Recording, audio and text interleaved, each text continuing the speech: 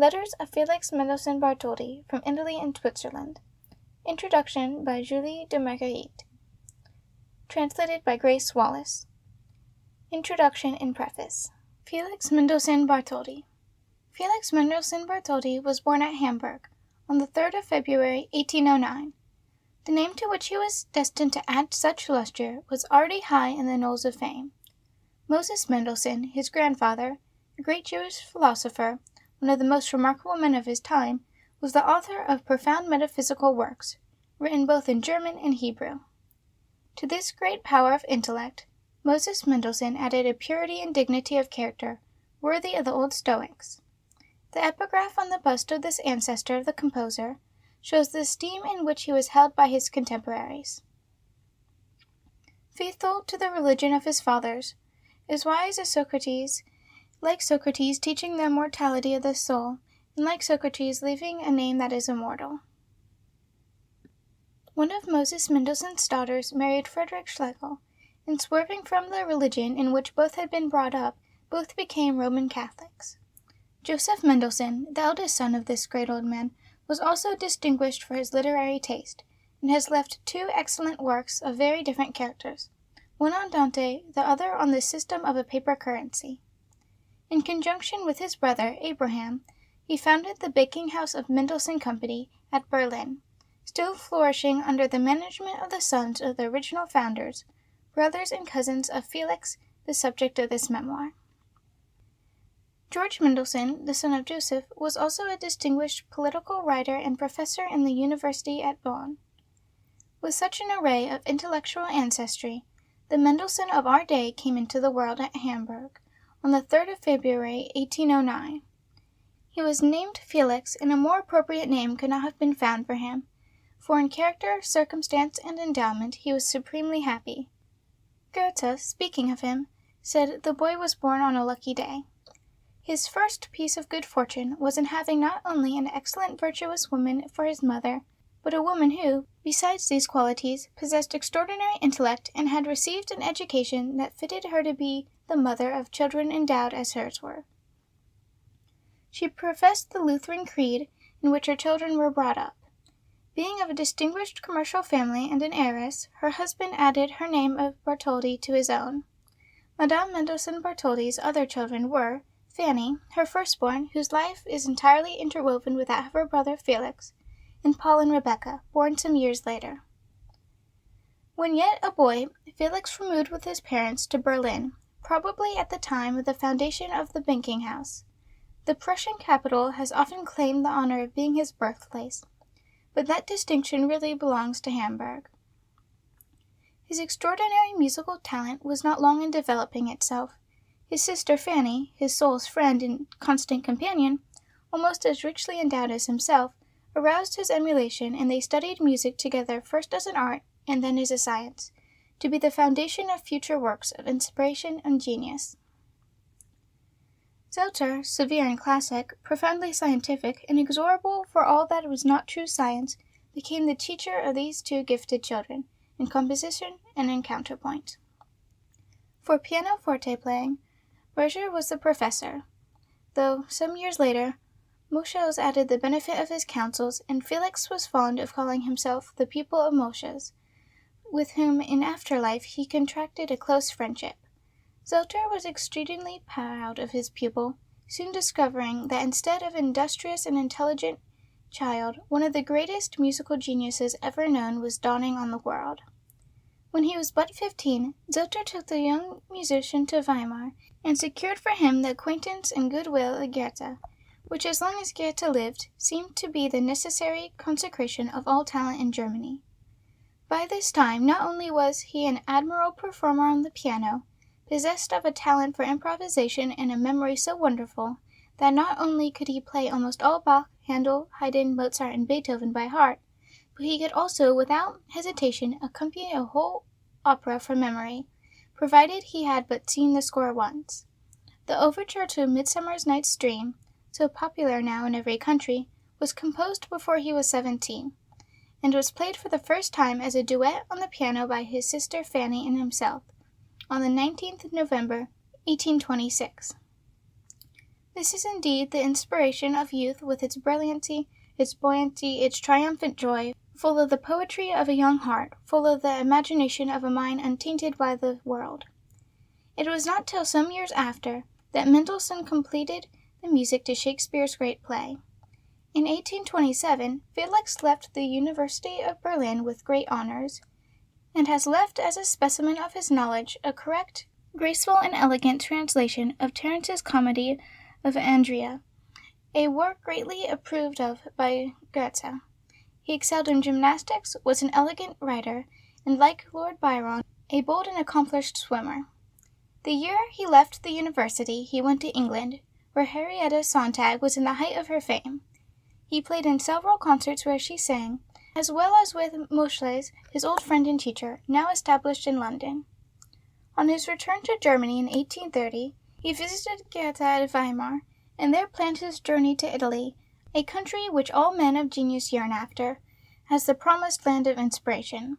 When in Rome, Felix Mendelssohn began the grand cantata of the Valkyries Lied to Goethe's words, at which he worked for some years. On his return from his travels, Mendelssohn, who had now all the assurance and self-possession of an artist, was appointed chapel master at Dusseldorf, a position which gave him the direction of the grand musical festivals held at the time in this city in Aix-la-Chapelle. It was during his residence in Dusseldorf that he composed his oratorio of St. Paul, and also the first set of his Songs Without Words for the piano, where the music, by its varied expression and its intensity, alone told the story of the poet. These compositions were a novelty for pianoforte players, and inaugurated a new style full of interest, gradually setting aside the variations and sonatas which had become so meaningless and tedious. The oratorio of St. Paul was not given until 1836, when it was produced at Dusseldorf under his own special superintendence. Mendelssohn composed very rapidly, but he was cautious to give his works to the public until they thoroughly satisfied his judgment, the most critical to which they could be submitted. In the later part of 1836, having gone to Frankfurt to direct a concert of Cécile Varine, he became acquainted with Cecilia Jean Renaud, a beautiful and accomplished girl, the second daughter of a clergyman of the Reformed Church. In the spring of 1837 she became his wife. The marriage had been delayed some months by Mendelssohn's ill health. He had begun to feel the first symptoms of the nervous disease, affecting the brain, from which he was destined henceforth to suffer, and of which, finally, he was fated to die. After his marriage, he undertook the direction of Leipzig concerts. All over Germany, Mendelssohn was in requisition. His immense genius as a composer, his great skill as a conductor, his gentle, fascinating manners, gave him extraordinary popularity. It was England, however, after all, who appreciated him the most. Sacred music seems to appeal especially to the English taste. Haydn, Handel, Beethoven have all found more patronage and appreciation in England than in their own country. So it was with Mendelssohn. The greatest musical triumph ever achieved was the performance of the oratorio of Elijah given at Birmingham, the work on which Mendelssohn's fame will rest. He was 9 years in composing this oratorio, and notwithstanding the most flattering ovation, Mendelssohn's serene temperament was not moved to vanity or conceit. In the very moment of his success, he sat down modestly to correct many things that had not satisfied him. The trio for 3 female voices, without accompaniment, one of the most beautiful pieces in the oratorio, was added by the composer after the public had declared itself satisfied with the work as it originally stood. Elijah was produced in 1847, but Mendelssohn had been several times in England before this, playing at the Ancient and Philharmonic concerts, at that time the resort of the elite in London.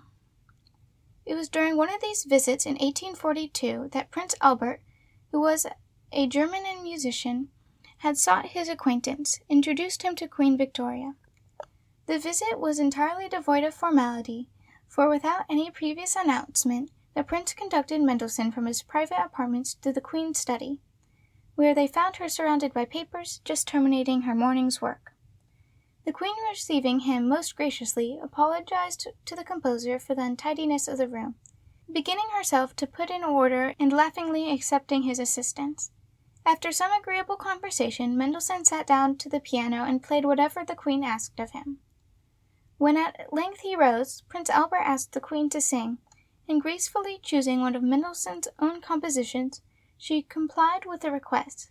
Mendelssohn, of course, applauded, but the Queen laughingly told him that she had been too frightened to sing well. Ask La Blanche. La Blanche was her singing master, added the Queen. He will tell you that I can sing better than I have done today. Prince Albert and the Queen were ever warm patrons and friends of Mendelssohn. During all this time so brilliantly filled up, Mendelssohn's health was continually and gradually declining. His nervous susceptibility was such that he was often obliged to abstain from playing for weeks together, his gentle and affectionate wife watching him and keeping him as much as possible from composition. This was a very difficult task, for Mendelssohn was a great worker. Even when traveling, he would take out pen and ink from his pocket and compose at one corner of the table, whilst the dinner was getting ready. Little was Mendelssohn prepared, either mentally or physically at this time, to bear the one great sorrow that overwhelmed this happy life, on which the sun of prosperity had ever shone. His sister Fanny, to whom many of his letters are written, and who has been the companion of his studies, possessing the same tastes and a great deal of the same genius. His sister Fanny, who was the nearest and dearest affection of his life, was suddenly taken from him. She had married and was living in Frankfort, where she was the ornament of society, in this enlightened and art-loving city, when in the midst of a rehearsal of Faust, a symphony of her own composition, she was struck by apoplexy and fell back dead in her chair. There is no doubt that this shock considerably increased the disease from which Mendelssohn was suffering, and though he used to rally and even appear resigned, this sorrow, until the day of his death, lay heavily at his heart. Again he tried to find health and peace in travel. He went to Switzerland with his wife, who strove to keep him from all occupation and labor, but he would gently urge her to let him work. This time is not far off when I shall rest. I must make the most of time given to me. I know not how short a time it may be, he would say to her. On his return from Switzerland and Baden-Baden, he went to Berlin, and once more all that remained of this tenderly attached family were united for a short time. At length he returned to his home in Leipzig, serene as ever, but worn to a shadow by the acute and continued pains in the head for which he could obtain no relief. On the 9th of October he went to the house of a friend, one of the artists of the Leipzig concerts, and entreated her to sing for him a song he had that night composed. By a strange coincidence, the song began with these words, "Vanished has the light of day." It was Mendelssohn's last composition, the last music he heard on earth, for whilst the lady was singing it, he was seized with vertigo and was carried insensible back to his house. He recovered, however, comparatively from this attack, but a second stroke of apoplexy placed his life in extreme peril, and a third, on the 3rd of November, made him utterly unconscious. Towards 9 o'clock on the evening of the 4th, 1847, he breathed his last, going to his everlasting rest as easily and as calmly as a tired child sinks to sleep. He was in the 39th year of his age. Mendelssohn's death was looked upon throughout Germany as a public calamity. The funeral ceremonies at Leipzig were of a most imposing character, and all the way from Leipzig to Berlin, where the corpse was taken to be buried in the family vault, the most touching honors greeted it. Near by, all the crowned heads of Europe wrote letters of condolence to his widow. Mendelssohn as a musician is profoundly original. In his oratorios, Paul and Elijah, he has swerved from the conventional religious style, eschewing all fugues. His oratorios are full of power and contain great dramatic effects, at once grand and solemn.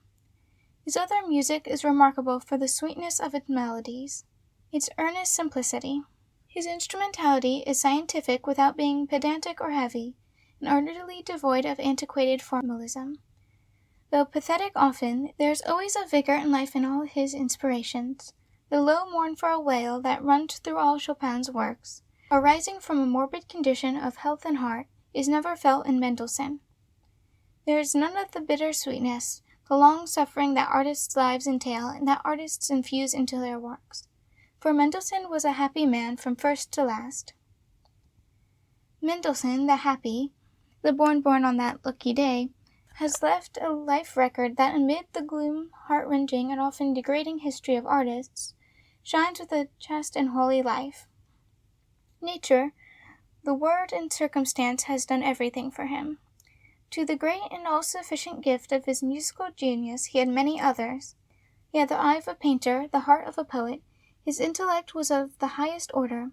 He was tall, handsome, graceful. His social position was one of the finest in Berlin, rich and surrounded by the tenderest family affections.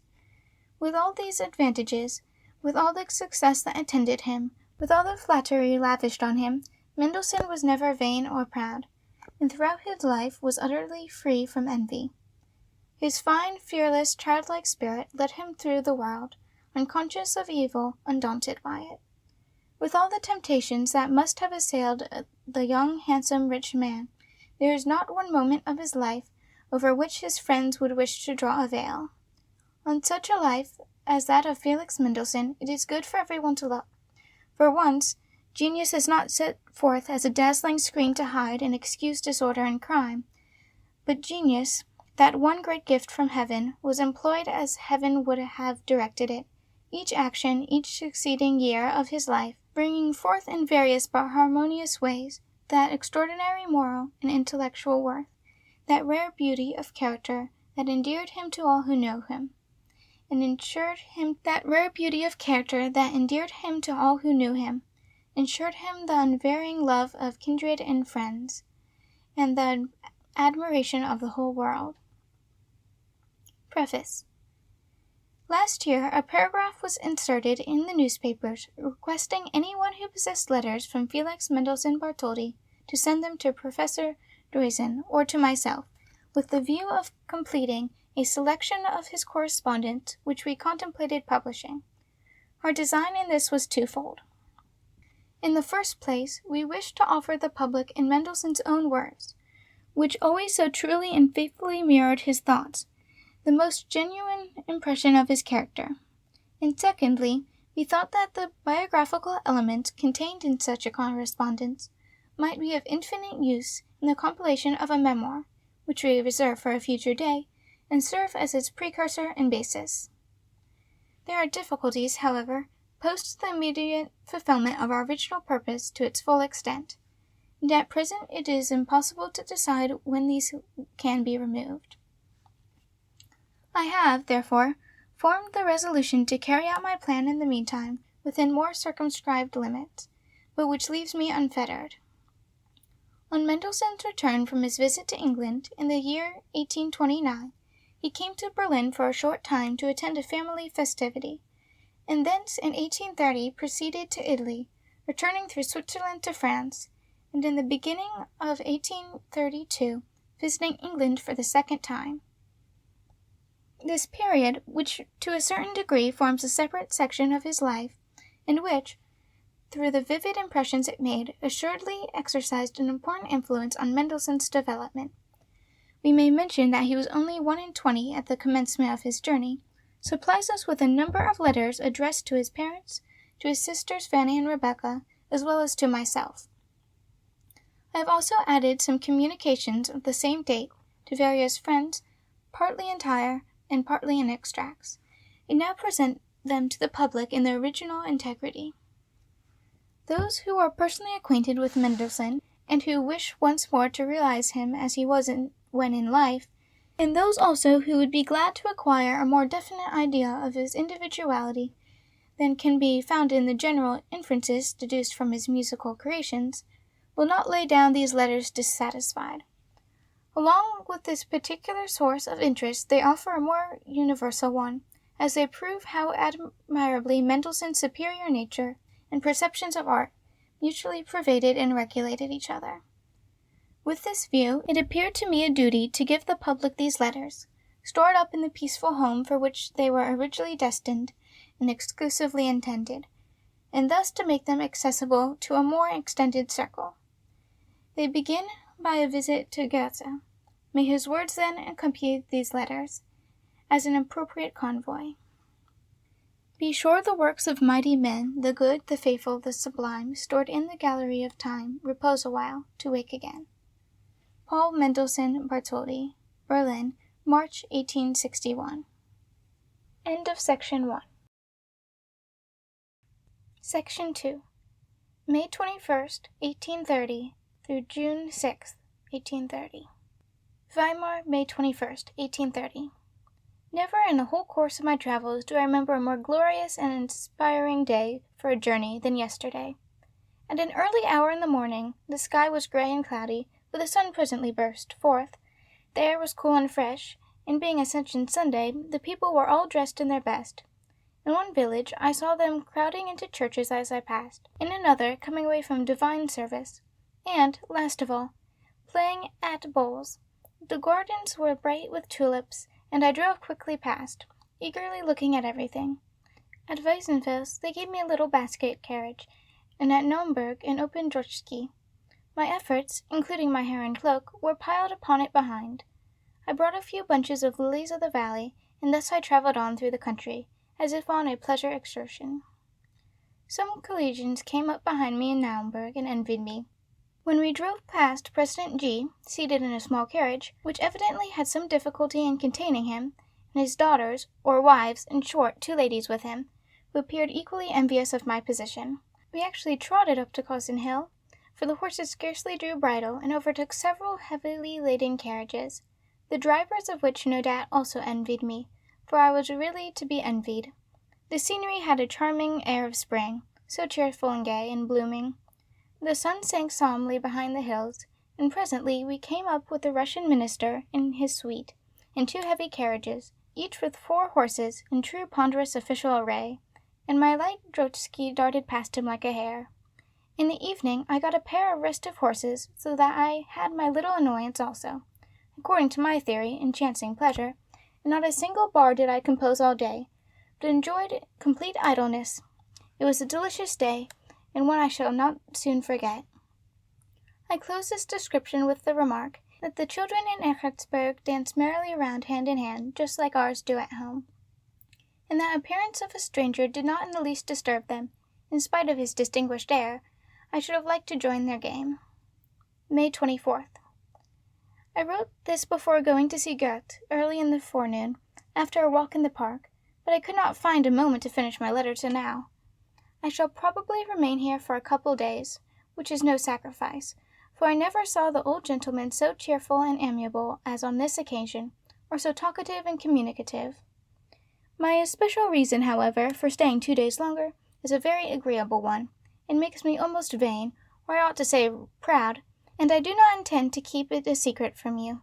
Goethe, you must know, sent me a letter yesterday addressed to an artist here, a painter, which I am to deliver myself, and Ottilia confided to me that it contains a commission to take my portrait, as Goethe wishes to place it in a collection of likenesses he has recently commenced of his friends. This circumstance gratified me exceedingly, as however I have not yet seen that complacent artist who is to accomplish this, nor has he seen me. It is probable that I shall have to remain here until the day after tomorrow. I don't in the least regret this, for, as I have told you, I live a most agreeable life here, and thoroughly enjoy the society of the old poet. I have dined with him every day, and am invited again today. This evening there is to be a party at his house, where I am to play. It is quite delightful to hear him conversing on every subject, and seeking information on all points. I must, however, tell you everything regularly and in order, so that you may know each separate detail. Early in the day, I went to see Ottilia, who, though still delicate and often complaining, I thought more cheerful than formerly, and quite as kind and amiable as ever towards myself. We have been constantly together since then, and it has been a source of much pleasure to me to know her more intimately. Ulrika is more agreeable and charming than formerly. A certain earnestness pervades her whole nature, and she has now a degree of repose and a depth of feeling that render her one of the most attractive creatures I have ever met. The 2 boys, Walter and Wolf, are lively, studious, cordial lads, and to hear them talking about Grandpa's Faust is most pleasant. But to return to my narrative, I sent Zelter's letter at once to Goethe, who immediately invited me to dinner. I thought him a very little changed in appearance, but rather silent and apathetic, I think he wished to see how I demeaned myself. I was vexed, and thought that possibly he was always now in this mood. Happily, the conversation turned on the Frauen in Weimar, and on the chaos a humorous paper circulated among themselves by the ladies here. I have soared so high as to be a contributor to this undertaking. All at once the old man became quite gay, laughing at the two ladies about their charities and intellectualism, and their subscriptions and hospital work, which he seems cordially to detest. He called on me to aid him in his onslaught, and as I did not require to be asked twice, he speedily became just what he used to be, and at last more kind and confidential than I have ever seen him. The assault soon became general. The Robber Bride of Frise, he said, contained all that an artist these days required to live happily, a robber and a bride. Then he attacked the young people of the present day for their universal tendency to languor and melancholy, and related the story of a young lady to whom he had once paid court, and who also felt some interest in him. A discussion on the exhibitions followed. In a fancy bazaar for the poor, where the ladies of Weimar were the shopwomen, and where he declared it was impossible to purchase anything because the young people made a private agreement amongst themselves, and hid the different articles till the proper purchaser appeared. After dinner he at once began, Gut Kinder, Kinder, muss immer lustig sein, tolles Volk, etc., his eyes looking those of a drowsy old lion. Then he begged me to play to him, and said it seemed strange that he had heard no music for so long, that he supposed we had made great progress, but he knew nothing of it. He wished me to tell him a great deal on the subject, saying, "Do let us have a little rational conversation together." And turning to Utilia, he said, "No doubt you have already made your own wise arrangements, but they must yield to my express orders, which are, that you must make tea here this evening, and that we may all be together again." When in return she asked if it would not make him too late, as Reimer was coming to work with him, he replied, "As you gave your children a holiday for their Latin today, they might hear Felix play. I think you might also give me one day of relaxation for my work." He invited me to return to dinner, and I played a great deal to him in the evening. My 3 Welsh pieces, dedicated to 3 English sisters, have great success here, and I am trying to rub up my English. As I had begged Goethe to address me as thou, he desired Ottilia to say to me on the following day that in case I must remain longer than to the 2 days I had fixed, otherwise he could not regain the more familiar habit I wished. He repeated this to me himself, saying that he did not think I should lose much by staying a little longer, and invited me always to dine with him when I had no other engagement. I have consequently been with him every day, and yesterday I told him a great deal about Scotland, and Hengstenberg and Spontini, and Hegel's aesthetics. He sent me to Tierfurth with the ladies, but prohibited my driving Berke, because a very pretty girl lived there, and he did not wish to plunge me into misery. I thought of myself, this was indeed the Goethe whom people will one day say, that he was not one single individual, but consisted of several little Goethiden. I am to play over to him today various pieces of Bach, Haydn, and Mozart, and thus lead him on, as he said, to the present day. I should indeed have put very foolish to have regretted my delay. Besides, I am a conscientious traveller, and have seen the library, Iphigenia in Aulis. Hummel has struck out all the octaves, etc. Felix. Weimar, May 25th, 1830. I have just received your welcome letter, written on Ascension Day. I cannot help myself, but must still write to you from this place. I will soon send you, dear Fanny, a copy of my symphony. I am having it written out here, and mean to forward it to Leipzig, where perhaps it will be performed, with strict orders to deliver it into your own hands as soon as possible. Try to collect opinions as to the title I ought to select: Reformation Symphony, Confession Symphony, Symphony for a Church Festival, Juvenile Symphony, or whatever you like. Write to me on this subject, and instead of a number of stupid suggestions, send me one clever one. Still, I should rather like to hear some of the nonsensical ones, sure to be devised on the occasion. Yesterday evening I was at a party at Goethe's, and played alone the whole evening. The Concertstück, the Invitation à la Valse, and Weber's Polonaise in C, and my Scotch sonata. It was over by 10 o'clock, but I of course stayed till 12 o'clock, when we had all sorts of fun, dancing and singing. So you see I lead a most jovial life here. The old gentleman goes into his room regularly at 9 o'clock, and as soon as he is gone, we begin our frolics and never separate before midnight. Tomorrow my portrait is to be finished, a large black crayon sketch, and very like, but I look rather sulky. Goethe is so friendly and kind to me that I don't know how to thank him sufficiently, or what to do to deserve it. In the forenoon he likes me to play to him the compositions of the various great masters, in chronological order, for an hour, and also tell him the progress they have made, while he sits in a dark corner, like Jupiter Tonans, his old eyes flashing on me. He did not wish to hear anything of Beethoven's, but I told him that I could not let him off, and played the first part of the symphony in C minor. It seemed to have a singular effect on him. At first he said, "This causes no emotion, nothing but astonishment. It is grandiose." He continued, grumbling in this way, and after a long pause he began again.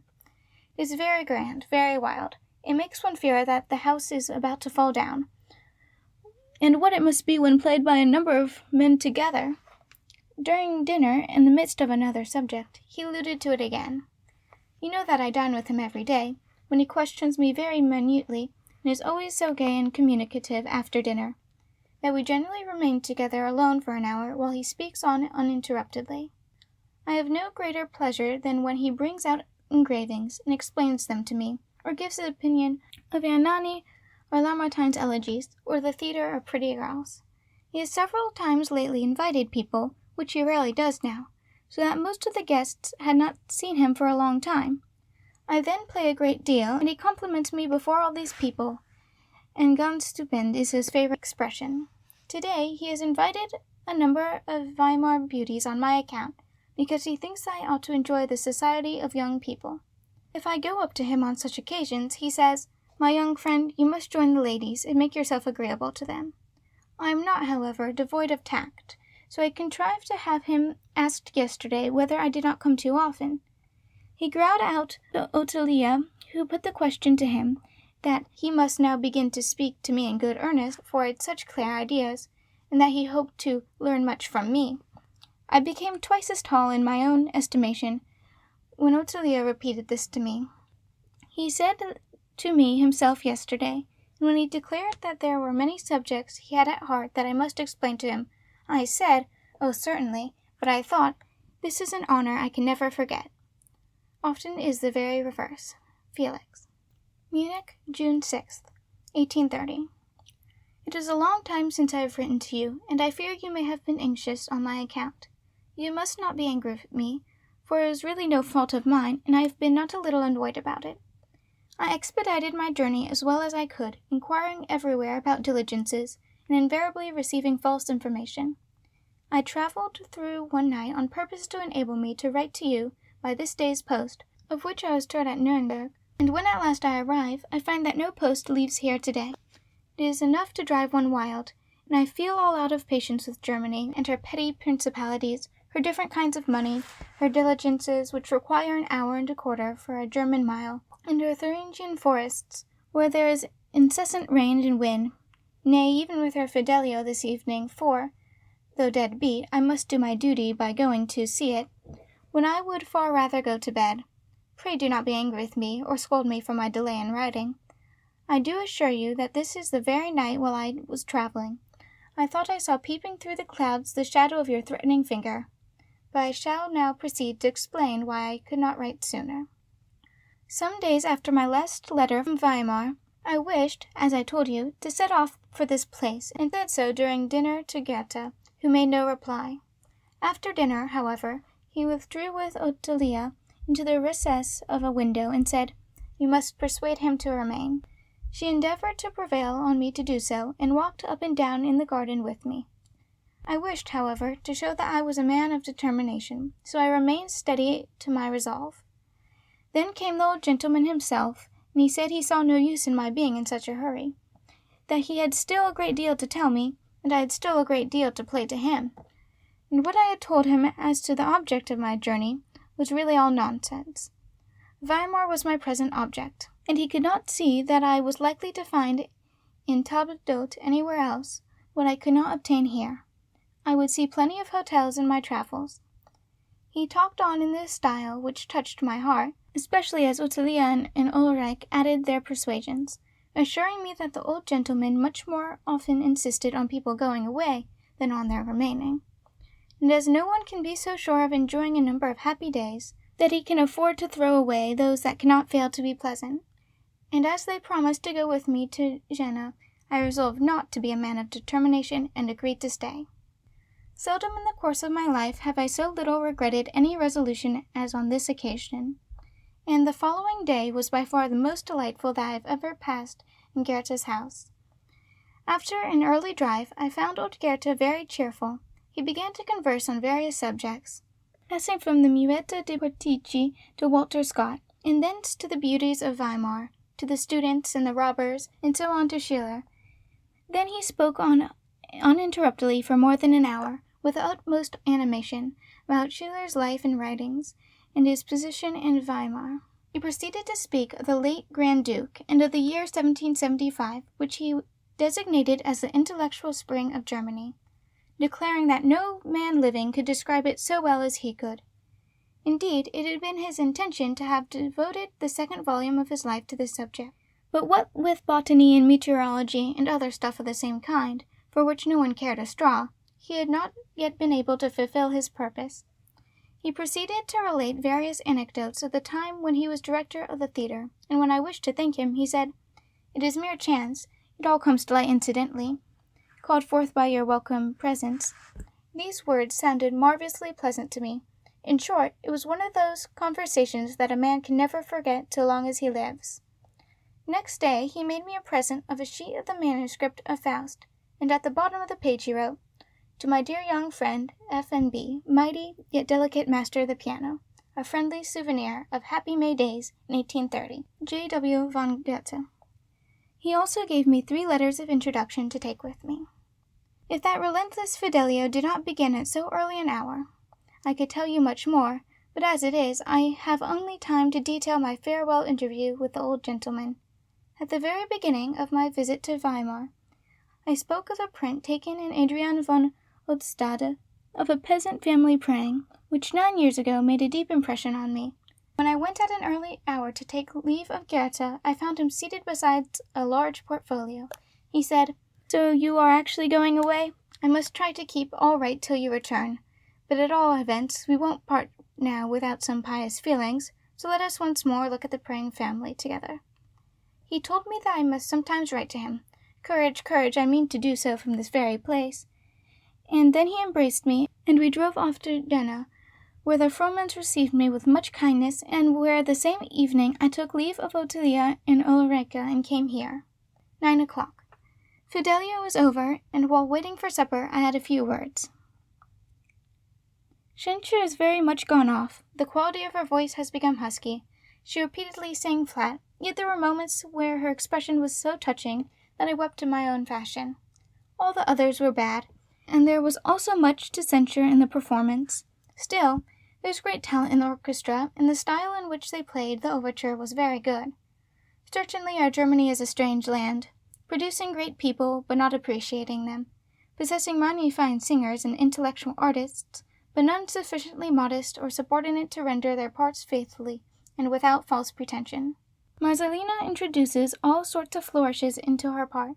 Jacquino is a blockhead, the minister a simpleton. And when a German like Beethoven writes an opera, then comes a German like Stunz, Puiso, wherever it may have been, and strikes out the ritornelle in simply unnecessary passages. Another German adds a trombone part to his symphonies, a third declares that Beethoven is overloaded, and thus a great man is sacrificed. Farewell, be happy and merry, and may my heartfelt wishes to you be fulfilled. Felix. End of Section 2. Section 3 of Letters of Felix Mendelssohn-Bartholdy. June 14th through September 28th, 1830. Munich, June 14th, 1830. My dearest sister, I received your letter on the 5th this morning. I see from it that you are not yet quite well. I wish I were with you and could see you and talk to you, but this is impossible, so I have written a song for you expressive of my wishes and thoughts. You were in my mind when I composed it, and I was in a tender mood. There is indeed nothing very new in it. You know me well, and what I am. In no respect am I changed, so you may smile at this and rejoice. I could say and wish many other things for you, but none better. And this letter too shall contain nothing else. You know that I am always your own, and may it please God to bestow on you all that I hope and pray. Music transcribed.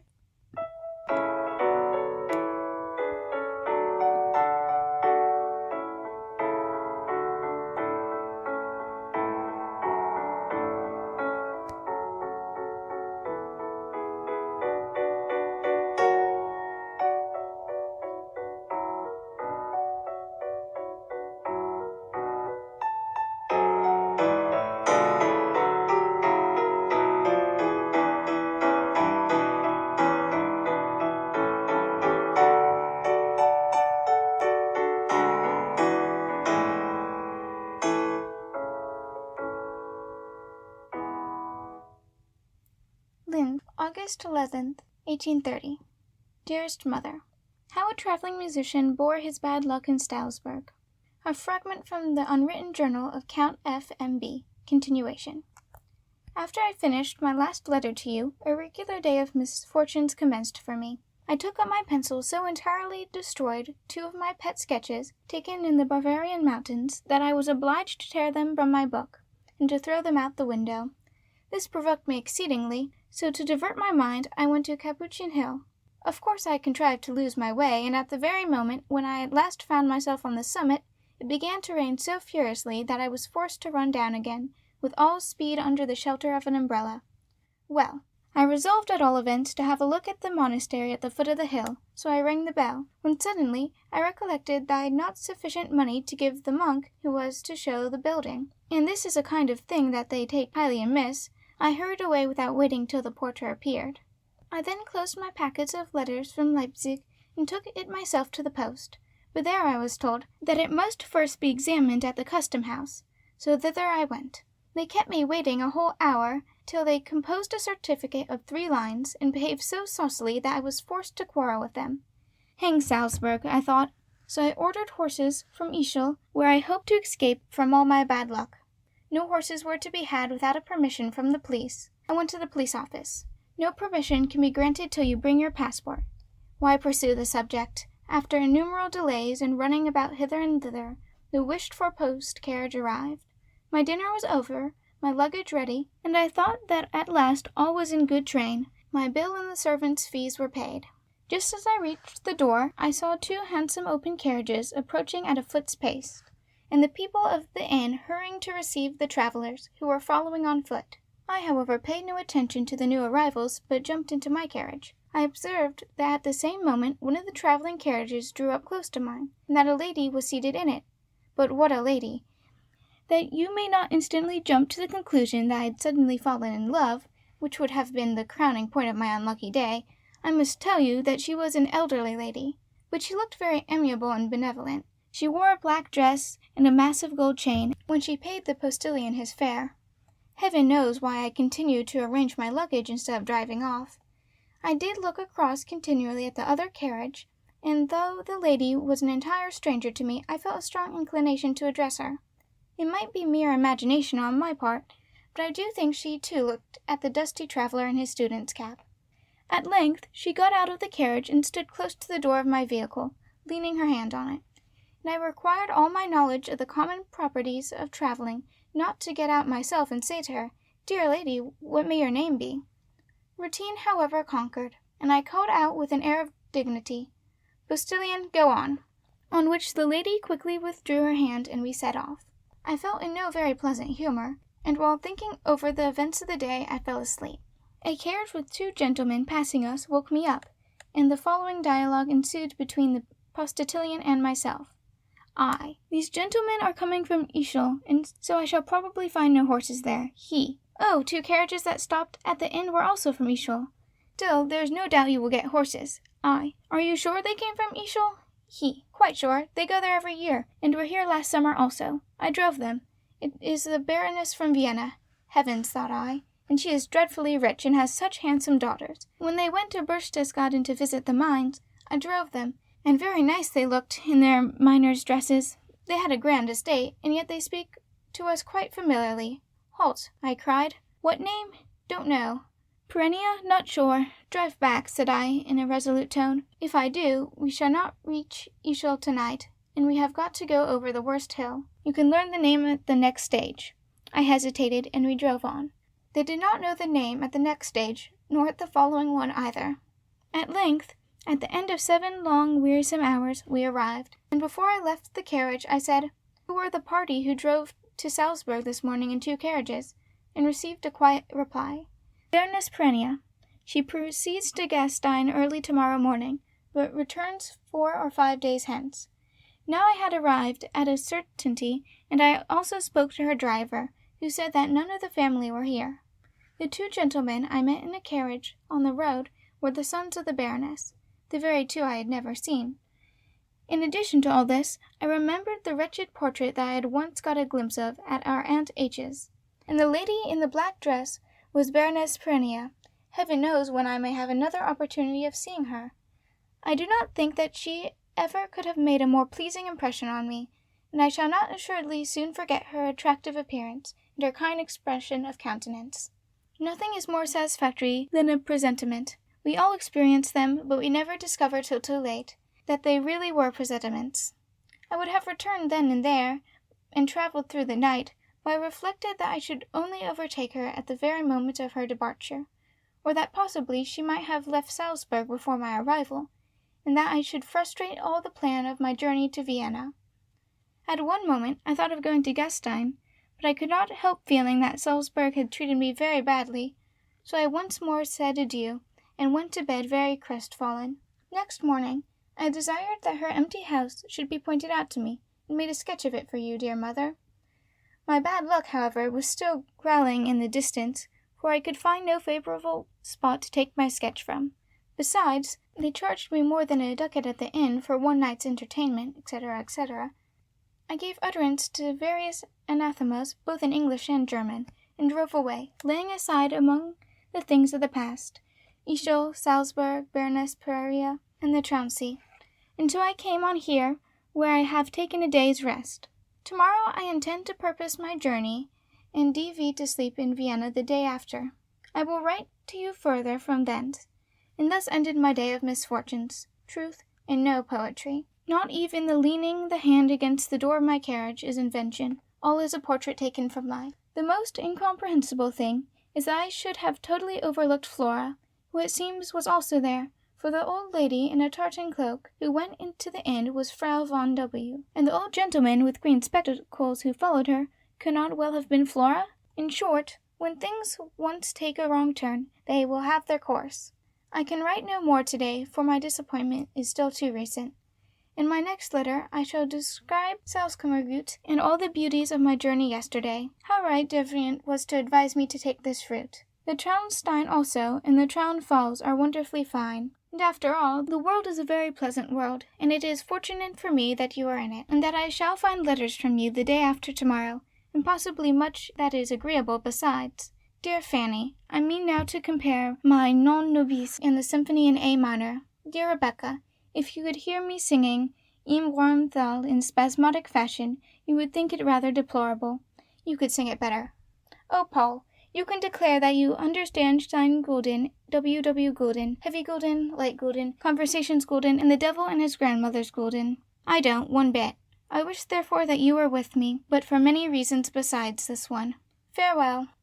Petersburg, September 27th, 1830. Dear brother, peals of bells, drums, and music, carriages on carriages, people hurrying in all directions, everywhere gay crowds. Such is the general aspect around me, for tomorrow is the coronation of the king, which the whole city has been expecting since yesterday, and are now imploring that the sky may clear up and wake bright and cheerful. For the grand ceremony, which ought to have taken place yesterday, was obliged to be deferred on account of the torrents of rain. This afternoon the sky is blue and beautiful, and the moon is now shining down tranquilly on the tumult of the city. Tomorrow at a very early hour, Crown Prince is to take his oaths, as King of Hungary, in the large market-place. He is then to go to church in grand procession, attended by a whole array of bishops and nobles of the realm, and afterwards rides up to Königsberg, which lies opposite my window, in order to wave his sword towards the bank of the Danube and the 4 quarters of the globe, in token that he takes possession of his new realm. This excursion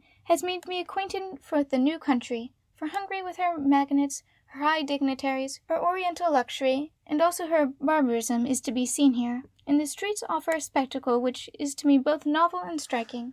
We really seem here to approach closer to the east, the miserably obtuse peasants or serfs, the troops of gypsies, the equipage, and the retainers of the nobles overloaded with gold and gems, for the grandees themselves are only visible through the closed windows of their carriages. Then the singularly bold national physiognomy, the yellow hue, the long moustaches, the soft foreign idiom, all this makes a most multi-impression in the world. Early yesterday I went alone through the streets. First came a long array of jovial officers on spirited little horses, behind them a crew of gypsies making music, succeeded by Vienna fashionables with eyeglasses and kid gloves, conversing with a Capuchin monk.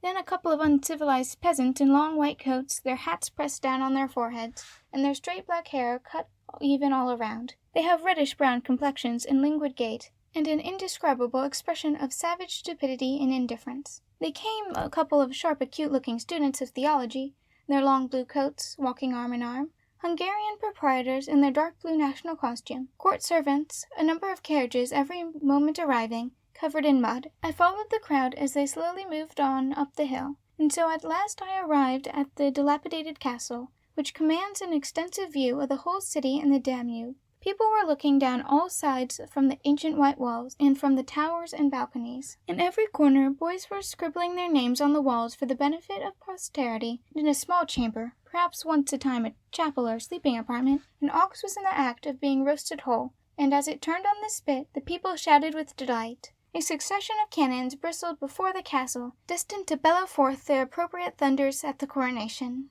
Below on the Danube, which runs very rapidly here, darting with the speed of an arrow through the pontoon bridge, lay a new steamer that had just arrived, laden with strangers. Then the extensive view of the flat but wooded country, the meadow overflowed by the Danube, of the embankments and streets swarming with human beings, and the mountains clothed with Hungarian vines. All this was not a little strange and foreign. Then the pleasant contrast of living in the same house with the best and most friendly people in the world, and finding novelty doubly interesting in their society. These were really among the happy days, dear brother, that a kind Providence so often and so richly bestows on me. September 28th, 1 o'clock. The king is crowned. The ceremony was wonderfully fine. How could I ever try to describe it to you? An hour hence we will all drive back to Vienna, and thence I pursue my journey. There is a tremendous uproar under my window, and the burgher guards are flocking together, but only for the purpose of shouting Vivat. I pushed my way through the crowd, while Our Lady saw everything from the windows, and never can I forget the effect of all this brilliant and almost fabulous magnificence. In the great square of the Hospitallers, the people were closely packed together, for there the oaths were to be taken on a platform hung with cloth, and afterwards the people were to be allowed the privilege of tearing down the cloth for their own use. Close by was a fountain spouting red and white Hungarian wine. The girondiers could not keep back the people. Only lucky hackney coach had stopped for a moment and was instantly covered with men, who clambered on the spokes of the wheel and on the roof and on the box, swarming on it like ants. So that was the coachman, unable to drive on without becoming a murderer, and forced to wait quietly where he was. When the procession arrived, which was received bareheaded, I had the utmost difficulty of taking off my hat and holding it above my head. An old Hungarian, however, behind me, whose view it interceded, quickly devised a remedy, for without ceremony he made a snatch at my unlucky hat, and in an instant flanned it to the size of a cap. Then they yelled as if they had all been spitted, and fought for the cloth. In short, they were a mob. But my Magyars, the fellows looked as if they were born noblemen and privileged to live at ease, looking very melancholy, but riding like the devil. When the procession descended the hill, first came the court servants, covered with embroidery, the trumpeters and kettle drums, the heralds and all that class, and then suddenly galloped along the street a mad count en pleine carrière, his horse plunging and capering, and the caparisons edged with gold. The count himself, a mass of diamonds, rare herons, plumes, and velvet embroidery, though he had not yet assumed his state uniform, being bound to ride so madly. Count Sander is the name of this furious cavalier. He has an ivory scepter in his hand with which he urged on his horse, causing it each time to rear and make a tremendous bound forwards. When his wild career was over, a procession of about 60 more magnates arrived, on the same fantastic splendor, with handsome colored turbans, twisted mustaches, and dark eyes. One rode a white horse covered with a gold net, another a dark gray, the bridle and housing studded with diamonds. Then came a black charger with purple cloth caparisons. One magnate was attired from head to foot in sky blue, thickly embroidered with gold, a white turban, and a long white dolman. Another in cloth of gold with purple dolman, and all riding so boldly and fearlessly, with such defiant gallantry, that it was quite a pleasure to look at them. At length came the Hungarian guards, with Esterhazy at their head, dazzling in gems and pearl embroidery. How can I describe the scene? You ought to have seen the processions deploy and halt in the spacious square, and all the jewels and bright colors, and the lofty golden mitre of the bishops, and the crucifixes glittering in the brilliant sunshine like 1,000 stars. Well, tomorrow, God willing, I proceed on my journey. Now, dear brother, you have had a letter, so pray write soon, and let me hear how you are getting on. So you've had an émeute in Berlin? And that, too, an émeute of tailors' apprentices? What did it all mean? Once more, I send you my farewell from Germany, my dear parents and brother and sisters. I am leaving Hungary for Italy, and thence I hope to write to you more frequently and more at leisure. Be of good cheer, dear Paul, and go forwards in a confident spirit. Rejoice with those that rejoice, and do not forget the brother who is wandering about the world. Yours, Felix. End of Section 3. Section 4. October 10th through October 23rd. Venice, October 10th, 1830. Italy at last, and what I have all my life considered as the greatest possible felicity is now begun, and I am basking in it. The day has been so fruitful in enjoyment that I must, now that it is evening, endeavor to collect my thoughts a little to write to you, my dear parents, and to thank you for having bestowed such happiness on me. You also, dear brother and sisters, are often in my thoughts. How much I wish for you, Paul, to be with me here, once more to enjoy your delight in our rapid travels by sea and by land. I should like to prove to you, Hensel, that Assumption of the Blessed Virgin is the most divine work ever produced by the hands of man. You are not here, however, so I am obliged to vent my enthusiasm in bowed Italian to the laquais de place, who stands still and listens. I shall, however, become quite confused if things are to go on as they have done on the first day, where every hour brought with it so much never to be forgotten, that I do not know where to find sufficient grasp of intellect to comprehend it all properly. I saw the Assumption, then a whole gallery of paintings at the Manfrini Palace, then a church festival in the church where hangs Titian's St. Peter. Afterwards, St. Mark's. In the afternoon I had a row on the Adriatic and visited the public gardens, where people lie on the grass and eat. I then returned to the Piazza of St. Mark, where in the twilight there is an immense crowd and crush of people. And all this I was obliged to see today, because there is so much that is novel and interesting to be seen tomorrow. But now I must relate, methodically, how I came hither by water.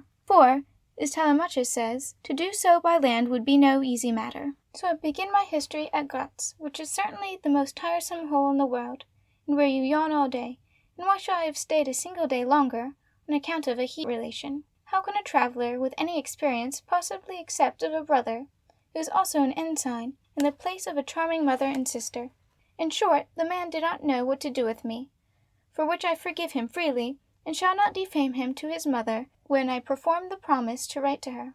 But he took me to the theatre and saw Rybak, the most wretched, silly, objectionable piece that the late Kotzebue ever wrote, and moreover he declared it to be very good and very amusing.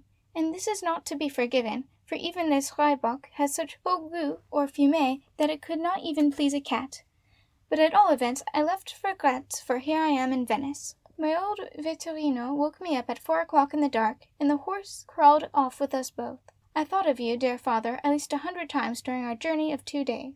You would certainly have gone wild with impatience, and possibly assaulted the coachman also, for at every little declivity he got slowly off the box, deliberately put on the drag, and crept up the smallest hill at a snail's pace. Then he thought fit to walk beside the horses for a time, to stretch his legs. Every possible conveyance passed us on the road, even when drawn by dogs or donkeys, and when at last, at a steep hill, the fellow put on 2 oxen as leaders, whose pace exactly corresponded with that of his horse, I had the greatest difficulty of not belabouring him. Indeed, I did so more than once. But he then gravely assured me that we were going at a capital pace, and that I had no means of proving the contrary. Moreover, he always passed the night in the most detestable pot-houses, starting at 4 o'clock in the morning, so on arriving at Klagenfurt I was fairly worn out. But when in answer to my question as to the time the Venetian diligence set off, I received the answer, in an hour hence, I seemed to revive. I was promised a place, and I also got a good supper. The diligence, indeed, did not arrive for 2 hours after its time, having been detained by the deep snow on the Sommering, but still came at last. 3 Italians were in sight, and chattered so that I could scarcely get to sleep, but my snoring fairly silenced them after a time. At last morning broke, and as we drove into Reschiuta, the driver said that on the other side of the bridge there, that no one understood a word of German. I therefore took leave of my mother tongue for a long time to come, and we drove over the bridge. The style of the houses immediately beyond was entirely different.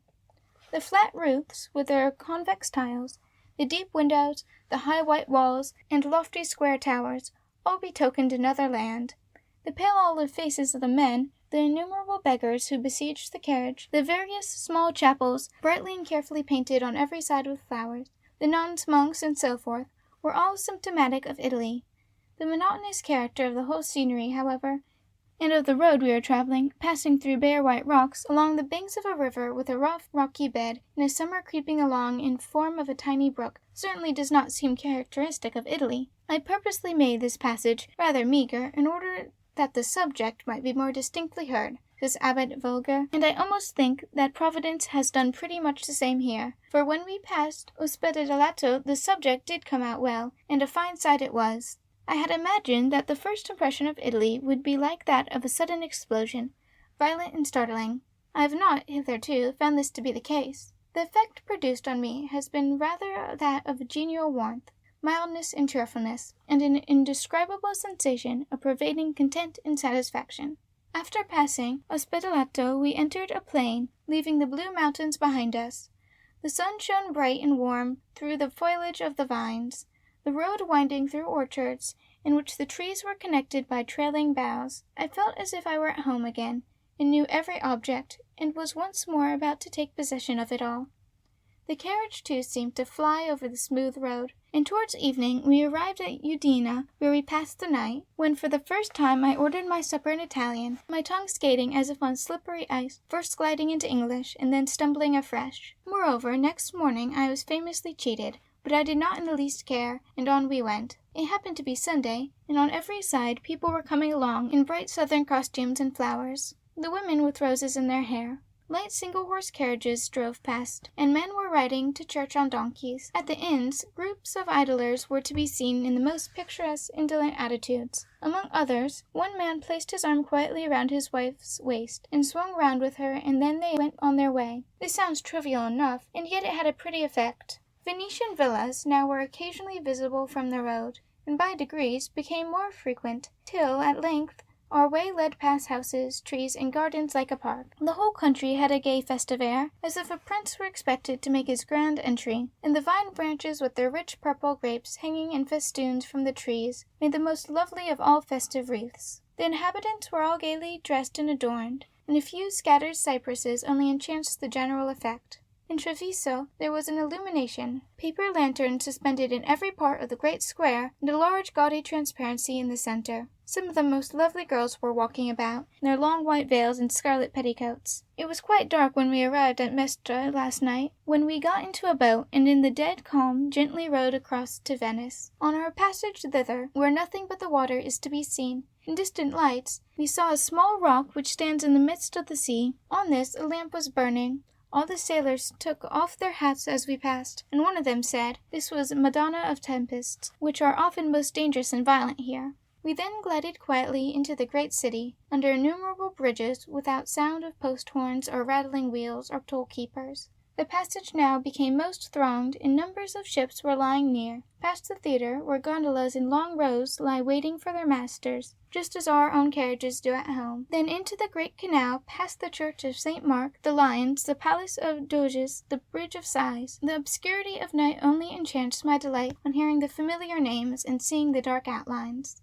And so I am actually in Venice. Well, today I have seen the finest pictures in the world, and have at last partially made the acquaintance of a very admirable man, whom hitherto I only knew by name. I allude to a certain Signor Gigioni, an inimitable artist, and also to Pordenone, who paints the most noble portraits, both of himself and many of his simple scholars, in such a devout, faithful, and pious spirit, that you seem to converse with him and feel an affection for him. Who would not have been confused by all this? But if I am to speak of Titian, I must do so in a most reverent mood. Till now, I never knew that he was the feliciest artist I have this day seen him to be, that he thoroughly enjoyed life, and in all its beauties and fullness, the picture of Paris proves. But he has fathomed the depths of human sorrow, as well as the joys of heaven. His glorious entombment, and also the Assumption, fully evince this. How Mary floats on the cloud, while waving movements seem to pervade the whole picture. How you see at a glance her very breathing, her awe and piety, and in short 1,000 feelings. All words seem poor and commonplace in comparison.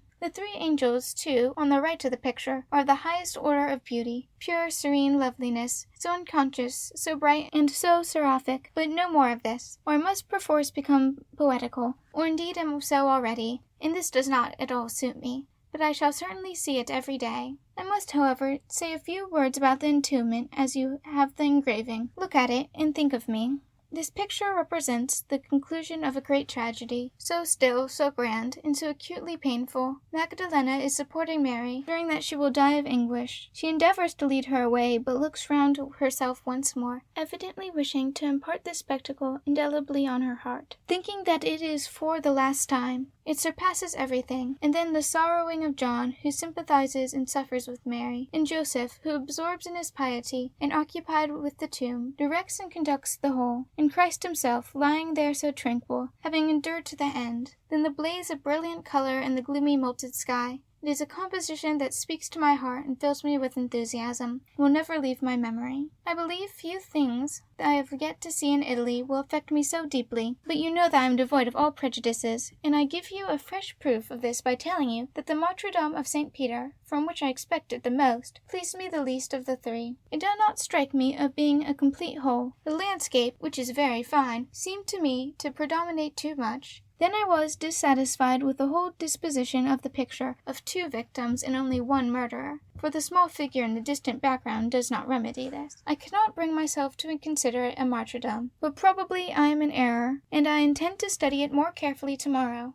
My contemplation of it, besides, was disturbed by someone stumbling most sacrilegiously on the organ, and these secret forms were forced to listen to such miserable opera finales. But this matters not. Where such pictures are, I require no organist. I play the organ in my thoughts for myself, and feel a little irritated by such trash as I should be an ignorant rabble. Titian, however, was a man well adapted to improve others, so I shall try to profit by him, and to rejoice that I am in Italy. At this moment the gondoliers are shouting to each other, and the lights are reflected in the depths of the waters. One is playing a guitar and singing to it. It is a charming night. Farewell, and think of me in every happy hour, as I do of you. Felix. To Professor Zelter. Venice, October 16th, 1830. Dear Professor, I have entered Italy at last, and I intend this letter to be the commencement of a regular series of reports, which I propose transmitting to you, of all that appears to me particularly worthy of notice. Though I only now for the first time write to you, I must beg you to impute the blame to the state of the constant excitement in which I live, both in Munich and Vienna.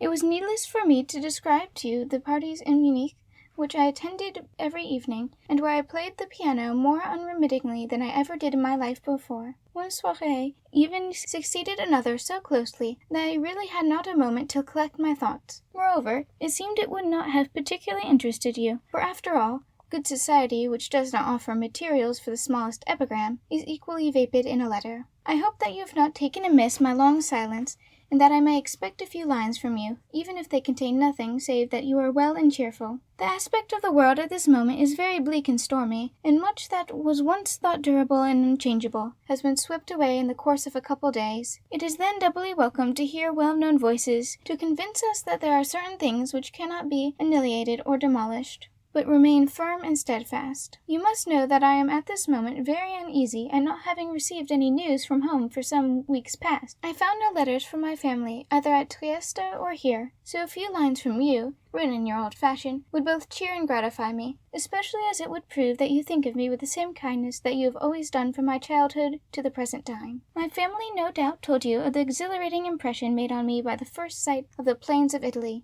I hurry from one enjoyment to another, hour by hour, and constantly see something novel and fresh. But immediately on my arrival, I discovered some masterpieces of art, which I study with deep intention and contemplate daily for a couple hours at least.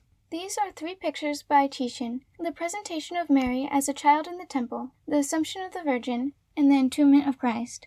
There is also a portrait by Giorgione representing a girl with a cistern in her hand, plunged in thought, and looking forth from the picture in serious meditation. She is apparently about to begin a song, and you feel as if you must do the same, besides many others. To see these alone would be worth a journey to Venice, for the fruitfulness, genius, and devotion of the great men who painted these pictures seems to emanate from them afresh as often as you gaze at their works, and I do not much regret that I have scarcely heard any music here.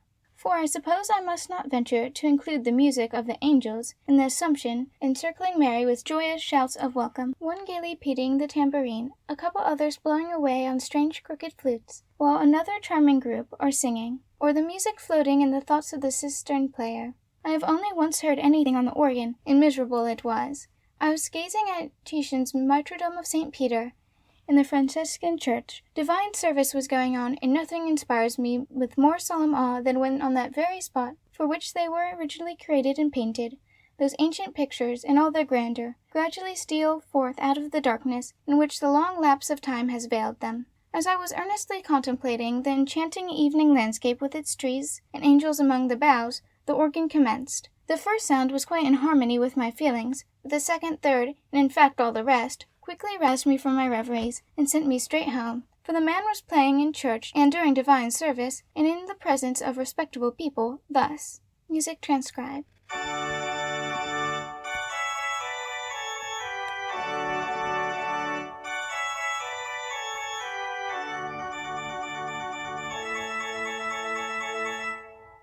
With the Martyrdom of St. Peter actually close beside him, I was therefore in no great hurry to make the acquaintance of the organist. There is no regular opera here at the moment, and the gondoliers no longer sing stanzas. Moreover, what I have hitherto seen of modern Venetian art consists of poems framed and glazed on the subject of Titian's pictures, or Rinaldo and Armida by a new Venetian painter, or a Saint Cecilia by a ditto, besides various specimens of architecture in no style at all. As all these are totally insignificant, I cling to the ancient masters, and study how they worked.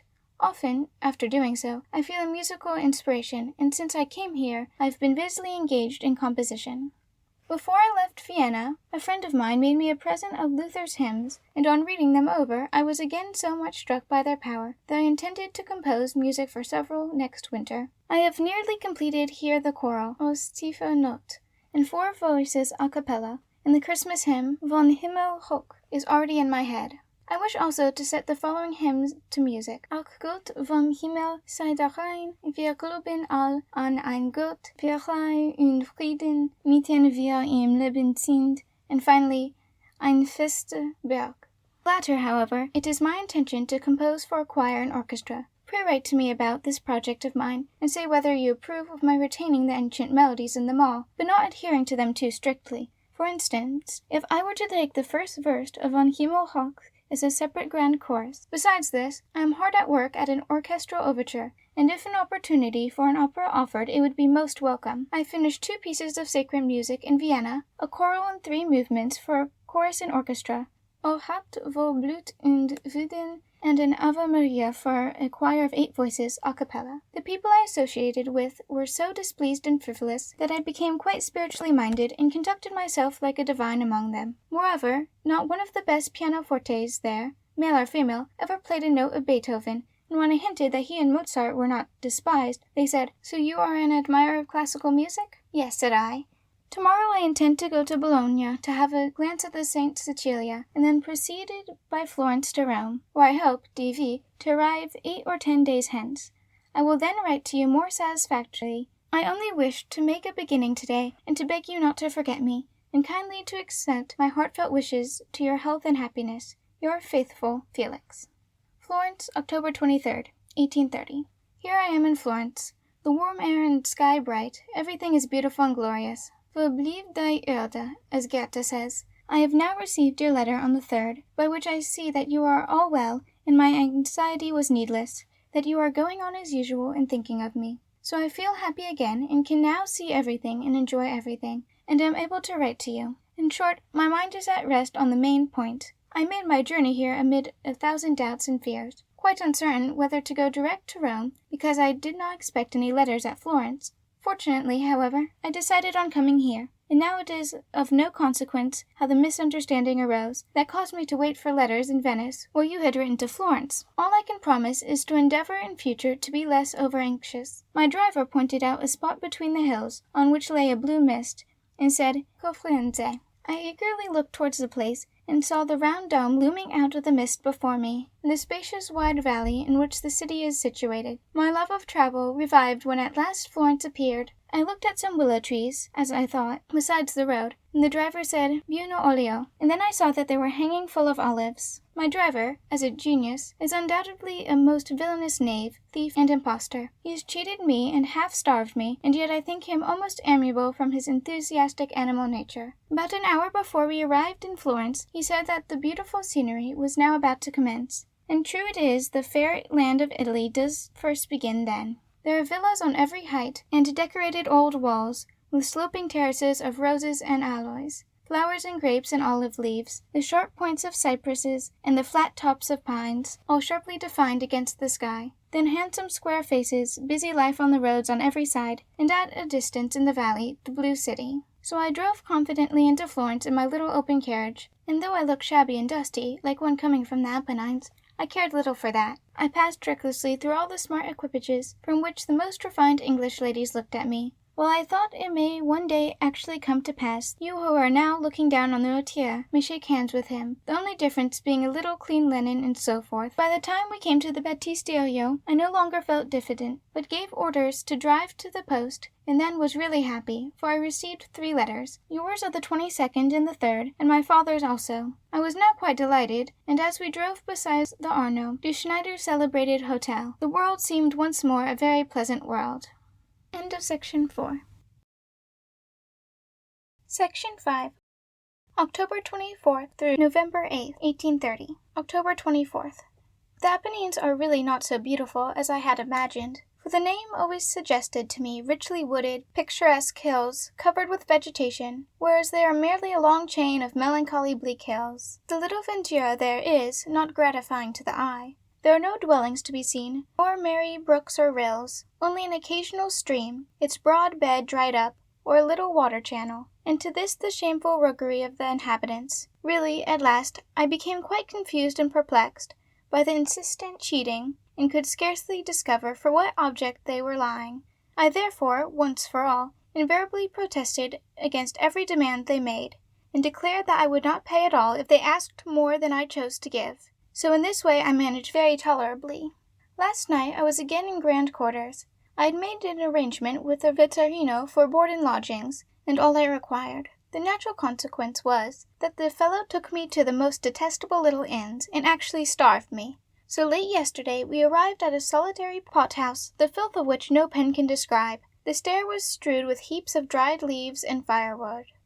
Moreover, the cold was intense, and they invited me to warm myself in the kitchen, which I agreed to do. A bench was placed for me beside the fire. The whole troop of peasants were standing about, also warming themselves. I looked quite regal from my bench on the hearth among this rough set of fellows, who, in their broad-leaved hats, lit up by the fire, and babbling in their incomprehensible dialect, looked vastly suspicious characters. I made them prepare my soup under my own eyes, giving, moreover, good advice on the subject, but, after all, it was not edible. I entered into conversation with my subjects from my throne on the hearth, and they pointed out to me a little hill in the distance, incessantly vomiting forth flames, which had a singular effect in the dark. Aticoso is the name of the hill. And then I was conducted to my bedroom. The landlord took off the sackcloth sheets, and said, "Very fine linen," but I slept as sound as a bear, and before falling asleep I said to myself, Now you are in the Apennines. The next morning, after getting no breakfast, my vetturino civilly asked me how I liked my night's entertainment. The fellow talked a great deal of nonsense about politics and the present state of France, abused his horse in German for being born in Switzerland, and spoke French to the beggars who swarmed around the cabriolet, while I corrected many a fault in his pronunciation. October 25th. I now intend to go once more to the Tribune, to be inspired with feelings of reverence. There is a particular place where I like to sit, as the little Venus de Medici is directly opposite, and above, that of Titian, and by turning rather to the left, I have a view of the Madonna del Cardello, a favorite picture of mine, and which invariably reminds me of La Belle Jardinière, and seems to me a kindred creation, which is very faithful, and the face has, I think, a most disagreeable and even ordinary expression. In gazing thus, however, the two Venuses, their loveliness inspires a feeling of piety. It is as if the two spirits, who could produce such creations, were flying through the hall and grasping you as they passed. Titian must have been a marvelous man, enjoyed his life and his works. The still fair Medici is not to be cited, and the divine Niobe with all her children. While we gaze at her, we can find no words. I have not been to the Pitti Palace, which possesses the Saint Ezekiel and the Madonna della Sedia of Raphael. I saw the gardens of the palace yesterday in sunshine. They are superb, and the thick solid stems of the myrtles and laurels, and the innumerable cypresses, made a strange exotic impression on me. But when I declare that I consider beeches, limes, oaks, and firs 10 times more beautiful and picturesque, I think I hear Hensel exclaim, "Oh, the northern bear!" October 30th. After the soft rain of yesterday, the air is so mild and genial that I am at this moment seated at the open window writing to you. And indeed it is pleasant enough to see the people going about the streets, offering the prettiest baskets of flowers, fresh violets, roses, and pinks. 2 days ago, being satisfied with all pictures, statues, faces, and museums, I resolved to take a long walk till sunset. So after buying a bunch of narcissuses and heliotropes, I went up the hill through the vineyards. It was one of the most delightful walks I ever remember. Everyone must feel revived and refreshed at the sight of nature in such a garb as this, and 1,000 happy thoughts passed through my mind. First of all, I went to a villa called Bello Siggiardo, where hence the whole of Florence and its spacious valley are to be seen, and I thoroughly enjoyed the view of the superb city and its massive towers and palaces. But most of all, I admired the countless villas, covering every hill and every acclivity as far as the eye can reach, as if the city extended beyond the mountains into the far distance. And when I took up a telescope and looked down on the valley through the blue mists, every portion of it seemed thickly dotted with bright objects and white villas, while such a large circle of dwellings inspired me with a feeling of home and comfort. I proceeded far over the hills to the highest point I could see, on which stood an ancient tower, and when I reached it I found all the people throughout the building busily engaged in making wine, drying grapes, and repairing casks. It proved to be Galileo's tower, from which he used to make his discoveries and observations. From here also there was a very extensive view, and the girl who took me to the roof of the tower related a number of stories in her peculiar dialect, which I scarcely understood at all. But she afterwards presented me with some of her sweet dried grapes, which I ate with great gusto. And so I went on to another tower I saw at a distance, but could not manage to find my way, and examining my map as I went along, I stumbled on a traveler busily searching his map also, the only differences between us being that he was an old Frenchman with green spectacles, who addressed me thus: "Y questo es miniato al monte, signor?" With admirable decision I replied, "Si, signor," and it turned out that I was right. A.F. immediately recurred to my memory, as she had advised me to see this monastery, which is indeed wonderfully fine. When I tell you I went from there to the Bobili Gardens, where I saw the sun set, and at night enjoyed the brightest moonlight, you may imagine how much I was invigorated by my ramble. I will write to you about the pictures here some other time, for today it is too late, as I have still to take leave of Pitti Palace and the great gallery, and to gaze once more at my Venus, who is not indeed mentioned before ladies, but whose beauty is truly divine. The courier goes at 5 o'clock, and God willing, I shall be in Rome the day after tomorrow. From thence you shall hear again. Felix. Rome, November 2nd, 1830. I refrain from writing longer in this melancholy strain, for just as your letter, after a lapse of 14 days, has saddened me, my answer will have the same effect on you 14 days hence. You would write to me in the same style, and so it might go on forever. As 4 weeks must pass before I can receive any answer, I feel that I ought to restrict myself to relating events past and present, and not dwell too much on the particular frame of my mind at the moment, which is indeed usually sufficiently manifest in the narrative given, and the various occurrences described. I have scarcely yet arrived at the conviction that I am now actually in Rome, and when yesterday, just as day was breaking, I drove across a bridge with statues, under a deep blue sky, and in dazzling white moonlight, the courier said, Ponte Mole, and it seemed to me like a dream, and at the same moment I saw before my sick-bed in London a year ago, and my rough Scotch journey, in Munich and Vienna, and the pines on these hills. The journey from Florence to Rome has very few attractions. Siena, which is, I understand, worth seeing, we passed through during the night. It was unpleasant to see a regular government courier compelled to take a military escort, which was doubled at night. Still, it must be absolutely necessary, as he is obliged to pay for it.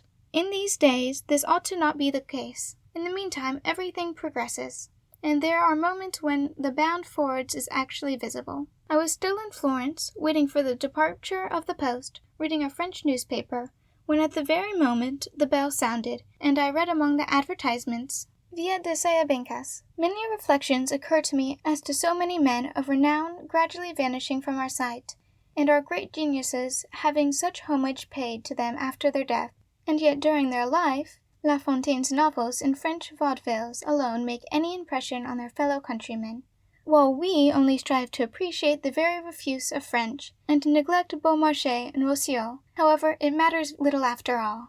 The first thing connected with music that I met with here was the Tod Jesu by Kron, which the Abate here, Fortunato Santini, has translated faithfully and admirably into Italian.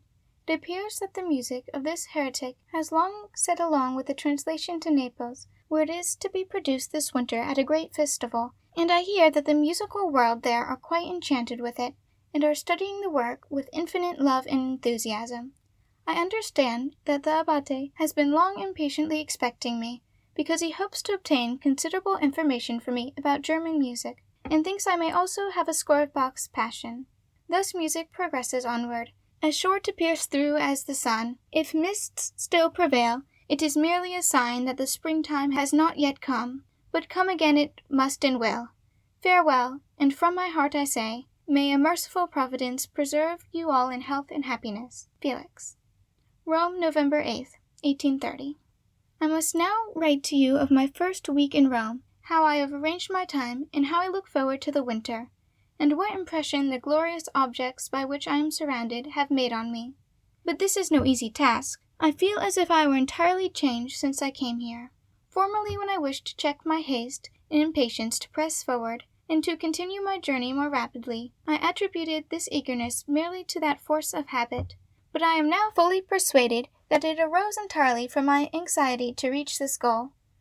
Now that I have at last obtained it, my mood is so tranquil and joyous, and yet so earnest, that I shall not attempt to describe it to you. What it is that thus works on me I cannot exactly define, for the awe-inspiring Colosseum and the brilliant Vatican and the genial air of spring all contribute to make me feel thus, and so do the kindly people, my comfortable apartments, and everything else.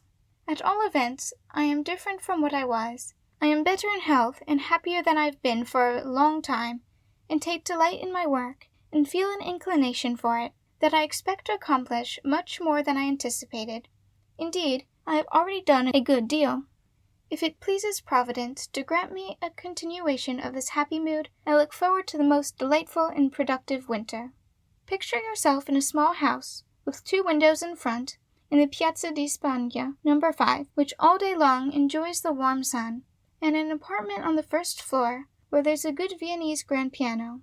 On the table are some portraits of Palestrina, Allegri, etc., along with the scores of their works, and a Latin psalm book from which I am to compose Non Nobis. Such is my present abode. The capital is too far away. Besides, I had a great dread of the cold air, which here I have no cause to guard against. For when I look out my window in the morning across the square, I see every object sharply defined in the sunshine against the blue sky. My landlord was formerly a captain in the French army, and his daughter has the most splendid contralto voice I ever heard. Above me lives a Prussian captain, with whom I talk politics. In short, the situation is excellent. When I come into the room early in the morning, and see the sun shining so brightly on the breakfast table, you see I am marred as a poet, I feel so cheerful and comfortable, for it is now far on in the autumn, and who in our country at this season looks for warmth, or a bright sky, or grapes and flowers? After breakfast I begin my work, and play and sing and compose till near noon. Then Rome, in all of her vast dimensions, lies before me like an interesting problem to enjoy. But I go deliberately to work, daily selecting some different object appertaining to history. One day I visit the ruins of the ancient city, another I go to the Borghese Gallery, or to the Capitol, or St. Peter's, or the Vatican.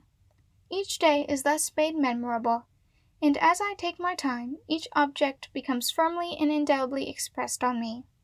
When I am occupied in the forenoon, I am willing to leave off, and should like to continue my writing. But I say to myself that I must see the Vatican, and when I am actually there, I equally dislike leaving it. Thus each of my occupations causes me most genuine pleasure, and one enjoyment follows another.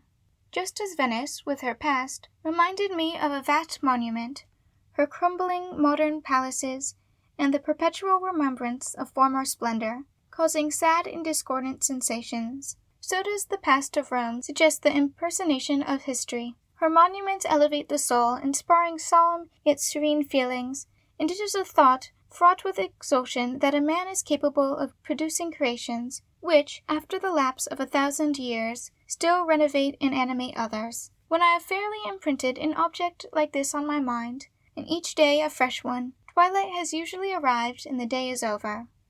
I then visit my friends and acquaintances, when we mutually communicate what each has done, which means enjoyed here, and are reciprocally pleased. I have been most evenings at Bendemann's and Huber's, where German artists usually assemble, and I sometimes go to the Shadow's and the Abate Santini. The Abate Santini is a valuable acquaintance for me, as he has a very complete library of ancient Italian music, and he kindly gives or lends me anything I like, for no one can be more obliging. At night he makes either Alborn or me accompany him home, and as an abate, being seen alone at night in the streets would bring him into evil repute. That such youngsters as Alborn and I should act as duennas to a priest of 60 is diverting enough. The Duchess of gave me a list of old music, which he was anxious to procure copies of if possible. Santini's collection contains all this, and I am much obliged to him for having furnished me with copies, for I am now looking through them all, and becoming acquainted with them. I beg you will send me for him, as a token of my gratitude, the 6 cantatas of Sebastian Bach, published by Marx at Simrock, or some of his pieces for the organ. I should, however, prefer the cantatas. He already has the Magnificat, and the motets, and others. He has translated Signet dem Herrn ein neues Lied, and intends it to be executed at Naples, for which he deserves a reward. I am writing to Zelter all particulars about the papal singers, whom I have heard 3 times, in the Quirinal, in the Monte Cavallo, and once in San Carlo. I look forward with delight to seeing Buisson. We shall have much to discuss together, and I have likewise an idea that he has got some work for me, and I can conscientiously undertake it. I will do so gladly, and render it all the justice in my power. Among my home pleasures I include that of reading for the first time Goethe's Journey to Italy, and I must avow that it is a source of great satisfaction to me to find that he arrived in Rome the very same day that I did, that he also went first to the Quirinal and to the Requiem there, that he was seized with the same fit of impatience in Florence and Bologna, and felt the same tranquil, or as he calls it, solid spirit here. Indeed, everything that he describes I exactly experienced myself, so I am pleased. He speaks in detail of a large picture of Titian's in the Vatican, and declares that its meaning is not to be devised. Only a number of figures standing beautifully grouped together. I fancy, however, that I have discovered a very deep sense in it, and I believe that whoever finds the most beauties in Titian is sure to be most in the right, for he was a glorious man. Though he has not had the opportunity of displaying and diffusing his genius here, as Raphael has done in the Vatican, still I can never forget his 3 pictures in Venice. and to these I may add the one in the Vatican, which I saw for the first time this morning. If anyone could come into the world with full consciousness, every object around would smile on him in the same vivid life and animation that these pictures do on us. The School of Athens, and the Disputa, and the Peter stand before us precisely as they were created.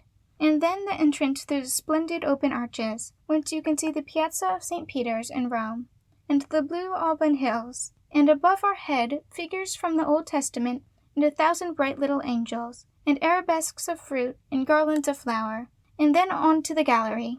You may well be proud, dear Hansel, for your copy of Transfiguration is superb. The pleasing emotion which seizes me when I see for the first time some immortal work, and the pervading idea and chief impression it inspires, I did not experience on this occasion from the original, but from your copy. The first effect of this picture today was precisely the same that yours had previously made on me. It was not till after considerable research and contemplation that I succeeded in finding out anything new to me. On the other hand, the Madonna di Foligno dawned on me in the whole splendor of her loveliness. I have passed a happy morning in the midst of all these glorious works. As yet I have not visited the statues, but have reserved my first impression of them for another day. End of Section 5. Section 6. November 9th through November 30th, 1830. November 9th morning. Thus every morning brings me fresh anticipations, and every day fulfills them. The sun is again shining on my breakfast table, and I am now going to my daily work. I will send you, dear Fanny, by the first opportunity what I composed in Vienna, and anything else that may be finished, and my sketch-book to Rebecca. But I am far from being pleased with it this time, so I intend to study attentively the sketches of the landscape painters here, in order to acquire, if possible, a new manner. I tried to produce one of my own, but it will not do. Today I am going to the Lateran and the ruins of ancient Rome, and in the evening to a kind English family, whose acquaintance I made here. Pray send me a good many letters of introduction. I am exceedingly anxious to know numbers of people, especially the Italians. So I live on happily, and think of you in every pleasant moment. May you also be happy, and rejoice with me at the prospect which lies before me here. Felix M.B. Rome, November 16th, 1830. Dear Fanny, no post left the day before yesterday, and I could not talk to you. So when I remembered that my letter must necessarily remain 2 days before it left Rome, I felt it impossible to write. But I had thought of you at times without number, and wished you every happiness, and congratulated myself that you were born a certain number of years ago. It is, indeed, cheering to think what charming, rational beings are to be found in the world, and you are certainly one of these. Continue cheerful, bright, and well, and make no great change in yourself. I don't think you require to be much better. May good fortune ever abide with you. And now I think that these are all my birthday good wishes, for really it is not fair to expect that a man of my caliber should wish you also a fresh stock of musical ideas. Besides, you are very unreasonable in complaining of any deficiency in that respect. Perbacco, if you had the inclination, you certainly have sufficient genius to compose, and if you have no desire to do so, why grumble so much? If I had a baby to nurse, I certainly should not write any scores, and as I have to compose non nobis, I cannot unluckily carry my nephew about in my arms. But to speak seriously, your child is scarcely 6 months old yet, and you can think of anything but Sebastian? Not Bach.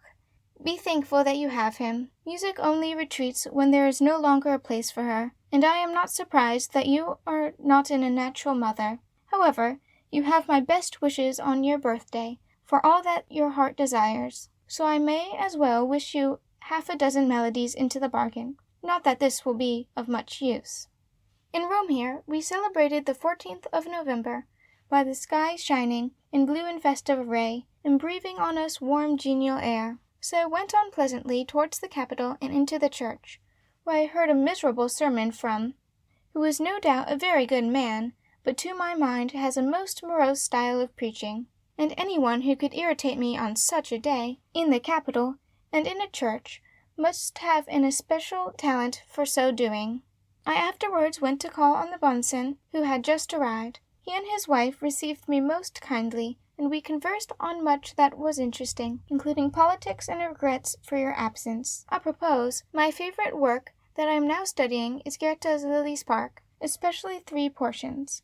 Car ich mich in Bram, then et la Minute, and best of all, Die ganze Luft ist warm, ist Blütenvoll, where decidedly clarinets must be introduced. I mean to make it the subject of a scherzo for a symphony. Yesterday we had dinner at Bunsen's. We had among others a German musician. Oh heavens, I wish I were a Frenchman. The man said to me, "Music must be handled every day."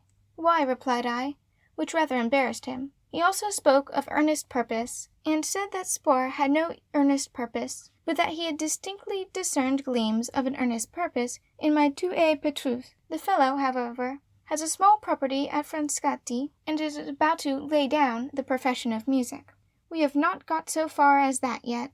After dinner came Cato, Eggers, Senf, both then a painter, and then 2 more and others. I played the piano, and they asked for pieces by Sebastian Bach, so I played numbers of his compositions, which were much admired. I also explained clearly to them the mode in which the Passion is executed, for they seemed scarcely to believe it. Bunsen possesses it, arranged for the piano. He showed it to the papal singers, and they said before witnesses that such music could not possibly be executed by human voices. I think the contrary. It seems, however, that Trautwein is about to publish the score of the Passion of St. John. I suppose I must order a set of studs for Paris à la Bach. Today Bunsen is to take me to Bellini's, whom he has not seen for a year, as he never goes out except to hear confessions. I am glad to know him, and shall endeavor to improve my intimacy with him, for he can solve many an enigma for me. Old Santini continues as kind as ever. When we are together in society, if I praise any particular piece, or am not acquainted with it, next morning he is sure to knock gently at my door, and to bring me the piece in question carefully wrapped up in a blue pocket-handkerchief. I, in return, accompany him home every evening, and we have a great regard for each other. He also brought me his Te Deum, written in 8 parts, requesting me to correct some of the modulations, as G major predominates too much, so I mean to try if I cannot introduce some A minor or E minor. I am now very anxious to become acquainted with a good many Italians.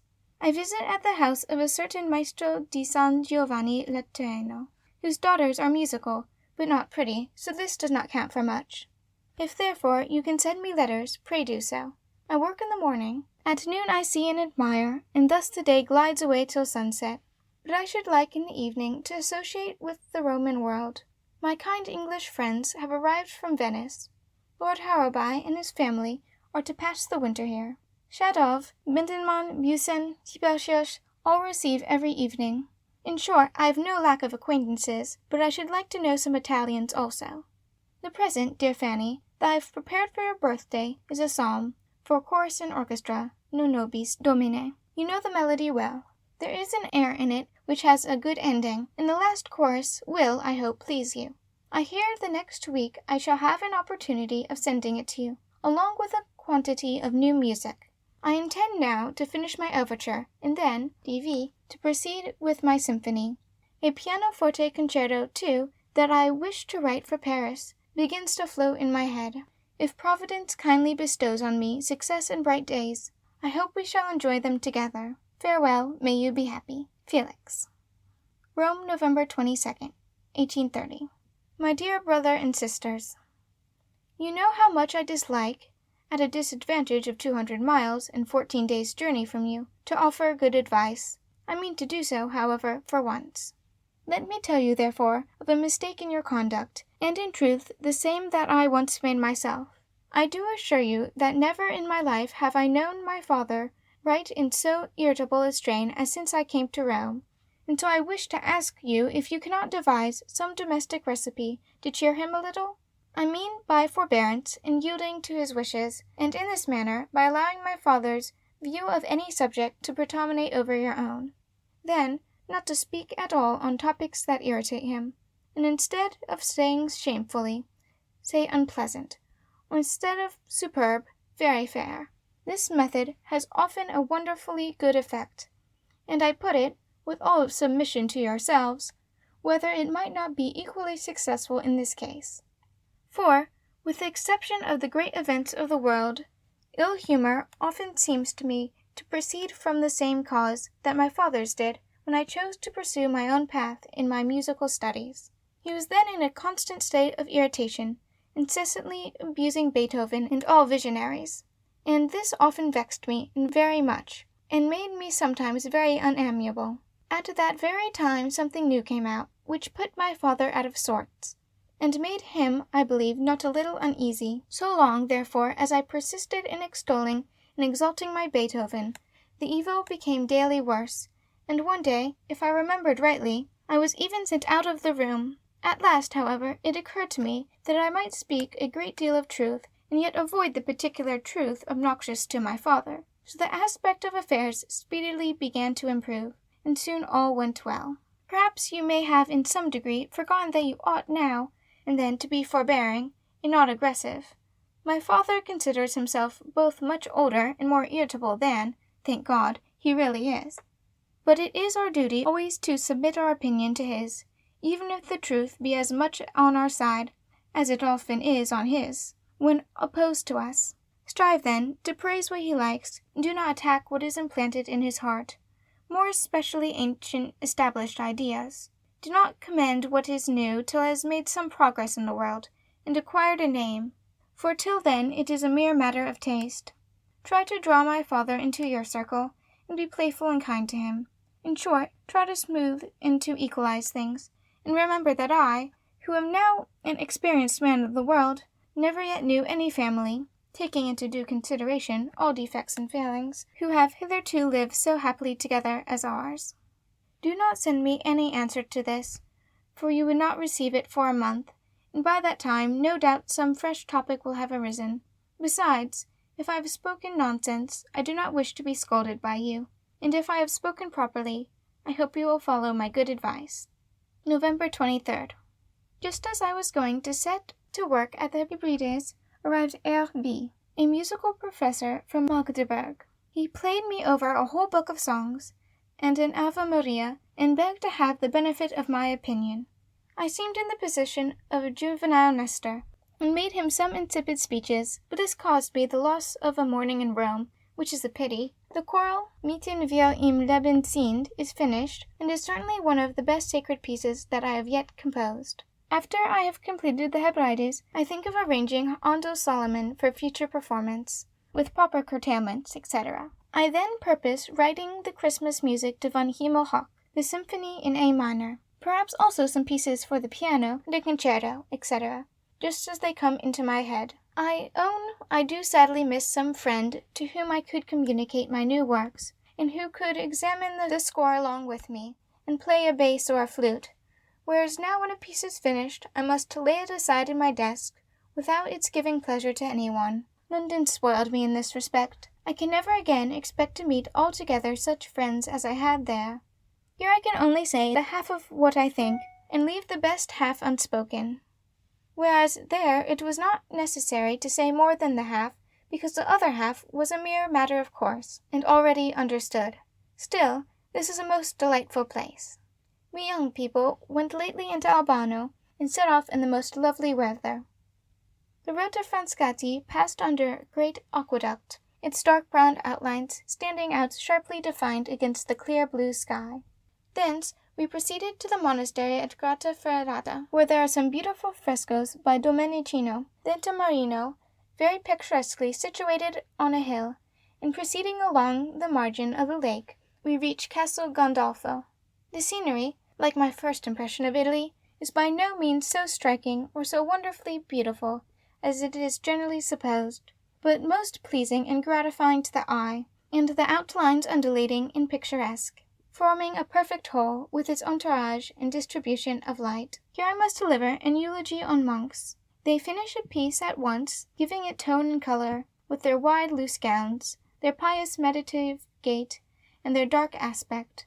A beautiful shady avenue of evergreen oaks runs along the lake from Castel Gandolfo to Albano, where monks of every order are swarming, animating the scenery and yet marking its solitude. Near the city a couple of begging monks were walking together. Further on a whole troop of young Jesuits. Then we saw an elegant young priest in a thick reading. Beyond this two were standing in the woods with their guns, watching for birds. Then we came on a monastery, encircled by a number of small chapels. At last all was solitude, but at that moment appeared a dirty, stupid-looking Capuchin, laden with huge nosegays, which he placed before the various shrines, kneeling down in front of them before proceeding to decorate them. As we passed on, we met two prelates engaged in eager conversation. The bell for vespers was ringing in the monastery of Albano, and even on the summit of the highest hill stands a Passionist convent, where they are only permitted to speak for a single hour daily, and occupy themselves solely in reading the history of the Passion of Christ. In Albano, among girls with pitchers on their heads, vendors of flowers and vegetables, and all the crowd and tumult, we saw a coal-black dumb monk returning from Monte Cavo, who formed a singular contrast to the rest of the scene. They seemed to have taken entire possession of all this splendid country, and form a strange melancholy ground tone for all that is lively, gay, and free, and the ever-living cheerfulness bestowed by nature. It is as if men, on that very account, required a counterpoise. This is not, however, my case, and I need no contrast to enable me to enjoy what I see. I am often with Bunsen, and as he likes to turn the conversation on the subject of his liturgy and its musical portions, which I consider very deficient, I am perfectly plain-spoken, and give him a straightforward opinion. And I believe this is the only way to establish a mutual understanding. We have had several long, serious discussions, and I hope we shall eventually know each other better. Yesterday, Palestrina's music was performed at the Boyson House, as on every Monday, and then for the first time I played before the Roman musicians, in corpore.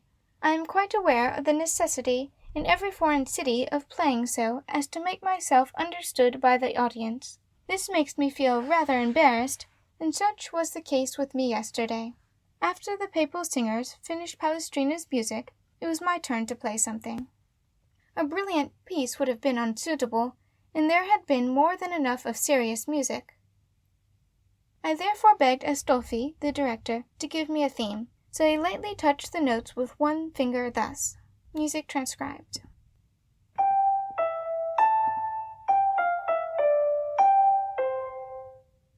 Smiling as he did so. The black-frocked abbati pressed round me and seemed highly delighted. I observed this, and it inspired me so much that towards the end I succeeded famously. They clapped their hands like mad, and Bunsen declared that I had astounded the clergy. In short, the affair went off well. There is no encouraging prospect of any public performance here, so society is the only resource, which is finishing its troubled waters. Yours, Felix. Rome, November 30th, 1830. To come home from Bunsen's by moonlight, with your letter in my pocket, and then to read it through leisurely at night, this is a degree of pleasure I wish many may enjoy. In all probability, I shall stay here the whole winter, and shall not go to Naples till April. It is so delightful to look round on every side, and to appreciate it all properly. There is much that must be thought over, in order to receive a due impression from it. I have also within myself so much work requiring both quiet and industry, that I feel anything like haste would be utter destruction. And though I adhere faithfully to my system, to receive each day only one fresh image into my mind, still I am sometimes compelled, even then, to give myself a day of rest, that I may not become confused. I write you a short letter today, because I must for the present adhere to my work, and yet I cannot refrain from culling all the beauty that lies at my feet. The weather, too, is brutal and cold, so that I am not in a very communicative mood. The Pope is dying, or possibly dead by this time. We shall soon get a new one, say the Italians coolly. His death will not affect the carnival, nor the church festivals, with their pomps and processions and fine music. And as there will be, in addition to these, solemn requiems, and the lying in state at St. Peter's, they care little about it, provided that it does not occur in February. I am delighted to hear that Mantius sings my songs, and likes them. Give him my kind regards, and ask him why he does not perform his promise, and write to me. I have written to him repeatedly in the shape of music. In the Ave Maria and in the choral, Os Taifa note, some passages are composed expressly for him, and he will sing them charmingly. In the Ave, which is a salutation, a tenor solo takes the lead of the choir. I thought of a disciple all the time. As the piece is in A major, it goes rather high at the words benedicta tu. He must prepare his high A. It will vibrate well. Ask him to sing to you a song I sent Vidavriant from Venice, von schlechtem Lebenswadel. It is expressly of mingled joy and despair. No doubt he will sing it well. Show it to no one, but confide it solely for 40 eyes. Ritz, too, never writes, and yet I'm constantly longing for his violin and his depth of feeling when he plays, which all recurs to my mind when I see his welcoming writing. I am now working daily on the Hebrides, and will send it to Ritz as soon as it is finished. It is quite a piece to suit him, so very singular. Next time I write, I will tell you more of myself. I work hard and lead a pleasant, happy life. My mirror is stuck full of Italian, German, and English visiting cards, and I spend every evening with one of my acquaintances. There's a truly Babylonian confusion of tongues in my head, for English, Italian, German, and French are all mixed up together in it. 2 days ago, I again extemporized before the papal singers. The fellow had contrived to get hold of the most strange, quaint theme for me, wishing to put my powers to the test. They called me, however, l'insoperabile professorone, and are particularly kind and friendly. I have much wished to have described to you the Sunday music in the Sistina, a soirée at Torlonia's, the Vatican, St. Onofrino, Guido's Aurora, and a good small matters, but I reserve them for my next letter. The post is about to be sent off, and this letter with it. My good wishes are always with you, today and ever. Yours, Felix. End of Section 6. Section 7. December 10th and 11th, 1830. Rome, December 10th, 1830. Dear Father, it is a year this very day since we kept your birthday at Hensel's, and now let me give you some account of Rome, as I did at the time of London. I intend to finish my overture to the Einsame Insel as a present to you, and if I write under it the 11th December, when I take up the sheets, I shall feel as if I were about to place them in your hands. You would probably say that you could not read them, but still I should have offered you the best it was in my power to give. And though I desire to do this every day, still there is a peculiar feeling connected with a birthday. Would I were with you! I need not offer you my good wishes, for you know them all already, and the deep interest I, and all of us, take in your happiness and welfare, and that we cannot wish any good for you that is not reflected doubly on ourselves. Today is a holiday. I rejoice in thinking how cheerful you are at home, and when I repeat to you how happily I live here, I feel as if I were also a felicitation. A period like this, when serious thought and enjoyment are combined, is indeed most cheering and invigorating. Every time I enter my room, I rejoice that I am not obliged to pursue my journey on the following day, and that I may quietly postpone many things till tomorrow. That I am in Rome. Hitherto, much that passed through my brain was swept away by fresh ideas, each new impression chasing away the previous one, while here, on the contrary, they are all in turn properly developed. I never remembered having worked with so much zeal, and if I am to complete all that I have projected, I must be very industrious during the winter. I am indeed deprived of the great delight of showing my finished compositions to one who could take pleasure in them, and enter into them along with me. This impels me to return to my labors, which please me most when I am fairly in the midst of them. And now this must be combined with the various solemnities and festivals of every kind, which are to supplant my work for a few days, and to enjoy all I possibly can. I do not allow my occupation to prevent this, and shall then return with fresh zeal to my composition. This is indeed a delightful existence.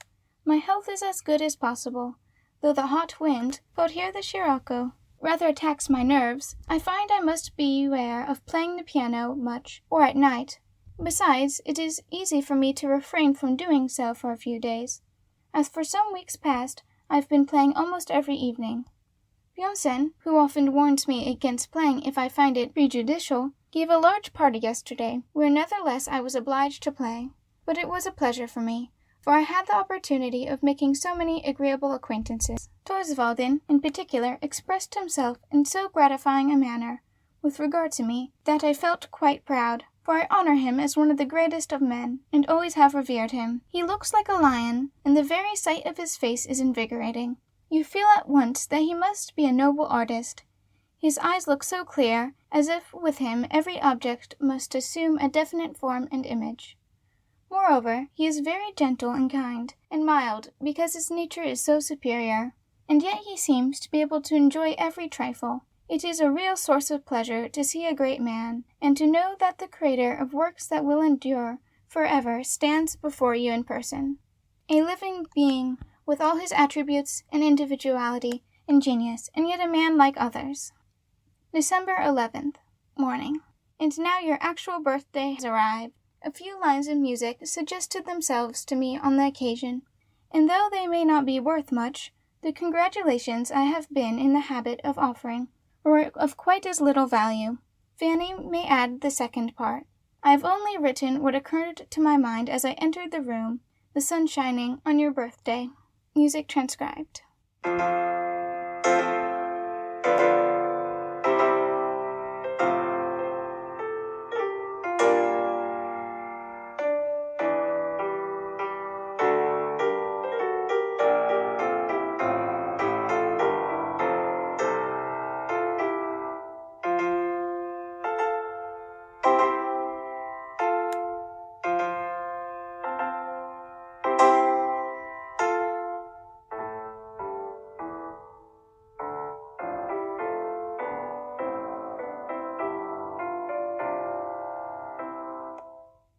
Wilson has just been here, and begs me to send you his best regards and congratulations.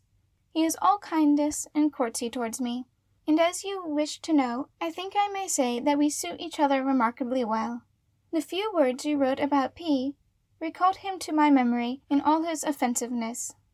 The Abate Santini ought to be an obscure man compared with him, for he never attempts to magnify his own importance by impertinence or self-sufficiency. P is one of those great collectors who make learning in libraries distasteful to others by their narrow-mindedness, whereas Santini is a genuine collector, in the best sense of the word, caring little whether his collection be of much value in a pecuniary point of view. He therefore gives everything away indiscriminately, and is only anxious to procure something new, for his chief object is the diffusion and universal knowledge of ancient music. I have not seen him lately, as every morning now he figures, ex officio, in his violet gown at St. Peter's. But if he has made use of some ancient text, he will say so without scruple, as he has no wish to be thought the first discoverer. He is, in fact, a man of limited capacity, and this I consider great praise in a certain sense, for though he is neither a musical nor any other luminary, and even bears some resemblance to Lessing's inquisitive friar, still he knows how to confine himself within his own sphere. Music itself does not interest him much, if he can only have it on his shelves, and he is, and esteems himself to be, simply a quiet, zealous collector. I must admit that he is fatiguing, and not altogether free from irritability. Still, I love anyone who adopts and perseveres in some particular pursuit, prosecuting it to the best of his ability, and endeavoring to perfect it for the benefit of mankind. And I think everyone ought to esteem him just the same, whether he chance to be tiresome or agreeable.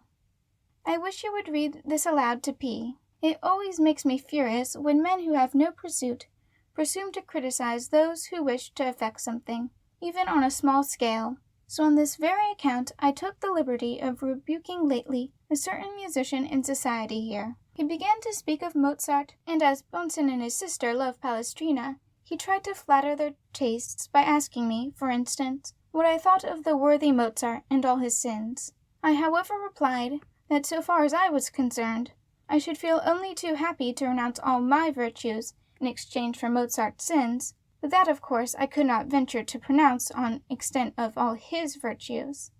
The people all laughed and were highly amused. How strange it is that such persons should feel no awe of so great a name. It is some consolation, however, that it is the same in every sphere of art. As the painters here are quite as bad, they are most formidable to look at, sitting in their Café Greco. I scarcely ever go there, for I dislike both them and their favorable places of resort. It is a small dark room, about 8 feet square, where on one side you may smoke, but not on the other. So they sit around on benches, with their broad-leaved hats on their heads, and their huge mastiff behind them. their cheeks and throats, and the whole of their faces covered with hair, puffing forth clouds of smoke, only on one side of the room, and saying rude things to each other, while their mastiffs swarm with vermin. A neckcloth or a coat would be quite innovations. Any portion of the faces visible through the beard is hid by the spectacles. So they drink coffee and speak of Titian and Pudione just as if they were sitting beside them, and also wear beards and wide awakes. Moreover, they paint such sickly Madonnas and feeble saints and such milksop heroes, that I feel the strongest inclination to knock them down. These infernal critics do not even shrink from discussing Titian's picture in the Vatican, about which you asked me. They say that it has neither subject nor meaning. Yet it never seems to occur to them that a master who had so long studied a picture with due love and reverence must have had quite as deep an insight into the subject as they are likely to have, even with their colored spectacles. And if in the course of my life I accomplish nothing but this, I am at all events determined to say the most harsh and cutting things to those who show no reverence towards their masters, and then I shall at least have performed one good work. But there they stand and see all the splendor of those creations, so far transcending their own conceptions, and yet dare to criticize them. In this picture there are 3 stages, or whatever they are called, the same in the Transfiguration. Below, saints and martyrs are represented in suffering and abasement. On every face is depicted sadness, nay, almost impatience. One figure, in rich episodical robes, looks upwards, with the most eager and antagonized longing, as if weeping, but he cannot see all that is floating above his head, but which we see, standing in front of the picture. Above, Mary and her child are in a cloud, radiant with joy, and surrounded by angels, who have woven many garlands. The Holy Child holds one of these, and seems as if about to crown the saints beneath, but his mother withholds his hand for the moment.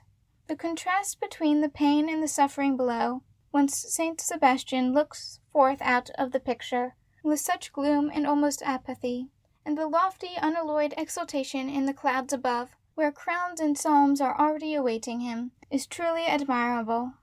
High above the group of Mary hovers the Holy Spirit, from whom emanates a bright streaming light, thus forming the apex of the whole composition. I have just remembered that Goethe, at the beginning of his first visit to Rome, describes and admires this picture, but I no longer have the book to enable me to read it over, and to compare my description with his. He speaks of it in considerable detail. It was at that time in the Quirinal, and subsequently transferred to the Vatican. Whether it was painted on a given subject, as some Alige, or not, is of no moment.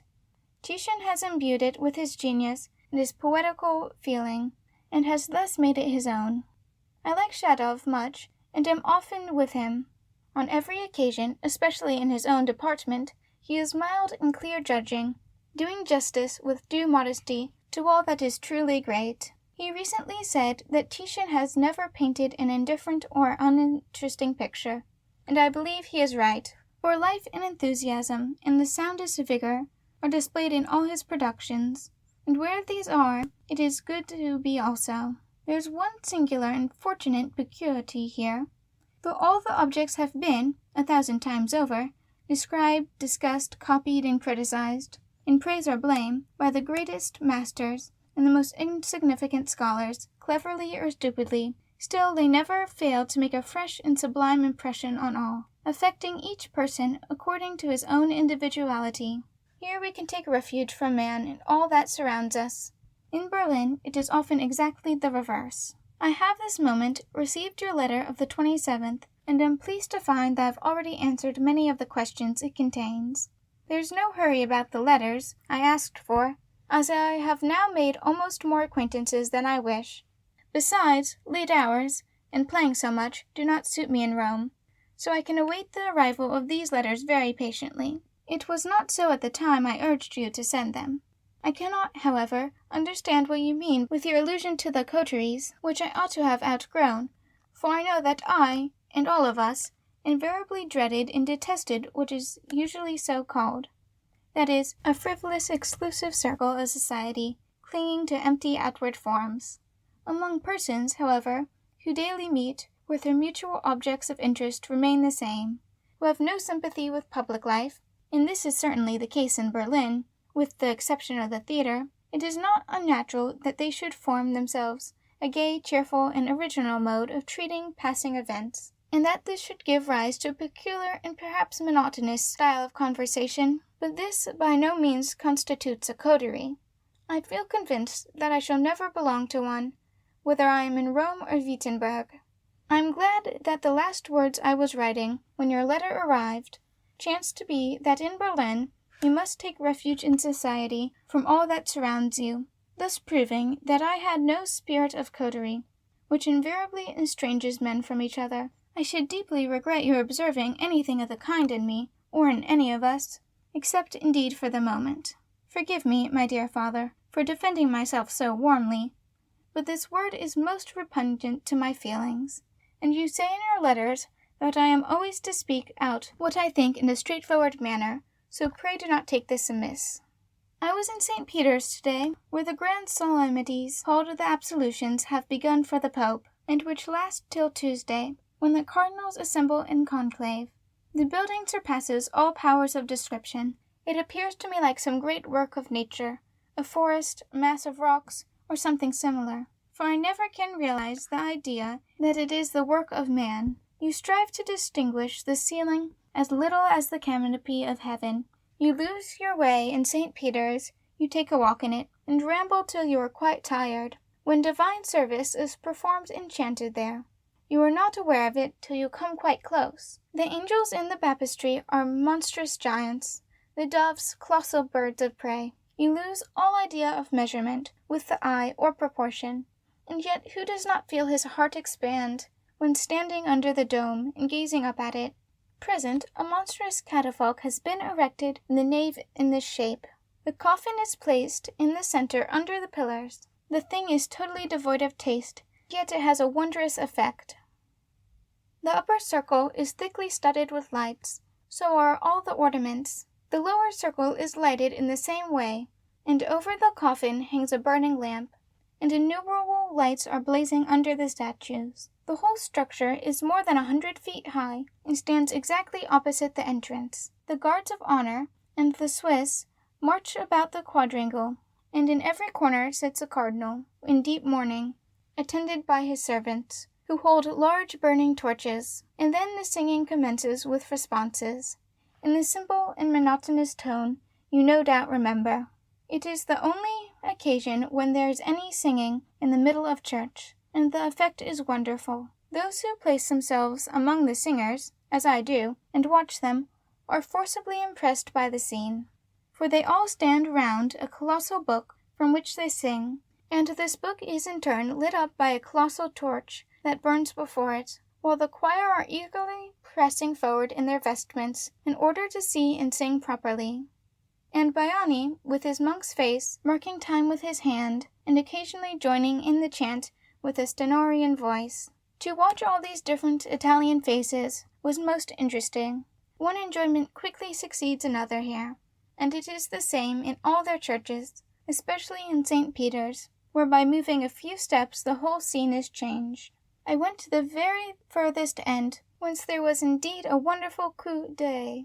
Through the spiral columns of the high altar, which is confessedly as high as the palace in Berlin, far beyond the space of the cupola, the whole mass of the catafalque is in the diminished perspective, with its rows of lights and numbers of small human beings crowding round it. When the music commences, the sounds do not reach the other end for a long time, but echo and float in the vast space, so that the most singular and vague harmonies are borne towards you. If you change your position and place yourself right in the front of the catafalque, beyond the blaze of light and the brilliant pageantry, you have the dusky cupola replete with blue vapor. All this is quite indescribable. Such is Rome. This has become a long letter, so I must conclude. It will reach you on Christmas Day. May you all enjoy it happily. I send each of you presents, which are to be dispatched 2 days hence, and will arrive in time for the anniversary of your silver wedding day. Many glad festivals are thus crowded together, and I scarcely know whether to imagine myself with you today, or to wish you, dear father, all possible happiness, or to arrive with my letter at Christmas, and not to be allowed by my mother to pass through the room with the Christmas tree. I am afraid I must be contented with thinking of you. Farewell all. May you be happy. Felix. I have just received your letter, which brings me the intelligence of Goethe's illness. What I personally feel at this news I cannot express. This whole evening his words, "I must try to keep all right till your return," have sounded continually in my ears, to the exclusion of every other thought. When he is gone, Germany will assume a very different aspect for artists. I have never thought of Germany without feeling heartfelt joy and pride that Goethe lived there. And the rising generation seem for the most part so weakly and feeble that it makes my heart sink within me. He is the last, and with him closes a happy, prosperous period for us. This year ends in solemn sadness. End of Section 7. Section 8. December 20th, 1830 through January 17th, 1831. Rome, December 20th, 1830. In my former letter I told you of the most serious aspect of Roman life, but as I wish to describe to you how I live, I must now tell you of the gaieties that have prevailed during the week. Today we have the most genial sunshine, a blue sky, and a transparent atmosphere, and on such days I have my own mode of passing my time. I work hard till 11 o'clock, and from that hour till dark I do nothing but breathe the air. For the first time, for some days past, we yesterday had fine weather. After, therefore, working for a time in the morning at Solomon, I went to the Monte Picchio, where I rambled about the whole day. The effect of this exhilarating air is quite magical, and when I arose today, and again saw bright sunshine, I exulted in the thoughts of the entire idleness I was again about to indulge in. The whole world is on foot, revelling in a December spring. Every moment you meet some acquaintance, with whom you lounge about for a time, then leave him, and once more enjoy your solitary reverie. There are swarms of handsome faces to be seen. As the sun declines, the appearance of the whole landscape and every hue undergo a change. When the Ave Maria sounds, it is time to go to the church of Trinita de' Monti, where French nuns sing, and it is charming to hear them. I declare to heaven that I am become quite tolerant, and listen to bad music with edification. But what can I do? The composition is positively ridiculous, the organ playing even more absurd, but it is twilight, and the whole of the small bright church is filled with persons kneeling, lit up by the sinking sun each time that the door is opened. Both the singing nuns have the sweetest voices in the world, quite tender and touching, more especially when one of them sings the responses in her melodious voice, which we are accustomed to hear chanted by priests in a loud, harsh, monotonous tone. The impression is very singular. Moreover, it is well known that no one is permitted to see the fair singers. So this caused me to form a strange resolution. I have composed something to suit their voices, which I observed very minutely, and mean to send it to them. There are several modes to which I can have recourse to accomplish this. That they will sing it, I feel quite assured, and it will be pleasant to hear my chant performed by persons whom I never saw, especially as they must in turn sing it to the Barbaro Tedesco, whom they also never beheld. I am charmed with this idea. The text is in Latin, a prayer to Mary. Does not this notion please you? After church, I walk again on the hill until it is quite dark, where Madame Vernet and her daughter, and pretty Madame V., for whose acquaintance I have to thank Rossel, are much admired by us Germans, and we form groups around them, or follow or walk beside them. The background is formed by haggard painters with terrific beards. They smoke tobacco on the Monte Picchio, whistle to their huge dogs, and enjoy the sunset in their own way. I am in a frivolous mood today. I must relate to you, dear sisters, every particular of a ball I lately attended, and where I danced with a degree of zeal I never did before. I had spoken a few fair words to the maître de danse, who stands in the middle here and regulates everything. Consequently, he allowed the gallop to continue for more than half an hour, till I was in my element, and pleasantly conscious that I was dancing in the Palazzo Albani in Rome, and also with the prettiest girl in it, according to the verdict of the competent judges, Thorvaldsen, Vernet, etc. The way in which I became acquainted with her is also an anecdote of Rome. I was at Torlonia's first ball, though not dancing, as I knew none of the ladies present, but merely looking at people. Suddenly someone tapped me on the shoulder, saying, "So you are admiring the English beauty? I am quite dazzled." It was Thorvaldsen himself, standing at the door, lost in admiration. Scarcely had he said this, when we heard a torrent of words behind us. "Mais où est-ce qu'elle donc, ce petit Anglais? On m'a envoyé pour la regarder, per bacco." It was quite clear that this little thin Frenchman with stiff grey hair and a ribbon of the Legion of Honor, must be Horace Vernet. He now discussed the youthful beauty with Torswalden in the most earnest and scientific manner, and it was quite a pleasure to me to see these two old masters admiring the young girl together, while she was dancing away, quite unconcerned. They were then presented to her parents, but I felt very insignificant, as I could not join in the conversation. A few days afterwards, however, I was with some acquaintances whom I knew through the Atwoods at Venice, they having invited me for the purpose of presenting me to some of their friends, and these friends turned out to be the very persons I had been speaking of, so your son and brother was highly delighted. My pianoforte playing is a source of great gratification to me here. You know how Torswalden loves music, and I sometimes play to him in the morning while he is at work. He has an excellent instrument in his studio, and when I look at the old gentleman and see him kneading his brown clay, and delicately fining off an arm, or a fold of drapery, in short, when he is creating what we must all admire when completed, as an enduring work, then I do indeed rejoice that I have the means of bestowing any enjoyment on him. Nevertheless, I have not fallen into arrear with my own task. The Hebrides is completed at last, and a strange production it is. The chant for the nuns is also in my head, and I think of composing Luther's choral for Christmas. But on this occasion I must do so quite alone. It will be a more serious affair this time, and so will the anniversary of your silver wedding day, when I intend to have a great many lights, and to sing my Liederspiel, and to have a peep at my English baton. After the new year, I intend to resume instrumental music, and to write several things for the piano, and probably a symphony of some kind, for two have been haunting my brain. I have lately frequented a most delightful spot, the tomb of Cecilia Metella. The Sabina Hills has a sparkling of snow, but it was glorious sunshine. The Alban Hills were like a dream or a vision. There is no such thing as a distance in Italy, for all the houses on the hills can be counted, with their roofs and windows. I have thus inhaled this air to satiety, and tomorrow, in all probability, more serious occupations will be resumed, for the sky is cloudy and it is raining hard. But what a spring this will be. December 21st. This is the shortest day and very gloomy, as might have been anticipated. Till today nothing can be thought of but fugues, chorals, balls, etc. But I must say a few words about Guido's Aurora, which I often visit. It is a picture of the very type of haste and impetus, for surely no man ever imagined such hurry and tumult, such sounding and clashing. Painters maintain that it is lighted from 2 sides. They have my full permission to light theirs from 3 if it will improve them, but the difference lies elsewhere. I really cannot compose a tolerable song here, for who is there to sing it to me? But I am writing a grand fugue, Wir glauben all, and sing it to myself in such a fashion that my friend the captain rushes downstairs in alarm, puts in his head, and asks what I want.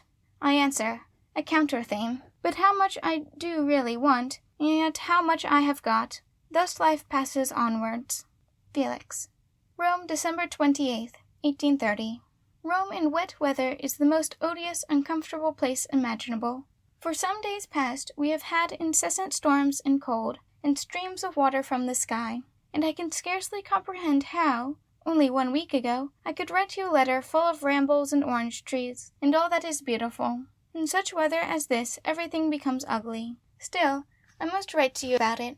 Otherwise my previous letter would not have the advantage of contrast, and of that there is no lack. If in Germany we can form no conception of the bright winter days here, quite as little can we realize a really wet winter day in Rome. Everything is arranged for fine weather, so the bad is borne like a public calamity, and in hope of better times. There is no shelter anywhere. In my room, which is usually so comfortable, the water pours in through the windows, which will not shut fast, and the wind whistles through the doors, which will not close. The stone floor chills you in spine of double mattings, and the smoke from the chimney is driven into the room, because the fire will not burn. Foreigners shiver and freeze here like tailors. All this is, however, actual luxury when compared with the streets, and when I am obliged to go out, I consider it a positive misfortune. Rome, as everyone knows, is built on 7 large hills, but there are a number of smaller ones besides, and all the streets are sloping, so the water pours down them and rushes towards you. Nowhere is there a raised footpath or trottoir at the stair of the Piazza di Spagna. There is a flood like the great waterworks in William's Höhe, and the Tiber has overflowed its banks and inundated the adjacent streets. This, then, is the water from below. From above come violent showers of rain, but that is the least part. The houses have no waterspouts, and the long roofs slant precipitously, but, being of different lengths, this causes an incessant violent inundation on both sides of the street, so that, go where you will, close to the houses, or in the middle of the streets, beside a barber shop's or a palace, you are sure to be deluged, and, quite unawares, you find yourself standing under a tremendous shower bath, the water pelting on your umbrella, while a stream is running before you that you cannot jump over, so you are obliged to return the way you came. This is the water overhead. Then the carriages drive as rapidly as possible, and close to the houses, so that you must retreat into the doorways till they are passed. They not only splash men and houses, but each other, so that when two meet, one must drive into the gutter, which, being a rapid current, the consequences are lamentable. Lately I saw an abbate hurrying along, whose umbrella chancing to knock off the broad-brimmed hat of a peasant, it fell with the crown exposed to one of these deluges, and when the man went to pick it up, it was quite filled with water. "Scuse," said the abbate. "Pardone," said the peasant. The hackney coaches, moreover, only ply till 5 o'clock, so if you go to a party at night, it costs you a scudo. Fiat justitia ebriat mundus. Rome in rainy weather is vastly disagreeable. I see by a letter of Devrion's, that one I wrote him from Venice, and which I took to the post myself on the 17th of October, had not reached him on the 19th of November. It would appear also that another which I sent the same day from Munich had not arrived. Both these letters contained music, and this accounts for the loss. At that very time in Venice they carried off all my manuscripts to the custom-house. After visiting my effects at night, shortly before the departure of the post, I only received them again here, after much worry and writing backwards and forwards. Everyone assured me that the cause of this was a secret correspondence being suspected in the manuscript music. I could scarcely credit such intolerable stupidity. But as my 2 letters from Venice containing music have not arrived, and these only, the thing is clear enough. I intend to complain of this to the Austrian ambassador here, but it will do no good, and the letters are lost, which I must regret. Farewell, Felix. Rome, January 17th, 1831. For a week past we have had the most lovely spring weather. Young girls are carrying about nosegays of violets and anemones, which they gather early in the morning at the Villa Pamphili. The streets and squares swarm with gaily attired pedestrians. The Ave Maria has already been advanced 20 minutes, but what is become of the winter? Some little time ago it indeed reminded me of my work, to which I now mean to apply steadily, for I own that during the gay social life of the previous weeks I had rather neglected it. I had nearly completed the arrangements of Solomon, and also my Christmas anthem, which consists of 5 numbers. The 2 symphonies also begin to assure a more definite form, and I particularly wish to finish them here. Probably I shall be able to accomplish this during Lent, when parties cease, especially balls, and spring begins, and then I shall have both time and inclination to compose, in which case I hope to have a good store of new works. Any performance of them here is quite out of the question. The orchestras are worse than anyone could believe. Both musicians and a right feeling of music are wanting. The 2 or 3 violin performers play just as they choose, and join in when they please. The wind instruments are tuned either too high or too low, and they execute flourishes like those we are accustomed to hear in farmyards, but hardly so good. In short, the whole forms a Dutch concert, and this applies even to the compositions with which they are familiar. The question is, whether all this could be radically reformed by introducing other people into the orchestra, by teaching the musicians time, by instructing them in first principles. I think in that case the people would no doubt take pleasure in it. So long, however, as this is not done, no improvement can be hoped for, and everyone seems so indifferent on the subject that there is not the slightest prospect of such a thing. I heard a solo on the flute, where the flute was more than a quarter tone too high. It set my teeth on edge, but no one remarked it, and when at the end a shake came, they applauded mechanically. If it were even a shade better with regard to singing, the great singers have left this country. La Blanche, David, Yolande, Pissaroni, etc., sing in Paris. and the minor ones who remain copy their inspired moments, which they caricature in the most insupportable manner. We in Germany may perhaps wish to accomplish something false or impossible, but it is, and always will be, quite dissimilar. Just as a Cicisbeo will forever be odious and repulsive to my feelings, so it is also with Italian music. I may be too obtuse to comprehend either, but I shall never feel otherwise. And recently, at the Philharmonic, after the music of Pacini, Bellini, where the Cavaliere Ricci begged me to accompany him in Non più andrai, the very first notes were so utterly different and so infinitely remote from all the previous music that the matter was clear to me then, and never will it be equalized. So long as there is such a blue sky, and such a charming winter as the present, in the same way that the Swiss can paint no beautiful scenery, precisely because they have it the whole day before their eyes. Les Allemands créent la musique comme une affaire d'état, says Spontini, and I accept the axiom. I lately heard some musicians here talking of their composers, and I listened in silence. One quoted, but the others interrupted him, saying he could not be considered an Italian, for the German school still clung to him, and he had never been able to get rid of it. Consequently, he had never been at home in Italy. We Germans say precisely the reverse of him, and it must not be a little trying to find yourself so entre deux without any fatherland. So far as I am concerned, I stick to my own colors, which are quite honorable enough for me. Last night, a theatre that Torlonia has undertaken and organized was opened with a new opera of Puccini's. The crowd was great, and every box filled with handsome, well-dressed people. Young Torlonia appeared in stage box with his mother, the old duchess, and they were immensely applauded. Bravo Torlonia, grazie grazie. Opposite him was Jerome, with his suite covered with orders. In the next box, Samerlov, etc. Over the orchestra is a picture of time pointing to the dial of the clock, which revolves slowly, and is enough to make one melancholy. Pacini then appeared at the piano and was kindly welcomed.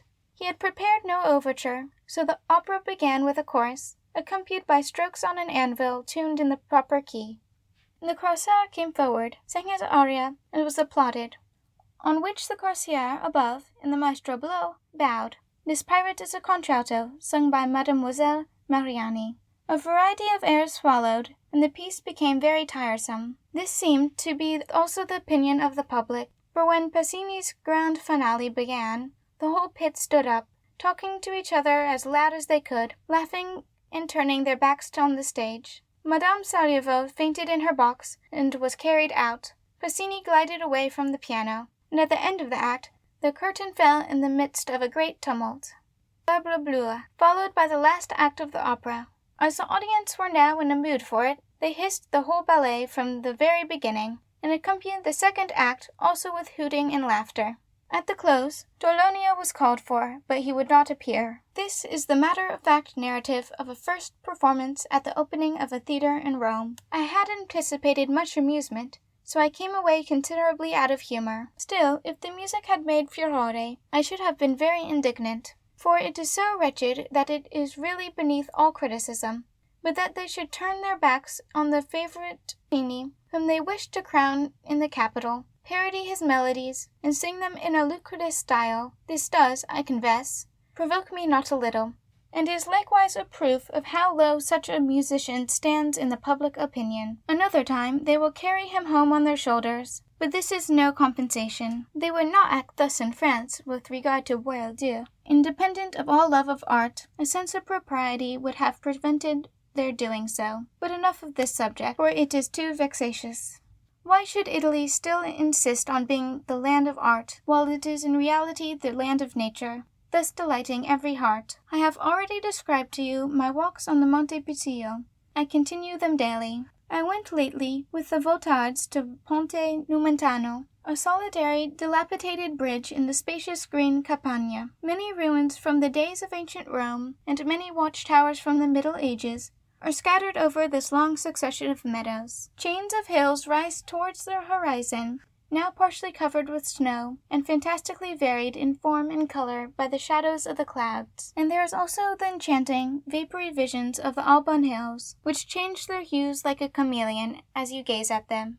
You can see for miles little white chapels glittering on the dark grounds of the hills, as far as the Passionist convent on the summit, and whence you can trace the road winding through the thickets, and the hill sloping downwards towards the lake of Albano, while a hermitage peeps through the trees. The distance is equal to that from Berlin to Potsdam, I say as a good Berliner, but that is a lovely vision, I say in earnest. No lack of music there. It echoes and vibrates there on every side, not in the vapid, tasteless theatres. So we rambled about, chasing each other in the Campagna, and jumping over the fences, and when the sun went down we drove home, feeling so weary, and yet so self-satisfied and pleased, as if we had done great things, and so we have, if we rightly appreciated it all. I have now applied myself again to drawing, and have latterly put in some tints, as I should be glad to be able to recall some of these bright hues, and practice quickens the perceptions. I must now tell you, dear mother,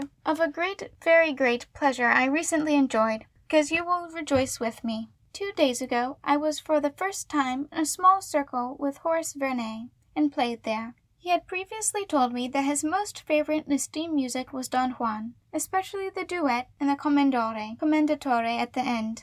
And as I highly approved of such sentiments on his part, the result was that while playing a prelude to Weber's Concertstück, I imperceptibly glided further into extemporizing. I thought I would please him by taking these themes, and so I worked them up fancifully for some time. This caused him a degree of delight far beyond what I ever knew my music would produce in anyone, and we became at once more intimate. Afterwards he suddenly came up to me, and whispered that we must make an exchange, for that he was also an improvisator, and when I was naturally curious to know what he meant, he said it was his secret. He is however like a little child, and could not conceal it for more than a quarter of an hour, when he came in again, and taking me into the next room, he asked me if I had any time to spare, as he had stretched and prepared a canvas, and proposed painting my portrait on it, which I was to keep in memory of this day, or to roll it up and send it to you, or to take it with me, just as I choose.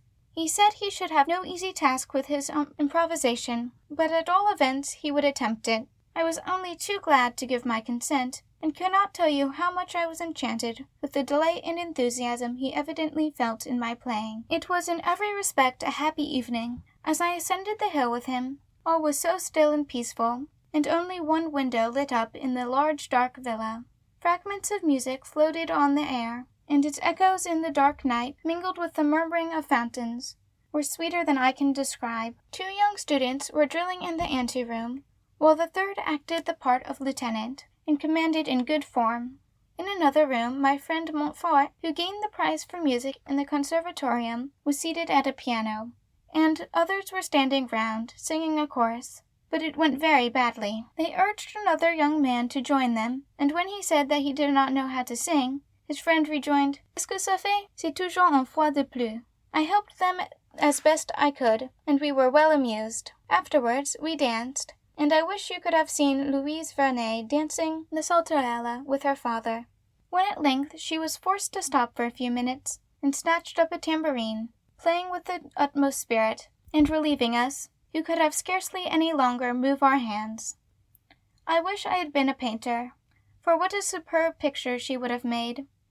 Her mother is the kindest creature in the world, and her grandfather, Charles Vernet, who paints very splendid horses, danced a quadrille the same evening with so much ease, making so many entrechats, and varying his steps so gracefully, that it is a sad pity he should actually be 72 years of age. Every day he rides, and tires out 2 horses, paints and draws a little, and spends the evening in society. In my next letter, I must tell you of my acquaintance with Robert, who has just finished an admirable picture, The Harvest, and also describe my recent visits with Björnsen to the studios of Cornelius Koch, Overbeck, etc. My time is fully occupied, for there is plenty to do and to see. Unluckily, I cannot make time elastic, however much I may try to extend it. I have as yet said nothing of Raphael's portrait as a child, and Titian's Nymphs Bathing, who in a piquant enough fashion are designated Sacred and Profane Love, one being in full gala costume, while the other is devoid of all drapery. Of my exquisite Madonna di Foligno, or Francesco Sfia, the most guileless and devout painter in the world. of poor Giuldolini, whom the bearded painters of the present day treat with such contempt, and yet he painted a certain aurora, and many other splendid objects besides. But what avails description? It is well for me that I can revel in the sight of them. When we meet, I may perhaps be able to give you a better idea of them. Yours, Felix. End of Section 8. Section 9. February 1st through March 1st, 1831. Rome, February 1st, 1831.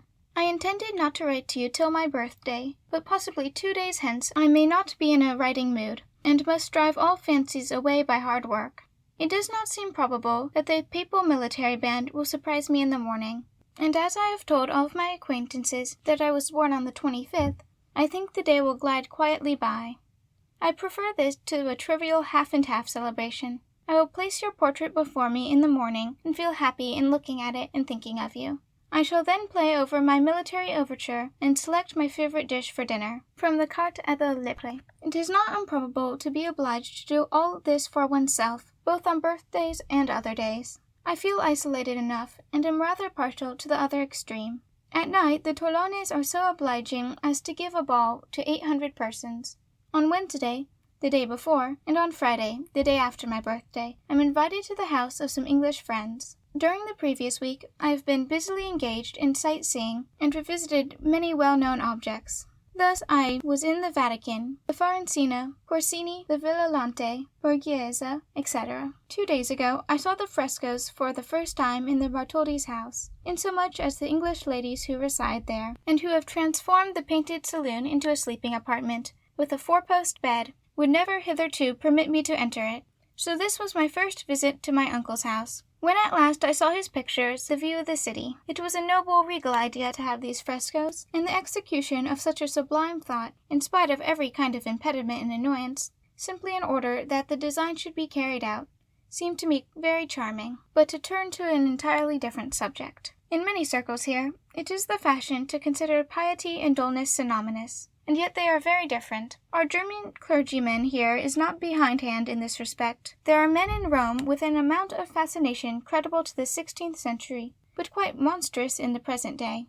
They all wish to make converts, abusing each other in a Christian manner, and each ridiculing the belief of his neighbor, till it is quite too sad to hear them, as if to have simplicity and to be simple were the same thing.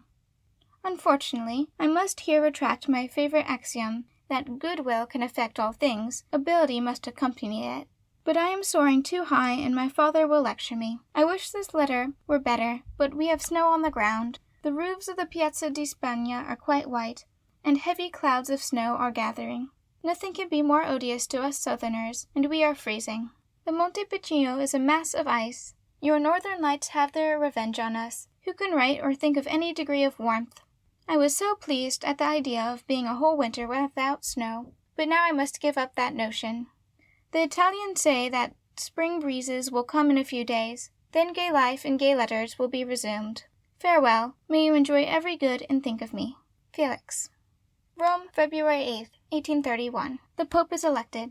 The Pope is crowned. He performed Mass in St. Peter's on Sunday, and conferred his benediction. In the evening the dome was illuminated, succeeded by the girandola. The carnival began on Saturday, and pursues its headlong course in the most motley forms. The city has been illuminated each evening. Last night there was a ball at the French embassy. Today the Spanish ambassador gives a grand entertainment. Next door they sell confetti, and how they do shout. And now I might well stop, for why attempt to describe what is, in fact, indescribable? You ought to make Hensel tell you of these splendid fêtes, which in pomp, brilliancy, and animation surpass all the imagination can conceive. For my sombre pen is not equal to the task. What a different aspect everything has assumed during the last 8 days! For now the mildest and most genial sun is shining, and we remain in the balcony, enjoying the air till after sunset. Oh, that I could enclose for you in this letter only 1/4 of an hour of all this pleasure, or tell you how life actually flies in Rome, every minute bringing its own memorable delights. It is not difficult to give fêtes here. If the simple architectural outlines are lighted up, the dome of St. Peter's blazes forth in the dark purple atmosphere, calmly shining. If there are fireworks, they brighten the gloomy solid walls of the castle of St. Angelo and fall into the Tiber, where they commence their fantastic fêtes in February. The most lustrous sun shines down on them and beautifies them. It is a wondrous land. But I must not forget to tell you that I spent my birthday very differently from what I expected. I must, however, be brief, for an hour hence I go to join the carnival in the Corso. My birthday had 3 celebrations: the eve, the birthday itself, and the day after. On the 2nd of February, Santini was sitting in my room in the morning, and in answer to my impatient questions about the conclave, replied with a diplomatic air that there was little chance of a pope being elected before Easter.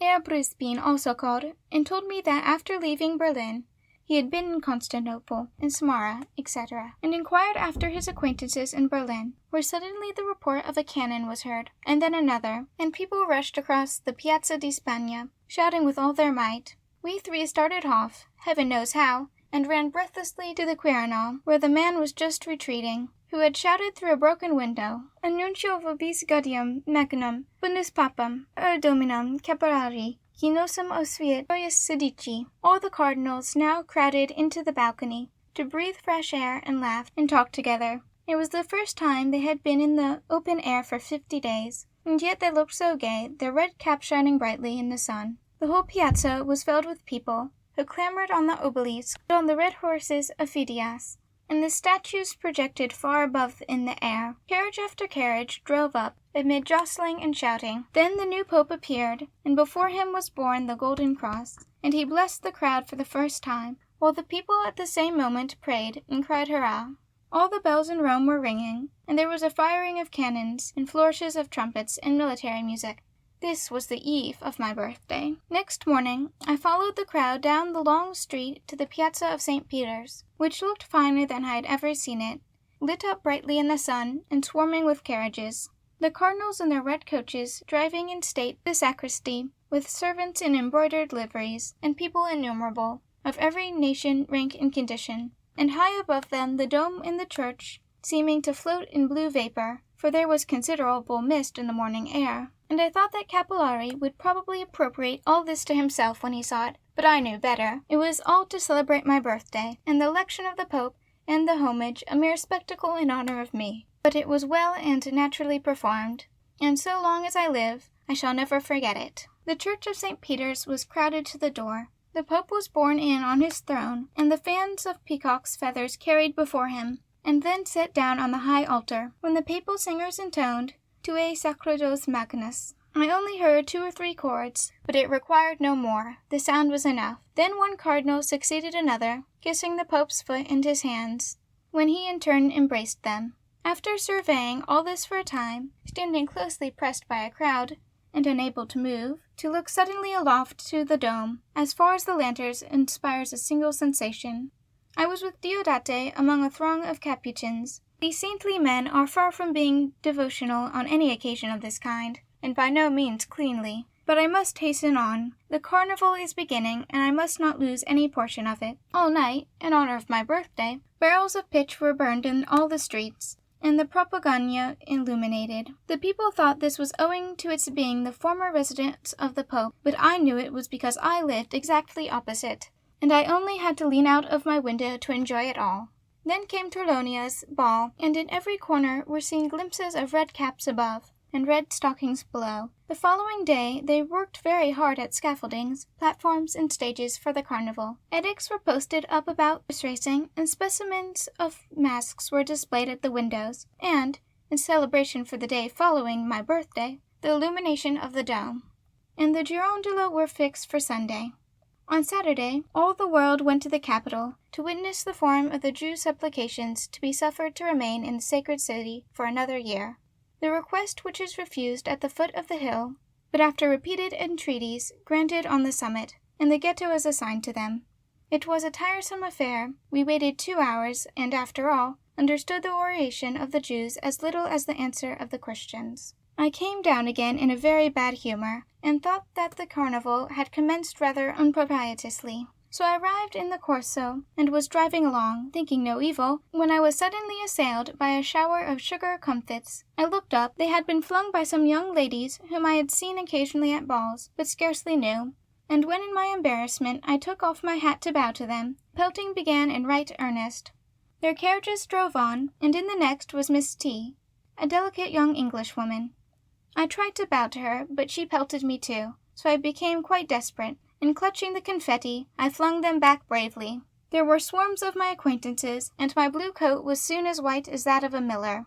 The bees were standing on a balcony, flinging confetti like hail at my head, and thus pelting and pelted, amid thousand jests and jeers, and the most extravagant masks. The day ended with races. The following day there was no carnival, but a compensation. The Pope conferred his benediction from the loggia in the Piazza of St. Peter's. He was consecrated as bishop in the church, and at night the dome was lighted up. The sudden, nay instantaneous, change the illumination of the building effects. You must ask Hensel to paint or to describe, whichever he prefers. Nothing can be more startling than the sudden and surprising vision of so many hundred human beings, previously invisible, now revealed as it were in the air, working and moving about, in the glorious girandola. But who can conceive it? Now the gaieties recommence. Farewell. In my next letter I mean to continue my description. Yesterday, at the carnival, flowers and bonbons were indiscriminately thrown, and a mask gave me a bouquet, which I have dried, and mean to bring home for you. All idea of occupation is out of the question at present. I have only composed one little song, but when Lent comes, I intend to be more industrious. Who can at such a moment think either of writing or music? I must go out, so farewell, dear ones. Felix. Rome, February 22nd, 1831. 1,000 thanks for your letter of the 8th, which I received yesterday on my return from Tivoli. I cannot tell you, dear Fanny, how much I am delighted with your plan about the Sunday music. This idea of yours is most brilliant, and I do entreat of you, for heaven's sake, not to let it die away again. On the contrary, pray give your travelling brother a commission to write something new for you. He will gladly do so, for he is quite charmed with you, and with your project. You must let me know what voices you have, and also take counsel with your subjects, as to what they like best, for the people, O Fanny, have rights. I think it would be good to plan a place before them something easy, interesting, and pleasing. For instance, the Litany of Sebastian Bach. But to speak seriously, I recommend the Shepherd of Israel, or the Dixit Dominus of Handel. Do you mean to play something during the intervals to these people? I think this would not be unprofitable to either party, for they must have time to take breath, and you must study the piano, and thus it would become a vocal and instrumental concert. I wish so much that I could be one of the audience, and compliment you afterwards. Be discreet and indulgent, and avoid fatiguing either yourself or the voices of your singers. Do not be irritable when things go badly. Say very little on the subject to anyone. Lastly, above all, endeavor to prevent the choir from feeling any tedium, for this is the principal point. One of my pieces certainly owes its birth to this Sunday music. When you wrote to me about it lately, I reflected whether there was anything I could send you, thus reviving an old favorite scheme of mine, which has however now assumed such vast proportions that I cannot let you have any part of it by E. But you shall have it at some future time. Listen and wonder. Since I left Vienna, I have partly composed Goethe's first Valkyries Nicht, but have not yet the courage to write it down. The composition has now assumed a form, and become a grand cantata, with full orchestra, and may turn out well. At the opening there are songs of spring, etc., and plenty of others of the same kind. Afterwards, when the watchmen with their Gabeln und Sacken und Eulen make a great noise, the fairy frolics begin, and you know that I have a particular foible for them. The sacrificial druids then appear, with their trombones in C major, when the watchmen come again in alarm, and here I mean to introduce a light mysterious tripping chorus, and lastly to conclude with a great sacrificial hymn. Do you not think that this might develop into a new style of cantata?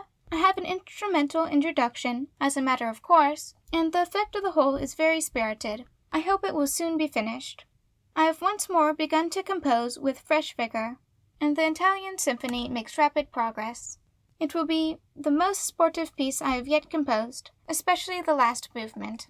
I have not yet decided on the adagio, and think I shall reserve it for Naples. Fräulein und Frieden is completed, and Wir glauben alle will also be ready in a few days. The Scotch symphony alone is not yet quite to my liking. If any brilliant idea occurs to me, I will seize it at once. quickly write it down, and finish it at last. Felix. Rome, March 1st, 1831.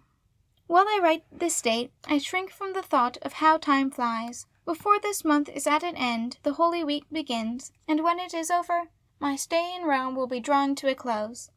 I now try to reflect whether I have made the best use of my time, and on every side I perceive a deficiency. If I could only compass one of my 2 symphonies. I must and will reserve the Italian one till I have seen Naples, which must play a part in it. But the author also seems to elude my grasp. The more I try to seize it, and nearer the end of this delightful Roman period approaches, the more I am perplexed, and the less I do seem to succeed. I feel as if it will be long indeed before I can write again as freely as here, so I am eager to finish what I have to do, but I make no progress. The Valparaiso neat alone gets on quickly, and I hope it will soon be accomplished. Besides, I cannot resist everyday sketching, that I may carry away with me reminiscences of my favorite haunts. There is still much that I wish to see, so I perfectly well know that this month will suddenly come to an end, and much remain undone. And indeed it is quite too beautiful here. Rome is considerably changed, and neither so gay or so cheerful as formerly. Almost all my acquaintances are gone. The promenades and streets are deserted, the galleries closed, and it is impossible to gain admittance into them.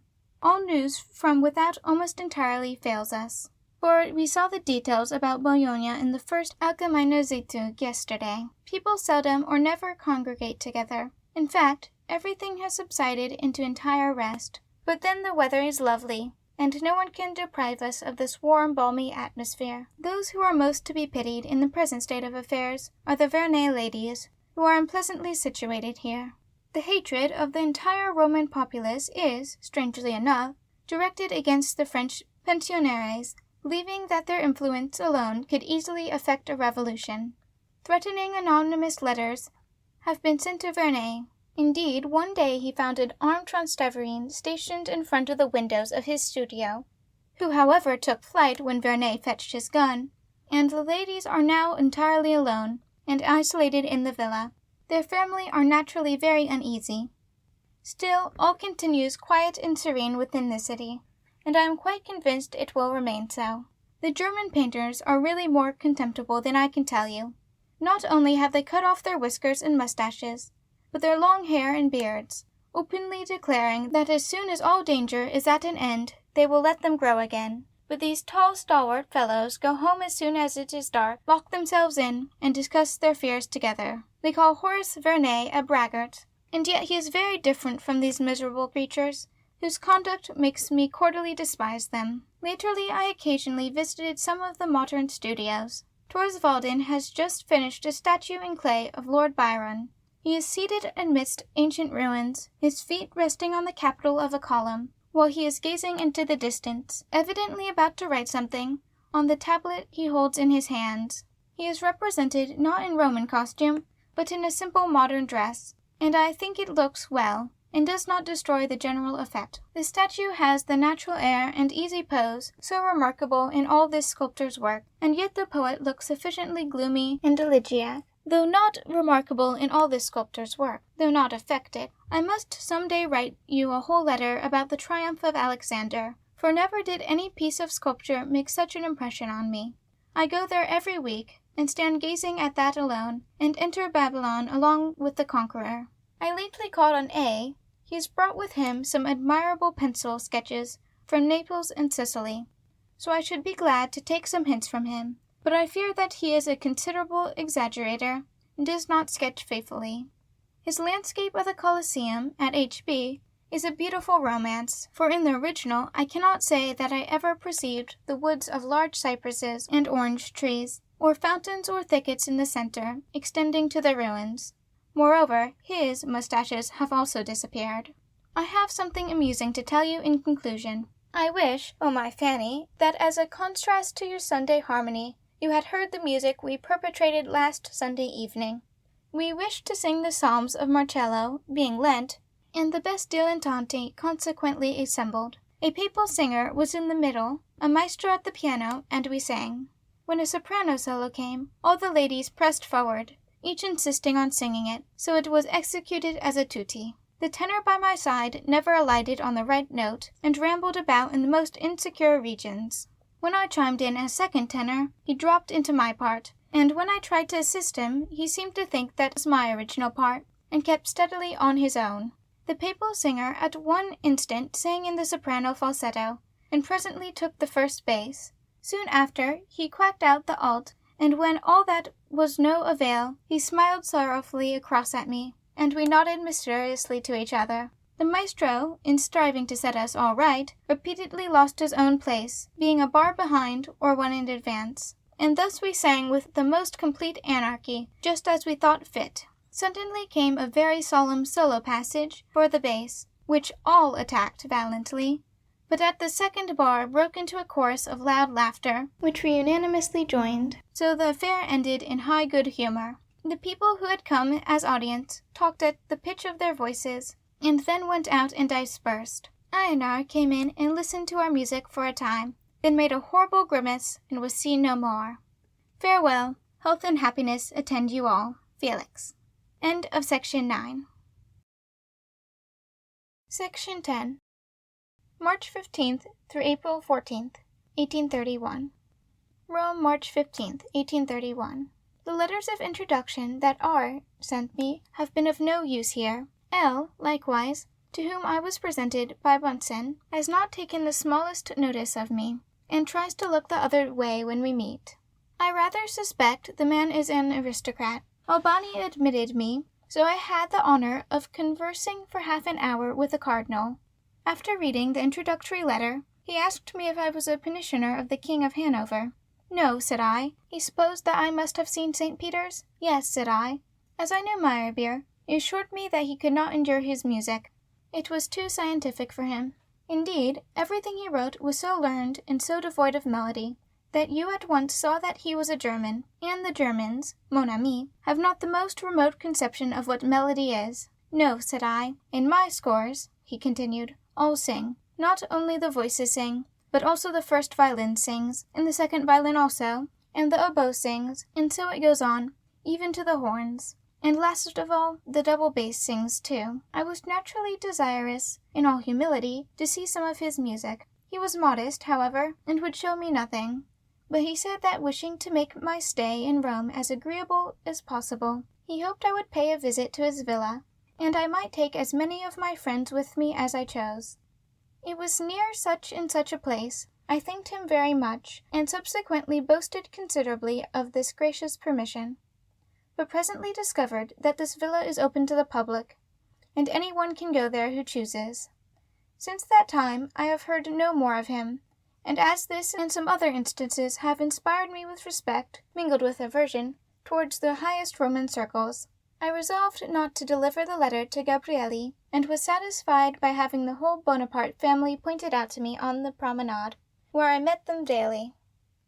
I think Mickiewicz very tiresome. He possesses that kind of indifference which bores both himself and others, though the ladies persist in designating it melancholy and lassitude.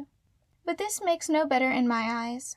If he looks at St. Peter's, he deplores the times of the hierarchy. If the sky is blue and beautiful, he wishes it were dull and gloomy. If it is gloomy, he is freezing. If he sees the Colosseum, he wishes he had lived at that period. I wonder what sort of figure he would have made in the days of Titus. You inquire about Horace Vernet, and this is, indeed, a pleasant theme.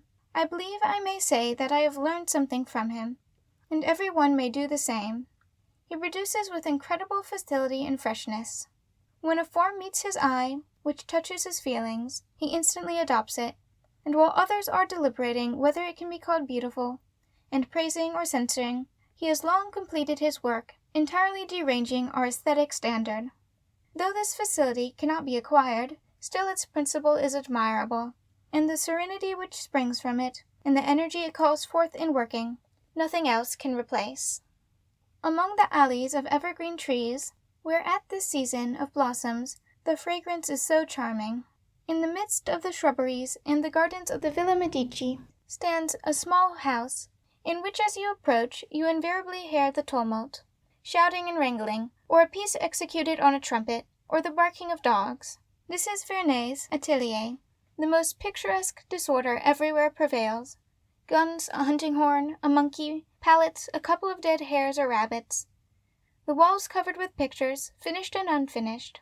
The investiture, Enyard, La Tour Maubourg, some horses, a sketch of Judith, the studies for it, the portrait of the Pope, a couple of Moorish heads, bagpipers, papal soldiers, my unworthy self, Cain and Abel, and last of all, a drawing of the interior of the place itself, all hangs up in his studio.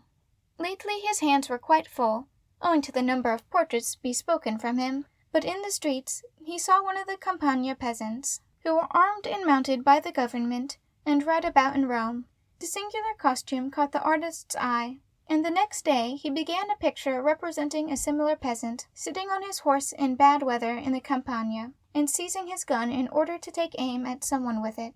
In the distance are visible a small troop of soldiers, in the desolate plain, the minute details of the weapon, where the peasant peeps through the soldier's uniform, the wretched horse and its shabby trappings, the discomfort prevalent throughout, and the Italian phlegm in the bearded fellow, make a charming little picture, and no one can help envying him, who sees the real delight with which his brush traverses the sketched canvas, at one moment putting a little rivulet and a couple of soldiers, and a button on the saddle, then lining the soldier's great coat with green. Numbers of people come to look on. During my first sitting 20 persons, at least, arrived one after another. Countess E. asked him to allow her to be present when he was at work, but when he darted on it as a hungry man does on food, her amazement was great. The whole family are, as I told you, good people, and when old Charles talked about his father, Joseph, you must feel respect for them, and I maintain that they are noble. Goodbye, for it is late, and I must send my letter to the post. Felix. Rome, March 29th, 1831. In the midst of the Holy Week. Tomorrow, for the first time, I am to hear the Miserere, and while you last Sunday performed the Passion, the cardinals and all the priesthood here received twisted psalms and olive branches. The Stabat Mater of Palestrina was sung, and there was a grand procession. My work has got on badly during the last few days. Spring is in all her bloom, a genial blue sky without, such as we at most only dream of, and a journey to Naples in every thought. So even a quiet time to write is not to be found. C., who usually a cool fellow, has written me such a glowing letter from Naples. Most prosaic men become poetical when they speak of it. The finest season of the year in Italy is from the 15th of April to the 15th of May. Who can wonder that I find it impossible to return to my misty Scotch mood? I have, therefore, laid aside the Scotch symphony for the present, but I hope to write out the Walpurgis Night here. I shall manage to do so if I work hard today and tomorrow, and if we have bad weather, for really a fine day is too great a temptation. As soon as an impediment occurs, I hope to find some resource in the open air, so I go out and think of anything and everything but my composition, and do nothing but lounge about, and when the church bells begin to ring, it is Ave Maria already. All I want now is a short overture. If I can accomplish this, the thing is complete, and I can write it out in a couple of days. Then I have done with music, and leaving all music paper here, I shall go off to Naples, where, please God, I mean to do nothing.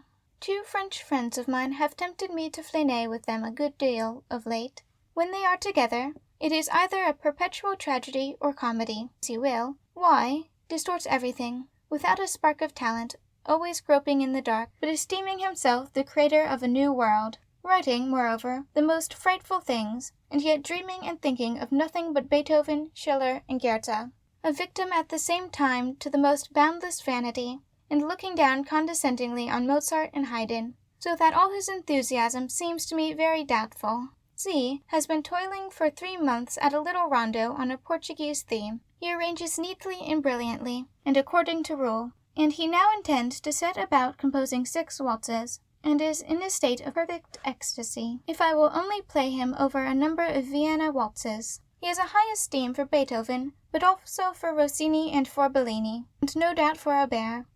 In short, for everybody. Then my turn comes to be praised, who would only be too glad to murder Y, till he chances to eulogize Gluck, when I can quite agree with him. I like, nevertheless, to walk about with these 2, for they are the only musicians here, and both very pleasant, amiable persons. All this forms an amusing contrast.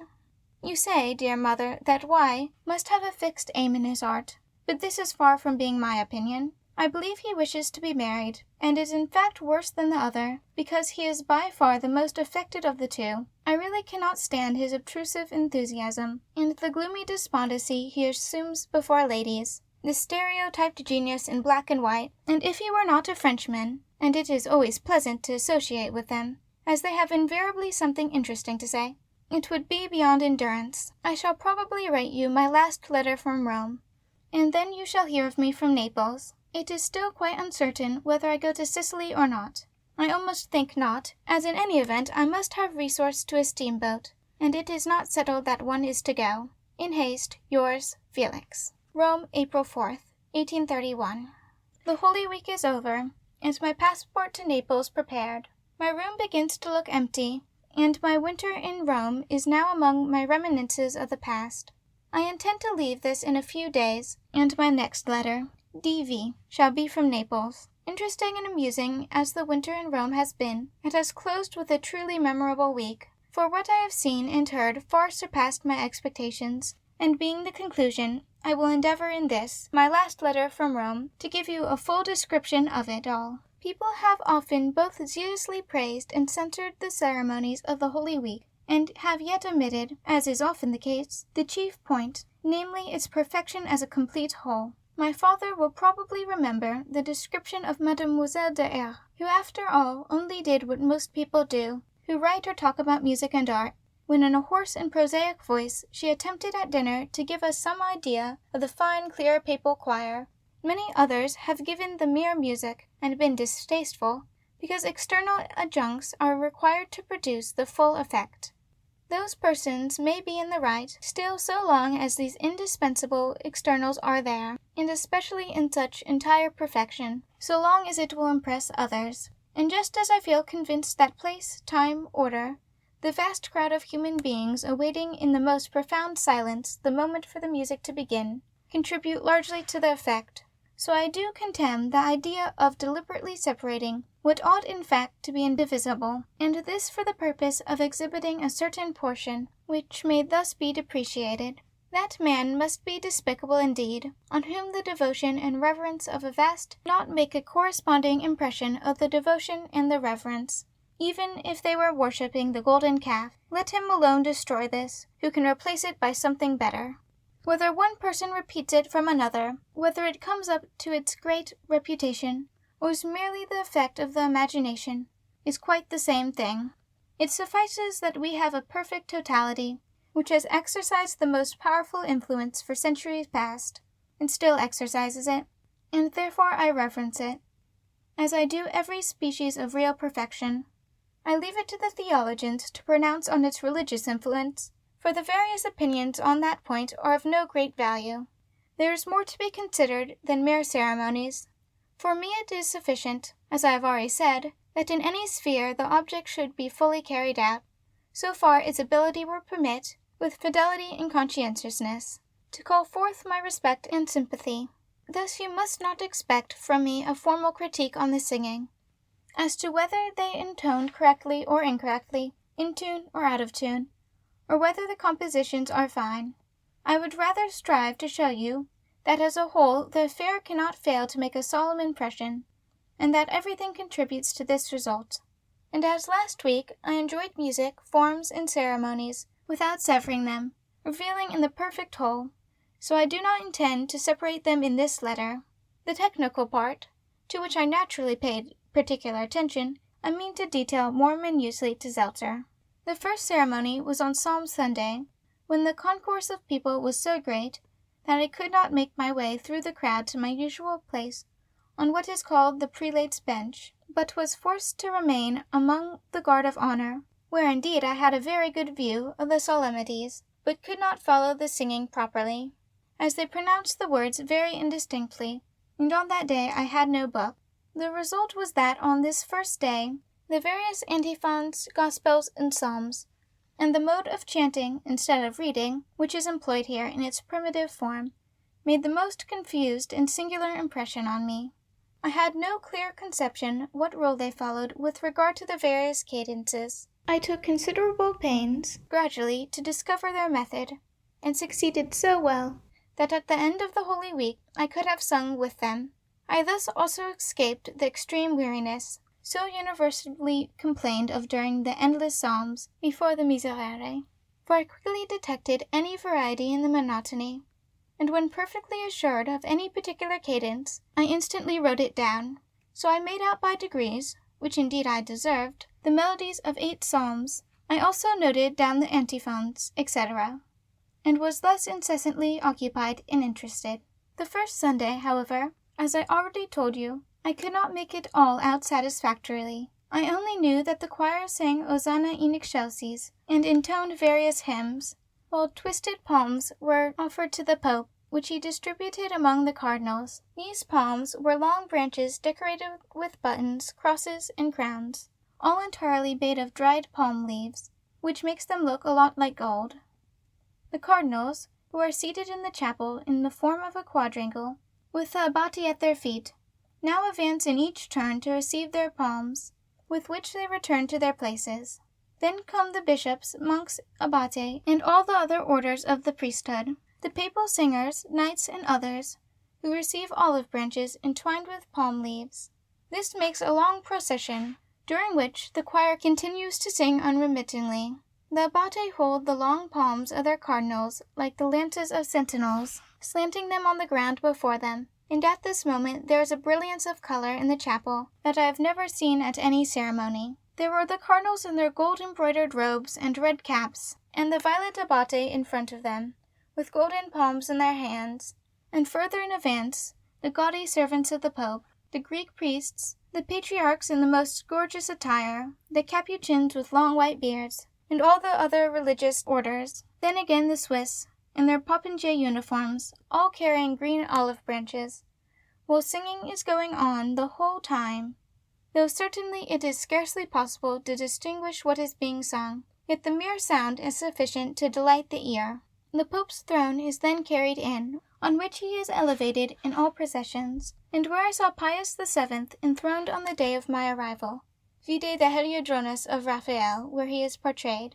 The cardinals, 2 and 2, with their palms, head the procession, and the folding doors of the chapel being thrown open, it slowly defiles through them. The singing, which has hitherto incessantly prevailed, like an element, becomes fainter and fainter, for the singers also walk in the procession, and at length are only indistinctly heard, the sound dying away in the distance.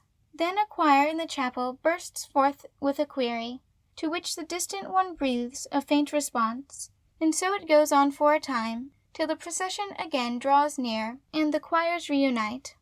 Let them sing how or what they please, this cannot fail to produce a fine effect, and though it is quite true that nothing can be more monotonous, and even devoid of form, than the hymns O unisono, being without any proper connection, and sung fortissimo throughout, still I appeal to the impression that as a whole it must make on every one.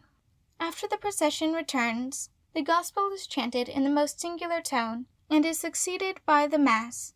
I must not omit here to make mention of my favorite moment, I mean the Credo. The priest takes his place for the first time in the center, before the altar, and after a short pause, intones in his hoarse old voice the Credo of Sebastian Bach.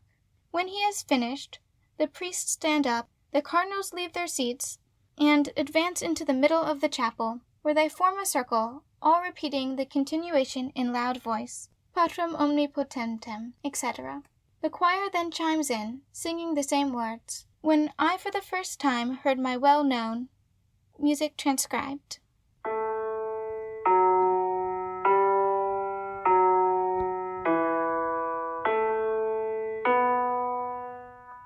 And all the grave monks round me began to recite in loud, eager tones. I felt quite excited, for this is the moment I still like best of all. After the ceremony, Santini made me a present of his olive branch, which I carried in my hand the whole day when I was walking about, for the weather was beautiful. The Stabat Mater, which succeeds the Credo, made much less effect. They sang it incorrectly and out of tune, and likewise curtailed it considerably.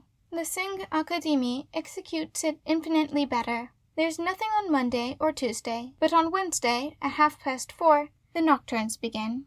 The psalms are sung in alternate verses by 2 choirs, though invariably by one class of voices, basses or tenors. For an hour and a half, therefore, nothing but the most monotonous music is heard. The psalms are only once interrupted by the lamentations, and this is the first moment when, after a long time, a complete chord is given. This chord is softeningly intoned, and the whole piece is sung pianissimo, while the psalms are shouted out as much as possible, and always upon one note, and the words uttered with the utmost rapidity, a cadence occurring at the end of each verse, which defines the different characteristic of the various melodies. It is not, therefore, surprising that the mere sound in G major of the first lamentation should produce so touching an effect. Once more the single tone recommences. A wax light is extinguished at the end of each psalm, so that in the course of an hour and a half the 15 lights round the altar are all out.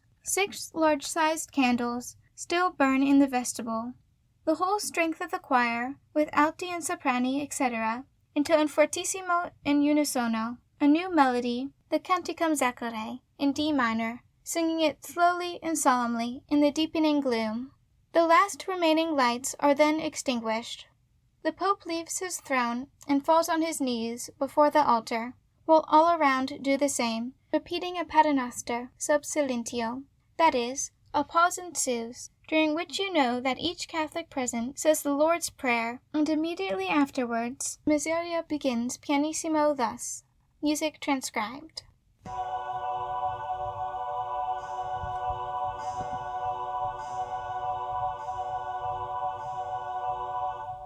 To me, this is the most sublime moment of the whole. You can easily picture to yourself what follows, but not this commencement. The continuation, which is the Miseria of Algerie, is a simple sequence of chords, grounded either on tradition or what appears to me much more probable, merely embellishments, introduced by some clever maestro for the fine voices at his disposal, and especially for the very high sopranos. These embellimenti always recur on the same chord, and as they are cleverly constructed and beautifully adapted for the voice, it is invariably pleasing to hear them repeated. I cannot discover anything unearthly or mysterious in the music. Indeed, I am perfectly contented that its beauty should be earthly and incomprehensible. I refer you, dearest Fanny, to my letter to Zelter. On the first day they sang Baglini's Miseria.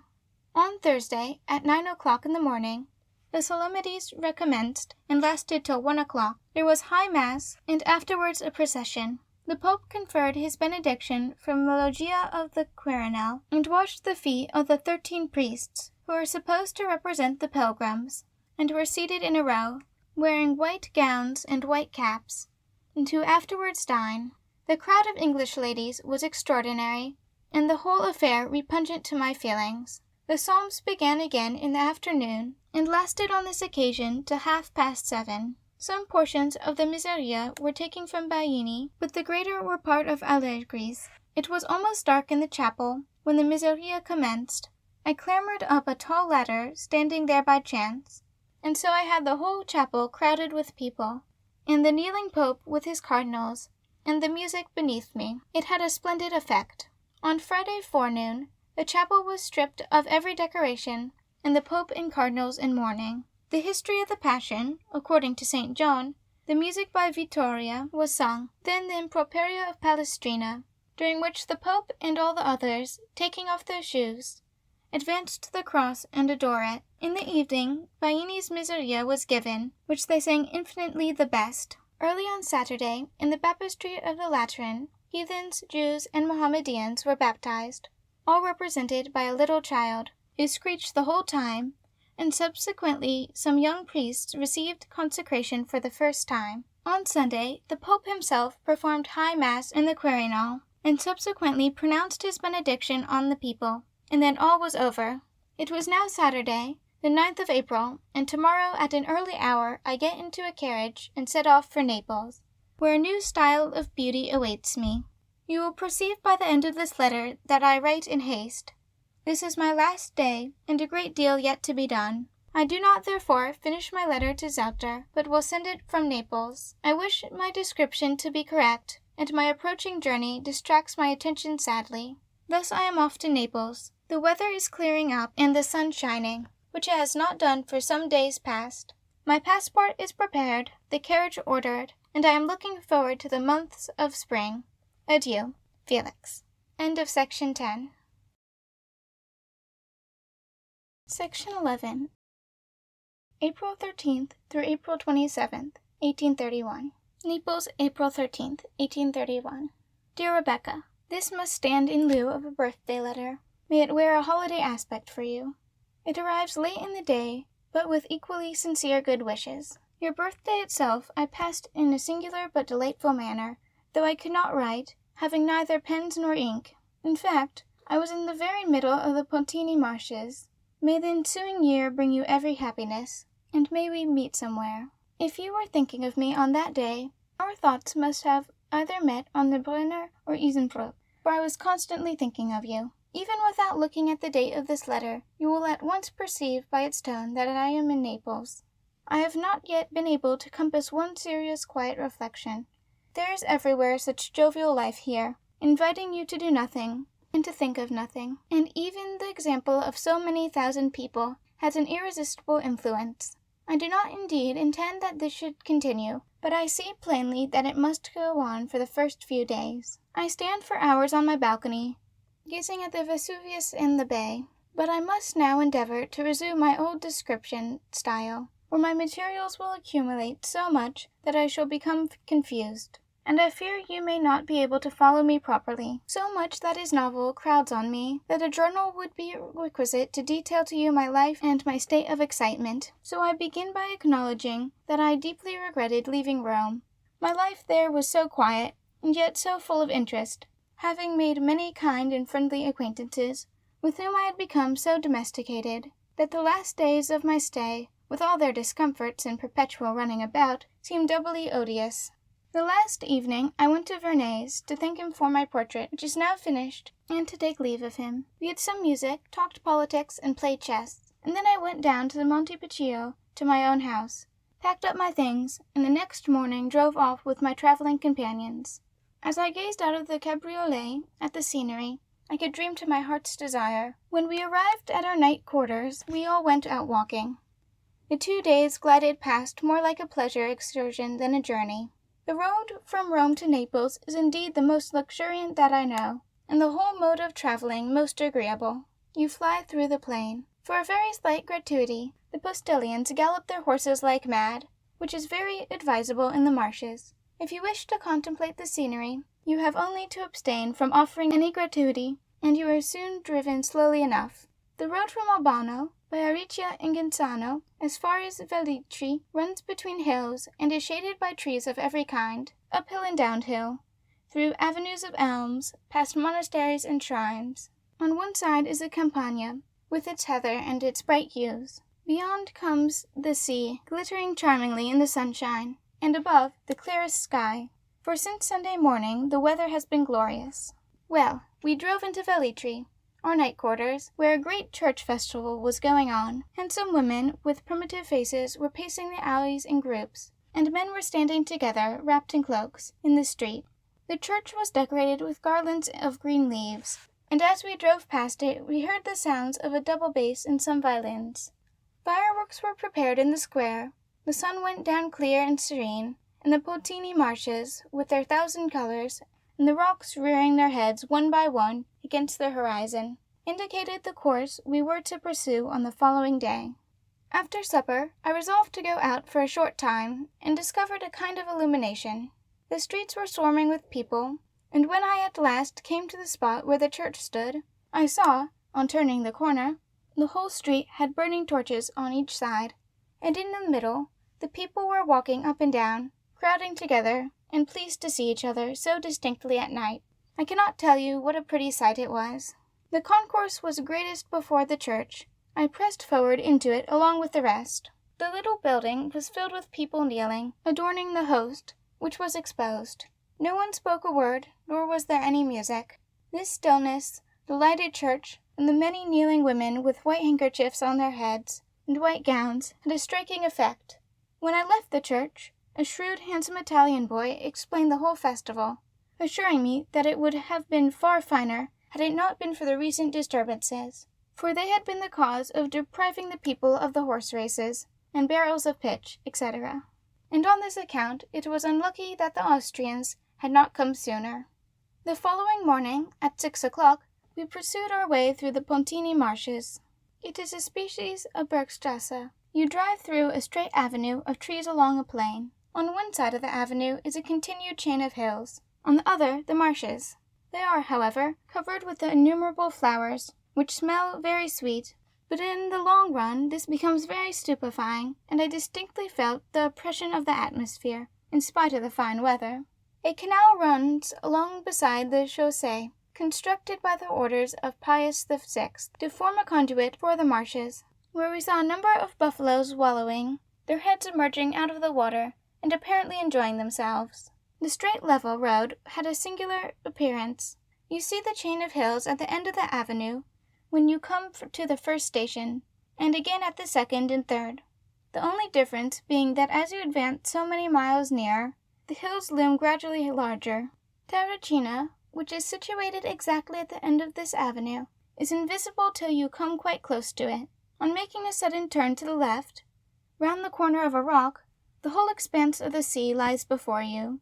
Citron gardens and palms and a variety of plants of southern growth clothe the declivity in front of the town, the towers appearing above the thickets, and the harbor projecting into the sea. To me, the finest object in the nature is, and always will be, the ocean. I love it almost more than the sky. Nothing in Naples made a more enchanting impression on my mind than the sea, and I always feel happy when I see before me the spacious surface of waters. The south, properly speaking, begins at Terracina. This is another land, and every plant and every bush reminds you of it. Above all, the two mighty ridges of hills delighted me, between which the road runs. They were totally devoid of bushes or trees, but clothed entirely with masses of golden wallflowers, so that they had a bright yellow hue, and the fragrance was almost too strong. There is a great want of grass and large trees. The old robbers' nests of Fondi and Itri looked very piratical and gloomy. The houses are built against the walls of the rocks, and there are likewise some large towers of the date of the Middle Ages. Many sentinels and posts were stationed on the tops of the hills. But we made our journey without any adventure. We remained all night in the Monte Gaeta. There we saw the renowned balcony whence you look over orange and citron groves to the blue sea, and with the Vesuvius and the islands in the far distance. This was on the 11th of April. As I have been celebrating your birthday all day long in my own thoughts, I could not in the evening resist informing my companions that it was your birthday. So your health was drunk again and again. An old Englishman, who was of the party, wished me a happy return to my sister. I emptied the glass to your health and thought of you. Remain unchanged till we meet again. With such thoughts in my head, I went in the evening to the citron garden, close to the seashore, and listened to the waves rolling in from afar, and breaking on the shore, and sometimes gently rippling and splashing. It was indeed a heavenly night. Among 1,000 other thoughts, Propice's poem recurred to my memory, which it is almost impossible to set to music, for which reason, I suppose, Fanny has composed a charming melody on it. But I do not jest when I say that I sang the song over repeatedly to myself, for I was standing on the very spot he describes. The sea had subsided, and was now calm, and at rest. This was the first song. The second followed the next day, for the sea was like a meadow, or pure ether as you gazed at it, and pretty women nodded their heads, and so did olives and cypresses, but they were all equally brown, so I remained in a poetic mood. What is it that shines through the leaves and glitters like gold? Only cartridges and sabres. For the king had been reviewing some troops in St. Agata, and the soldiers defiled on both sides of the path. Who had the more merit in my eyes, because they resembled the Prussians, and for a long time past I have seen only papal soldiers. Some carried dark lanterns on their muskets, as they had been marching all night. The whole effect was bold and gay, and now we came to a short rocky pass, from which you descend into the valley of the Campagna, the most enchanting spot I have ever seen. It is like a boundless garden, covered entirely with plants and vegetation as far as the eye can reach. On one side are the blue outlines of the sea, on the other an undulating ridge of hills above which snowy peaks project, and at a great distance Vesuvius and the islands, bathed in blue vapors, start up on the level surface. Large avenues of trees intersect the vast space, and a verdant growth forces its way from under every stone. Everywhere you see grotesque aloes and cactuses, and the fragrance and vegetation are quite unparalleled. The pleasure we enjoy in England through men, we here enjoy through nature, and there is no corner there, however small, of which someone has not taken possession in order to cultivate and adorn it. So here there is no spot which nature has not appropriated, bringing forth on its flowers and herbs, and all that is beautiful. The Campagna Valley is fruitfulness itself, the whole of the vast immeasurable surface, bounded in the far distance by blue hills and a blue sea. Nothing but green meets the eye. At last you come to Capua. I cannot blame Hannibal for remaining too long there. From Capua to Naples the road runs uninterruptedly between trees, with hanging vines, till at the end of the avenue, Vesuvius and the sea, with Capri, and a mass of houses, lie before you. I am living here in St. Lucia as if in heaven, for in the first place I see before me the Vesuvius, and the hills as far as Castellamare, and in the bay.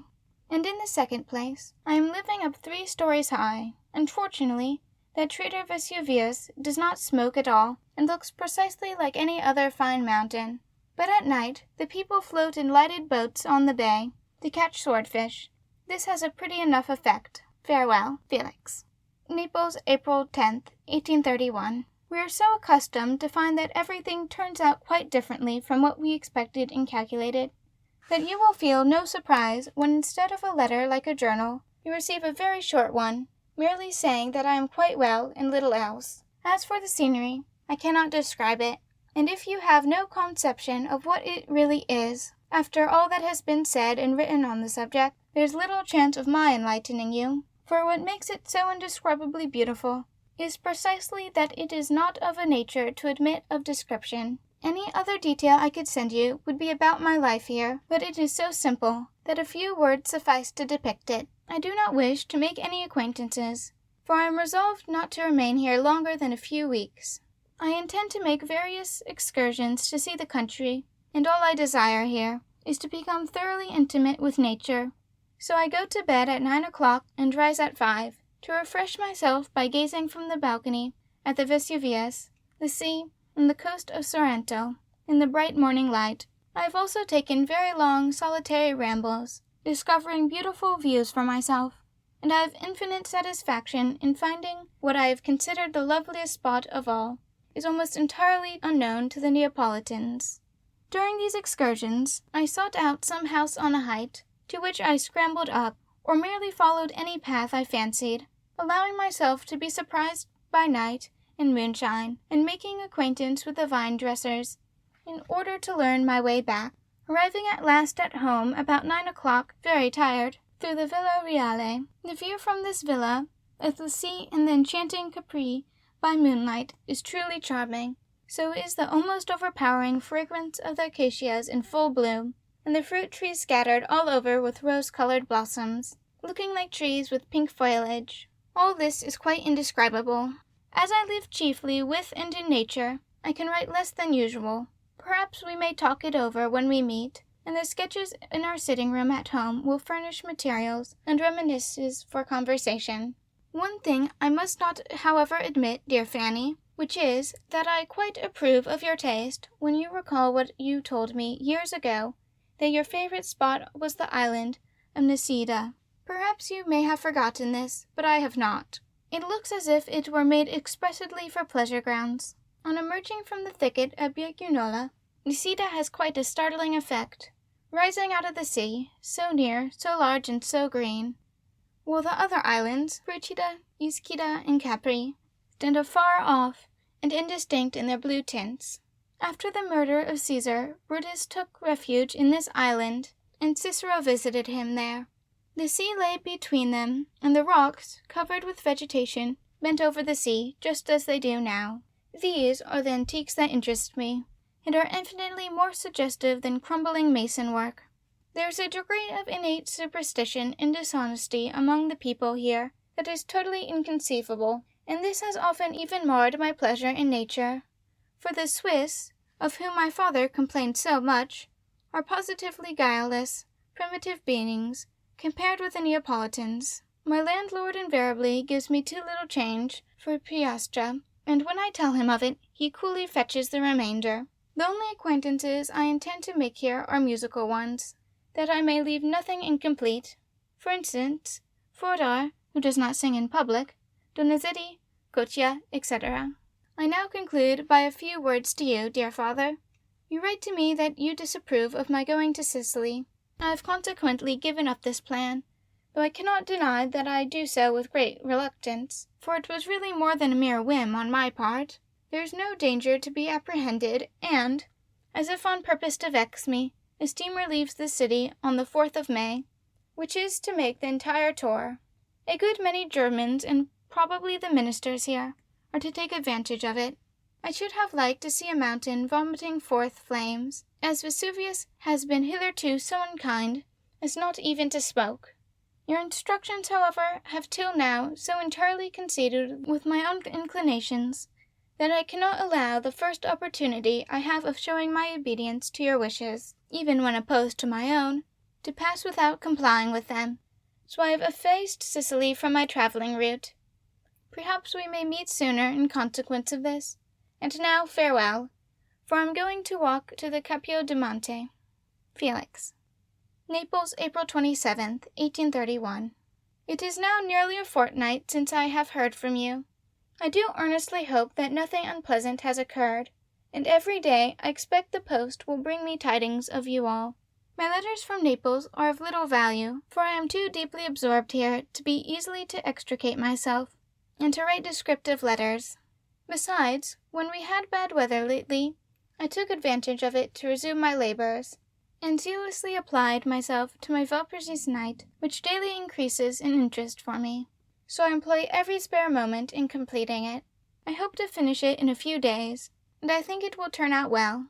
If I continue in my present mood, I shall finish my Italian symphony, also in Italy, in which case I shall have a famous store to bring home with me the fruits of this winter. Moreover, every day I have something new to see. I generally make my excursions with the Shadovs. Yesterday we went to Pompeii. It looks as if it had been burnt down, or like a recently deserted city. As both of these always seemed to me deeply affecting, the impression made on me was the most melancholy that I have yet experienced in Italy. It is as if the inhabitants had just gone out, and yet almost every object tells of another religion and another life.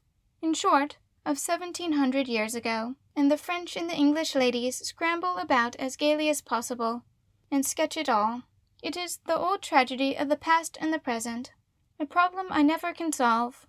Lively Naples is indeed a pleasant contrast, but it is painful to see the crowd of wretched beggars, who waylay you in every street and path, swarming round the carriage the instant it stops. The old white-haired men particularly distress me, and such a mass of misery exceeds all belief. If you are walking on the seashore and gazing at the islands, and then chance to look around at the land, you find yourself the center of a group of cripples, who make a trade of their infirmities, or you discover, which lately happened to me, that you are surrounded by 30 or 40 children, all whining out their favorite phrase, "Muoio di fame," and rattling their jaws to show that they had nothing to eat. All this forms a most repulsive contrast, and yet to me it is still more repugnant that you must entirely renounce the great pleasure of seeing happy faces, for even when you have given the richest gratuities to guards, waiters, or workpeople, in short, to whom you will, the invariable rejoinder is niente di più, in which case you may be very sure that you have given too much. If it is the proper sum, they give it back with the greatest apparent indignation, and then return and beg to have it again. There are trifles, certainly, but they show the lamentable condition of the people. I have even gone so far as to feel provoked with the perpetual smiling aspect of nature, when in the most retired spots troops of beggars everywhere assailed me, some even persisting in following me a long way. It is only when I am quietly seated in my own room, gazing down on the bay and on the Vesuvius, that being totally alone with them I feel really cheerful and happy. Today we are to ascend the hill to visit the Calamdoli monastery, and tomorrow, if the weather permits, we proceed to Procida and Ischida. I go this evening to Madame Fodor's with Donizetti, Benedict, etc. She is very kind and amiable towards me, and her singing has given me great pleasure, for she has wonderful facility, and executes her fioritori with so much taste, that it is easy to see how many things Sontag acquired from her, especially the mezzo voce, which Fodor, whose voice is no longer full and fresh, most prudently and judiciously introduces into many passages. As she is not singing at the theatre, I am most fortunate in having made her acquaintance personally. The theatre is now closed for some weeks, because the blood of St. Januarius is shortly to liquefy. What I heard at the opera previously did not repay the trouble of going. The orchestra, like that in Rome, is worse than in any part of Germany, and not even one tolerable female singer. The Tamburini alone, with his vigorous bass voice, imparted some life to the whole. Those who wish to hear Italian operas must nowadays go to Paris or London. Heaven grant that this may not eventually be the case with German music too. I must, however, return to my witches, so you must forgive my not writing any more today. This whole letter seems to hover in uncertainty, or rather I do so in my Vaupri's night, whether I am to introduce the big drums or not. Zinkenglabin und Wilds Klapperstücke seem to force me to the big drum, but moderation dissuades me. I certainly am the only person who ever composed for a scene on the Brocken without employing a piccolo flute, but I cannot help regretting the big drum, and before I can receive Fanny's advice, the Vaupri's night will be finished and packed up. I shall then set off again on my travels, and heaven knows what I may have in my head by that time. I feel convinced that Fanny would say yes. Still, I feel very doubtful, and at all events a vast noise is indispensable. Oh, Rebecca, can you not procure the words of some songs and send them to me? I feel quite in the humor for them, and you must require something new to sing. If you can furnish me with some pretty verses, old or new, gay or grave, I will compose something in a style to suit your voice. I am at your service for any compact of this kind. Pray do send me wherewithal to work at during my journey in the inns.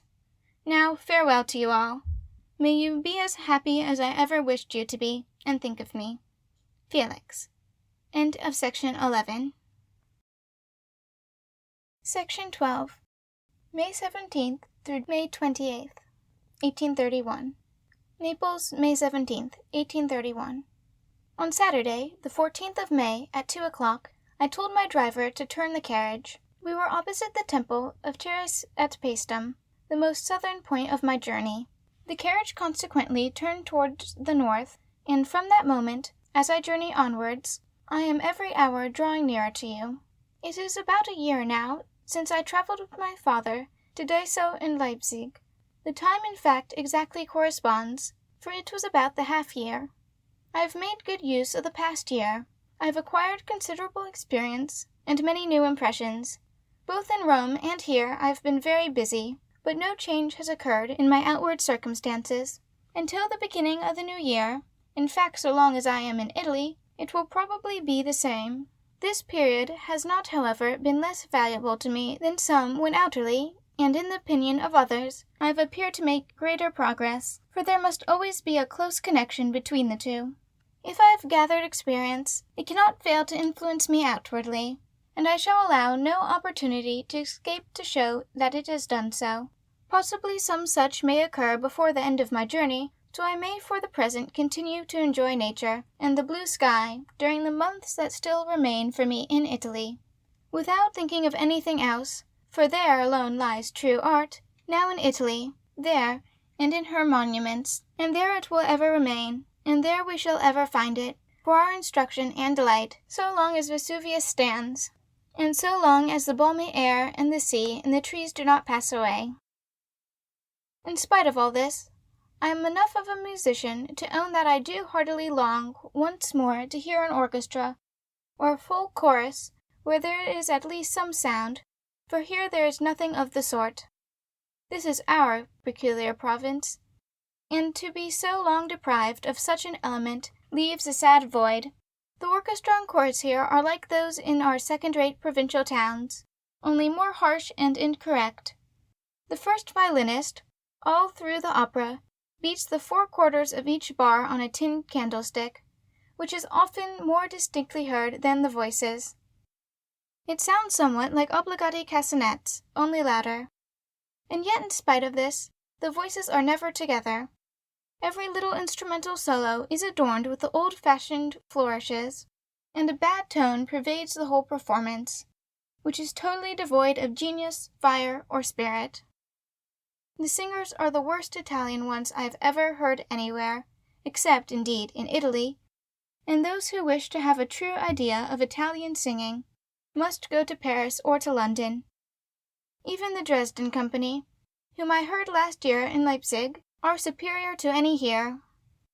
This is but natural, for in the boundless misery that prevails in Naples, where can the basis of a theatre be found, which of course requires considerable capital?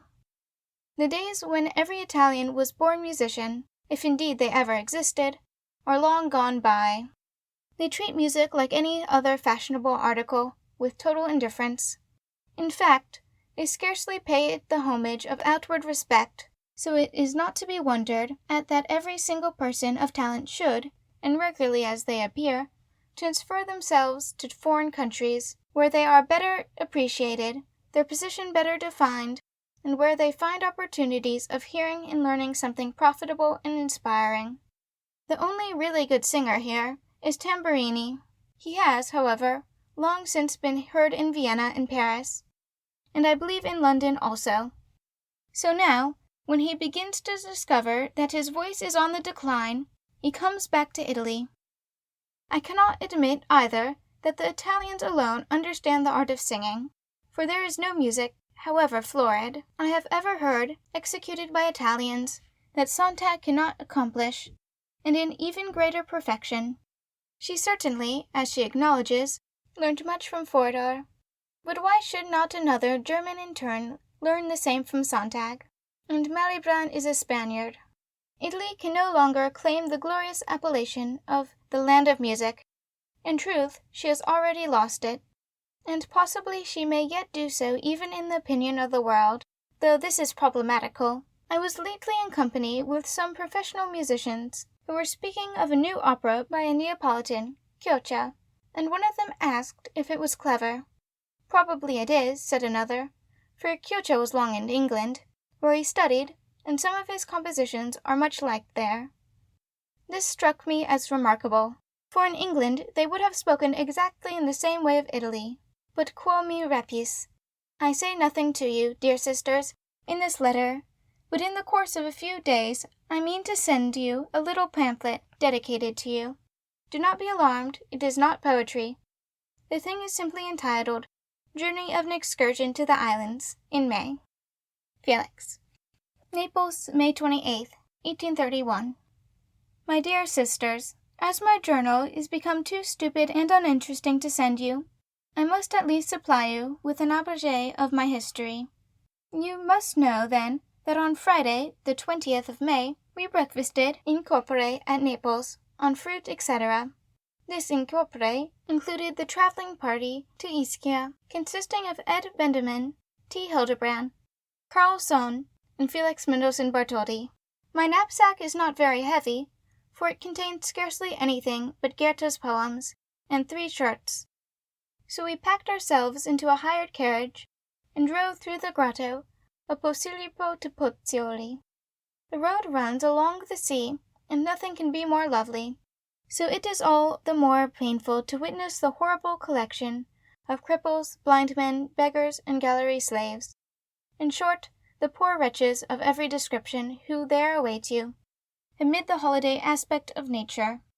I seated myself quietly on the mole and sketched, while the others plodded and toiled through the Temple of Serapis, the theatres, the hot springs, and extinct volcanoes, which I had already seen to the satiety of 3 different occasions.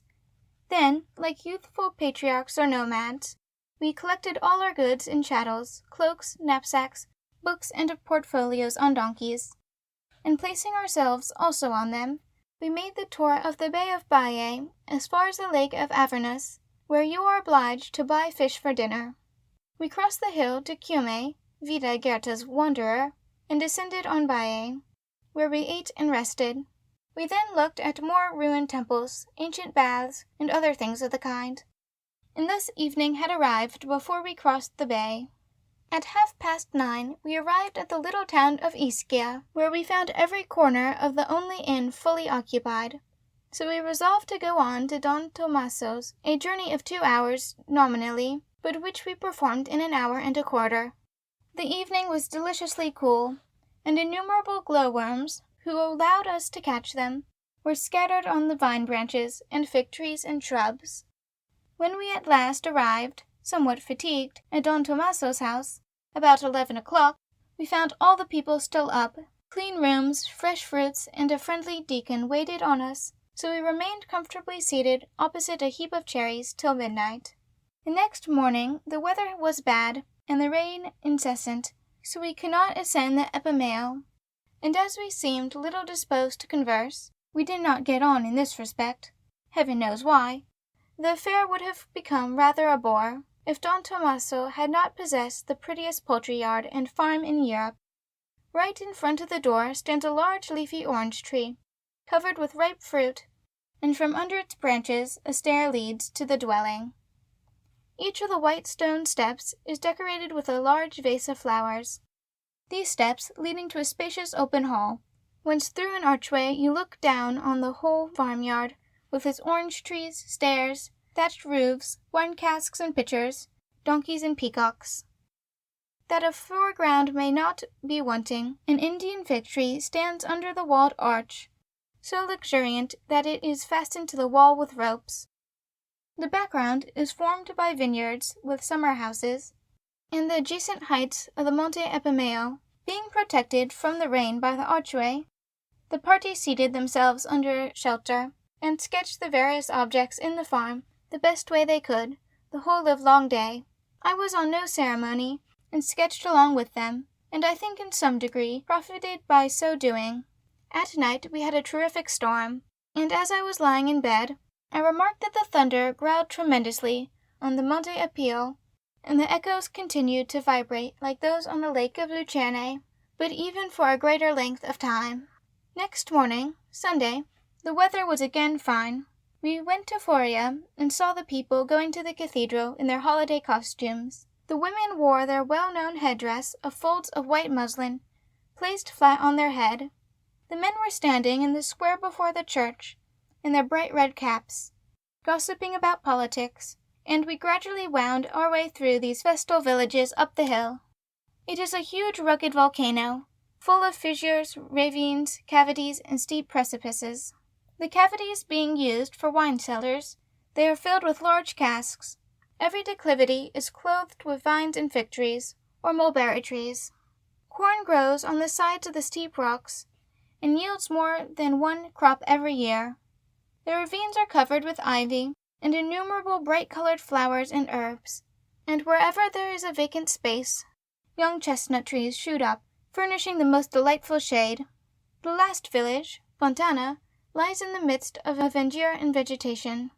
As we climbed higher, the sky became overcast and gloomy, and by the time we reached the most elevated peaks of the rocks, a thick fog had come in. The vapors flitted about, and although the rugged outlines of the rocks, and the telegraph, and the cross, stood forth strangely in the clouds, we still could not see even the smallest portion of the view. Soon afterwards rain commenced, and as it was impossible to remain and wait as you do on the Rigi, we were obliged to take leave of the Epimeo without having made his acquaintance. We ran down in the rain, one rushing after the other, and I do believe that we were scarcely an hour in returning. Next day we went to the Capri. This place has something Eastern in its aspect, with the glowing heat reflected from its rocky white walls, its palm trees, and the rounded domes of the churches that look like mosques. The Scirocco was burning, and rendered me quite unfit to enjoy anything, for really climbing up 537 steps on a Capri in this frightful heat, and then coming down again, is toil only fit for a horse. True, the sea is wondrously lovely, looking down on it from the summit of the bleak rock and through the singular fissures of the jagged peaks so strangely formed. But above all, I must tell you of the Blue Grotto, for it is not known to everyone, and you can only enter it either in very calm weather or by swimming. The rocks there project precipitously into the sea, and are probably as deep under the water as above it. A huge cavity has been hollowed out by nature, but in such a manner that round the whole circumference of the grotto the rocks rest on the sea in all their breadth, or rather are sunk precipitously into it, and ascend thence to the vault of the cavern. The sea fills the whole space of the grotto, the entrance to which lies under the water, only a very small portion of the opening projecting above the water, and through this narrow space you can only pass in a small boat, in which you must lie flat.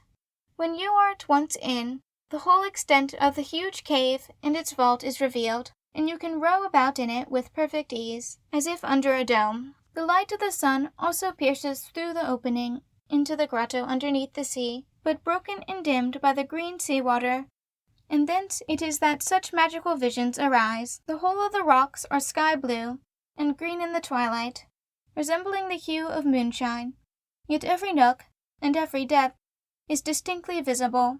The water is thoroughly lighted up and brilliantly illuminated by the light of the sun, so that the dark skiff glides over a bright shining surface.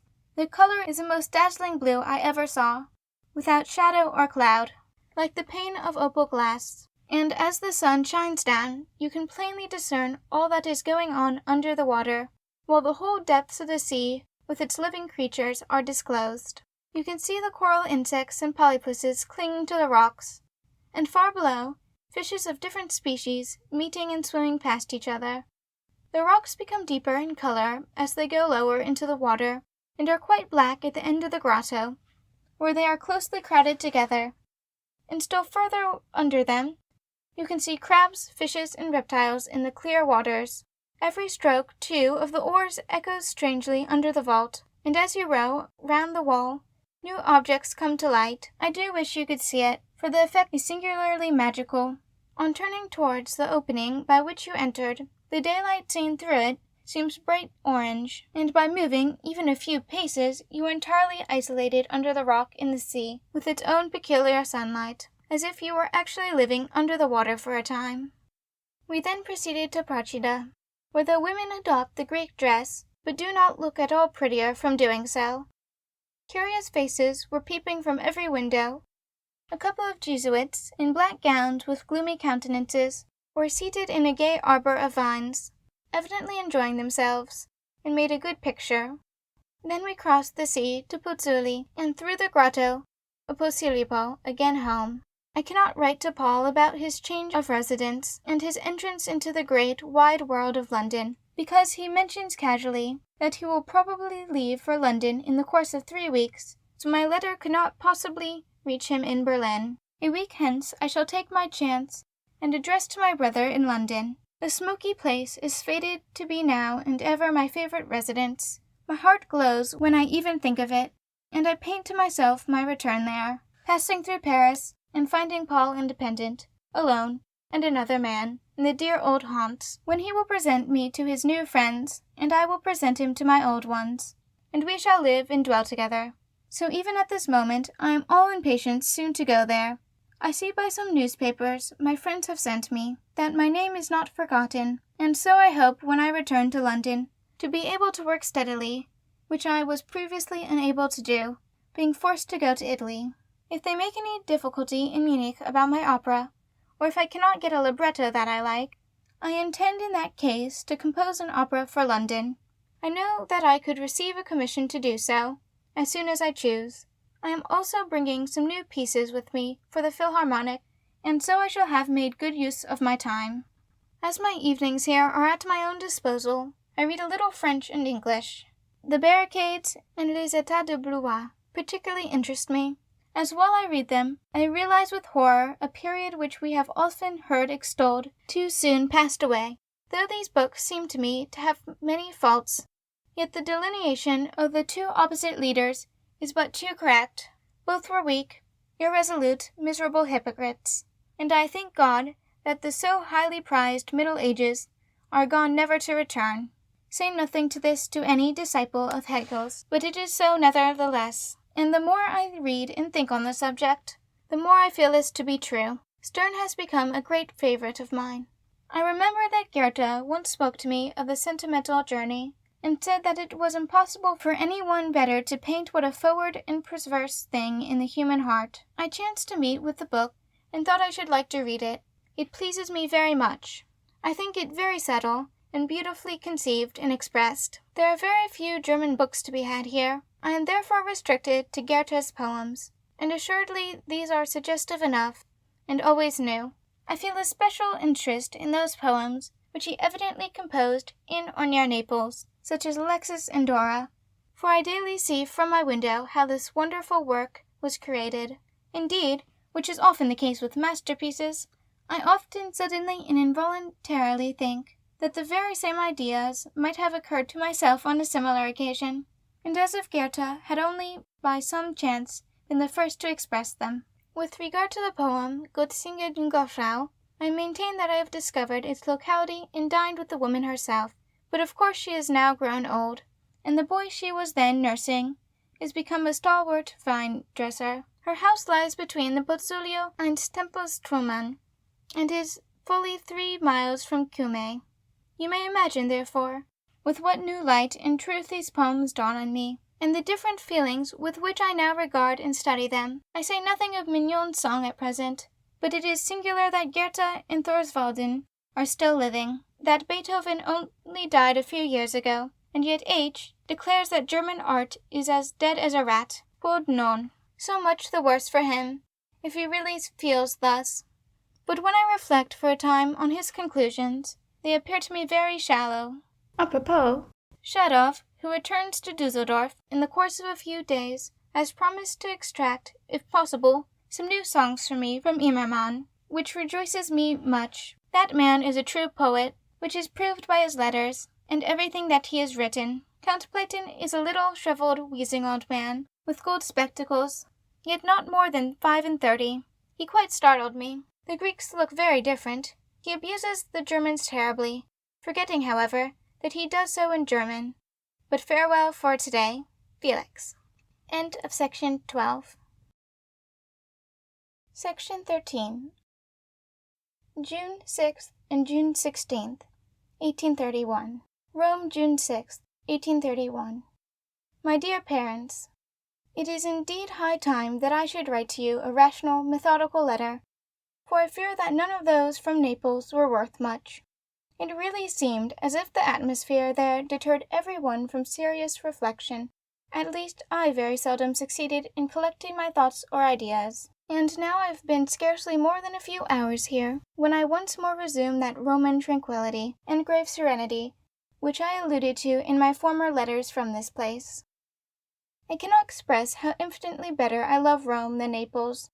The people allege that Rome is monotonous, one uniform hue, melancholy, and solitary.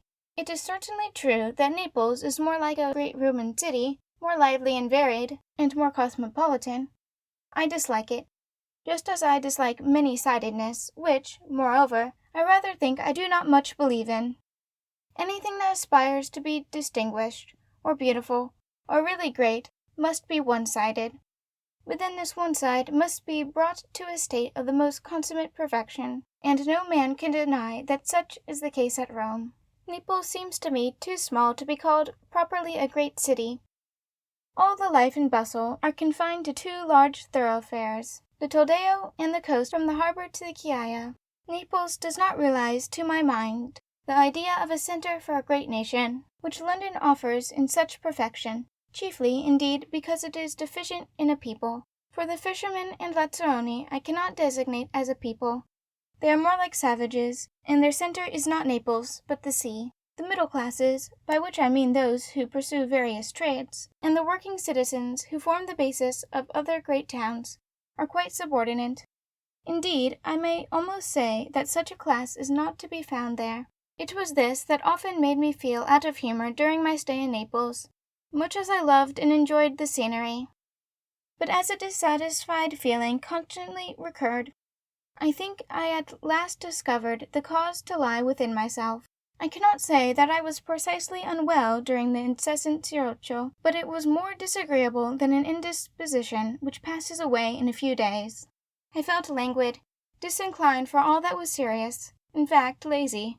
I lounged about the streets all day with a morose face, and would have preferred lying on the ground, without the trouble of thinking, or wishing, or doing anything.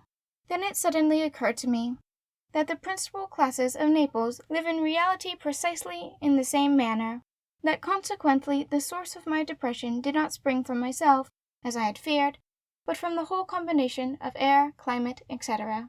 The atmosphere is suitable for grandees who rise late, and never required to go out on foot, never think, for this is heating, sleep away a couple of hours on a sofa in the afternoon, then eat ice, and drive on to the theatre at night, where again they do not find anything to think about, but simply make and receive visits. On the other hand, the climate is equally suitable for a fellow in a shirt, with naked legs and arms, who also has no occasion to move about, begging for a few grani, when he has literally nothing left to live on, taking his afternoon siesta stretched on the ground, or on the quay, or on the stone pavement. The pedestrians step over him, or shove him aside if he lies right in the middle. He fetches his frutti di mare himself out of the sea, and sleeps wherever he may chance to find himself at night. In short, he employs every moment in doing exactly what he likes best, just as an animal does. These are the two principal classes of Naples. By far the largest portion of the population, from the Toledo there, consists of the gaily dressed ladies and gentlemen, or husbands and wives driving together in handsome equipages, or those olive sans-culottes, who sometimes carry about fish for sale, brawling in the most stentorian way, or bearing burdens when they have no longer any money left. I believe there are few indeed who have any settled occupation, or follow up any pursuit with zeal and perseverance, or who like work for the sake of working. Goethe says that the misfortune of the North is that people there always wish to be doing something, and striving after some end. And he goes on to say that an Italian was right, who advised him not to think so much, for it would only give him a headache. I suppose, however, that he was merely jesting. At all events, he did not act in this manner himself, but, on the contrary, like a genuine Northman. If, however, he means that the difference of the character is produced by nature, and subservient to her influence, then there is no doubt that he is quite in the right. I can perfectly conceive that it must be so, and why wolves howl. Still, it is not necessary to howl along with them. The proverb should be exactly reversed. Those who, owing to their position, are obliged to work, and must consequently both think and bestir themselves, treat the matter like a necessary evil, which brings them in money, and when they actually have it, they too live like the great or naked gentleman. Thus there is no shop where you are not cheated. Natives of Naples, who have been customers for many years, are obliged to bargain, and to be as much on their guard as foreigners. And one of my acquaintances, who had dealt at the same shop for 15 years, told me that during the whole of that period there had been invariably the same battle about a few scudi, and that nothing could prevent it. Thus it is there that there is so little industry or competition, and that Donizetti finishes an opera in 10 days. To be sure, it is sometimes hissed, but that does not matter, for it is paid for all the same, and he can then go about amusing himself. If at last, however, his reputation becomes endangered, he will in that case be forced really to work, which he would find by no means agreeable. This is why he sometimes writes an opera in 3 weeks, bestowing considerable pains on a couple of airs in it, so that they may please the public, and then he can afford once more to divert himself, and once more to write trash. Their painters, in the same way, paint the most incredibly bad pictures, far inferior even to their music. Their architects also erect buildings in the worst taste, among others, an imitation, on small scale, of St. Peter's in the Chinese style. But what does it matter? The pictures are bright in color, and the music makes plenty of noise.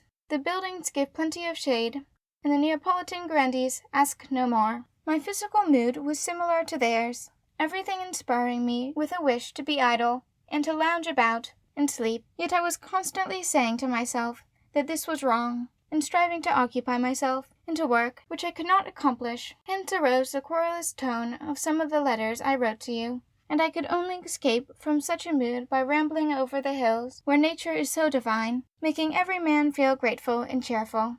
I did not neglect the musicians, and we had a great deal of music, but I cared little in reality for their flattering encomiums. Fodor is hitherto the only genius artist, male or female, that I have seen in Italy. Elsewhere I should probably have found a great many faults with her singing, but I overlooked them all, because when she sings it is real music, and after such a long privation that it was most acceptable. Now, however, I am once more in old Rome, where life is very different. There are processions daily, for last week was the Corpus Domini, and just as I left the city during the celebration of the week following the Holy Week, I now return after the Corpus Christi to find them engaged in the same way. It made a singular impression on me to see that the streets had in the interim assumed such an aspect of summer. On all sides, booths with lemons and iced water, the people in light dresses, the windows open, and the jalousie closed. You sit at the doors of coffee-houses, and eat gelato in quantities. The Corso swarms with equipages, for people no longer walk much, and though in reality I miss no dear friends or relatives, yet I feel quite moved when I once more saw the Piazza di Spagna, and the familiar names written up on the corners of the streets. I shall stay here for about a week, and then proceed northwards. The Infiorata is on Thursday, but it is not quite certain that it will take place, because they have some apprehensions of a revolution. But I hope I shall witness this ceremony. I mean to take advantage of this opportunity to see the hills once more, and then to set off for the north. Wish me a good journey, for I am on the eve of departure. It is a year this very day since I arrived in Munich to hear of Fidelio, and wrote to you. We have not met since then, but, please God, we shall see each other again before another year. Felix. Rome, June 16th, 1831. Dear Professor, it was my intention some time ago to have written you a description of the music during the Holy Week, but my journey to Naples intervened, and during my stay there, I was so constantly occupied in wandering among the mountains and in gazing at the sea that I had not a moment's leisure to write. Hence arose the delay, for which I now beg to apologize. Since then I have not heard a single note worth remembering. In Naples the music is most inferior. During the last 2 months, therefore, I have no musical reminiscences to send you, save those of the Holy Week, which however made so indelible an impression on my mind that they will be always fresh in my memory. I already described to my parents the effect of the whole ceremonies, and they probably sent you the letter. It was fortunate that I resolved to listen to the various offices with earnest and close attention, and still more so, that for the very first moment I felt sensations of reverence and piety. I consider such a mood indispensable for the reception of new ideas, and no portion of the general effect escaped me, although I took care to watch each separate detail. The ceremonies commenced on Wednesday at 4:30 with the antiphon Zelus Domus Tue. A little book containing the offices for the Holy Week explains the sense of the various solemnities. Each nocturne contains 3 psalms, signifying that Christ died for all, and also symbolical of the 3 laws, the natural, the written, and the evangelical. The Domina Labia Mea and the Duis in Adjudorium were not sung on this occasion, when the death of our Saviour and Master is deplored, as slain by the hands of wicked, godless men. The 15 lights represent the 12 apostles and the 3 Marys. In this manner, the book contains much curious information on the subject, so I mean to bring it with me for you. The psalms are chanted fortissimo by all the male voices of 2 choirs. Each verse is divided into 2 parts, like a question and answer, or rather classified into A and B. The first chorus sings A, and the second replies with B. All the words, with the exception of the last, are sung with extreme rapidity on 1 note, but on the last they make a short melisma, which is different from the first and second verse. The whole psalm, with all its verses, is sung on this melody, or tono as they call it, and I wrote down several of these toni, which were employed during the 3 days. You cannot conceive how tiresome and monotonous the effect is, and how harshly and mechanically they chant through the psalms. The first tonus they sang was music transcribed.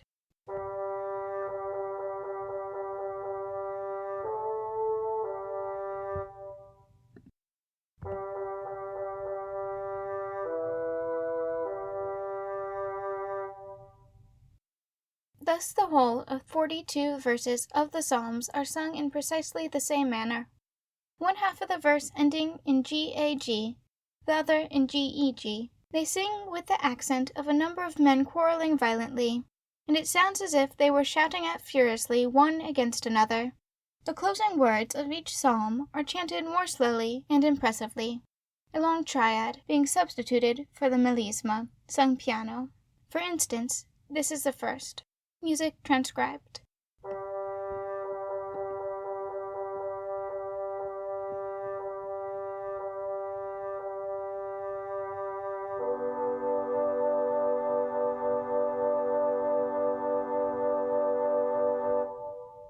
The antiphon, and sometimes more than one, serves as an introduction to each psalm. These are generally sung by two countertenor voices, in canto fermo, in harsh, hard tones. The first half of each verse is in the same style, and the second responded to by the chorus of male voices that I already described. I have kept the several antiphons that I wrote down, that you may compare them with the book. On the afternoon of Wednesday, the 68th, 69th, and 70th Psalms were sung. By the by, this division of the verses of the Psalms, sung in turns by each chorus, is one of the innovations that Björnson has introduced into the evangelical church here. He also ushers in each choral by an antiphon composed by Georg, a musician who resides here, in the style of canti fermi, first sung by a few voices, succeeded by a choral, such as Ein fester Berg ist unter Gott. After the 70th psalm comes a paternoster, sub silentio, that is, all present and stand up, and a short silent inward prayer ensues, and a pause. Then commences the first lamentation of Jeremiah, sung in a low subdued tone, in the key of G major, a solemn and fine composition of Palestrina's. The solos are chanted entirely by high tenor voices, swelling and subsiding alternately in the most delicate granditions, sometimes floating almost inaudibly, and gently blending the various harmonies, being sung without any bass voices, and immediately succeeding the previous harsh intonations of the psalms. The effect is truly heavenly. It is rather unfortunate, however, that those very parts which ought to be sung with the deepest emotion and reverence, being evidently those composed with a peculiar fervor, should chance to be merely the titles of the chapter or verse, Alpha, Bet, Gimel, etc., and that the beautiful commencement, which sounds as if it came direct from heaven, should be precisely on these words, Incipit lamentatio geami profit lexio unas. This must be not a little repulsive to every Protestant heart, and if there be any design to introduce a similar mode of chanting into our churches, it appears to me that this will always be a stumbling block, for anyone who sings chapter first cannot possibly feel any pious emotions. However beautiful the music may be, let him strive as he will. My little book indeed says, Vendendo profitizzato il crucifigimento con gran pietà si cantano etiandio moto, lamentavolmente alpha. E le altre similia parole che sono le lettere dell'alfabeto ebreo perisceranno in ogni canzone in luogo di lamento come è questa. Ciascuna lettera ha in sé tutto il sentimento di quel versetto che la segue e come un argomento di esso. But this explanation is not worth much. After this, the 71st, 72nd, and 73rd Psalms are sung in the same manner, with their antiphons. These are apportioned to the various voices. The soprano begins, In Monte Olivetti, on which the bass voices chime in forte, Oravit ad Patriam Pater, etc. Then follow the lessons, from the treatise of St. Augustine on the Psalms. The strange mode in which these are chanted appeared to me very extraordinary when I heard them for the first time on Psalm Sunday, without knowing what it meant. A solitary voice is heard reciting on one note, not as in the Psalms, but very slowly and impressively, making the tone ring out clearly. There are different cadences employed for the different punctuation of the words, to represent a comma, interrogation, and full stop. Perhaps you are already acquainted with these. To me they were a novelty, and appeared very singular. The first, for example, was chanted by a powerful bass voice in G. If the comma occurs, he sings so on the last word. Music transcribed. An interrogation thus. Music transcribed. A full stop. Music transcribed. For example, music transcribed.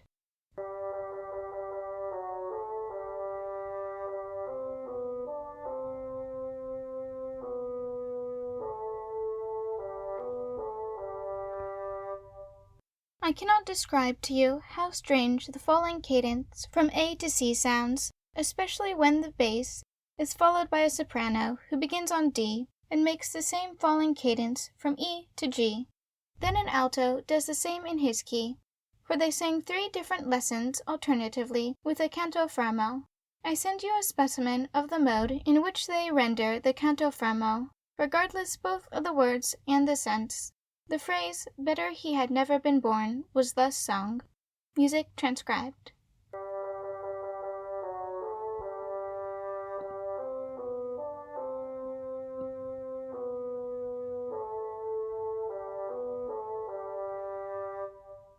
Quite fortissimo and monotonously.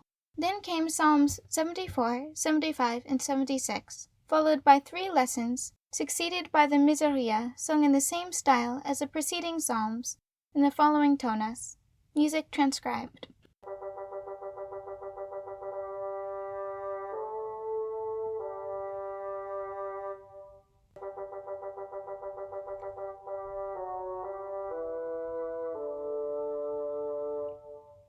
It will be long before you can improve on this. Then follow the Psalms 8, 62, and 66. Canticum Moisi, in its own tone. The Psalms 148, 149, and 50 came next, and then antiphons. During this time the lights on the altar are all extinguished, save one which is placed behind the altar. 6 waxed candles still continue to burn high above the entrance. The rest of the space is already dim, and now the whole chorus, unisono, intone with full strength of their voices, the Canticum Zaccaria, during which the last remaining lights are extinguished. The mighty swelling chorus in the gloom, and the solemn vibration of so many voices have a wonderfully fine effect. The melody, in D minor, is also very beautiful. At the close, all is profound darkness, and antiphon begins on the sentence, "Now he that betrayed him gave him a sign," and continues to the words, "That same is he, hold him fast." Then all present fall on their knees, and one solitary voice softly sings, "Christus factus est pro nobis obedient usquet mortem." A pause ensues, which each person repeats the paternoster to himself. During this silent prayer, a death-like silence prevails in the whole church. Presently, the Miseria commences, with a chord softly breathed by the voices, and gradually branching off into 2 choirs. This beginning, and its first harmonious vibration, certainly made the deepest impression on me. For an hour and a half previously, one voice alone had been heard chanting almost without any variety. After the pause came an admirably constructed chord, which has the finest possible effect, causing everyone to feel in their hearts the power of music. It is this indeed that is so striking. The best voices are reserved for the Miseria, which is sung with the greatest variety and effect, the voices swelling and dying away, from the softest piano to the full strength of the choir. No wonder that it should excite deep emotion in every heart. Moreover, they do not neglect the power of contrast, verse after verse being chanted by all the male voices in unison, forte and harshly. At the beginning of the subsequent verses, the lovely, rich, soft sounds of voices steal on the ear, lasting only for a short space, and succeeded by a chorus of male voices. During the verses sung in monotone, everyone knows how beautifully the softer choir are about to uplift their voices. Soon they are again heard again to die away too quickly, and before the thoughts can be collected, the service is over.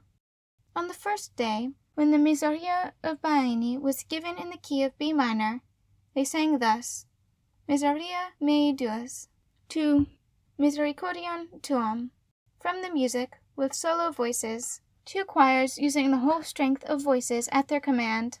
Then all the bass singers commenced tutti forte by F sharp, chanting on the note, Et secudium multitudinem, tu, inicidium meum. which is immediately succeeded by a soft chord in B minor, and so on. To the last verse of all, which they sing with their entire strength, the second short silent prayer ensues, when all the cardinals scrape their feet noisily on the pavement, which betokens the close of the ceremony. My little book says, this noise is symbolical of the tumult made by the Hebrews in seizing Christ. It may be so, but it sounded exactly like the commotion in the pit of a theatre, when the beginning of a play is delayed, or when it is finally condemned. The single taper is still burning, is then brought from behind the altar, and all silently disperse by its solitary light. On leaving the chapel, I must not omit to mention the striking effect of the blazing chandelier lighting up the great vestibule, where the cardinals and their attendant priests traverse the illuminated quirinal through ranks of Swiss guards. The Miseria sung on the first day was Baiini's, a composition entirely devoid of life or power, like all his works. Still, it has chords and music, and so it made a certain impression. On the second day, they gave some pieces by Allegri in Baiie. On Good Friday, the music was all Baiie's. As Allegri composed only one verse, on which the rest are chanted, I heard 3 compositions, which they gave on that day. It is, however, quite immaterial which they sing, for the embellimenti are pretty much the same in all 3. Each chord has its embellimento, thus very little of the original composition is to be discovered. How these embellimenti have crept in they will not say. It is maintained that they are traditional, but this I entirely disbelieve. The first place, no musical tradition is to be relied on. Besides, how is it possible to carry down a 5-part movement to the present time from mere hearsay? It does not sound like it. It is evident that they have been more recently added, and it appears to me that the director, having had good high voices at his command, and wishing to employ them during the Holy Week, wrote down for their use ornamental phrases founded on the simple, unadorned chords, to enable them to give full scope and effect to their voices. They certainly are not of ancient date, but are composed with infinite talent and taste, and their effect is admirable. One in particular is often repeated, and makes so deep an impression that when it begins, an evident excitement pervades all present. Indeed, in any discussion as to the mode of executing this music, and when people say that the voices do not seem like the voices of men, but those of angels from on high, and that these sounds can never be heard anywhere else, it is this particular embellimento to which they invariably allude. For example, in the Miseria, whether that of Baiie or Allegri, for they have recourse to the same embellimenti in both. These are the consecutive chords. Music transcribed.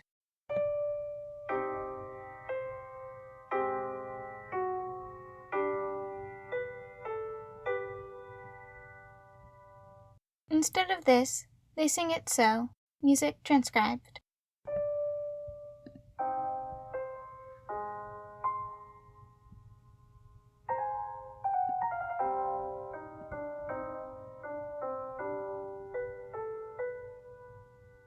The soprano intones the high C in a pure soft voice, allowing it to vibrate for a time, and slowly gliding down, while the alto holds the C steadily, so that at first I was under the delusion that the high C was still held by the soprano. The skill, too, with which the harmony is gradually developed is truly admirable. The other embellimenti are adapted in the same way to the consecutive chords, but the first one is by far the most beautiful. I can give no opinion as to the particular mode of executing the music, but what I once read, that some particular acoustic contrivance caused the continued vibration of the sounds, is an entire fable, quite as much so as the assertion that they sing from tradition, and without any fixed time, one voice simply following the other, for I saw plainly enough the shadow of Baiani's long arm moving up and down. Indeed, he sometimes struck his music desk quite audibly. There is no lack of mystery, too, on the part of the singers and others. For example, they never say beforehand what particular Miseria they intend to sing, but that it will be decided at the moment, etc., etc. The key in which they sing depends on the purity of the voices. The first day it was in B minor, the second and third in E minor, but each time they finished almost in B flat minor. The chief soprano, Mariano, came from the mountains to Rome expressly to sing on this occasion, and it is to him I owe hearing the embellimenti with their highest notes. However careful and attentive the singers may be, still the negligence and bad habits of the whole previous year have their revenge. Consequently, the most fearful dissonance sometimes occurs.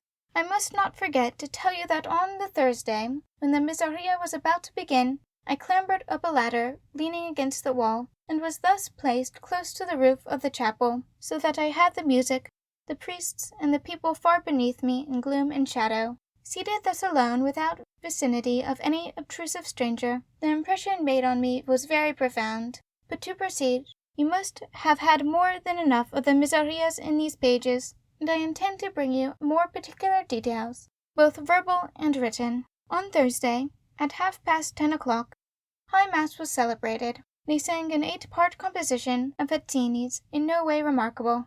I reserve for you some canti fermi and antiphons, which I wrote down at the time, and my little book describes the order of the various services, and the meaning of the different ceremonies. At the Gloria in Excelsis, all the bells in Rome peal forth, and are not rung again till after Good Friday. The hours are marked in the churches by wooden clappers. The words of the Gloria, the signal for all the strange tumult of bells, were chanted from the altar by an old Cardinal Paccia, in feeble trembling voice. This being succeeded by the choirs and all the bells, had a striking effect. After the Credo they sang Frates Egoinim of Palestrina, but in the most unfinished and careless manner.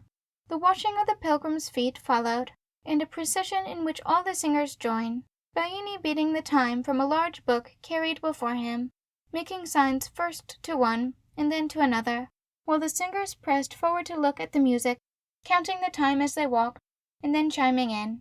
The Pope being borne aloft in his state chair. All this I have already described to my parents. In the evening there were psalms, lamentations, lessons, and the Miseria again, scarcely differing from those of the previous day. One lesson was chanted by a soprano solo on a particular melody that I mean to bring home with me. It is an adagio, in long-drawn notes, and lasts a quarter of an hour at least. There is no pause in the music, and the melody lies very high, and yet it was executed with the most pure, clear, and even intonation. The singer did not drop his tone, so much as a single comma, the very last notes swelling and dying away, as even and full as the beginning. It was, indeed, a masterly performance. I was struck by the meaning they attached to the words appoggiatura. If the melody goes from C to D, or from C to E, they sing thus. Music transcribed. Or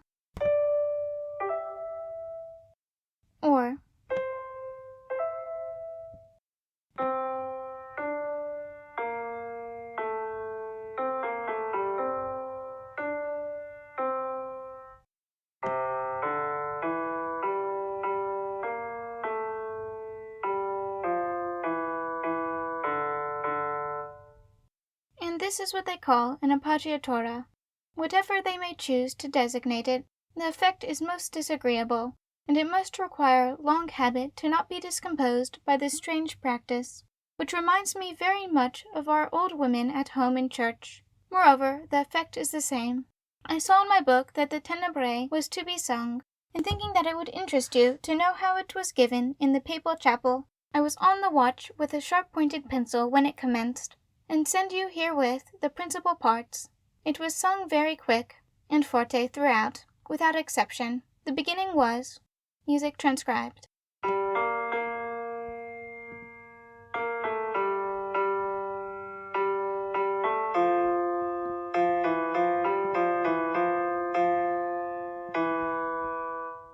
Then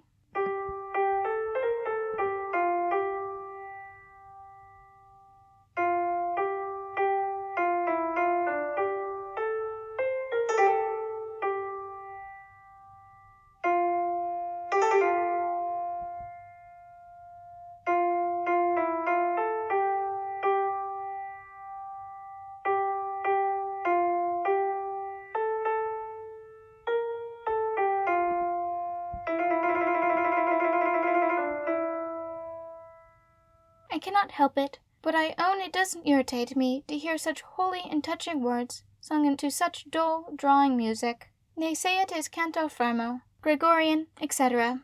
No matter.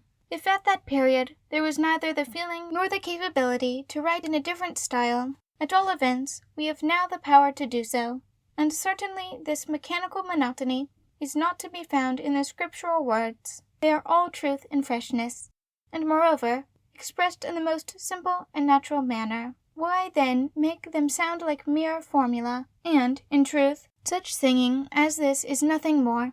The word pater with a little flourish, the menum with a shake, the ut qui me. Can this be called sacred music? There is certainly no false expression in it, because there is none of any kind. But does this very fact prove the desecration of the words? 100 times during the ceremony I was driven wild by such things as these, and then came people in a state of ecstasy, saying how splendid it had all been. This sounded to me like a bad joke, and yet they were quite in earnest. At Mass, early on Friday morning, the chapel was stripped of all its decorations, the altar uncovered, and the Pope and cardinals in mourning.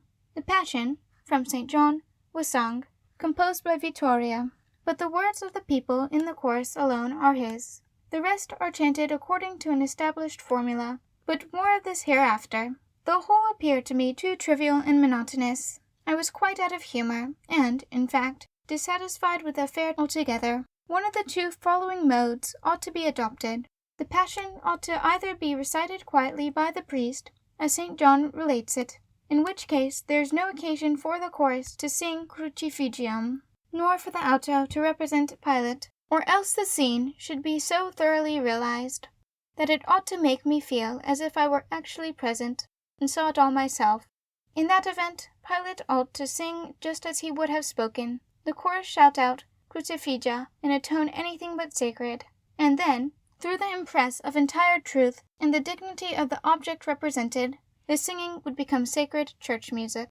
I require no undercurrent of thought when I hear music, which is not to me a mere medium to elevate the mind to piety, as they say here, but a distinct language speaking plainly to me. For though the sense is expressed by the words, it is equally contained in the music. This is the case with the Passion of Sebastian Bach, but as they sing it here, it is very imperfect, being neither simple narrative, nor yet a grand solemn dramatic truth. The chorus sings Barabam to the same sacred chords as its entire parts. Pilate speaks exactly in the same manner as the evangelist. The voice that represents our blessed Saviour commences always piano, in order to have one definite distinction, but when the chorus breaks loose, shouting at their sacred chords, it seems entirely devoid of meaning. Pray forgive these strictures. I now proceed with simple narration again. The evangelist is a tenor, and the mode of chanting, the same as that of the lessons, with a peculiar falling cadence at the comma, the interrogation, and full stop. The evangelist intones on D, and sings thus at a full stop, music transcribed.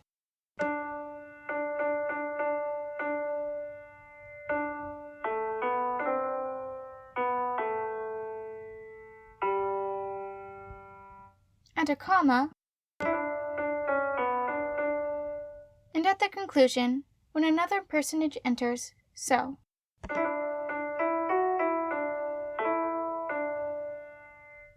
Christ is represented by a bass, and commences always thus.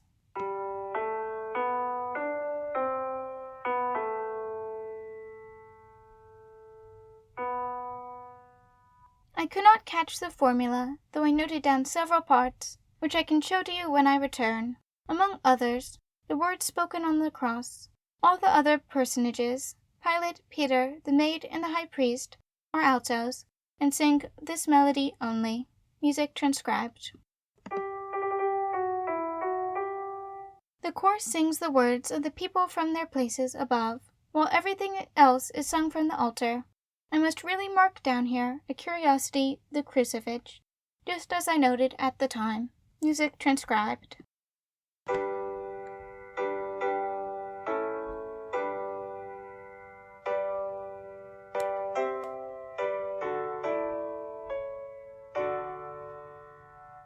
The Barbarian is too most singular, very tame Jews indeed, but my letter is already too long, so I shall discuss the subject no further. Prayers are then offered up for all nations and institutions, each separately designated. When the prayer for the Jews is uttered, no one kneels, as they do at all the others, nor is amen said. They pray pro perfidias Judaeis, and the author of my book discovers an explanation of this also. Then follows the adoration of the cross. A small crucifix is placed in the center of the chapel, and all approach barefooted, without shoes, fall down before it and kiss it. During this time, the improperia are sung. I have only once heard this composition, but it seems to me to be one of Palestrina's finest works, and they sing it with remarkable enthusiasm. There is surprising delicacy and harmony in its execution by the choir. They are careful to place every passage in its proper light, and to render it sufficiently prominent without making it too conspicuous, one chord blending softly with the other. Moreover, the ceremony is very solemn and dignified, and the most profound silence regains the chapel. They sing the oft-recurring Greek Holy in the most admirable manner, each time with the same smoothness and expression. You will not be a little surprised, however, when you see it written down, for they sing it as follows. Music transcribed.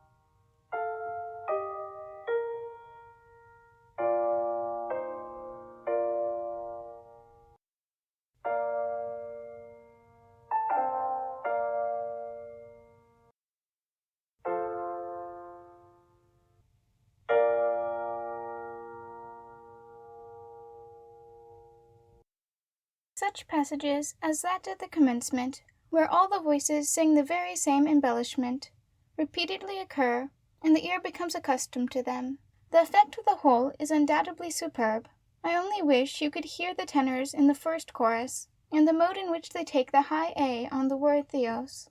The note is so long drawn and ringing, though softly breathed, that it sounds most touching.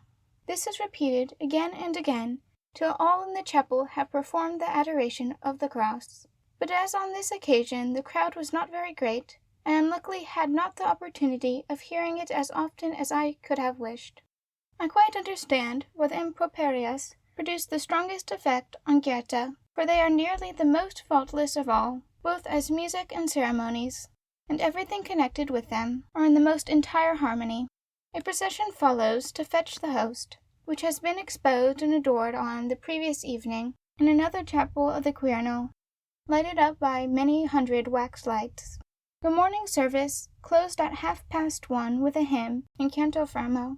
At 3:30 in the afternoon the first nocturne began, with the psalms, lessons, etc. I corrected what I had written down, heard the Miseria of Beani, and about 7 o'clock followed the cardinals home through the illuminated vestibule. So all was now seen, and all was now over. I was anxious, dear Professor, to describe the Holy Week to you minutely, as they were memorable days to me, every hour bringing with it something interesting and long anticipated. I also particularly rejoiced in feeling that, in spite of the excitement and the numerous discussions in praise or blame, the solemnities made as vivid an impression on me as if I had been quite free from all previous prejudice or prepossession. I thus saw the truth confirmed that perfection, even in a sphere most foreign to us, leaves its own stamp on the mind. May you read this long letter with even half the pleasure I feel in recalling the period of the Holy Week at Rome. Yours faithfully, Felix Mendelssohn-Bartholdy. End of section 13.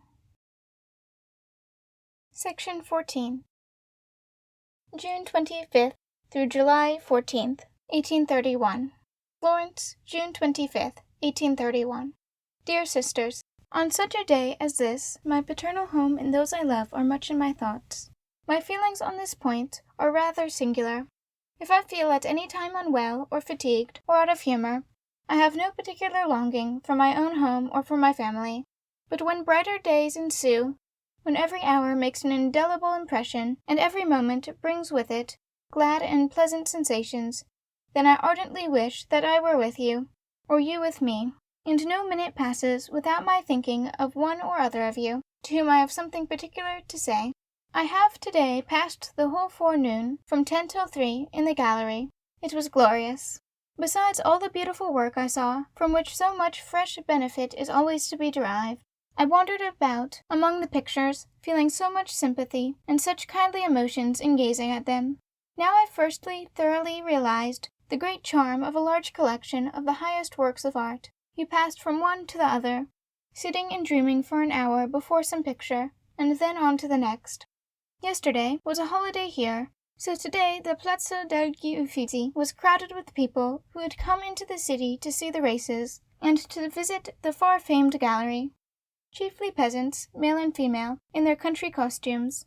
All the apartments were thrown open, and I was about to contemplate them for the last time. I contrived to slip quietly through the crowd, and to remain quite solitary, for I knew that I had not one acquaintance among them. The busts of the various princes who founded and enriched this collection are placed near the entrance, at the top of the staircase. I suppose I must have been peculiarly susceptible today, for the faces of the Medici interested me exceedingly. They looked so noble and refined, so proud and so dignified. I stood looking at them for a long time, and imprinted on my memory those countenances of world-wide renown. I then went to the tribune. This room is so delightfully small, you can traverse it in 15 paces, and yet it contains a world of art. I again sought out my favorite armchair, which stands under the statue of the slave whetting his knife, Laurentino, and taking possession of it, I enjoyed myself for a couple of hours. For here, at one glance, I have the Madonna del Cardellino, Pope Julius II, a female portrait by Raphael, and above it, a lovely Holy Family, by Perugino, and so close to me that I could have touched the statue with my hand, the Venus de Medici. Beyond, that of Titian. On the other side, the Paulino, and the wrestlers, Latatori. In front of the Raphael, the merry Greek dancing faun, who seems to feel an uncouth delight in discordant music, for the fellow has just struck 2 cymbals together, and is listening to the sound, while treading with his foot on a kind of Pan's pipe, as by accompaniment. What a clown he is! The space between is occupied by other pictures of Raphael's, a portrait by Titian, a Domenichino, etc., and all these within the circumference of a small semicircle, no larger than one of your own rooms. This is a spot where a man feels his own insignificance, and well may learn to be humble. I occasionally walked through the other rooms, where a large picture by Leonardo da Vinci, only commenced and sketched in, with all its wild dashes and strokes, is very suggestive. I was especially struck with the genius of the monk Fra Bartolomeo, who must have been a man of most devout, tender, and earnest spirit. There is a small picture of his here, which I discovered for myself. It is about the size of this sheet of paper, in 2 divisions, and represents the adoration and the presentation in the temple. The figures are about 2/3 of a finger's length in size, but finished in the most exquisite and consummate manner, with the most brilliant coloring, and the brightest decorations, and in the most genial sunshine. You can see in the picture itself that the pious maestro has taken delight in painting it, and in finishing the most minute details, probably with the view of giving it away to gratify some friend. We feel as if the painter belonged to it, and still ought to be sitting before his work, or had only this moment left it. I felt the same with regard to many pictures today, especially that of Madonna del Cardellino, which Raphael painted as a wedding gift, and as a prize for his friend. I could not help meditating on all these great men, so long passed away from the earth, though their whole inner soul is still displayed in such lustre to us, and to all the world. While reflecting on these things, I came by chance into a room containing the portraits of great painters. I formerly merely regarded them in the light of valuable curiosities, for there are more than 300 portraits, chiefly painted by the masters themselves, so that you can see at the same moment the man and his work. But today a fresh idea dawned on me with regard to them, that each painter resembles his own productions, and that while each painting his own likeness, has been careful to represent himself just as he really was. In this way you become personally acquainted with all these great men, and thus a new light is shed on many things. I will discuss this point more minutely with you when we meet, but I must not omit to say that the portrait of Raphael is almost the most touching likeness I have yet seen of him. In the center of a large rich screen, entirely covered with portraits, hangs a small solitary piece, without any particular designation, but the eye is instantly arrested by it. This is Raphael, youthful, very pale and delicate, and with such onward aspirations, such longing and wistfulness in the mouth and eyes, that it is as if you could see into his very soul. That he cannot succeed in all this is written on his mournful, suffering, yet fervid countenance. And when looking at his dark eyes, which glance at you out of the very depths of his soul, and at the painted and contracted mouth, you cannot resist a feeling of awe.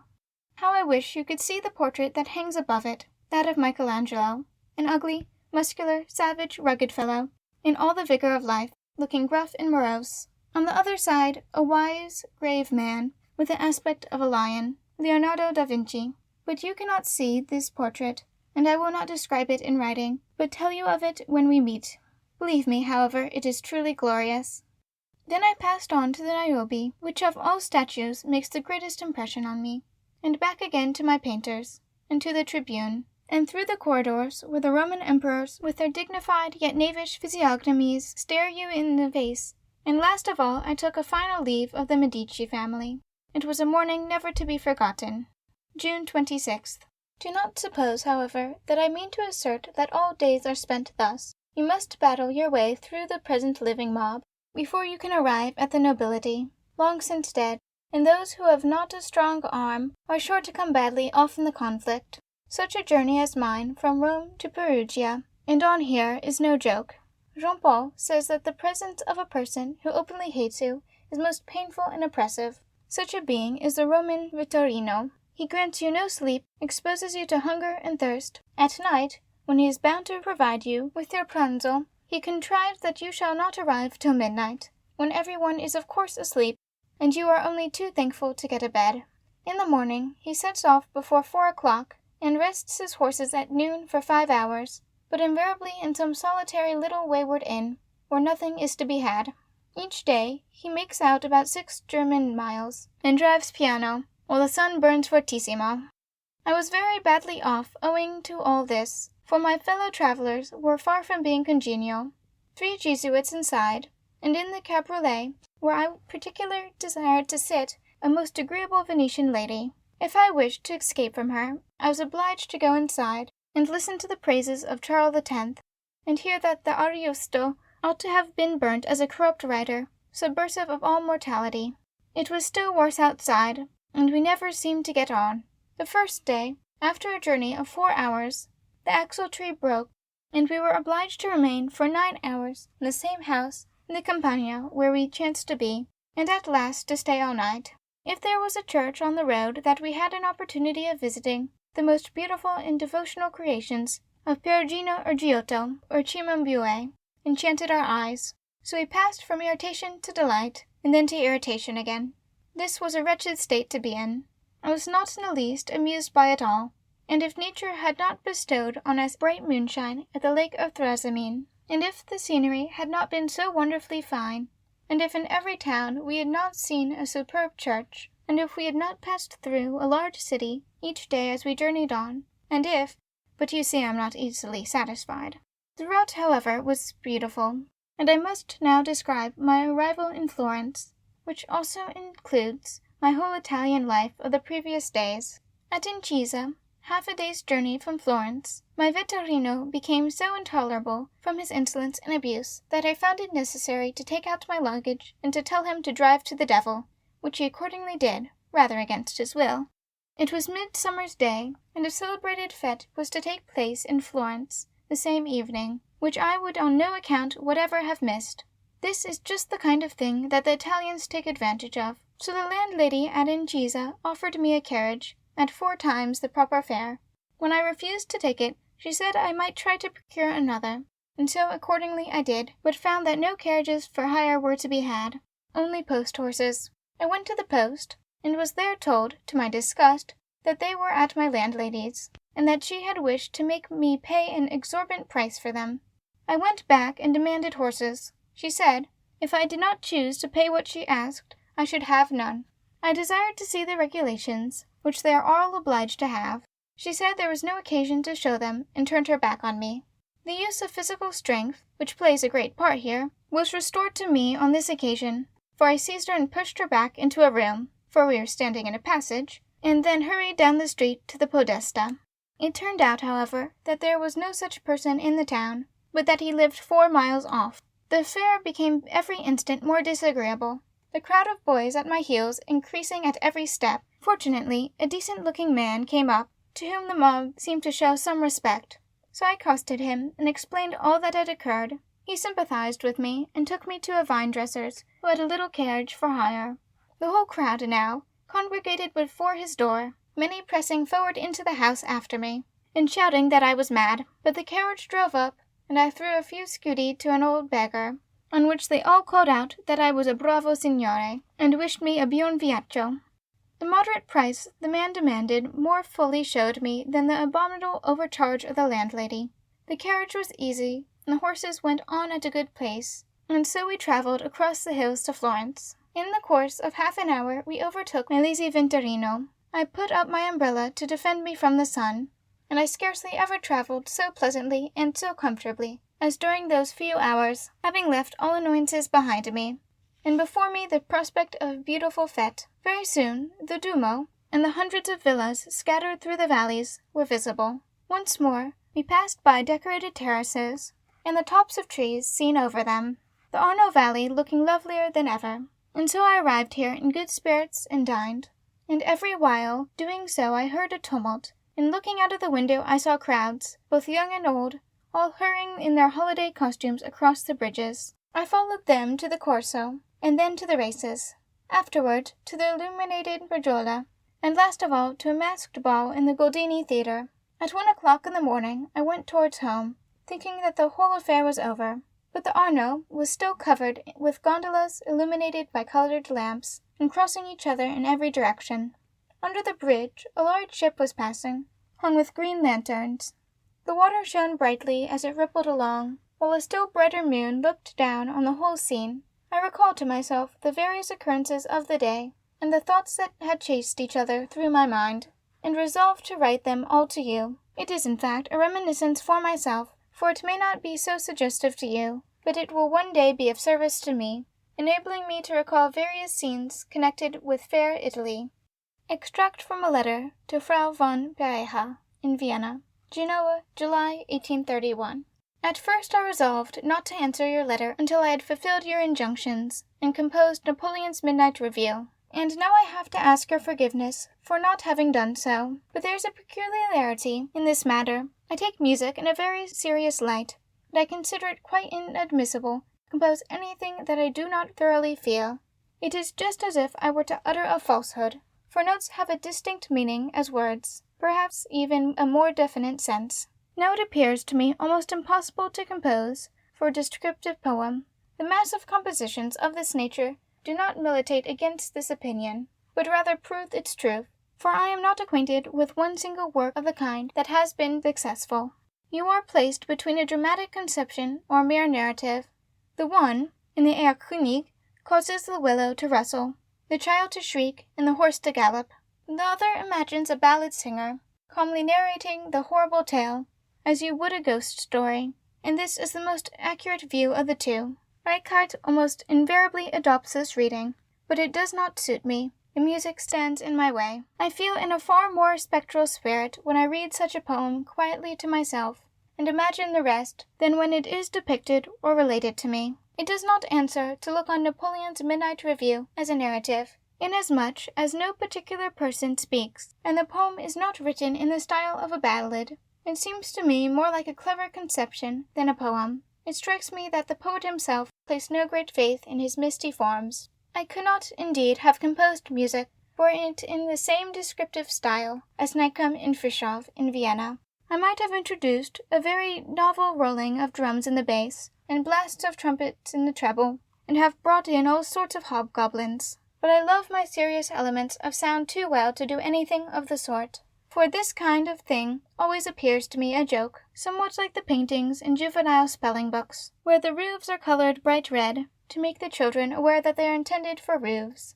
And I should have been most reluctant to write out and send you anything incomplete, or that did not entirely please myself, because I always wish you to have the best I can accomplish.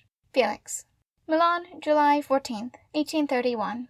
This letter will probably be the last, D.V., that I shall write to you from an Italian city. I may possibly send you another from the Borromean Islands, which I intend to visit in a few days, but do not rely on this. My week here has been one of the most agreeable and amusing that I have passed in Italy, and how this could be the case in Milan, hitherto utterly unknown to me, I shall now proceed to relate. In the first place, I immediately secured a small piano, and attacked with rabbia that endless Walpurgis night, to finish the thing at last. And tomorrow morning it will be completed, except for the overture, for as yet I have not quite made up my mind whether it shall be a grand symphony or a short introduction breathing of spring. I should like to take the opinion of some adept on this point. I must say the conclusion has turned out better than I myself expected. The hobgoblins and the bearded druid, with the trombone sounding behind him, diverted me immensely, and so I passed 2 forenoons very happily. Tasso also contributed to my pleasure, which I have now for the first time been able to read with facility. It is a splendid poem. I was glad to be already well acquainted with Goethe's Tasso, being constantly reminded of it by the principal passages of the Italian poet, whose verse, like that of Goethe's, is so dreamy, harmonious, and tender, its sweet melody delighting the ear. Your favorite passage, dear father, Era la notte all'or, struck me as very beautiful, but the stanzas that I admire most are those descriptives of Clorinda's death. They are so wonderfully imaginative and fine. The close, however, does not quite please me. Tancred's lamentations are, I think, more charmingly composed than true to nature. They contain too many clever ideas and antitheses, and even the words of the hermit, which soothe him, sound more like a censure on the hermit himself. I should infallibly have killed him on the spot if he had talked to me in such a strain. Recently I was reading the episode of Armida in a carriage, surrounded by a company of Italian actors, who were incessantly singing Rossini's Ma trema trema, when suddenly there recurred to my thoughts Gluck's Vous m'allez quitter, and Rinaldo's falling asleep, and the voyage in the air, and I felt in a most melting mood. This is genuine music. Thus have men felt, and thus have men spoken, and such strains can never die. I do cordially hate the present licentious style. Do not take it amiss. Your motto is, without hatred, no love. And I did feel so moved when I thought of Gluck and his grand embodiments. Every evening I was in society, owing to a mad prank, which however proved very successful. I think I have invented this kind of eccentric proceeding, and may take out a patent for it, as I have already made my most agreeable acquaintances, ex abrupto, without letters or introductions of any kind. I asked by chance on my arrival at Milan the name of the commandant, and the laquais de place named General Ertzmann. I instantly thought of Beethoven's Sonata in A major and its dedication, and as I have heard all that was good of Madame Ertzmann from those who knew her, that she was so kind and had bestowed such loving care on Beethoven and played herself so beautifully, I, next morning, at a suitable hour for a visit, put on a black coat, desired that the government house should be pointed out to me, and occupied myself on the way thither by composing some pretty speeches for the General's lady, and went on boldly. I cannot, however, deny that I felt rather dismayed when I was told that the General lived in the first story, facing the street, and when I was fairly in the splendid vaulted hall, I was seized with a sudden panic, and would fain have turned back. But I could not help thinking that it was vastly provincial on my part to take fright at a vaulted hall, so I went straight up to a group of soldiers standing near, and asked an old man in a short nankeen jacket if General Ertzmann lived there, intending then to send in my name to the lady. Unluckily the man replied, "I am General Ertzmann, what is your pleasure?" This was unpleasant. as I was forced to have recourse to the speech I had prepared. The general, however, did not seem particularly edified by my statement, and wished to know whom he had the honour of addressing. This also was far from agreeable, but fortunately he was acquainted with my name, and became very polite. His wife, he said, was not at home, but I should find her at 2 o'clock, or any hour after, that which might suit me. I was glad that all had gone off so well, and in the meantime went to the Brera, where I passed the time in studying the Sposalizio of Raphael, and at 2 o'clock I presented myself to Frau Dorothea von Ertmann. She received me with much courtesy, and was most obliging, playing me Beethoven's sonata in C-sharp minor, and the one in D minor. The old general, who now appeared in his handsome grey uniform, covered with orders, was quite enchanted, and had tears of delight in his eyes, because it was so long since he had heard his wife play. He said there was not a person in Milan who cared to hear what I had heard. She mentioned the trio in B major, but she said she could not remember it. I played it, and sang the other parts. This enchanted the old couple, and so their acquaintance was soon made. Since then, their kindness to me is so great that it quite overwhelms me. The old general shows me all the remarkable objects in Milan. In the afternoon, his lady takes me in her carriage to drive to the Corso, and at night we have music till 1 o'clock in the morning. Yesterday, at an early hour, they drove with me in Enfrions. At noon I dined with them, and in the evening there was a party. They are the most agreeable and cultivated couple you can imagine, and both as much in love with each other as if they were a newly wedded pair, and yet they have been married for 34 years. Yesterday he spoke of his profession, of military life, of personal courage, and similar subjects, with a degree of lucidity and liberality of feeling that I scarcely ever met with, except in my father. The general has been now an officer for 46 years, and you should really see him galloping beside his wife's carriage in the park, the old gentleman looking so dignified and animated. She plays Beethoven's works admirably, though it is so long since she studied them. She sometimes rather exaggerates the expression, dwelling too long on one passage, and then hurrying the next. But there are many parts that she plays splendidly, and I think I have learned something from her. When sometimes she can bring no more tone out of the instrument, and begins to sing in a voice that emanates from the very depths of her soul, she reminds me of you, dear Fanny, though you are infinitely her superior. When I was approaching the end of the Adagio in the B major trio, she exclaimed, "The amount of expression here is beyond anyone's playing," and it is quite true of this passage. The following day, when I went there again to play her the symphony in C minor, she insisted on my taking off my coat, as the day was so hot. In the intervals of our music, she related the most interesting anecdotes of Beethoven, and that when she was playing to him in the evening, he not unfrequently used the snuffers as a toothpick. She told me that when she had lost her last child, Beethoven at first shrank from coming to her house, but at length he invited her to visit him, and when she arrived, she found him seated at the piano and simply sang, "Let us speak to each other by music." He played on for more than an hour, and, as she expressed it, he said much to me, and at last gave me consolation. In short, I am now in the most genial mood, and quite at my ease, having no occasion to resort to any disguise or to be silent, for we understand each other admirably on all points. She played the Kreutzer Sonata yesterday with a violin accompaniment, and when the violin player, an Austrian cavalry officer, made a long flourish à la Paganini at the beginning of the Adagio, the old general made such a desperate grimace that I nearly fell off my chair from laughing. I called on Teschner, as you, dear mother, desired me to do so. Such a musician, however, is as depressing as a thick fog. Madame Ertmann has much more soul in her little fingers than that fellow has in his whole body, with his formidable moustaches, behind which he seems to lie in ambush. There is no public music in Milan.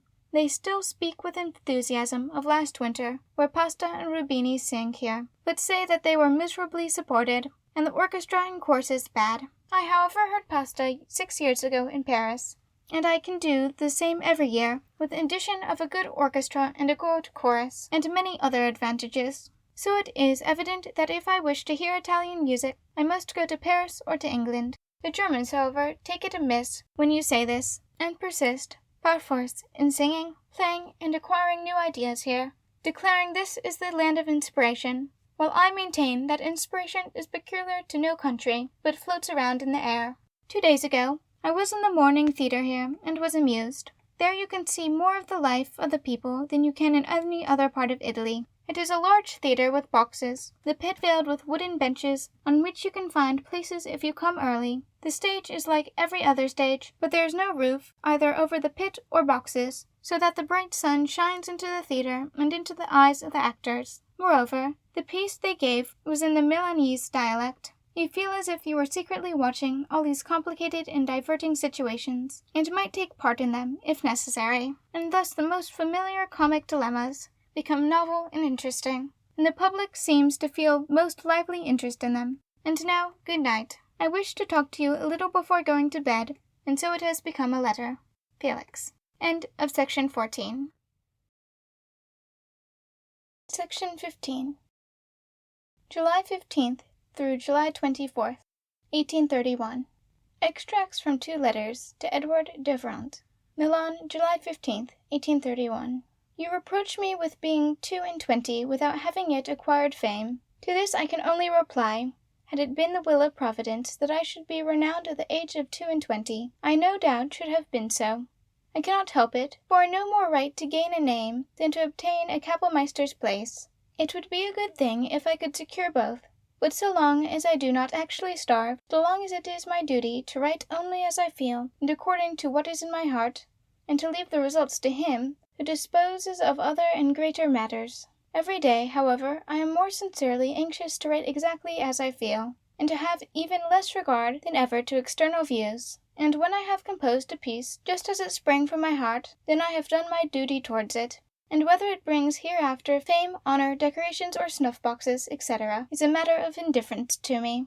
If you mean, however, that I have neglected or delayed perfecting myself or my compositions, then I beg you will distinctly and clearly say in what respect and wherein I have done so.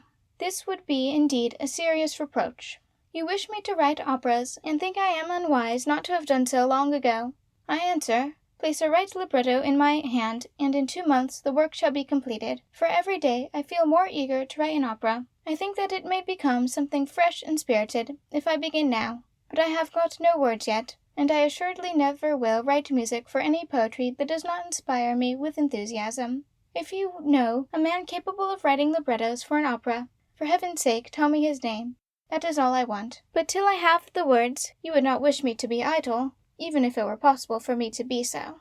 I have recently written a good deal of sacred music. That is quite as much a necessity to me as the impulse that often induces people to study some particular book, the Bible or others, as the only reading they care for at the time. If it bears any resemblance to Sebastian Bach, it is again no fault of mine, for I wrote it just according to the mood I was in. And if the words inspired me with a mood akin to that of old Bach, I shall value it all the more. For I am sure you do not think that I would merely copy his form, without the substance. If it were so, I should feel such disgust and such a void that I could never again finish a composition. Since then I have written a grand piece of music which will probably impress the public at large, the first Walpurgis Night of Goethe. I began it simply because it pleased me, and inspired me with fever, and never thought that it was to be performed. But now that it lies finished before me, I see that it is quite suitable for the great Concertstück, and you must sing The Bearded Pagan Priest at my first subscription concert in Berlin. I wrote it expressly to suit your voice, and I have hitherto found that the pieces I have composed with the least reference to the public are precisely those which gave them the greatest satisfaction, so no doubt it will be on this occasion also. I only mention this to prove to you that I do not neglect the practical, and to be sure this is invariably an afterthought, for who the deuce could write music, the most unpractical thing in the world, the very reason why I love it so dearly, and yet think all the time of the practical. It is just as if a lover were to bring a declaration of love to his mistress in rhyme and verse, and recite it to her. I am now going to Munich, where they've offered me an opera, to see if I can find a man there who is a poet, for I will only have a man who has a certain portion of fire and genius. I do not expect a giant, and if I fail in meeting with a poet there, I shall probably make Immermann's acquaintance for this express purpose, and if he is not the man either, I shall try for him in London. I always fancy that the right man has not yet appeared, but what can I do till I find him? He certainly does not live in the Reichmann Hotel, nor next door. So where does he live? Pray write to me on this subject, although I firmly believe that a kind Providence, who sends us all things in due time when we stand in need of them, will supply this also if necessary. Still we must do our duty and look around us, and I do wish libretto were found.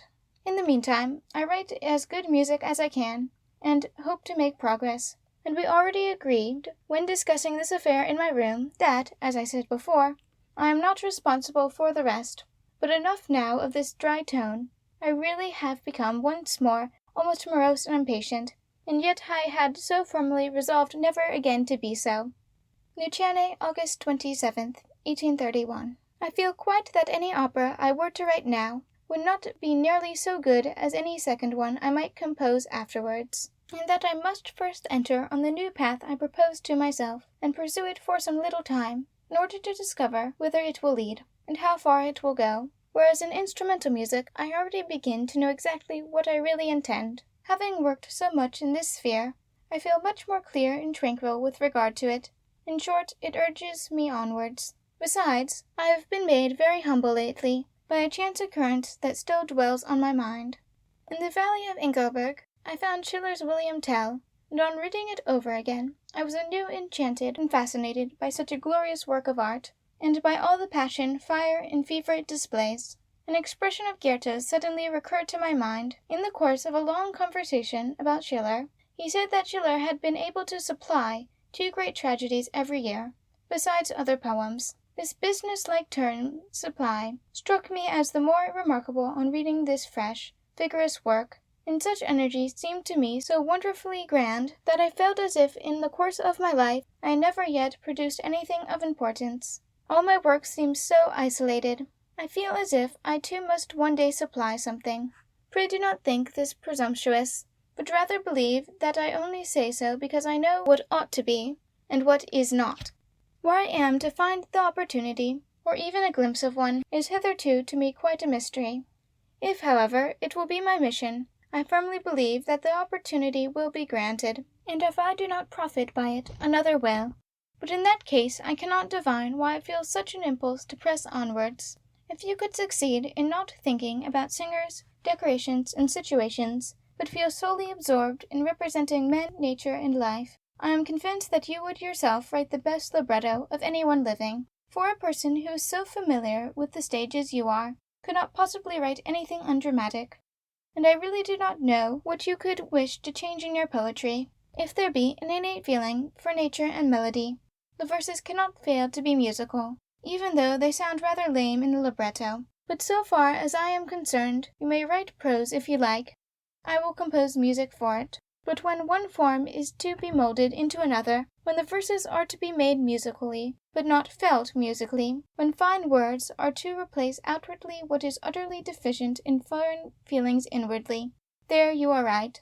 This is a dilemma from which no man can extricate himself, for as surely as pure metre, happy thoughts, and classical language do not suffice to make a good poem, unless a certain flash of poetical inspiration pervades the whole, so an opera can only become thoroughly musical, and accordingly thoroughly dramatic, by a vivid feeling of life in all the characters. There is a passage on this subject in Beaumarchais, who is censured because he makes his personages utter too few fine thoughts, and has put too few poetical phrases in their mouths. He answers that this is not his fault. He must confess that during the whole time he was writing the piece, he was engaged in the most lively conversation with his dramatis personae, and that while seated at his writing table he was exclaiming, Figaro, prends garde, le comte sait tout. Ah, comtesse, quelle imprudence! Vite, sauve-toi, petit page. And then he wrote down their answers, whatever they chanced to be, nothing more. This strikes me as being both true and charming. The sketch of the opera introducing an Italian carnival, and the close in Switzerland, I already knew, but was not aware that it was yours. Be so good, however, to describe Switzerland with great vigor and immense spirit. If you are to depict an effeminate Switzerland, with Jodin and languishing, such as I saw here in the theatre last night in the Swiss Family, when the very mountains and alpine horns become sentimental, I shall lose all patience and criticize you severely in Spencer's paper. I beg you will make it in full animation, and write to me again on the subject. Isola Bella, July 24th, 1831. You no doubt imagine that you inhale the fragrance of orange flowers, sea blue sky, and a bright sun, and a clear lake, when you merely read the date of this letter. Not at all. The weather is atrocious. Rain pouring down, and claps of thunder heard at intervals. The hills look frightfully bleak, as if the world were enshrouded in clouds. The lake is grey, and the sky sombre. I could spell no orange flowers, and this island might quite as appropriately be called Isola Bruta. And this has gone on for 3 days.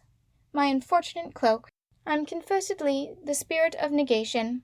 I refer to my mother, and as it is at present the fashion with every one not to consider the Bromian Islands by any means so beautiful, and somewhat formal, and as the weather seems resolved to disgust me with this spot, from a spirit of opposition I maintain that it is perfectly lovely. The approach to these islands, where you see crowded together green terraces and quaint statues, and many old-fashioned decorations, along with verdant foliage, and every species of southern vegetation, has a peculiar charm for me, and yet something affecting and solemn too. For what I last year saw in all the luxuriance and exuberance of wild nature, and to which my eye had become so accustomed, I find now cultivated by art, and about to pass away from me forever. There are citron hedges and orange bushes, and sharp-pointed owls shoot up from the walls. It is just as if, at the end of a piece, the beginning were to be repeated, and this, as you know, I particularly like. In the steamboat was the first peasant girl I have seen here in Swiss costume. The people speak a bad half-French Italian. This is my last letter from Italy. But believe me, the Italian lakes are not the least interesting objects in this country. Anzi, I never saw any more beautiful. People tried to persuade me that the gigantic forms of the Swiss Alps that have haunted me from my childhood have been exaggerated by my imagination, and that after all a snowy mountain was not in reality so grand as I thought. I almost dreaded being undeceived, but at first sight of the foreground of the Alps, from the Lake of Como, veiled in clouds, with here and there a surface of bright snow, sharp black points rearing their heads and sinking precipitously into the lake, the hills first scattered over with trees and villages, and covered with moss, and then bleak and desolate, and on every side deep ravines filled with snow. I felt just as I formerly did, and saw that I had exaggerated nothing. In the Alps all is more free, more sharply defined, more uncivilized, if you will, yet I always feel there both healthier and happier. I have just returned from the gardens of the palace, which I visited in the midst of the rain. I wished to imitate Albano, and sent for a barber to open a vein. He, however, misunderstood my purpose, and shaved me instead. A very pardonable mistake. Gondolas are landing on every part of the island, for today the fete following the great festival of yesterday, in the honor in which Pipi Borromeo sent for singers and musicians from Milan to sing and play to the islanders. La Gardiner asked me if I knew what a wind instrument was. I said with a clear conscience that I did, and he replied that I ought to try to imagine the effect of 30 such instruments, and violins and basses, all played at once. But indeed I cannot possibly imagine it, for it must be heard to be believed. The sounds, continued he, seemed to come from heaven, and all this was produced by Philharmonie. What he meant by this term I know not, but the music had evidently made more impression on him than the best orchestra often does on musical connoisseurs. At this moment someone has just begun to play the organ in the church for divine service, in the following strain. Music transcribed.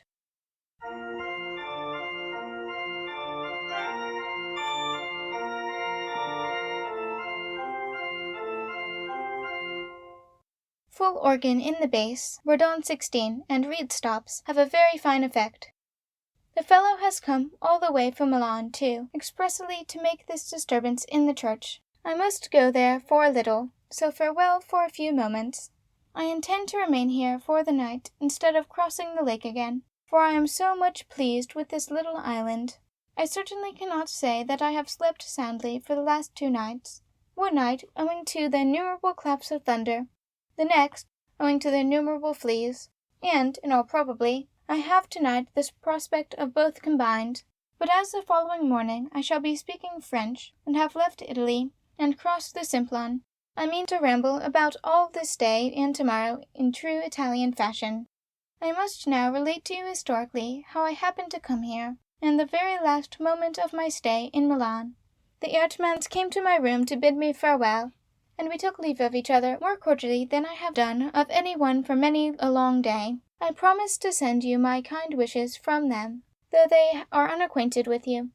and I also agreed to write to them occasionally.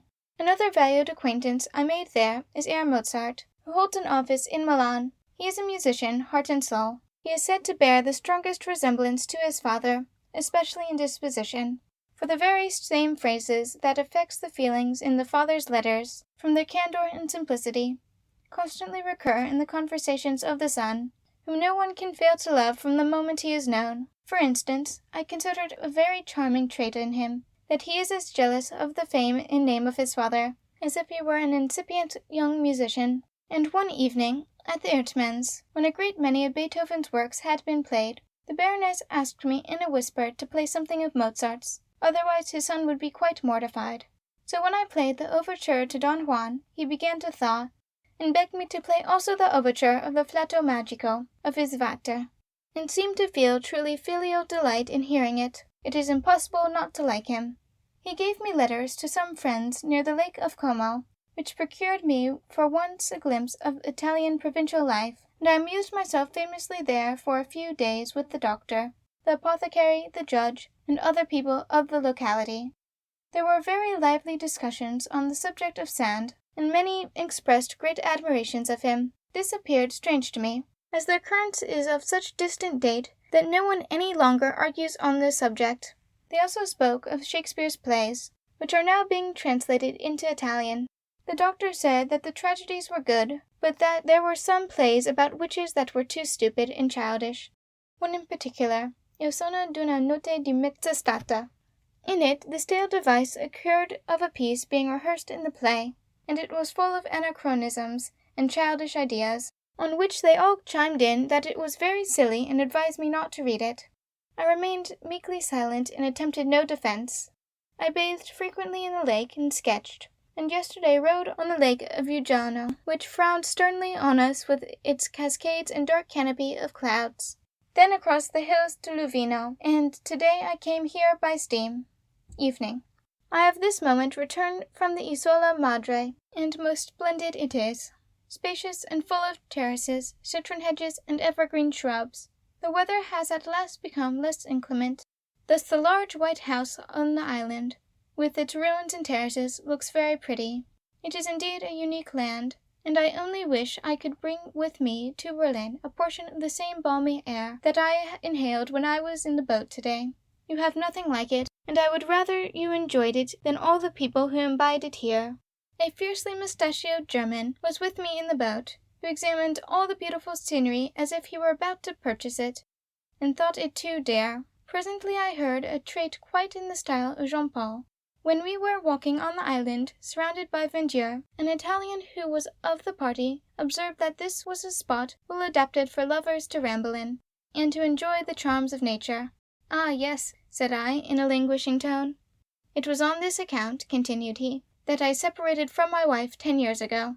I established her at Venice in a small tobacconist's shop, and now I live as I please. You must one day do the same."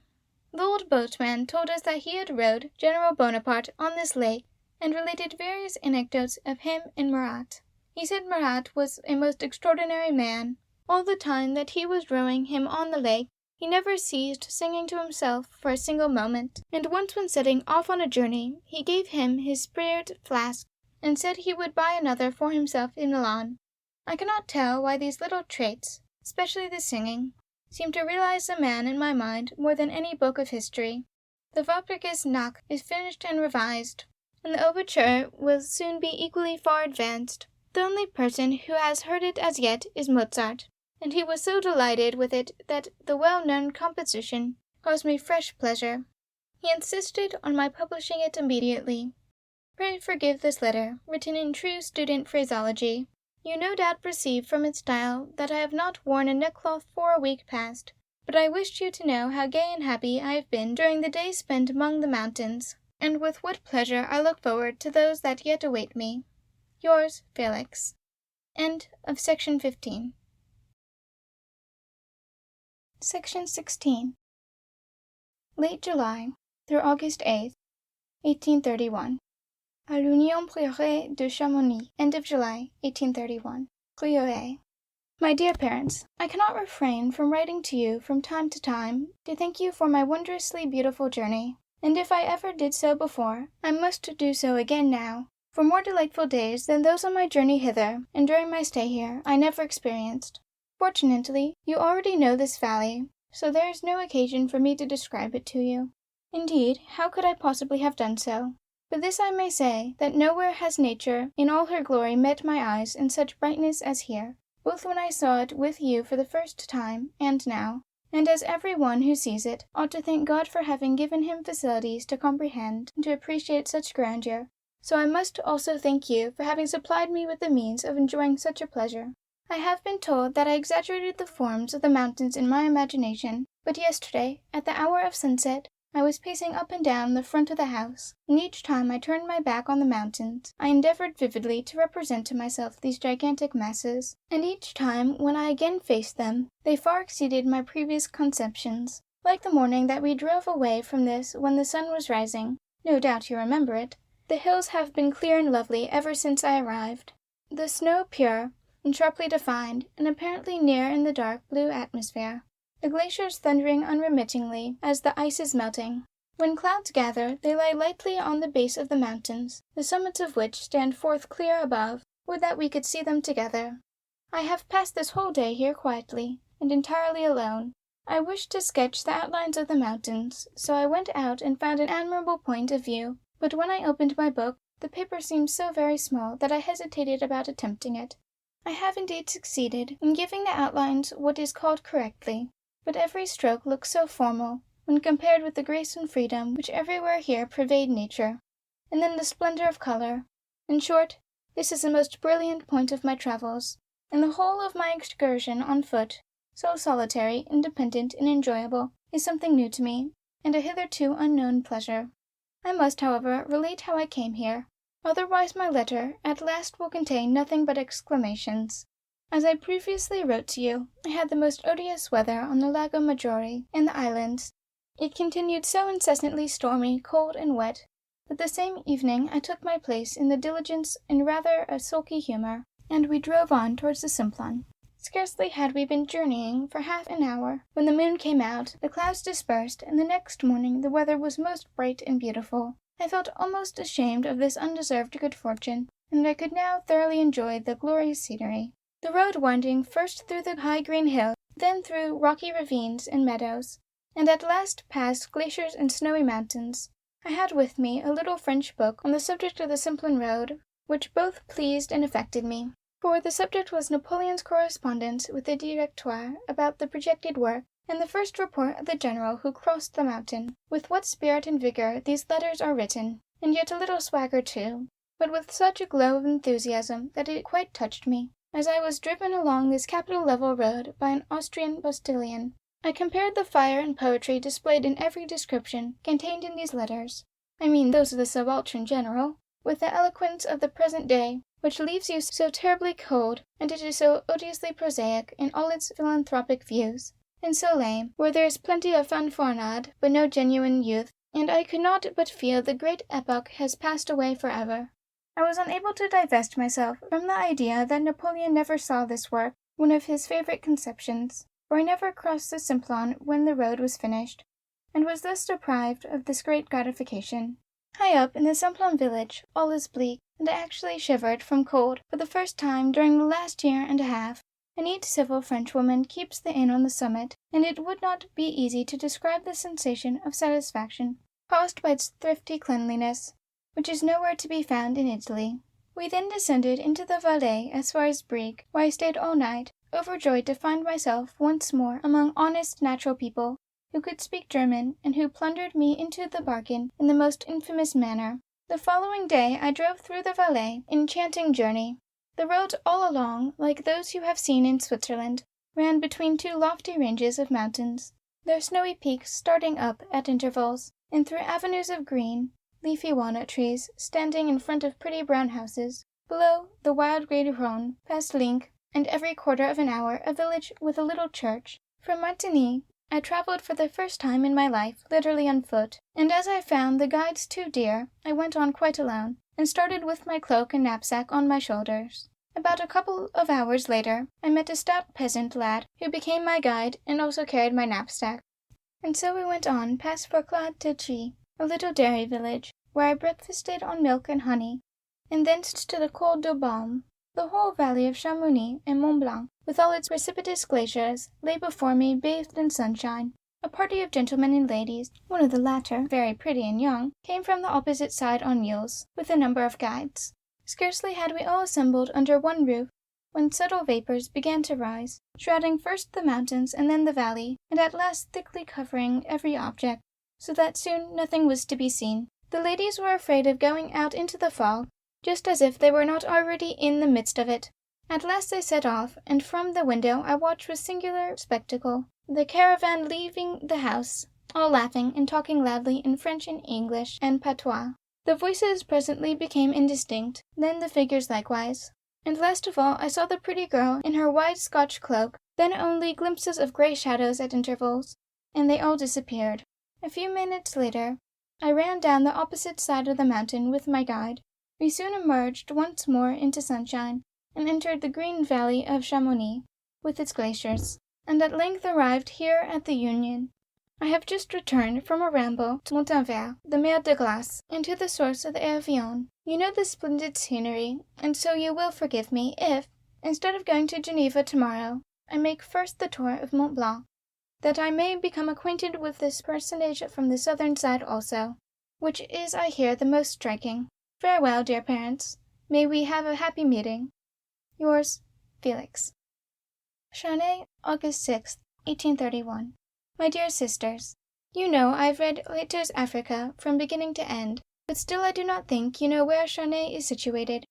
So fetch out Keller's old travelling map, that you may be able to accompany me on my wanderings.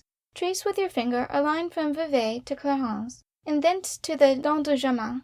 This line represents a footpath, and where your finger has been my legs also went this morning, for it is now only 7:30, and I am still fasting. I mean to breakfast here, and am writing to you in a neat wooden room, waiting till the milk is made warm for me. Without, I have a view of the bright blue lake, and so I now begin my journal, and mean to continue it as I best can during my pedestrian tour. After breakfast. Heavens, here is a pretty business. My landlady has just told me with a long face that there is not a creature in the village to show me the way across the Dent or to carry my knapsack except a young girl, the men being all at work. I usually set off every morning very early and quite alone, with my bundle on my shoulders, because I find guides from the inns both too expensive and too tiresome. A couple of hours later, I hire the first honest-looking lad I see, and so I travel famously on foot. I need not say how enchanting the lake and the road hither were. You must recall for yourself all the beauties you once enjoyed there. The footpath is in the continued shade, under walnut trees and uphill, past villas and castles, along the lake which glitters through the foliage, villages everywhere, and brooks and streams rushing along from every nook and every village. The neat, tidy houses. It is all quite too charming, and you feel so fresh and so free. Here comes the girl with her steeple hat. I can tell you she is vastly pretty into the bargain, and her name is Pauline. She has just packed my things into her wicker basket. Adieu. Evening, Château d'Eux, candlelight. I have had the most delightful journey. What would I not give to procure you such a day? But then you must first become 2 youths, and be able to climb actively, and drink milk when the opportunity offered, and treat with contempt the intense heat, the many rocks in the way, the innumerable holes in the path, and the still larger holes in your boots. And I fear you are rather too dainty for this. But it was most lovely. I shall never forget my journey with Pauline. She is one of the nicest girls I ever met, so pretty and healthy-looking, and naturally intelligent. She told me anecdotes about her village, and I in return told her about Italy. But I know who was the most amused. The previous Sunday all the young people of distinction in her village had gone to a place far across the mountain to dance there in the afternoon. They set off shortly after midnight, arrived while it was still dark, lighted a large fire, and made coffee. Towards morning the men had running and wrestling matches before the ladies. We passed a broken hedge, testifying the truth of this, and they danced, and were at home again by Sunday evening, and early on Monday morning they all resumed their labours in the vineyards. By heaven, I felt a strong inclination to become a Vaudois peasant while I was listening to Pauline, when from above she pointed out to me the villages where they dance when the cherries are ripe, and others where they dance when the cows go to pasture in the meadows and give milk. Tomorrow they are to dance in Saint-Gingolph. They row across the lake, and anyone who can play takes his instrument with him. But Pauline is not to be of the party, because her mother will not allow it, for dread of the wide lake, and many other girls also do not go for the same reason, as they all cling together. She then asked my leave to say good-bye to a cousin of hers, and ran down to a neat cottage in the meadow. Soon the two girls came out together and sat on a bench and chattered. On the Col de Jamin above, I saw her relations busily mowing and herding the cows. What cries and shouts ensued! Then those above began to yodel, on which they all laughed. I did not understand one syllable of their patois, except the beginning, which was Adieu Periot. All these sounds were taken up by a merry mad echo, that shouted and laughed and yodeled too. Towards noon we arrived at the Allier, where I had rested for a time. I once more shrouded my knapsack, for a fat old man provoked me by offering to carry it for me. Then Pauline and I shook hands, and we took leave of each other. I descended into the meadows, and if you do not care about Pauline, or if I have bored you with her, it is not my fault, but that the mode in which I have described her. Nothing could be more pleasant in reality, and so was my future journey. I came to a cherry orchard where the people were gathering the fruit, so I lay down on the grass and ate cherries for a time along with them. I took my midday rest at Latine in a clean wooden house. The carpenter who built it gave me his company to some roast lamb, and pointed out to me with pride every table and press and chair. At length I arrived here, at night, through dazzling green meadows, interspersed with houses, surrounded by fir trees and rivulets. The church here stands on a velvet green eminence, more houses in the distance, and still further away huts and rocks, and in a ravine patches of snow still lying on the plain. It is one of those idyllic spots, such as we have seen together in Watteville, but the village smaller, and the mountains more green and lofty. I must conclude, however, today, by a high eulogy on the Canton de Vaud. Of all the countries I know, this is the most beautiful, and it is the spot where I should most like to live when I become really old. The people are so contented, and look so well, and the country also. Coming from Italy, it is quite touching to see the honesty that still exists in the world. Happy faces, a total absence of beggars, or saucy officials. In short, there is the most complete contrast between the two nations. I thank God for having created so much that is beautiful, and may it be His gracious will to permit us all, whether in Berlin, England, or in the Château d'Aix, to enjoy a happy evening and a tranquil night. Boutigüe, August 7th, evening. The lightning and thunder are terrific outside, and torrents of rain besides. In the mountain you first learn respect for weather. I have not gone further, for it would have been such a pity to traverse a lonely cement valley under an umbrella. It was grey morning, but delightfully cool for walking in the forenoon. The valley of Sonnen, and the whole road, is increasingly fresh and gay. I am never weary of looking at the verdure. I do believe that if during a long life I were always gazing at undulating verdant meadows, dotted over with reddish-brown houses, I should always experience the same pleasure in looking at them. The road winds the whole way through the meadow of this kind, and past running streams. At noon I dined at Weissiemen, in one of those enormous Bernese houses, where everything glitters with neatness and cleanliness, and where even the smallest detail is carefully attended to. I there dispatched my knapsack by the diligence of the Interlaken, and am now about to walk as a regular pedestrian through the country. A shirt in my pocket, a brush and a comb, and my sketch-book. This is all I require, but I am very tired. May the weather be fine tomorrow. Themis the 8th. A pretty affair. The weather is 3 times as bad as ever. I must give up my plan of going to Interlaken today, as there is no possibility of getting on. For the last few hours the water has been pouring straight down, as if the clouds above had been fairly squeezed out. The roads aren't as soft as feather beds. Only occasional shreds of the mountains are to be seen, and even these but rarely. I almost thought sometimes that I was in the Margravate of Brandenburg, and that the Samar Valley looked perfectly flat. I was obliged to button my waistcoat tight over my sketch-book, for very soon my umbrella was of no use whatever, and so I arrived here to dinner about 1 o'clock. I had my breakfast in the following place. End of section 16. Section 17. August 8th through August 13th, 1831. Weissenburg, August 8th. I sketched this on the spot with a pen, so do not laugh at the bold stream. I passed the night very uncomfortably at Boutiguen. There was no room in the inn, owing to a fair, so I was obliged to lodge in an adjacent house, where there were swarms of vermin quite as bad as in Italy. a creaking house clock striking hoarsely every hour, and a baby that screeched the whole night. I really could not help for a time noticing the child's cries, for it screamed in every possible key, expressive of every possible emotion. First anger, then furious, then whining, and when it could screech no longer, it grunted in a deep bass. Let no one tell me that we must wish to return to the days of our childhood, because children are so happy. I am convinced that such a little mortal as this flies into a rage just as we do, and has also his sleepless nights, his passions, and so forth. This philosophical view occurred to me this morning, while I was sketching Weissenberg, and so I wished to communicate it to you on the spot. But I took up the Constitutionnel, in which I read that Casimir Perrier article on the cholera, which I should like to transcribe, for it is so extraordinary. The existence of this disease is totally and absolutely denied, and only one person has it in Danzig, a Jew, and he got well. Then followed a number of Hegelisms in French, and the election of the deputies. O world! As soon as I had finished reading the paper, I was obliged to set off again in the rain through the meadows. No such enchanting country as this is to be seen, even in a dream.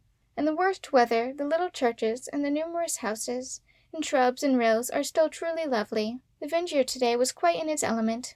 Dinner has been long over, and it is still pouring. I intend to go no further than Spie this evening. I regret much that I can neither see this place, which seems beautifully situated, nor Spie, which I know of from Roussel's sketches.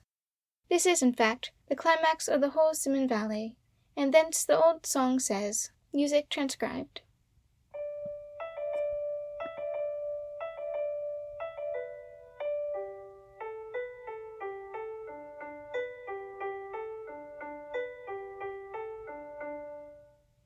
I sing this the whole day while walking along. The Cibétal, however, showed no gratitude for the compliment, and the rain continued unremittingly.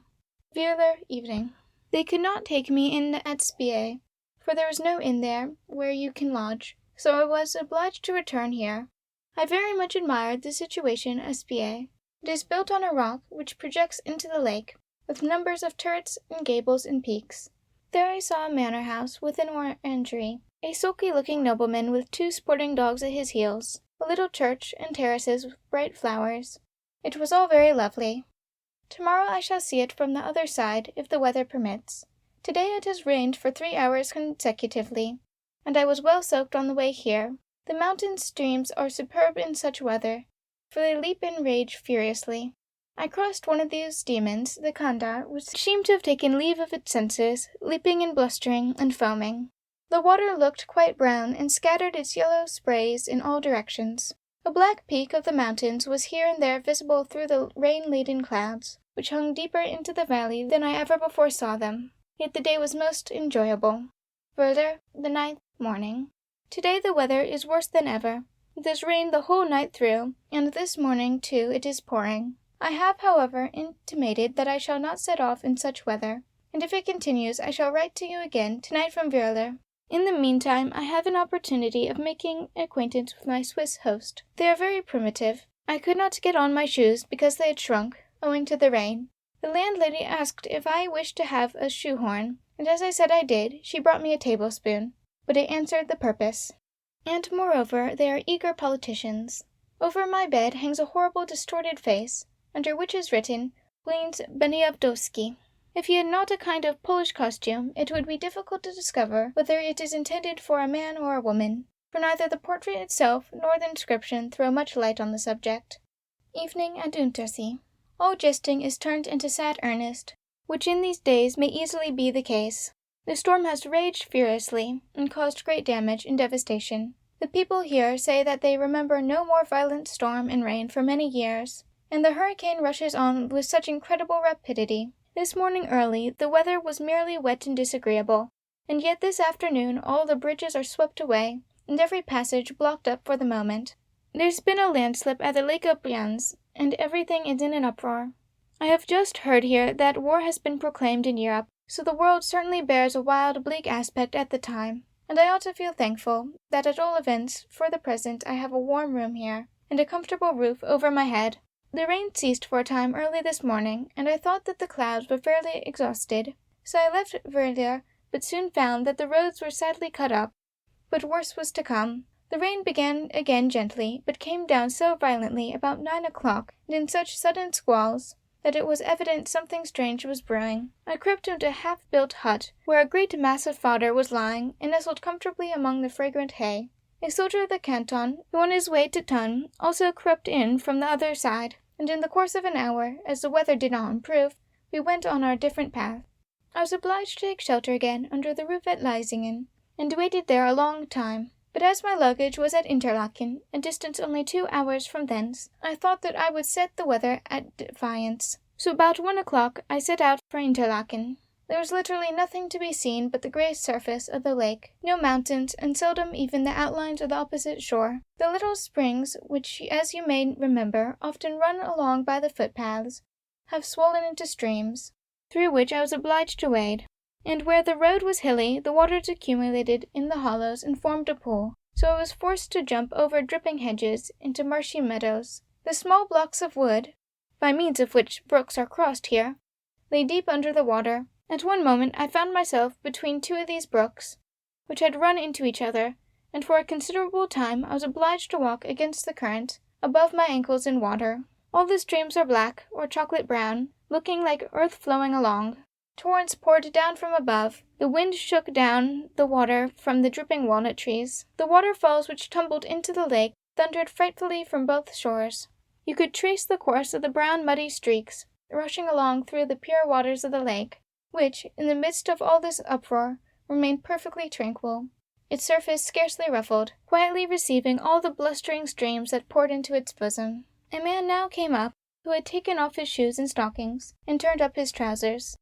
This made me feel rather nervous. Presently I met two women, who said that I could not go through the village, for all the bridges were gone. I asked how far it was to Interlaken.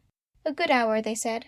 I could not make up my mind to turn further, because the waters were rushing down so impetuously from the mountains, and certainly there was fine commotion in the middle of the village. The muddy stream had swept everything along with it, eddying round the houses, and running along the meadows and footpaths, and finally thundering down into the lake. Luckily there was a little boat there, in which I ferried across to Neuss. Through this expedition in an open boat, in torrents of rain, was far from pleasant. My condition, when I arrived at Neuss, was miserable enough. I looked as if I wore long black boots over my light-coloured trousers, my shoes and stockings quite up to my knees, dark brown. Then came the original white, then a soaked blue paletot. Even my sketch-book, that I had buttoned under my waistcoat, was wet through. I arrived in this plight at Interlaken, where I was very ill received, for the people there either could not or would not find room for me, and so I was forced to return to Untersee, where I am famously lodged, and most comfortable. Singularly enough, I had been all along anticipating with such pleasure revisiting the inn at Interlaken, of which I had so many reminiscences. I drove up in my little Neuss carriage to the Nussbaumplatz, and saw the well-known glass gallery. The pretty landlady, too, came to the door, but somewhat aged and altered. Neither the dreadful storms, nor the various discomforts I had endured, annoyed me half so much as not being able to retain at Interlaken. Consequently, for the first time since I left Vevey, I was so out of humour for half an hour, and obliged to. Music transcribed.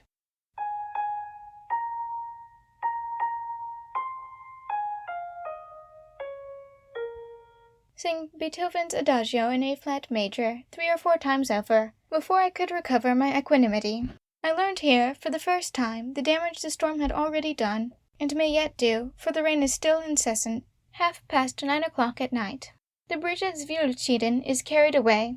The Vetturini from Vians, in Greenswald, will not encounter the risk of driving home, from the fear of some rock falling on their heads. The water here has risen to within 1.5 feet of the Aar bridge. The gloom of the sky I cannot describe. I mean to wait here patiently. Besides, I do not require the aid of localities to enable me to sum up my reminiscences. They have given me a room where there is a piano. It indeed bears the date of the year 1794, and somewhat resembles in tone the little old Siraman in my room at home. So I took a fancy to it at the very first chord I struck, and it also recalls you to my mind. This piano has outlived many things, and probably never dreamt that I was likely to compose by its aid, as I was not born till 1809, now full 22 years ago. In the meantime, the piano, though 37 years old, has plenty of good material in it yet, I have some new lieder in hand, dear sisters. You have not seen my favorite one, in E major, Auf der Reise. It is very sentimental. I am now composing one which will not, I fear, be very good, but it will, at all events, please us three, for it is at least well intended. The words are Goethe's, but I don't say what they are. It is very daring in me to compose for this poetry, and the words are by no means suitable for music, but I thought them so divinely beautiful that I could not resist singing them to myself. Enough for today, so good night, dear ones. August 10th.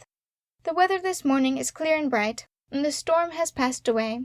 Would that all storms ended as quickly, and were soon allayed. I have passed a glorious day, sketching, composing, and inhaling fresh air. In the afternoon I went back on horseback to Interlaken, for no man can go there on foot at this moment. The whole road is flooded, so that even on horseback I got very wet. In this place, too, every street is inundated and impassable.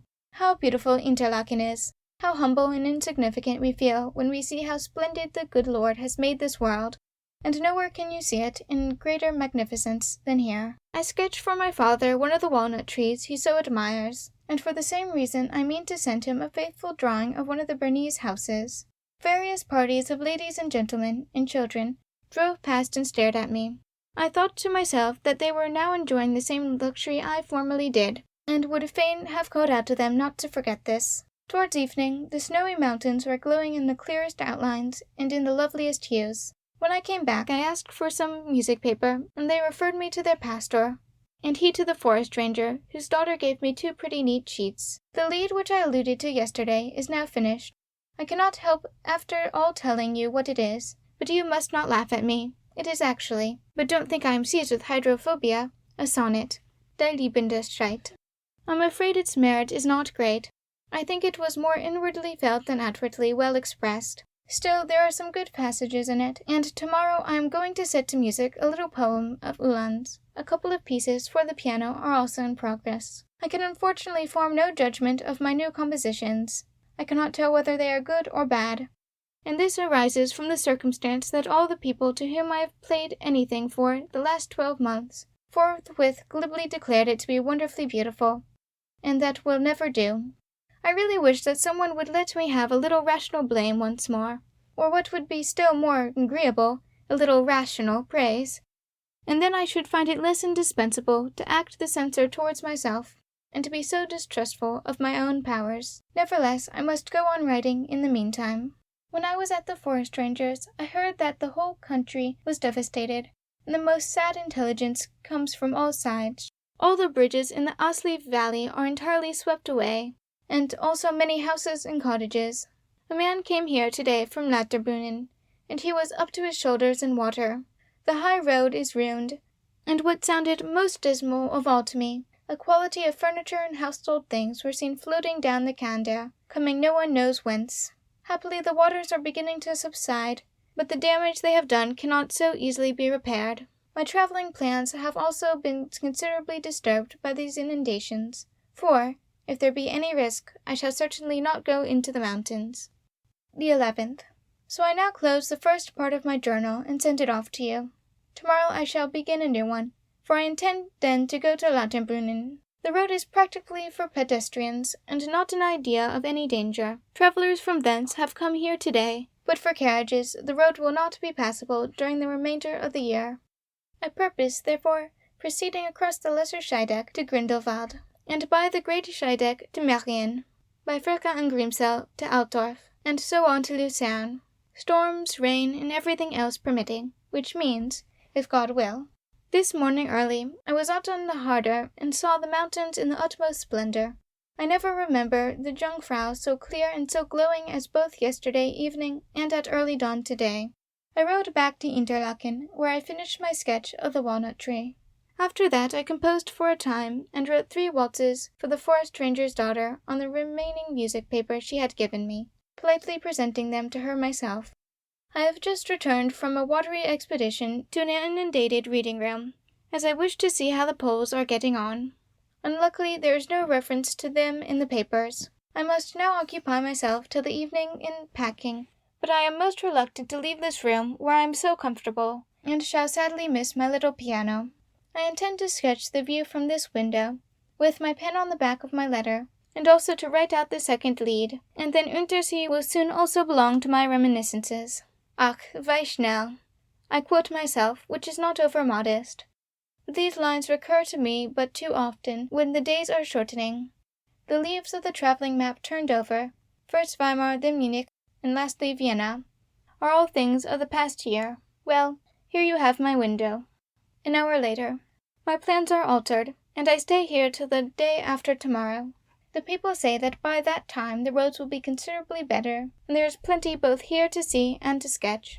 The R has not risen to such a height for 70 years.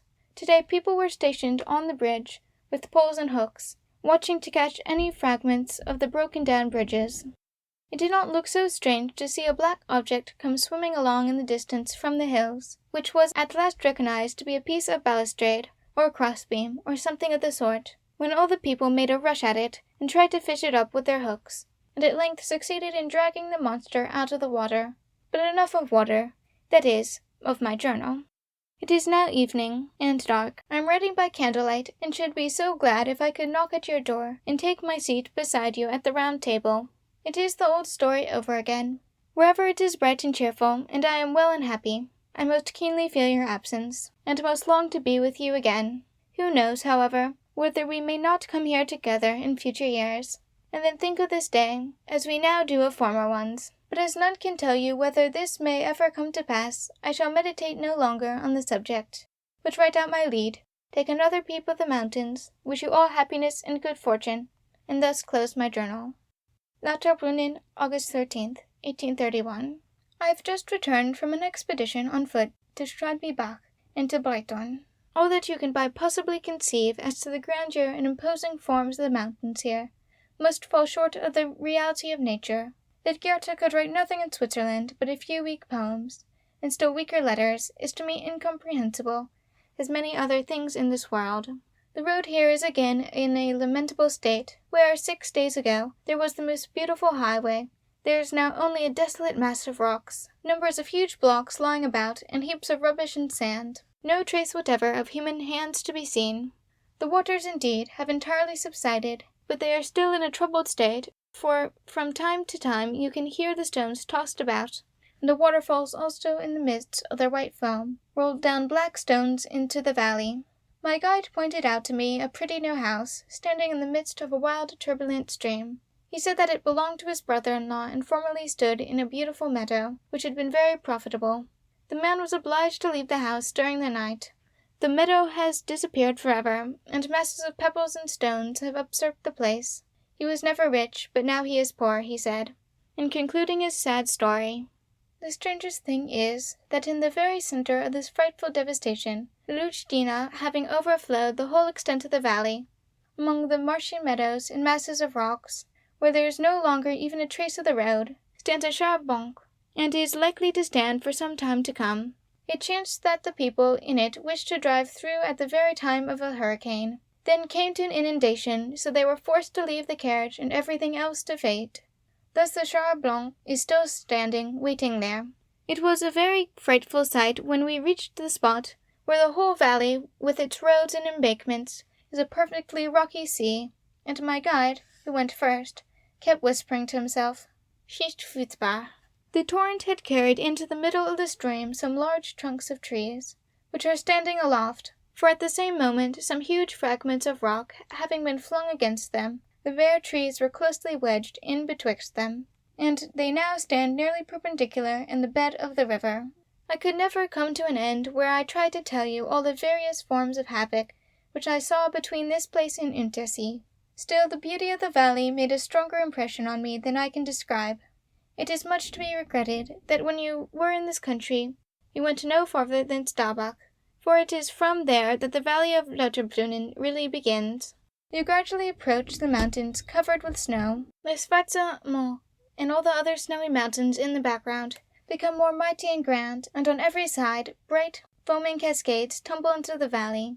You gradually approach the mountains covered with snow, and the glaciers in the background, through the pine woods and oaks and maple trees. The moist meadows, too, were covered with a profusion of brilliant flowers, snakewort, wild scabious, campanulas, and many other. New Lucina has accumulated masses of stones at the sides, having swept among fragments of rocks, as my guide said, bigger than a stove, then the carved brown wooden houses and the hedges. It is all beautiful beyond measure. Unfortunately, we cannot get to Schimadi Bach, as the bridges, paths, and fords were all gone, but it was a walk I can never forget. I also tried to sketch the Moch, but what can you hope to do with a small pencil? Hegel indeed says that every single human thought is more sublime than the whole of nature, but in this place I consider that too presumptuous. The axiom sounds indeed very fine, but it is a confounded paradox, nevertheless. I am quite contented, in the meantime, to adhere to nature, which is the safest of the two. You know the situation of the inn here, and if you cannot recall it, refer to my former Swiss drawing book, where you will find it sketched, badly enough, and where I put in a footpath in the front, from imagination, which made me laugh heartily today, when I thought of it. I am at this moment looking out of the same window and gazing at the dark mountains, for it is late in the evening, that is, 7:45, and I have an idea, which is more sublime than the whole of nature. I mean to go to bed, and so good night, dear ones. End of section 17. Section number 18. August 14th through August 23rd. The 14th, 10 o'clock in the forenoon. From the dairy hut on the Vengeren Alp, in heavenly weather, I send you my greetings. Grindelwald, evening.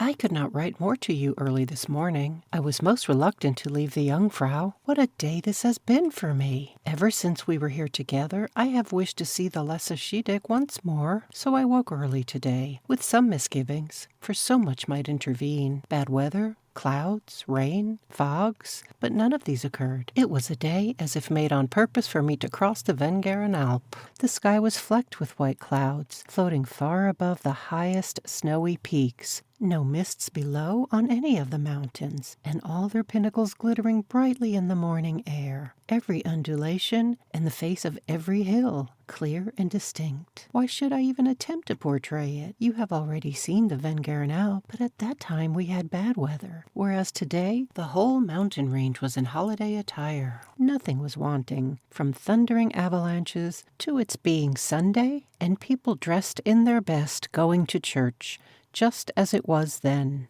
The hills had only dwelt in my memory as gigantic peaks, for their great altitude had entirely absorbed me. Today I was struck with amazement at the immense extent of their base, their solid, spacious masses, and the connection of all these huge piles, which seemed to lean towards each other and to reach out their hands to one another. In addition to this, you must imagine every glacier and snowy plateau and point of rock dazzlingly lighted up and glittering. Then the far summits of distant mountain ranges stretching hither, as if surveying the others. I do believe that such are the thoughts of the Almighty. Those who do not yet know Him may here see Him and the nature He created, visibly displayed. Then the fresh, bracing air, which refreshes you when weary and cools you when it is warm, and so many springs. I must at some future time write you a separate treatise on springs, but I have not time for it today, as I have something particular to tell you. Now you will say, I suppose, he came down the mountain again and is going to inform us once more how beautiful Switzerland is. Not at all. When I arrived at the herdsman's hut, I was told that in a meadow far up the Alps there was to be a great fete this very day, and I saw people at intervals climbing the mountain. I was not at all fatigued. An alpine fete is not to be seen every day. The weather said yes. The guide was willing. Let us go to Intraman, said I. The old herdsman went first, so we were obliged to climb very vigorously, for Intraman is more than 1,000 feet higher than the Lesse Schiedek. The herdsman was a ruthless fellow, for he ran on before us like a cat. He soon took pity on my guide, and relieved him of my cloak and knapsack, but even with them he continued to push forward so eagerly that we really could not keep up with him. The path was frightfully steep. He extolled it, however, saying that there was a much nearer but much steeper track. He was about 60 years of age, and when my youthful guide and I with difficulty surmounted a hill, we invariably saw him descending the next one. We walked on for 2 hours in the most fatiguing path I ever encountered. First a steep ascent, then down again into a hollow, over heaps of crumbling stones, and brooks and ditches, across 2 meadows covered with snow, in the most profound solitude, without a footpath, or the most remote trace of the hand of man. Occasionally we could still hear the avalanches from the Jungfrau, otherwise all was still, and not a tree to be seen. When this silence and solitude had continued for some time, and we had clambered to the top of a grassy acclivity, we suddenly came in sight of a vast number of people standing in a circle, laughing, speaking, and shouting. They were all in gay dresses, and had flowers in their hats. There were a great many girls, some tables with casks of wine, and all around deep, solemn silence, and tremendous mountains. It was singular that while I was in the act of climbing, I thought of nothing but rocks and stones, and the snow in the track, but the moment I saw human beings, all the rest was forgotten, and I only thought of men, and their sports, and the merry fete. It was really a fine sight. The scene was in a spacious green meadow far above the clouds. Opposite were the snowy mountains in all their prodigious altitude, more especially the dome of the Great Eiger, the Schreckhorn, and the Wiederhorne, and all the others as far as the Blumleys Alp. The Lauterbrunnen Valley lay far beneath us in the misty depths, quite small, as well as our road of yesterday, with all the little cataracts like threads, the houses like dots, and the trees like grass. Far in the background the lake of Thun occasionally glanced out of the mist. The crowd now began wrestling and singing and drinking and laughing, all healthy, strong men. I was much amused by the wrestling, which I had never before seen. The girls served the men with Kirschwasser and Schnapps. The flasks passed from hand to hand, and I drank with them, and gave 3 little children some cakes, which made them quite happy. A very tipsy old peasant sang me some songs. Then they all sang. Then the guide favored us with a modern song, and then little boys fought. Everything pleased me on the Alps, and I remained lying there till towards evening, and made myself quite at home. We descended rapidly into the meadows below, and soon descried the familiar inn, and its windows glittering in the evening sun. A fresh breeze from the glaciers began to blow. This soon cooled us. It is now getting late, and from time to time avalanches are heard. So thus has my Sunday been spent. A fete day indeed. On the Fallhorn, August 15th. I am shivering with cold. Outside thick snow is falling, and the wind raging and blustering. We are 8,000 feet above the level of the sea, and a long tract of snow to traverse. But here I am. Nothing can be seen. All day the weather has been dreadful. When I remember how fine it was yesterday, while I earnestly wish that it may be as fine tomorrow, it reminds me of life. For we are always hovering between the past and the future. Our excursion of yesterday seems as far past and remote as if I knew it only from old memories and had scarcely been present myself. For today, when during 5 mortal hours we were struggling on, against rain and fog, sticking in the mud, and seeing nothing round us but gray vapors, I could scarcely realize that it ever was or ever will be again fine weather, or that I ever lay idly stretched on this wet marshy grass. Besides, everything here wears such a wintry aspect: heated stoves, thick snow, cloaks, freezing, shivering people. I am at this moment in the highest inn in Europe, and just as in St. Peter's, you look down on every church, and on the Simplon, upon every road, so from hence I look down on all other inns, but not morally, for this is little more than a few wooden planks. Never mind, I am now going to bed, and I will no longer watch my own breath. Good night, Tom's a cold. Hospital, August 18th.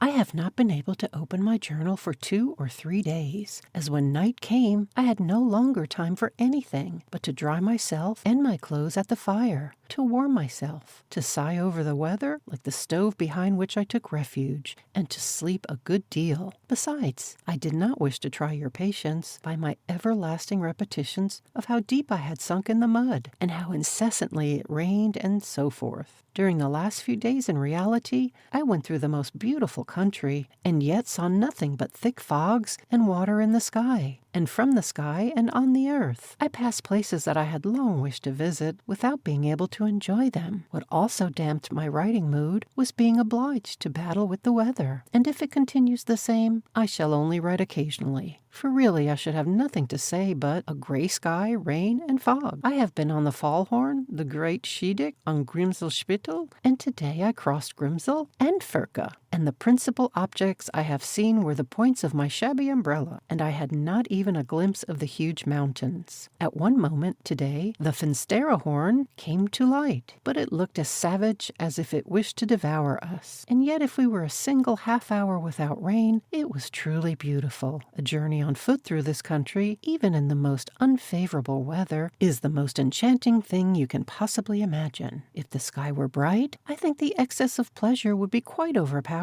I must not therefore complain too much of the weather, for I have had my full share of enjoyment. During the last few days, I felt like Tantalus. When I was on the Schiedick, a glimpse of the lower part of the Wiederhorn was sometimes visible through the clouds, and it seemed beyond measure magnificent and sublime. But I only saw the base. On the Fallhorn, I could not distinguish objects 50 paces off, although I stayed there till 10 o'clock in the morning. We went down to the Schiedick in a heavy snowstorm, by a very wet and difficult path, which the incessant rain had made worse than usual. We arrived at Grimselspittel in rain and storm. Today I wished to have ascended the Siedelhorn, but was obliged to give it up on account of the fog. The Mayenwand was shrouded in grey clouds, and we had only a single peep of the Finsteraarhorn when we were on the Furka. We also arrived here in a torrent of rain and water everywhere. But all this does not signify. My guide is a capital fellow. If it rains, he sings and yodels. If it is fine, so much the better. And though I failed in seeing some of the finest objects, still I saw a great deal that was interesting. On this occasion, I have formed a particular friendship for the glaciers. They are indeed the most marvelous monsters in the world. How strangely they are all tumbled about. Here a row of jagged points, there toppling crags, and above towers and bastions, while on every side crevices and ravines are visible, all of the most wondrous pure ice that rejects all soil of earth, casting up again on the surface the stones, sand, and gravel flung down by the mountains. Then the superb coloring when the sun shines on them, and their mysterious advance. They sometimes move on 1.5 feet in a single day, so that the people in the village are in the greatest anxiety and alarm when the glacier arrives so quietly, and yet with such irresistible force, for it shivers rocks and stones when they lie in the way. Then the ominous crashing and thundering, and the rushing of so many springs near and round. They are splendid miracles. I was in the Rosenlaui Glacier, which forms a kind of cave that you can creep through. It looks as if built of emeralds, only more transparent. Above, around, on all sides, you can see rivulets running between the clear ice. In the center of this narrow passage, the ice has left a large round window, through which you look down on the valley, and issue forth again under an arch of ice, and high above, black peaks rear their heads, from which masses of ice roll down in the boldest undulations. The glacier of the Rhone is the most imposing that I have seen, and the sun burst forth on it as we passed early this morning. This is a suggestive sight, and you get a casual glimpse of the rocky peak of a mountain, a plateau covered with snow, cataracts, and bridges spanning them, and masses of crumbling stones and rocks. In short, even if you see little in Switzerland, it is at all events more than is to be seen in any other country.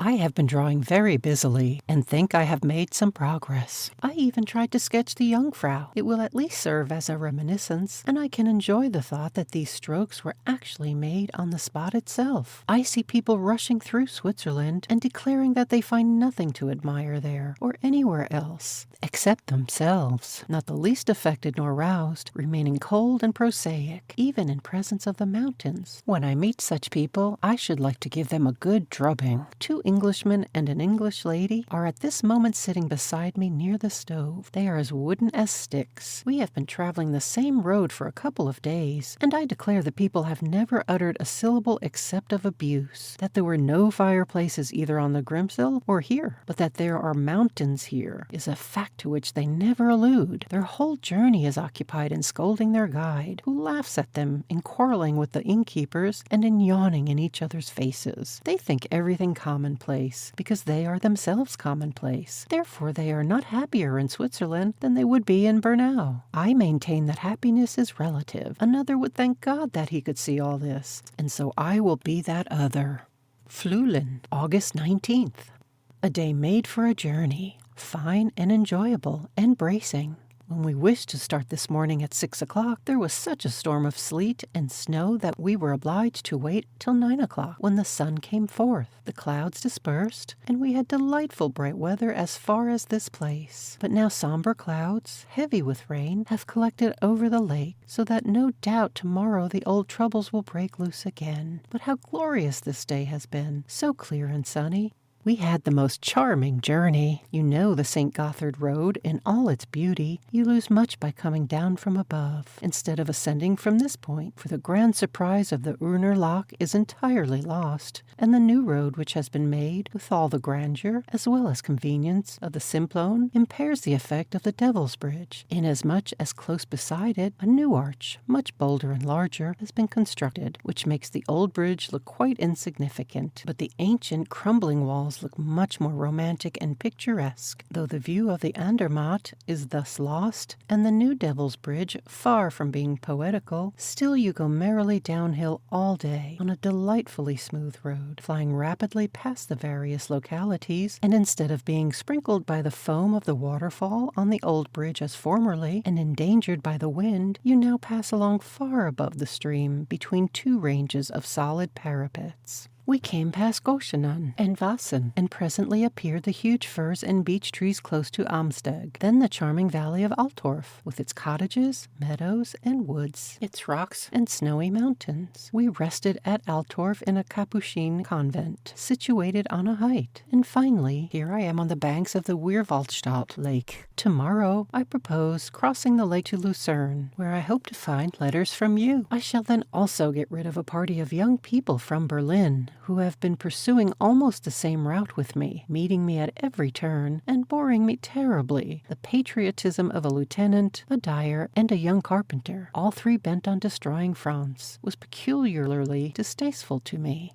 Sarnen, the 20th. I crossed the Weerwaldstadt lake early this morning, in a continued pour of rain, and found your welcome letter of the 5th in Lucerne. As it contained nothing but good tidings, I immediately arranged a tour of 3 days to Unterwalden and the Brunig. I intend to call again at Lucerne for your next letter, and then I am off to the west, and out of Switzerland. I shall take leave of it with deep regret. The country is beautiful beyond all conception, and though the weather is again odious, rain and storms the whole day and all through the night, yet the Talenplatt, the Grutli, the Brunnen, and Schweitz, and the dazzling green of the meadows this evening in Unterwalden are too lovely ever to be forgotten. The hue of this green is most unique, refreshing the eye and the whole being. I shall certainly attend to your kind precautionary injunctions, dear mother, but you need be under no apprehensions about me. I am by no means careless with regard to my health, and have not, for a long time, felt so well as during my pedestrian excursions in Switzerland. If eating and drinking and sleeping and music in one's head can make a man healthy, then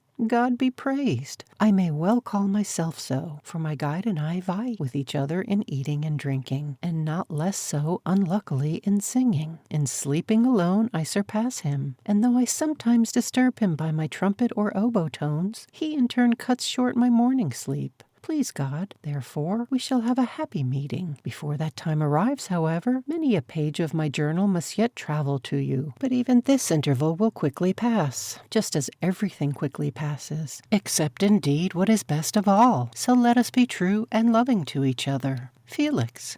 Engelberg, August 23rd, 1831. My heart is so full that I must tell you about it. In this enchanting valley, I have just taken up Schiller's Wilhelm Tell and read half of the first scene. There is surely no genius like that of Germany. Heaven knows why it is so, but I do think that no other nation could fully comprehend such an opening scene, far less be able to compose it. This is what I call a poem, and a beginning. First the pure, clear verse, in which the lake, smooth as a mirror, and all else is so vividly described, and then the slow, commonplace Swiss talk, and Baumgarten coming in. It is quite glorious. How fresh, how powerful, how exciting. We have no such work as this in music, and yet even that sphere ought one day to produce something equally perfect. It is so admirable in him, too, to have created an entire Switzerland for himself, inasmuch as he never saw it, and yet all is so faithful and so strikingly truthful. The people and life, the scenery and nature. I was delighted when the old innkeeper here, in a solitary mountain village, brought me from the monastery, the book with the well-known characters and old familiar names. But the opening again quite surpassed all my expectations. It is now more than 4 years since I read it. I mean presently to go over to the monastery to work off my excitement on the organ.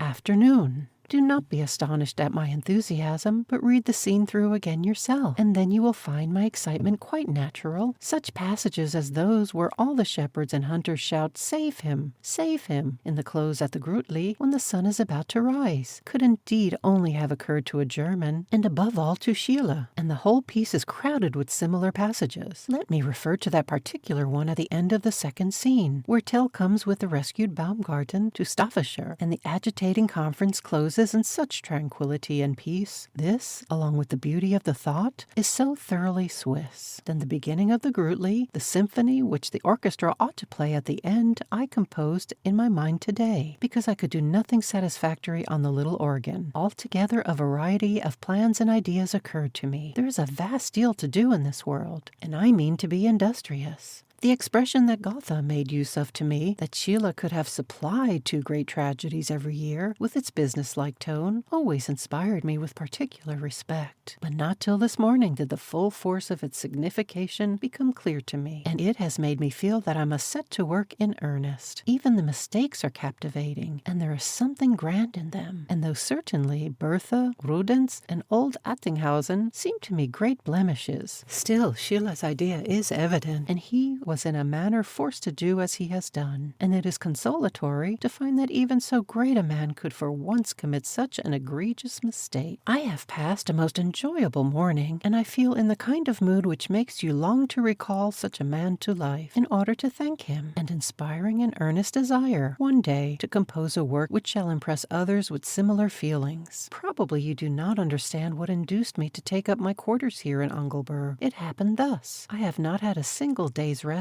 since I left Untersee, and therefore wished to remain for a day at Meiringen, but was tempted by the lovely weather in the morning to come on here. The usual rain and wind assailed me on the mountains, and so I arrived very tired. This is the nicest inn imaginable, clean, tidy, very small and rustic, an old white-haired innkeeper, a wooden house, situated in a meadow a little apart from the road, and the people so kind and cordial that I feel quite at home. I think this kind of domestic comfort is only to be found among those who speak the German tongue. At all events, I never met with it anywhere else, and though other nations may not feel the want of it, or scarcely care about it, still I am a native of Hamburg, and so it makes me feel happy and at home. It is not therefore strange that I decided on taking my day's rest here with these worthy old people. My room has windows on every side, commanding a view of the valley. The room is prettily paneled with wood, some colored texts, and a crucifix are hanging on the walls. There is a solid green stove, and a bench encircling it, and 2 lofty bedsteads. When I am lying in bed, I have the following view.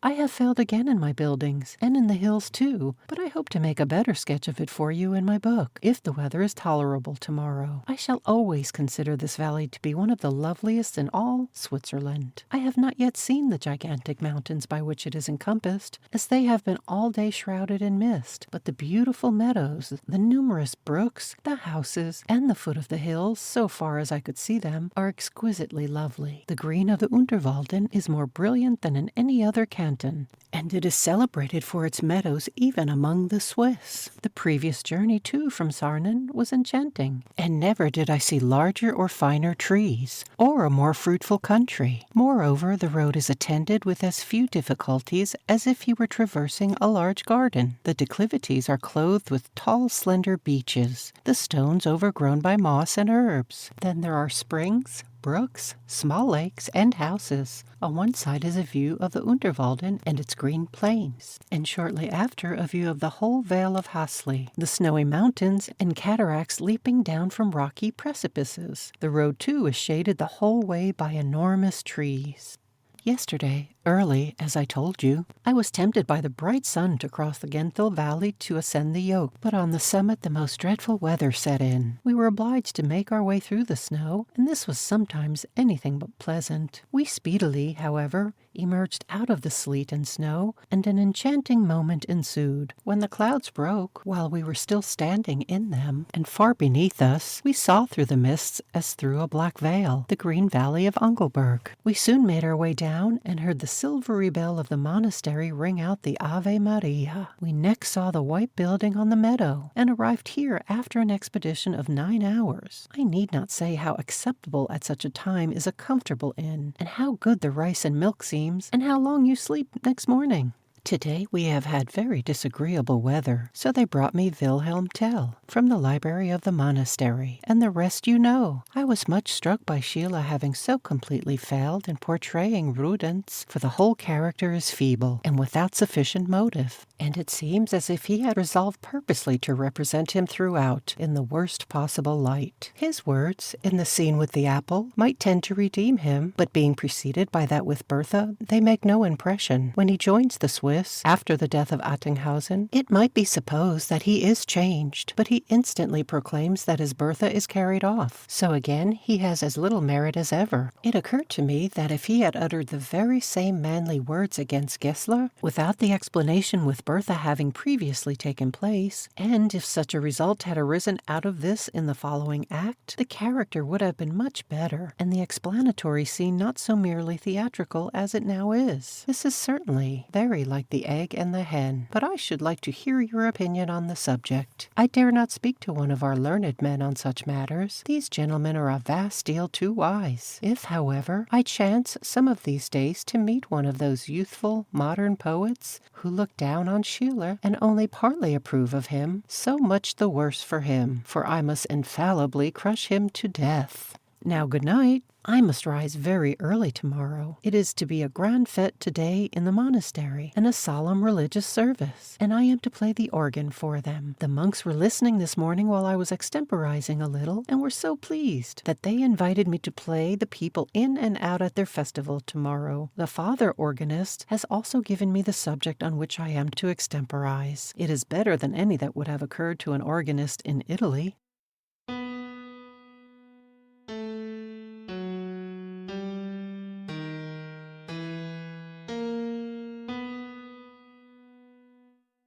I shall see tomorrow what I can make of this. I played a couple of new pieces of mine on the organ this afternoon in the church, and they sounded rather well. When I came past the monastery the same evening, the church was closed, and scarcely were the doors shut when the monks began to sing nocturnes fervently. In the dark church, they intoned the deep B, which vibrated splendidly, and could be heard far down the valley.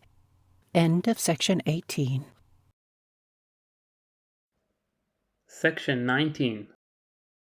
August 24th to September 3rd. August 24th. This has been another splendid day, the weather bright and enjoyable, and the bluest sky that I have seen since I left Chamonix. It was a holiday in the village and in all the mountains. After long continued fogs and every variety of bad weather, once more to see from the window in the morning the clear range of mountains and their pinnacles is indeed a grand spectacle. They are acknowledged to be finest after rain, and today they looked as fresh as if newly created. This valley is not surpassed by any in Switzerland. If I ever return here, this shall be my headquarters, for it is even more lovely and more spacious and unconfined than Chamonix, and more free than Interlaken. The Spanurter are incredibly grand peaks, and the round Titlis heavily laden with snow, the foot of which lies in the meadows, and the effect of the Urner rocks in the distance are also well worth seeing. It is now full moon, and the valley is clothed in beauty. This whole day I have done nothing but sketch, and play the organ. In the morning I performed my duties as organist. It was a grand affair. The organ stands close to the high altar, next to the stalls for the patres, so I took my place in the midst of the monks, a very Saul among the prophets. An impatient Benedictine at my side played the double bass, and others the violin. One of their dignitaries was first violin. The pater preceptor stood in front of me, sang a solo and conducted with a long stick as thick as my arm. The Eliv in the monastery formed the choir in their black cowls. An old decayed rustic played on an old decayed oboe, and at a little distance 2 more were puffing away composedly at 2 huge trumpets with green tassels. And yet with all this the affair was gratifying. It was impossible not to like the people, for they had plenty of zeal, and all worked away as well as they could. A mass by Emmerich was given, and every note of it betrayed its powder and pigtail. I played thorough bass faithfully from my ciphered part, adding wind instruments from time to time when I was weary, made the responses, extemporized on the appointed theme, and at the end, by desire of the prelate, played a march, in spite of my repugnance to do this on the organ, and was then honorably dismissed. This afternoon I played again alone to the monks, who gave me the finest subjects in the world. The Credo, among others. A fantasia on the latter was very successful. It is the only one that in my life I ever wished I could have written down, but now I can only remember its general purport, and must ask permission to send Fanny, in this letter, a passage that I do not wish to forget. By degrees, various counter-subjects were introduced in opposition to the canto fermo. First, dotted notes, then triplets, at last rapid semiquavers, through which the Credo was to work its way. Quite at the close, the semiquavers became very wild, and arpeggios followed on the whole organ in G minor. I proceeded to take up the theme on the pedal in long notes during the continued arpeggios, so that it ended with A. On the A, I made a pedal point in arpeggios, and then it suddenly occurred to me to play the arpeggios with the left hand alone, so that the right hand could introduce the Credo again in the treble with A. Thus,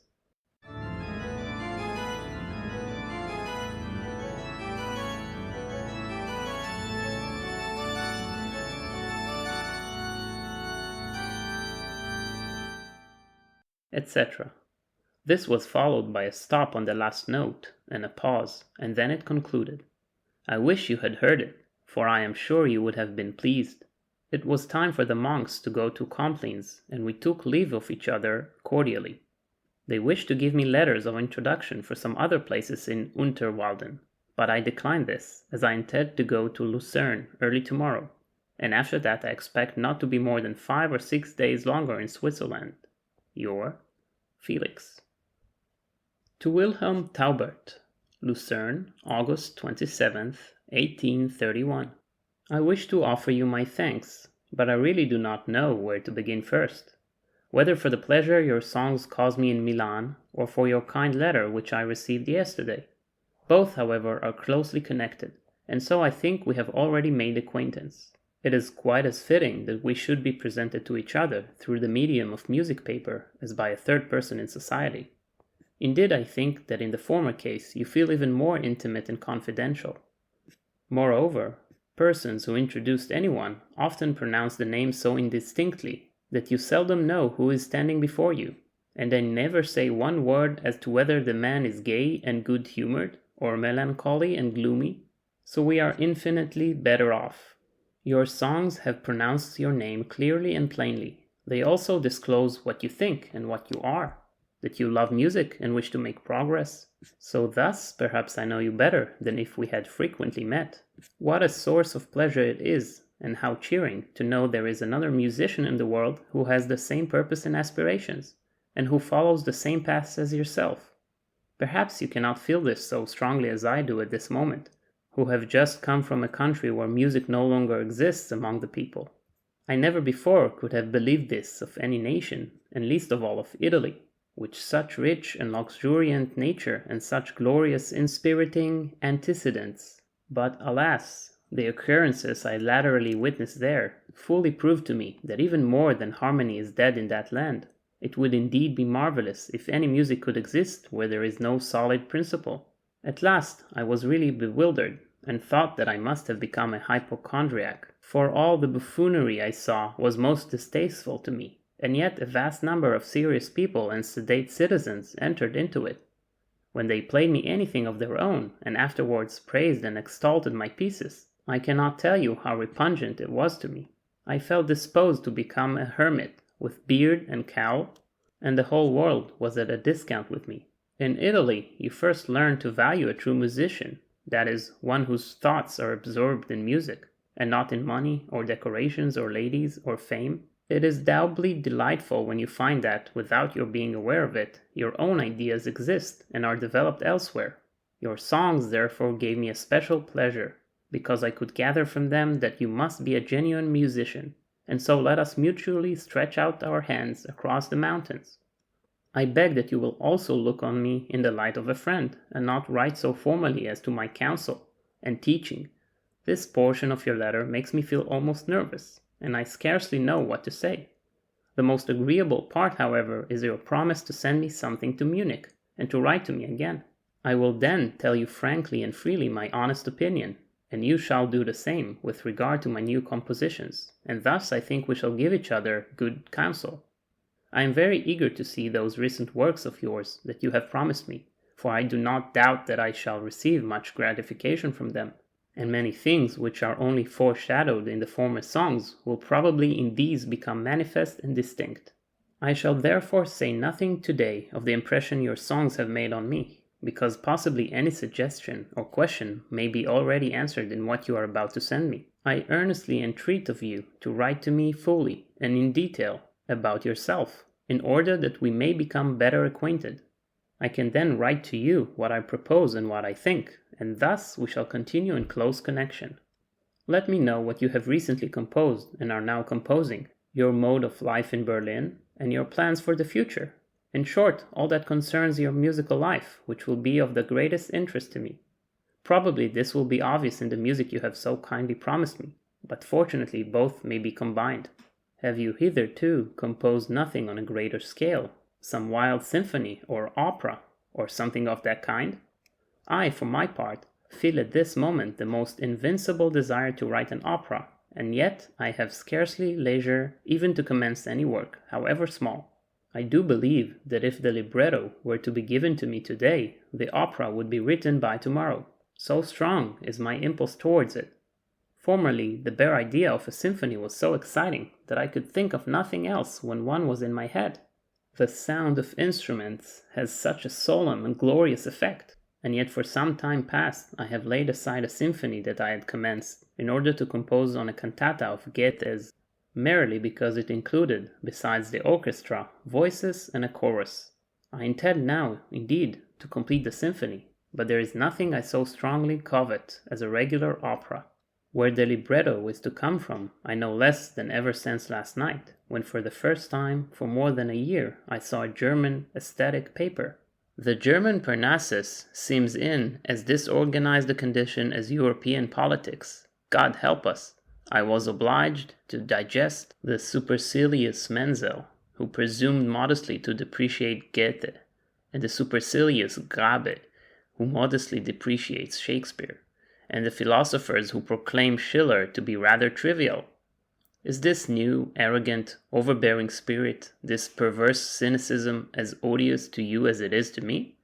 And are you of the same opinion with myself, that the first and most indispensable quality of any artist is to feel respect for great men, and to bow down in spirit before them, to recognize their merits, and not to endeavor to extinguish their great flame, in order that his own feeble rushlight may burn a little brighter? If a person be incapable of feeling true greatness, I should like to know how he intends to make me feel it. And as all these people, with their airs of contempt, only at last succeed in producing imitations of this or that particular form, without any presentiment of free, fresh, creative power, unfettered by individual opinion, or aesthetics, or criticism, or the whole world besides. As this is the case, do they not deserve to be abused? And I do abuse them. Pray do not take this amiss. Perhaps I have gone too far. But it was long since I had read anything of the kind, and it vexes me to see that such folly still goes on, and that the philosopher who maintains that art is dead still persists in declaring that it is so, as if art could in reality ever die. These are truly strange, wild, and troubled times, and let those who feel that art is no more allow it for haven's sake to rest in peace. But however roughly the storm may rage without, it cannot so quickly succeed in sweeping away the dwelling, and he who works on quietly within, fixing his thoughts on his own capabilities and purposes, and not on those of others, will see the hurricane blow over, and afterwards find it difficult to realize that it ever was so violent as it appeared at the time. I have resolved to act thus so long as I can, and to pursue my path steadily, for at all events no one will deny that music still exists, and that is the chief thing. How cheering it is to meet with a person who has chosen the same object and the same means as yourself, and I would fain tell you how gratifying each new corroboration of this is to me, but I scarcely know how to do so. You must imagine it for yourself, and your own thoughts must supply any deficiencies. So farewell. Pray let me hear from you soon and frequently. I beg to send my kindest wishes to our dear friend Berger. I have been long intending to write to him, but have never yet accomplished it. I shall certainly, however, do so one of these days. Forgive this long, dry letter. Next time it shall be more interesting. And now once more farewell. Yours, Felix Mendelssohn-Bartholdy. Rigi Calm, August 30th, 1831.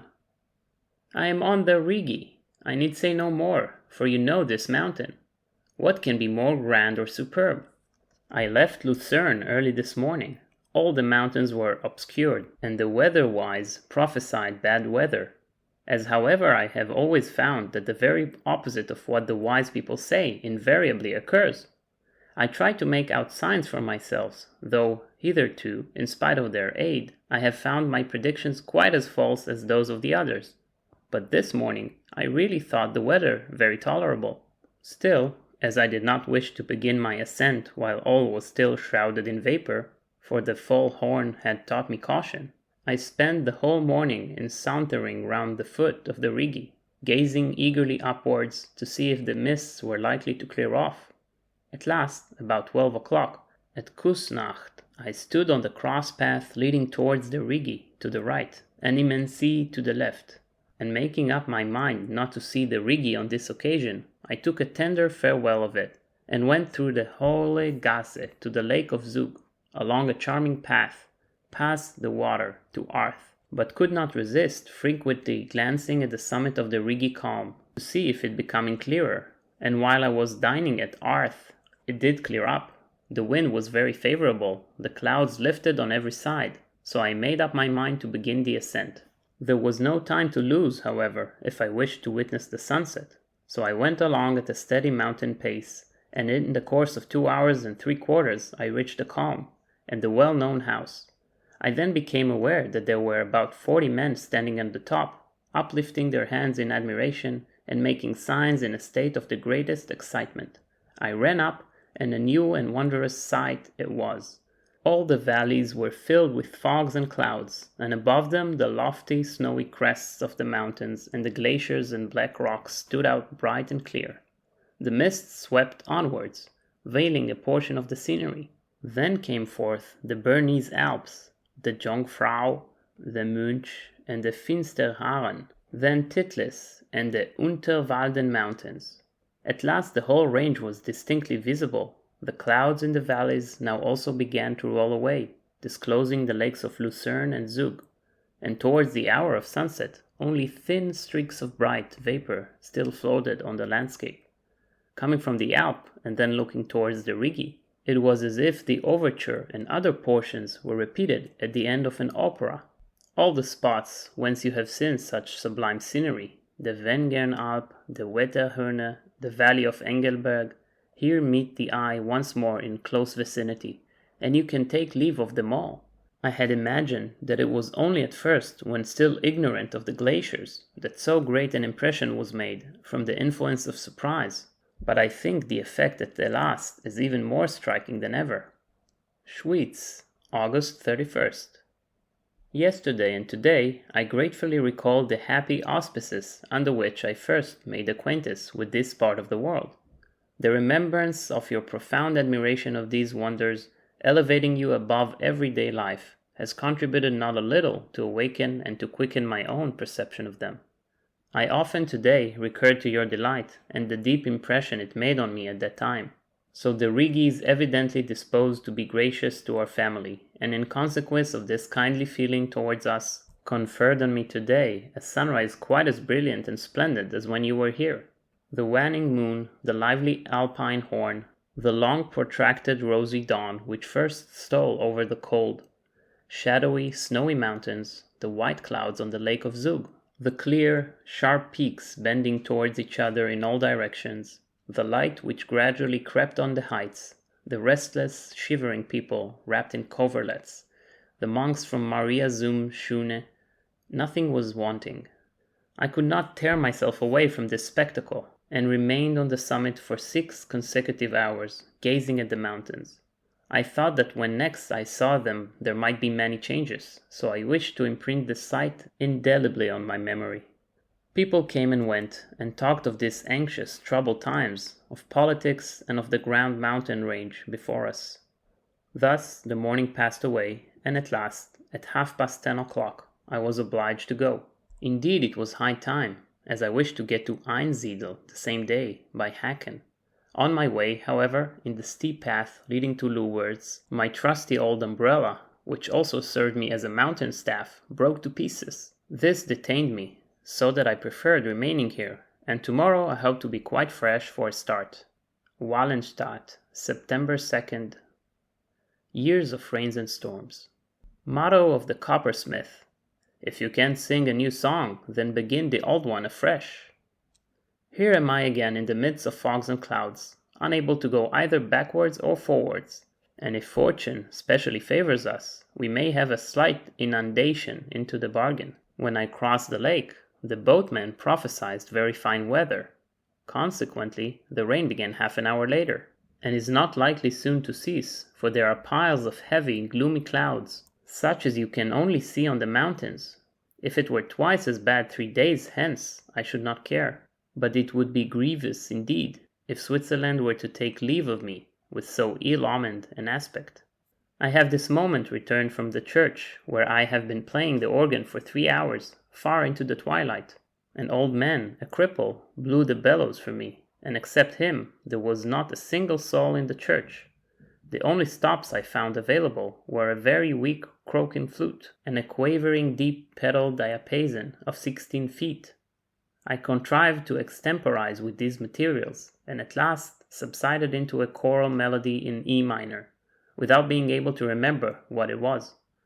I could not get rid of it, when all at once it occurred to me that it was a litany, the music of which was in my head because the words were in my heart. So then I had a wide field, and plenty of food for extemporizing. At length the consumptive deep bass resounded quite alone in E minor, thus.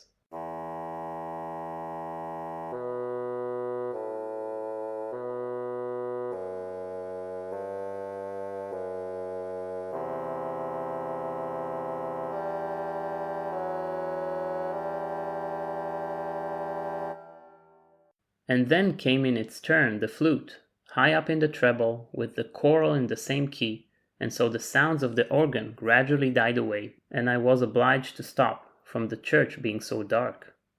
In the meantime, there was a terrible hurricane of wind and rain outside, and not a trace of the grand, lofty, rocky precipices. The most dreary weather. And then I read some dreary newspapers, and everything wore a grey hue. Tell me, Fanny, do you know Auber's Parisian?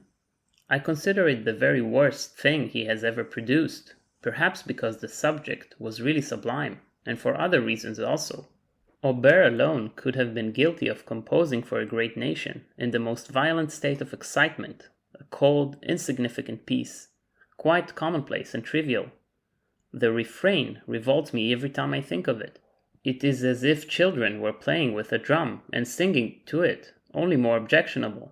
The words also are worthless. Little antitheses and points are quite out of place here. Then the emptiness of the music, a march for acrobats, and at the end, a mere miserable imitation of the Marseillaise. Such music is not what this epoch demands. Woe to us if it be indeed what suits this epoch, if a mere copy of the Marseillaise hymn be all that is required. What in the latter is full of fire and spirit and impetus is in the former ostentatious, cold, calculated, and artificial. The Marseillaise is as superior to the Parisian as everything produced by genuine enthusiasm must be, to what is made for a purpose, even if it be with a view to promote enthusiasm. It will never reach the heart, because it does not come from the heart. By the way, I never saw such a striking identity between a poet and a musician as between Aubert and Cloran. Aubert faithfully renders note for note, but the other writes word for word.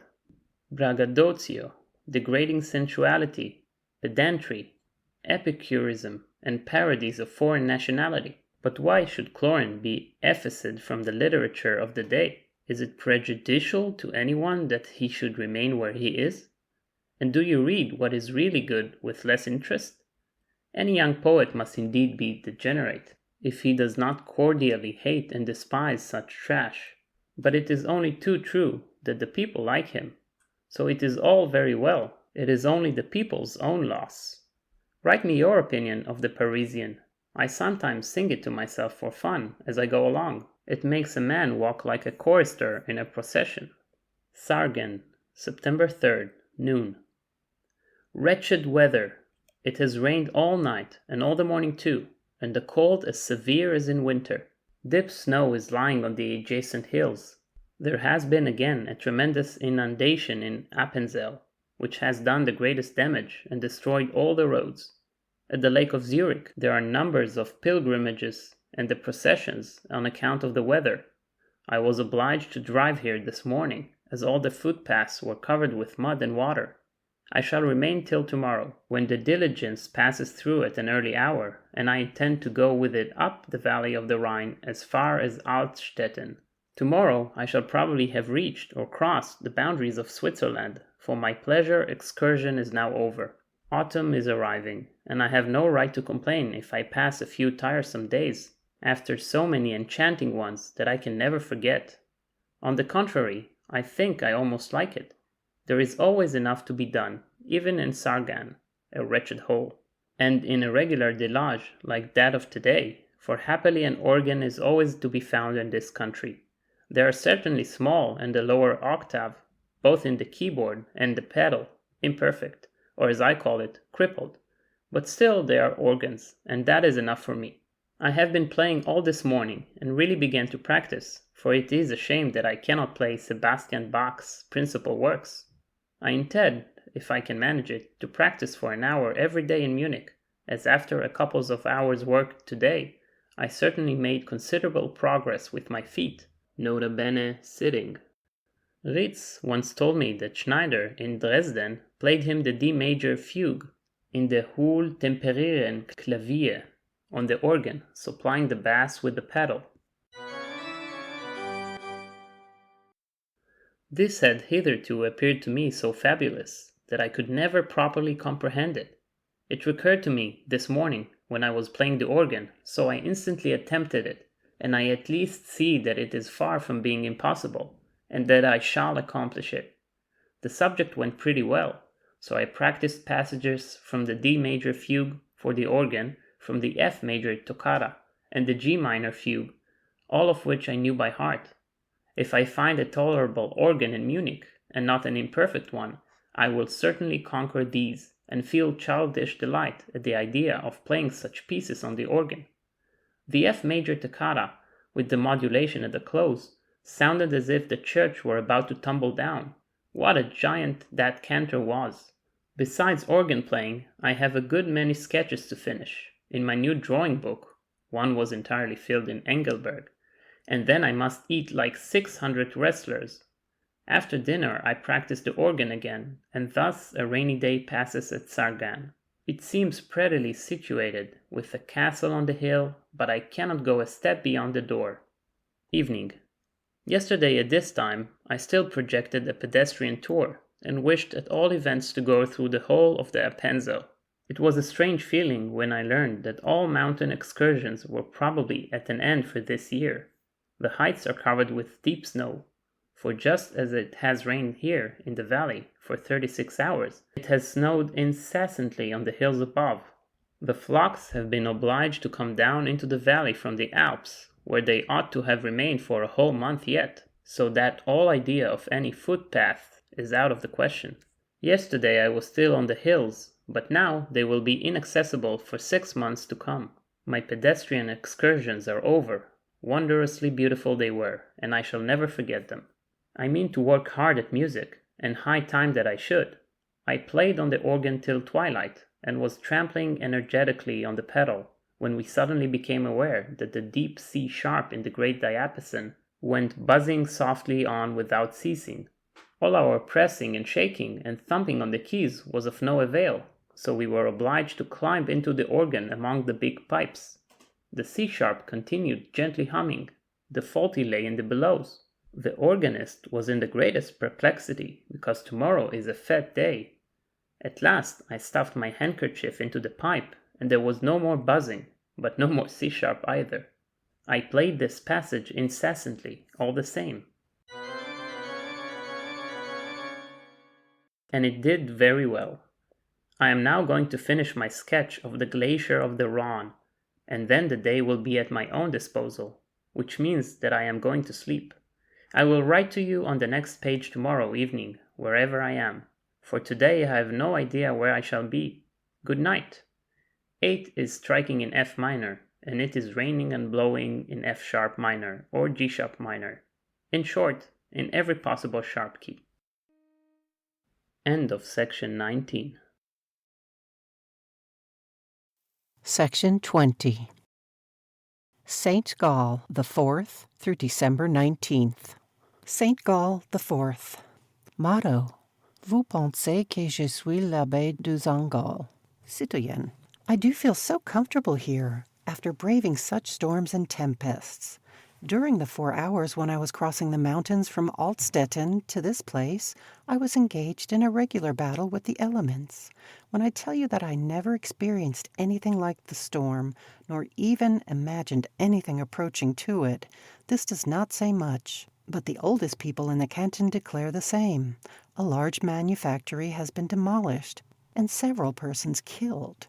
Tomorrow, in my last letter from Switzerland, I will tell you of my being again obliged to travel on foot, and arriving here after crossing by Appenzell, which looked like Egypt after the 7 plagues.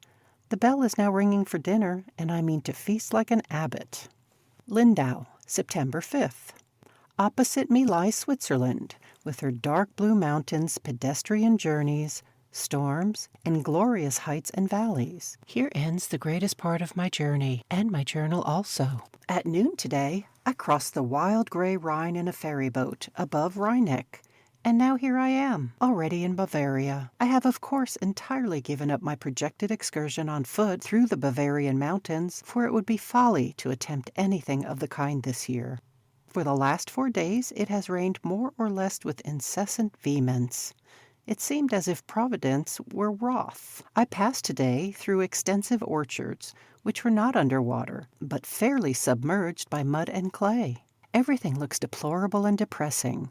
You must therefore forgive the doleful style of this last sheet. I never in any landscape saw a more dreary sight than the sward of the green hills, covered with deep snow, while below the fruit trees, with their ripe fruit, were standing reflected in the water. The scanty covering of muddy snow, which lay on the fir woods and meadows, looked the personification of all that was dismal. A Sargensberger told me that in 1811 this little town had been entirely burnt down, and recently with difficulty rebuilt, that they depend chiefly on the produce of their vineyards, which have been this year destroyed by hailstorms, and the Alps also were now no longer available. This gives rise to serious reflections and to anxious thoughts with regard to this year. It is singular enough that if I am obliged to go on foot in such weather and fairly exposed to it, I am not in the least annoyed. On the contrary, I rather rejoice in setting it at defiance. When I arrived by the diligence yesterday at Altstetten in freezing cold like a day in December, I found that there was no carriage road to Turgen, to which place I had unluckily sent on my cloak and knapsack on the last fine day. I was obliged to have them the same evening, for the cold was intense, so I did not hesitate long, but set off once more for the last time to cross the mountains, and arrived in the canton of Appenzell. The state of the woods and hills and meadows and little bridges baffles all description. Being Sunday and divine service going on, I failed in procuring a guide. Not a living soul met me the whole way, for all the people had crept into their houses. So I toiled on quite alone towards Turgen. To pass through a wood in such weather and along such paths inspires a wonderful sense of independence. Moreover, I am now quite perfect in the Swiss yodeling and crowing, so I shouted lustily and yodeled several airs at the pitch of my voice, and arrived in Turgen in capital spirits. The people in the inn there were rude and saucy, so I politely said, "You be hanged, I shall go on," and taking out my map, I found that St. Gall was the nearest convenient place, and in fact the only practicable route. I could not succeed in persuading anyone to go with me in such horrible weather, so I resolved to carry my own things, abusing all Swiss cordiality. Shortly afterwards, however, came the reverse of the medal, which not unfrequently occurs. I went to the peasant who had brought my luggage here, and found him in his pretty newly built wooden house, and I had thus an opportunity of seeing a veritable and genuine Swiss interior, just as we imagine it to be. He and his whole family were sitting round a table, the house clean and warm, and the stove burning. The old man rose and gave me his hand, and insisted on my taking a seat. He then sent through the whole place to try to get me a carriage, or a man to carry my things. But as no one would either drive or walk, he at last sent his own son with me. He only asked 2 batzen for carrying my knapsack for 2 hours. A very pretty fair daughter was sitting at the table sewing, the mother reading a thick book, and the old man himself studying the newspapers. It was a charming picture. When at last I set off, the weather seemed to say, "If you defy me, I can defy you also." For the storm broke loose with redoubled violence, and an invisible hand appeared to seize my umbrella at intervals, shaking it and crumpling it together, and my fingers were so benumbed that I could scarcely hold it fast. The paths were so desperately slippery that my guide fell sprawling full length before me in the mud. But what cared we? We yodeled and reviled the weather to our heart's content, and at last we passed the nunnery, which we greeted by a serenade, and soon after reached St. Gall. Our journey was happily over, and yesterday I drove here, and at night met with a wonderful organ, on which I could play Schmuck dich o lieb Ziel to my heart's content. Today I proceed to Memmingen, tomorrow to Augsburg, the day after, God willing, to Munich. And thus I may now say I have been in Switzerland. Perhaps I have rather bored you by all the trivial occurrences I have detailed. These are gloomy times, but we need not be so. And when I sent you my journal, it was chiefly to show you that I thought of you whenever I was pleased and happy, and was with you in spirit. The shabby, dripping pedestrian bids you farewell, and a town gentleman, with visiting cards, fine linen, and a black coat, will write you next time. Farewell, Felix. Berger, letter from Munich. Munich, October 6, 1831.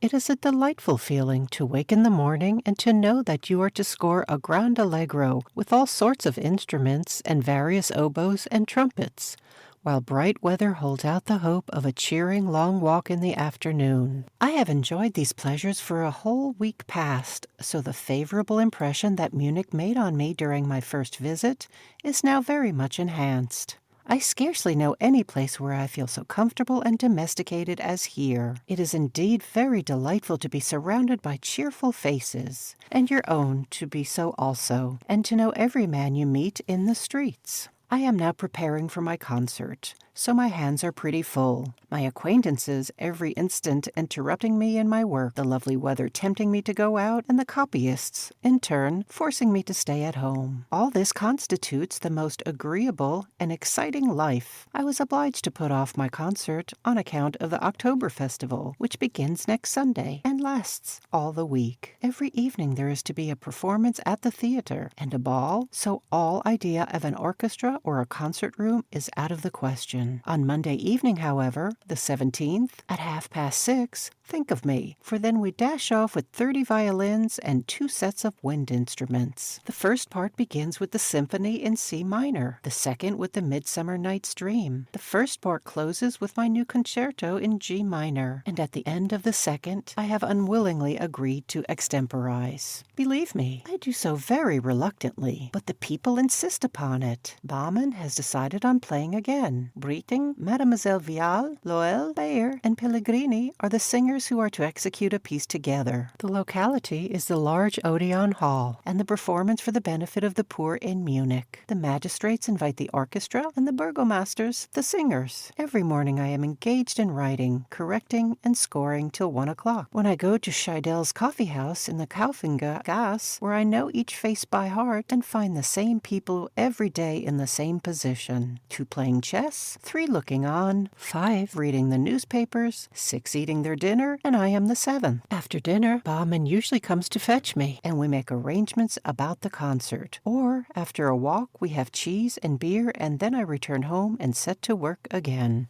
This time I have declined all invitations for the evening, but there are so many agreeable houses to which I can go uninvited that a light is seldom to be seen in my room on the parterre till after 8 o'clock. You must know that I lodge on a level with the street, in a room which was once a shop, so that if I unbar the shutters of my glass door, 1 step brings me into the middle of the street, and anyone passing along can put his head in at the window and say good morning. Next to me a Greek lodges, who is learning the piano, and he is truly odious, but to make up for that, my landlord's daughter, who wears a round silver cap and is very slender, looks all the prettier. I have music in my rooms at 4 o'clock in the afternoon, 3 times every week. Barman, Breathtaking, Staudice, young Poisel, and others come regularly, and we have a musical picnic. In this way I become acquainted with operas, which, most unpardonably, I have not yet either heard or seen, such as Lodoiska, Faniska, Medea, also the Preciosa, Abu Hassan, etc. The theater lends us the scores. Last Wednesday we had capital fun. Several wagers had been lost, and it was agreed that we should enjoy the fruits of them all together. And after various suggestions, we at last decided on having a musical soiree in my room, and to invite all the dignitaries. So a list was made out of about 30 persons. Several also came uninvited, who were presented to us by mutual friends. There was a sad want of space. At first we proposed placing several people on my bed, but it was surprising the number of patient sheep who managed to cram into my small room. The whole affair was most lively and successful. E. was present, as dulcet as ever, languishing in all the glory of poetical enthusiasm, and grey stockings, in short, tiresome beyond all description. First I played my old quartet in B minor, then Breathtaking sang Adelaide. Herr S. played variations on the violin. Doing himself no credit, Barman performed Beethoven's first quartet in F major, which he had arranged for 2 clarionets, corno de bassetto, and bassoon. An air from Wee Wee Anthe followed, which was furiously encored, and as a finale I extemporized. Tried hard to get off, but they made such a tremendous uproar that nolens I was forced to comply, though I had nothing in my head but wine glasses, benches, cold roast meat, and ham. The Cornelius ladies were next door with my landlord and his family to listen to me. The Schauroths were making a visit on the first story for the same purpose, and even in the hall and in the street people were standing. In addition to all this, the heat of the crowded room, the deafening noise, the gay audience, and when at last the time for eating and drinking arrived, the uproar was at its height. We fraternized, glass in hand, and gave toasts. The more formal guests with their grave faces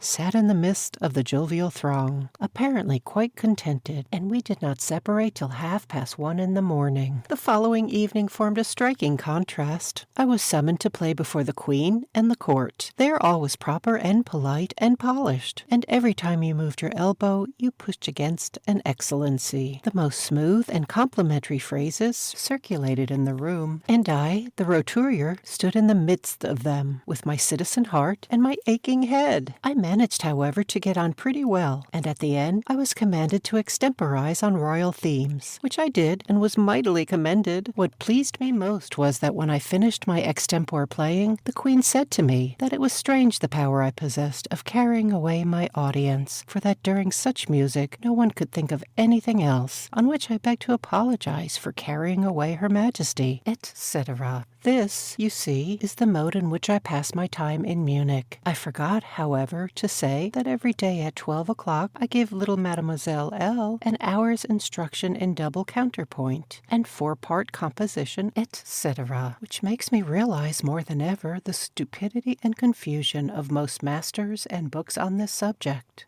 For nothing can be more clear than the whole thing when properly explained. She is one of the sweetest creatures I ever saw. Imagine a small, delicate-looking, pale girl with noble but not pretty features, so singular and interesting that it is difficult to turn your eyes from her, while all her gestures and every word are full of genius. She has the gift of composing songs and singing them in a way I never heard before, causing me the most unalloyed musical delight I ever experienced. When she is seated at the piano and begins one of the songs, the sounds are quite unique. The music floats strangely to and fro, and every note expresses the most profound and refined feeling. When she sings the first note in her tender tones, everyone present subsides into a quiet and thoughtful mood, and each, in his own way, is deeply affected. If you could but hear her voice, so innocent, so unconsciously lovely, emanating from her inmost soul, and yet so tranquil. Last year the genius was all there. She had written no song that did not contain some bright flash of talent, and then M. and I sounded forth her praises to the musical world. Still no one seemed to place much faith in us. But since that time she has made the most remarkable progress. Those who are not affected by her present singing can have no feeling at all, but unluckily it is now the fashion to beg the young girl to sing her songs, and then the lights are removed from the piano, in order that the society may enjoy the plaintive strains. This forms an unpleasant contrast, and repeatedly when I was to have played something after her, I was quite unable, and declined doing so. It is probable that she may one day be spoiled by all this praise, because she has no one to comprehend or to guide her, and, strangely enough, she is as yet entirely devoid of all musical cultivation. She knows very little and can scarcely distinguish good music from bad. In fact, except her own pieces, she thinks all else that she hears wonderfully fine. If she were at length to become satisfied, as it were, with herself, it would be all over with her. I have, for my part, done what I could, and implored her parents and herself in the most urgent manner to avoid society, and not to allow such divine genius to be wasted. Heaven grant that I may be successful. I may, perhaps, dear sisters, soon send you some of her songs that she has copied out for me, in token of her gratitude for my teaching her what she already knows from nature, and because I have really led her to good and solid music. I also play on the organ every day for an hour, but unfortunately I cannot practice properly, as the pedal is short of 5 upper notes, so that I cannot play any of Sebastian Bach's passages on it, but the stops are wonderfully beautiful, by the aid of which you can vary chorals. So I dwell with delight on the celestial, liquid tone of the instrument. Moreover, Fanny, I have here discovered the particular stops which ought to be used in Sebastian Bach's Schmucke dich, o lieb Ziel. They seem actually made for this melody, and sound so touching that a tremor invariably seizes me when I begin to play it. For the flowing parts, I have a flute stop of 8 feet, and also a very soft one of 4 feet, which continually floats above the choral. You have heard this effect in Berlin, but there is a keyboard for the choral with nothing but reed stops, so I employ a mellow oboe and a soft clarion, 4 feet, and a viola. These give the choral in subdued and touching tones, like distant human voices, singing from the depths of the heart. Sunday, Monday, and Tuesday, by the time you will have received this letter, I shall be on the Theresienwiese with 80,000 other people, so think of me there, and farewell, Felix. Munich, October 18th, 1831.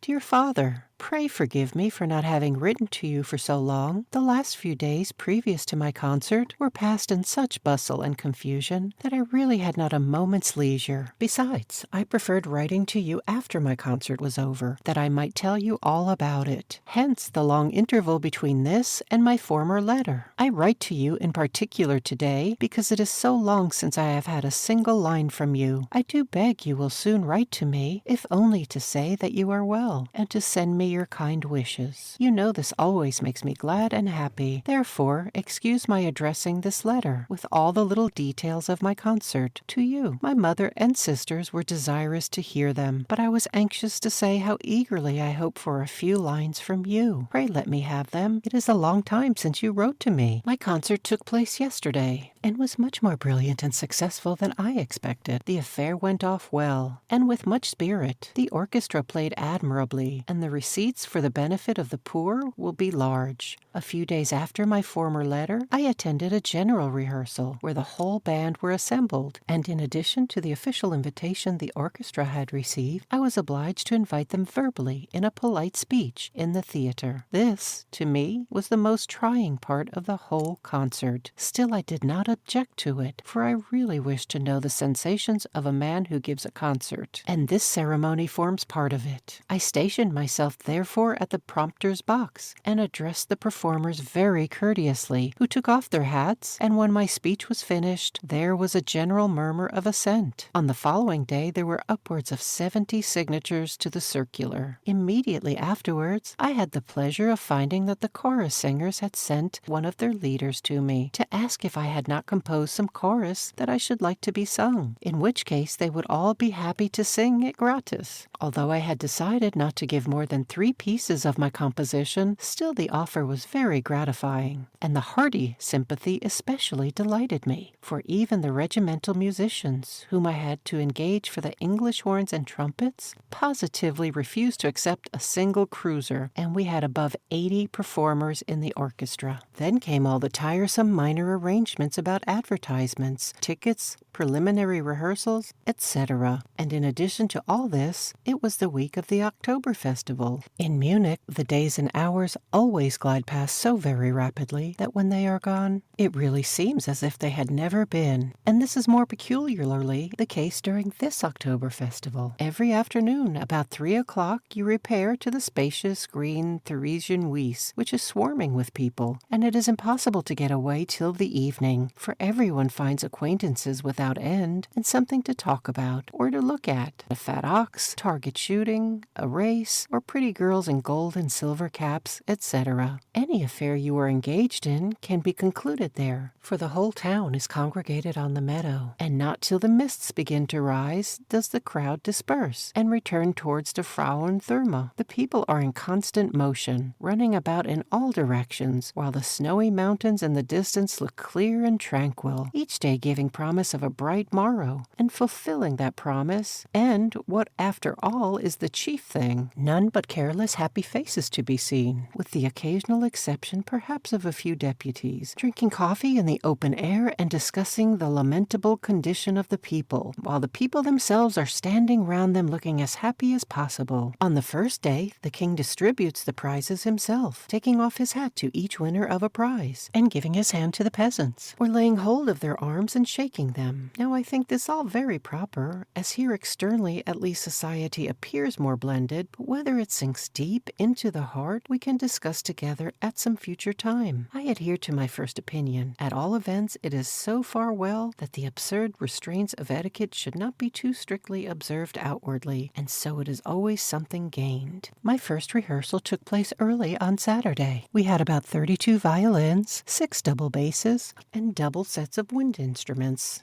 etc. But heaven knows why, the rehearsal went badly. I was forced to rehearse my symphony in C minor alone for 2 hours. My concerto did not go at all satisfactorily. We had only time to play over the Midsummer Night's Dream once, and even then so hurriedly that I wished to withdraw it from the bills. But Baumann would not hear of this, and assured me that they would do it better next time. I therefore was forced to wait in considerable anxiety for the next rehearsal. In the meantime there was happily a great ball on on Sunday evening, which was very enjoyable, so I recovered my spirits and arrived next morning at the general rehearsal in high good humor and with perfect confidence. I started off at once with the overture. We played it over again and again, till at last it went well, and we did the same with my concerto, so that the whole rehearsal was quite satisfactory. On my way to the concert at night, when I heard the rattling of the carriages, I began to feel real pleasure in the whole affair. The court arrived at 6:30. I took up my little English baton and conducted my symphony. The orchestra played magnificently, and with a degree of fire and enthusiasm that I never heard equaled under my direction. They all crashed in at the forte, and the scherzo was most light and delicate. It seemed to please the audience exceedingly, and the king was always the first to applaud. Then my fat friend Breathtaking sang the air in A-flat major from Wee Withan, and the public shouted da capo, and we were in good humor and showed good taste. Breathtaking was delighted, so he sang with spirit and quite beautifully. Then came my concerto. I was received with long and loud applause. The orchestra accompanied me well, and the composition had also its merits, and gave much satisfaction to the audience. They wished to recall me, in order to give me another round of applause, according to the prevailing fashion here, but I was modest, and would not appear. Between the parts, the king got hold of me, and praised me highly, asking all sorts of questions, and whether I was related to the Bartholdy in Rome, to whose house he was in the habit of going, because it was the cradle of modern art, etc. The second part commenced with the Midsummer Night's Dream, which went admirably, and excited a great sensation. Then Baumann played, and after that we had the finale in A major from Lodoiska. I, however, did not hear either of these, as I was resting and cooling in the anteroom. When I appeared to extemporize, I was again enthusiastically received. The king had given me the theme of Non più andrai, on which I was to improvise. My former opinion is now fully confirmed, that it is an absurdity to extemporize in public. I have seldom felt so like a fool as when I took my place at the piano to present to the public the fruits of my inspiration. But the audience were quite contented, and there was no end of their applause.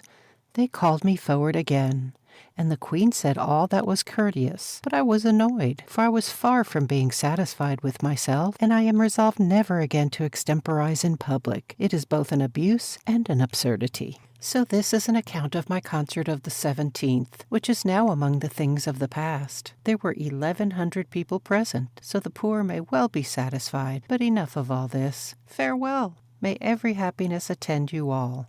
Felix.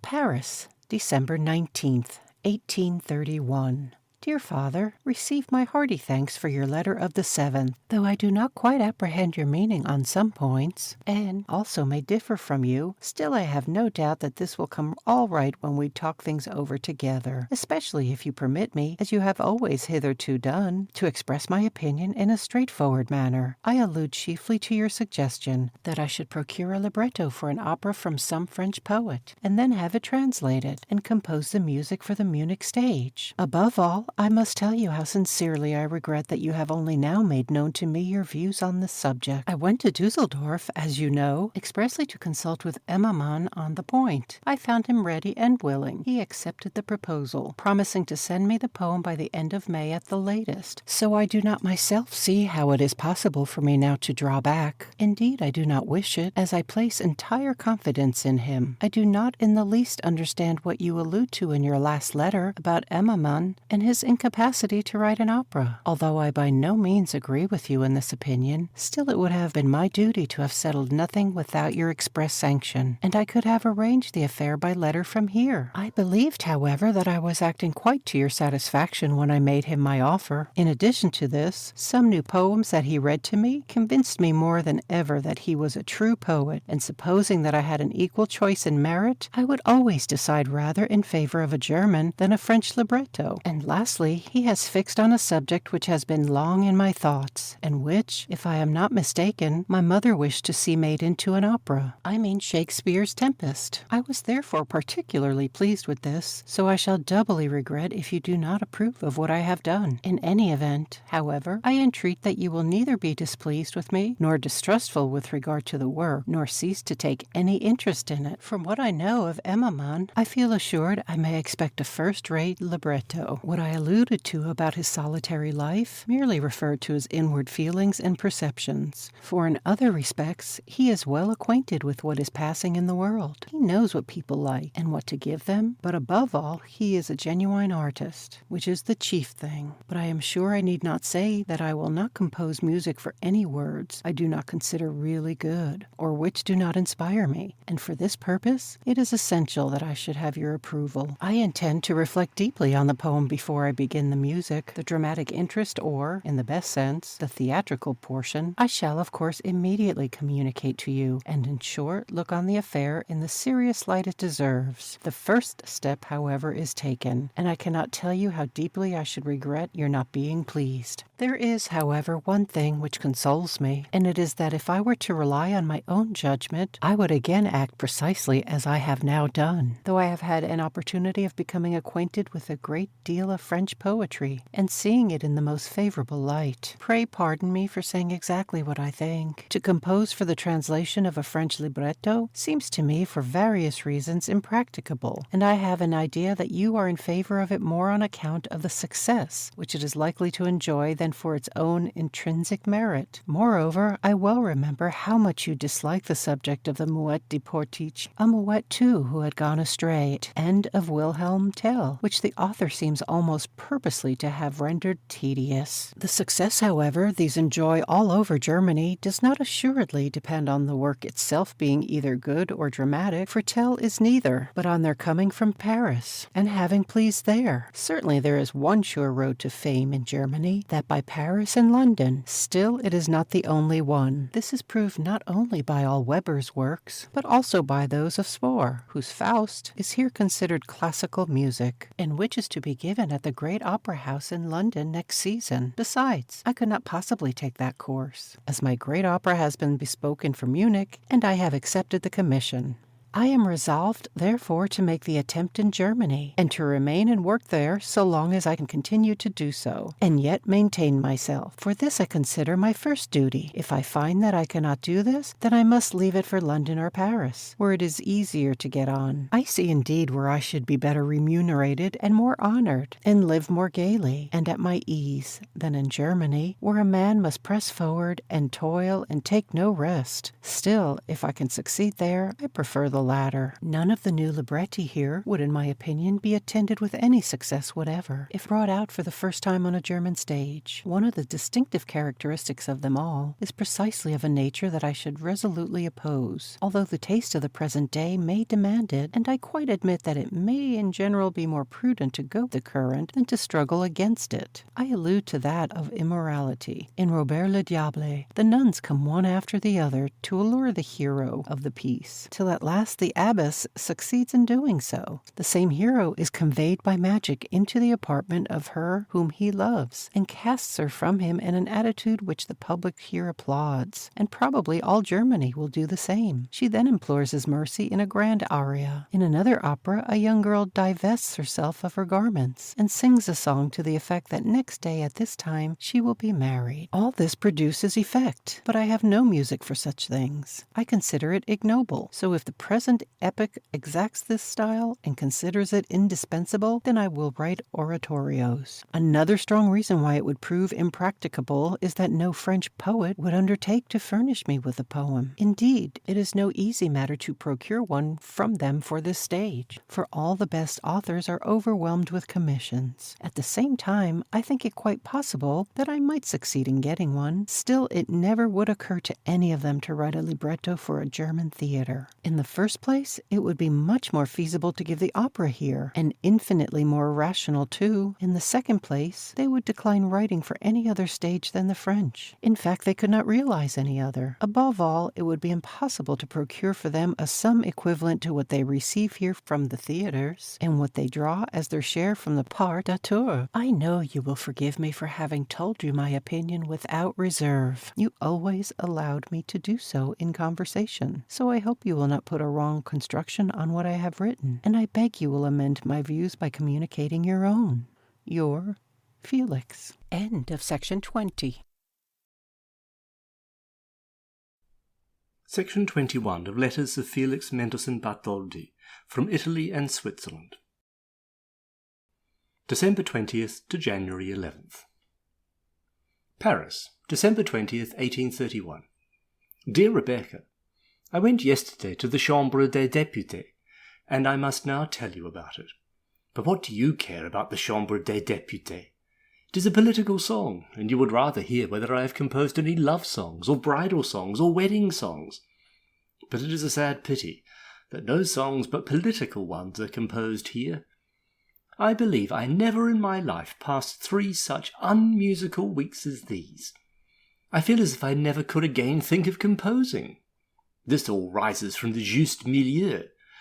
But it is still worse to be with musicians, for they do not wrangle about politics, but lament over them.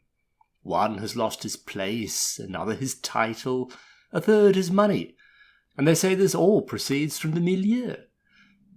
Yesterday I saw the milieu, in a light grey coat, with a noble air, in the first place on the ministerial bench. He was sharply attacked by Monsieur Mauguin, who has a very long nose. Of course you don't care for all this, but what of that? I must have a chat with you. In Italy I was lazy, in Switzerland a wild student, in Munich a consumer of cheese and beer, and so in Paris I must talk politics. I intended to have composed various symphonies, and to have written some songs for certain ladies in Frankfurt, Düsseldorf, and Berlin, but as yet not a chance of it.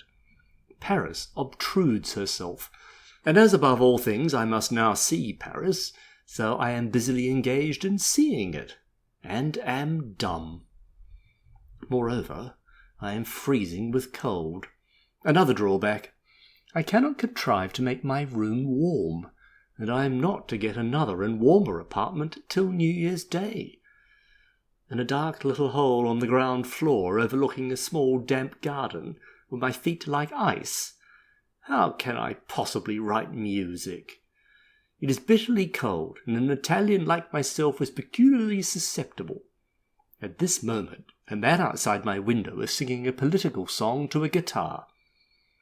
I live a reckless life, out morning, noon, and night. Today, Bayeux. Tomorrow I go to some friends of the Bigots. The next day, Valentin. Monday, Fuld. Tuesday, Hille. Wednesday, Gérard. And the previous week it was just the same. In the forenoon I rush off to the Louvre, and gaze at the Raphaels and my favourite Titian. A person might well wish for a dozen more eyes to look at such a picture. Yesterday I was in the Chamber of Peers, who were engaged in pronouncing judgment on their own hereditary rights, and I saw Monsieur Pasquier's wig. The day before I paid 2 musical visits, to the grumbling Cherubini and the kind Hertz. There was a large signboard before the house, Manufacture de piano, par Henri Hertz, marchand des modes et des nouveautés. I thought this formed one, not observing that it was a notice of 2 different firms, so I went in below, and found myself surrounded by gauze and lace and trimmings.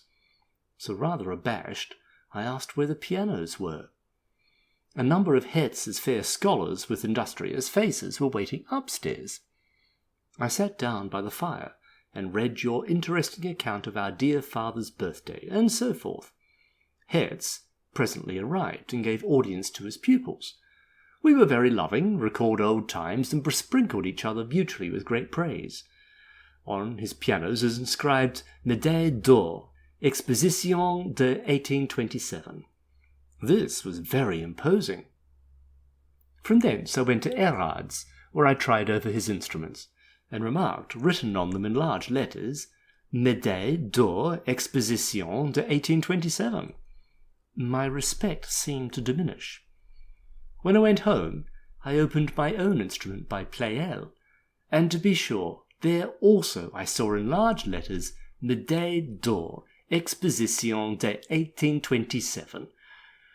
The matter is like the title of Hofrat, but it is characteristic, and it is alleged that the Chambers are about to discuss the following proposition. Tous les Français du sexe masculin ont des lieux naissance, le droit de porter l'ordre de la Légion d'honneur. And the permission to appear without the order can only be obtained by special services. You really scarcely see a man on the street without a bit of coloured ribbon, so it is no longer a distinction. Apropos, shall I be lithographed full length? Answer what you will. I don't intend to do it. One afternoon in Berlin, when I was standing unter den Linden before Schenk's shop, looking at H's and W's lithographs, I made a solemn vow to myself, unheard by man, that I would never allow myself to be hung up till I became a great man. The temptation in Munich was strong. There they wished to drape me with a carbonaro cloak, a stormy sky in the background, and my facsimile underneath. But I happily got off by adhering to my principles. Here again I am rather tempted, for the likenesses are very striking. But I keep my vow. And if, after all, I never do become a great man, though posterity will be deprived of a portrait, it will have an absurdity the less. It is now the 24th, and we had a very pleasant evening at Bayeux's yesterday. He plays beautifully, and had collected a very musical society of attentive ladies and enthusiastic gentlemen. And I have seldom been so well amused in any circle, or enjoyed such honours. It was the greatest possible delight to me to hear my quartet in E-flat major, dedicated to B.P., performed in Paris by Bayeux's quartet, and they executed it with fire and spirit. They commenced with a quintet by Boccherini, an old-fashioned peruke, but a very amiable old gentleman underneath it. The company then asked for a sonata of Bach's. We selected the one in A major. Old familiar tones dawned once more on me, of the time when Bayeux played it with Madame Bigot. We urged each other on. The affair became animated, and so thoroughly amused both us and our audience that we immediately commenced the one in E major, and next time we mean to introduce the 4 others. Then my turn came to play a solo. I was in the vein to extemporize successfully, and felt that I did so. The guests being now in a graver mood, I took 3 themes from the previous sonatas, and worked them up to my heart's content. It seemed to give immense pleasure to those present, for they shouted and applauded like mad. Then Bayeux gave my quartet. His manner towards me has something very kind, and I was doubly pleased, as he is rather cold at first, and seldom makes advances to any one. He appears a good deal depressed by the loss of his situation. I saw a number of old, well-known faces, and they asked after you all, and recalled many anecdotes of that former period. When I was passing through Louvain 2 years ago with my Liederspiel in my head and my injured knee, I seized the brass handle of a pump to prevent myself from falling, and when I returned this year in the same miserable diligence, driven by a postilion exactly similar with a big queue, the Liederspiel, my knee, and Italy were all things of the past. And yet the handle of the pump was still hanging there, as clean and brightly rubbed up as ever, having survived 1830 and all the revolutionary storms and remaining quite unchanged. This is sentimental. My father must not read it, for it is the old story of the past and the present which we discussed so eagerly one fine evening, and which recurs to me among the crowd here at every step. I thought of it at the Madeleine, and when I went to Aunt J's, and at the Hôtel des Princes, and at the gallery, which my father showed me 15 years ago, and when I saw the coloured signs which at that time impressed me exceedingly, and are now grown brown and shabby. Moreover, this is Christmas Eve, but I feel little interest in it, or in New Year's night either.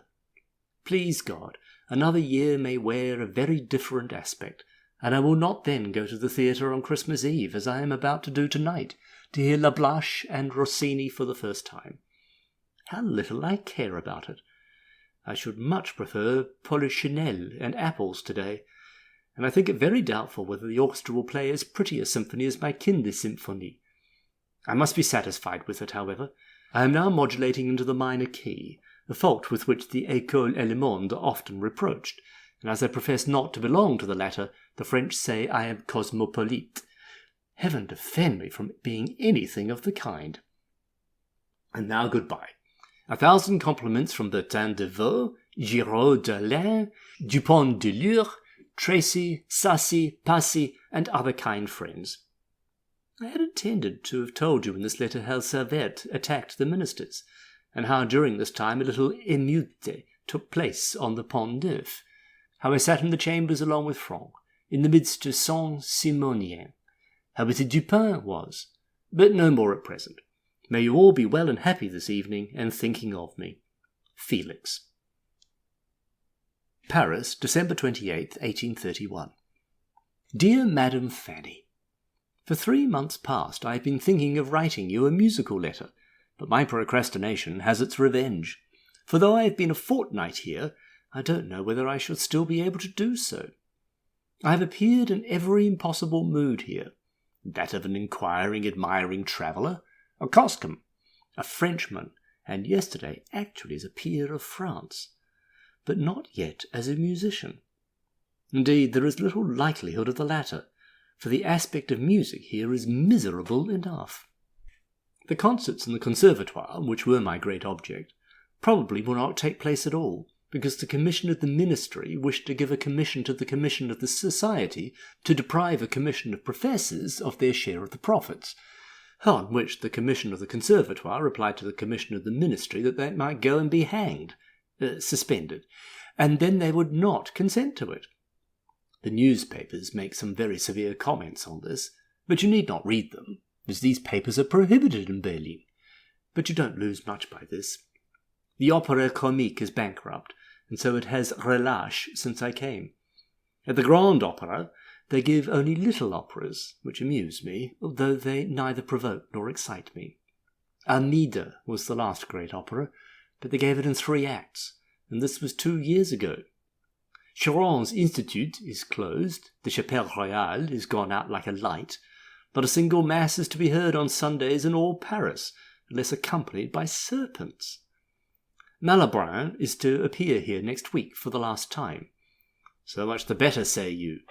Retire within yourself, and write music for Ach Gott von Himmel, or a symphony, or the new violin quartet which you mentioned in your letter to me of the 28th, or any other serious composition. But this is even more impossible, for what is going on here is most deeply interesting, and entices you out, suggesting matter for thought and memory, and absorbing every moment of time. Accordingly, I was yesterday in the Chambre des Pairs, and counted along with them the votes, destined to abolish a very ancient privilege. Immediately afterwards I hurried off to the Théâtre Français, where Mars was to appear for the first time for a year past. She is fascinating beyond conception, a voice we shall never hear equalled, causing you to weep, and yet to feel pleasure in doing so. Today I must see Taglioni again, who along with Mars constitutes 2 graces. If I find a third in my travels, I mean to marry her. And afterwards I mean to go to Gérard's classical salon. I lately went to hear Lablache and Rubini, after hearing Odilon Barrot quarrel with the ministry. Having seen the pictures in the Louvre in the morning, I went to Balliol's. So what chance is there of living in retirement? The outer world is too tempting. There are moments, however, when my thoughts turn inwards, such as on that memorable evening when Lablache sang so beautifully, or on Christmas Day, when there were no bells and no festivities, or when Paul's letter came from London, inviting me to visit him next spring, the said spring to be passed in England. Then I felt that all that now interests me is merely superficial, that I am neither a politician, nor a dancer, nor an actor, nor a bel esprit, but a musicien. So I take courage, and am now writing a professional letter to my dear sister. My conscience smote me, especially when I read about your new music that you so carefully conducted on my father's birthday, and I reproached myself for not having said a single word to you about your previous composition. But I cannot let you off on that, my colleague. What the deuce made you think of setting your G-horn so high? Did you ever hear a G-horn take the high G without a squeak? Only put this to yourself. At the end of this introduction, when wind instruments come in, does not the following note stare you in the face? And do not these deep oboes growl away all pastoral feeling and all bloom? Do you not know that you ought to take out a license to sanction your writing the low B for oboes, and that it is only permitted on particular occasions, such as witches or some great grief? Is not the composer evidently in the A major air overloaded the voice by too many other parts, so that the delicate intention and the lovely melody of this otherwise charming piece, with all its beauties, is quite obscured and eclipsed? To speak seriously, however, this aria is very beautiful and particularly fascinating. But I have a remark to make about your 2 choruses, which indeed applies rather to the text than to you. These 2 choruses are not sufficiently original. This sounds absurd, but my opinion is that it is the fault of the words that express nothing original. One single expression might have improved the whole, but as they now stand, they would be equally suitable for church music, a cantata, an offertorium, etc. Where, however, they are not of such universal application, as for example the lament at the end, they seem to be sentimental and not natural. The words of the last chorus are too material, mit dem kraftlosen Mund und der sich regenden Zunge. At the beginning of the aria alone are the words vigorous and spirited, and from them emanated the whole of your lovely piece of music. The choruses are of course fine, for they are written by you, but in the first place it seems to me that they might be by any other good master, and secondly, as if they were not necessarily what they are, indeed as if they might have been differently composed. This arises from the poetry not imposing any particular music. I know that the latter is often the case with my own compositions, but though I am fully aware of the beam in my own eyes, I would fain extract the mote from yours to relieve you at once from its pressure. My résumé, therefore, is, I would advise you to be more cautious in the choice of your words, because after all, it is not everything in the Bible, even if it suits the theme, that is suggestive of music. But you have probably obviated these objections of mine in your new cantata before being aware of them, in which case I might as well have said nothing. So much the better if it be so, then you can prosecute me for defamation. So far as your music and composition are concerned, they quite suit my taste. The young lady's cloven foot nowhere peeps forth, and if I knew any Kapellmeister capable of writing such music, I would give him a place at my court. Fortunately, I know no such person, and there is no occasion to place you at my right hand at court, as you are there already. When do you mean to send me something new to cheer me? Pray do so soon. As far as regards myself, shortly after my arrival here I had one of those attacks of musical spleen, when all music, and more especially one's own, becomes actually hateful. I felt thoroughly unmusical. I did nothing but eat and sleep, and that revived me. F., to whom I complained of my state, instantly constructed a musical theory on the subject, proving that it could not be otherwise. I, however, think exactly the reverse. But though we are so entirely dissimilar, and have as many differences as a bushman and Khafra, still we like each other exceedingly. With L, too, I get on famously. He is very pleasing, and the most dilettante of all the dilettanti I ever met. He knows everything by heart, and plays wrong basses to them all. He is only deficient in arrogance, for with all his undeniable talent he is very modest and retiring. I am much with him, because he is a benevolent, kind-hearted man. We should thoroughly agree on all points if he would not consider me a doctrinaire, and persist in talking politics, a subject that I wish to avoid for at least 120 reasons, and chiefly because I don't in the least understand it. Besides, he delights in hitting at Germany and depreciating London in favour of Paris. Both these things are prejudicial to my constitution, and whoever assails that, I must defend it, and dispute with them. I was yesterday studying your new music, and enjoying it, when Kalkbrenner came in and played various new compositions. The man is quite romantic, purloins themes, ideas, and similar trifles from Hiller, writes pieces in F-sharp minor, practices every day for several hours, and is, as he always was, a knowing fellow. Every time I see him, he inquires after my charming sister, whom he likes so much, and who has such a fine talent for playing and composing. My invariable reply is that she has not given up music, that she is very industrious, and that I love her very much, all of which is true. And now farewell, dear sister.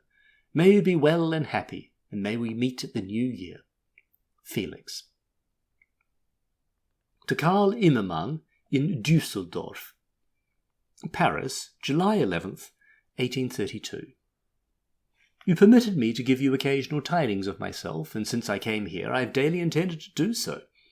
The excitement here is, however, so great that till today I have never been able to write. When I contrast this constant whirl and commotion and the thousand distractions among a foreign people with your house and the garden and your warm winter room, your wish to exchange with me and to come here in my place often recurs to me, and I almost wish I had taken you at your word.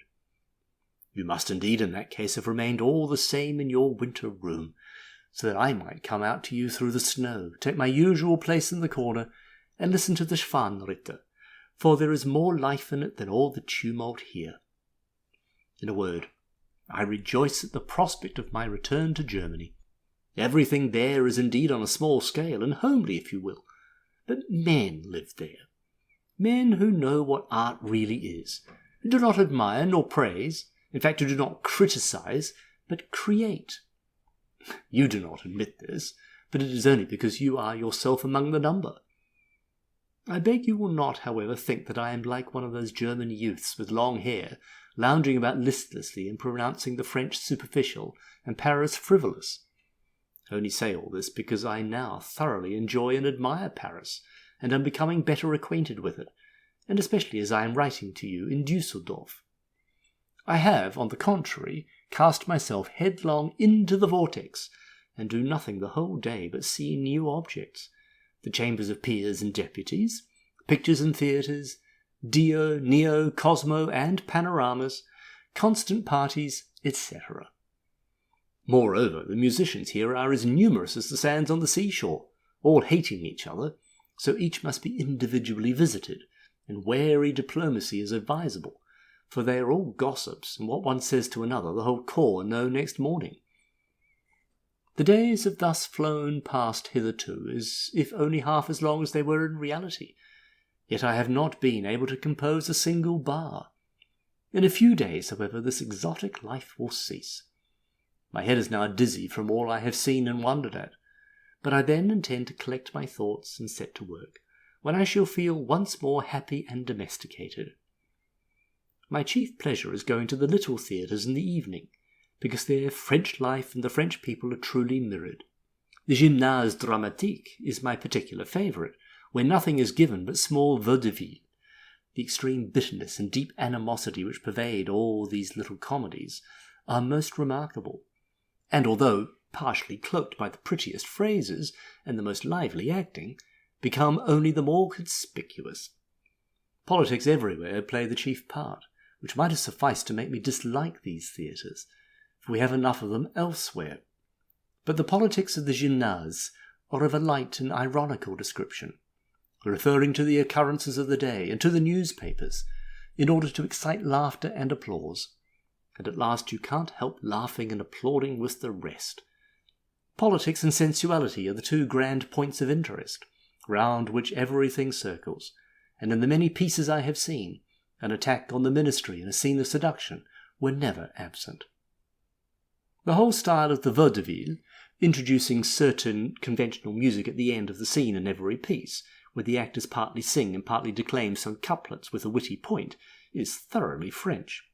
We could never learn this, nor in fact wish to do so, for this mode of connecting the wit of the day with an established refrain does not exist in our conversation, nor in our ideas.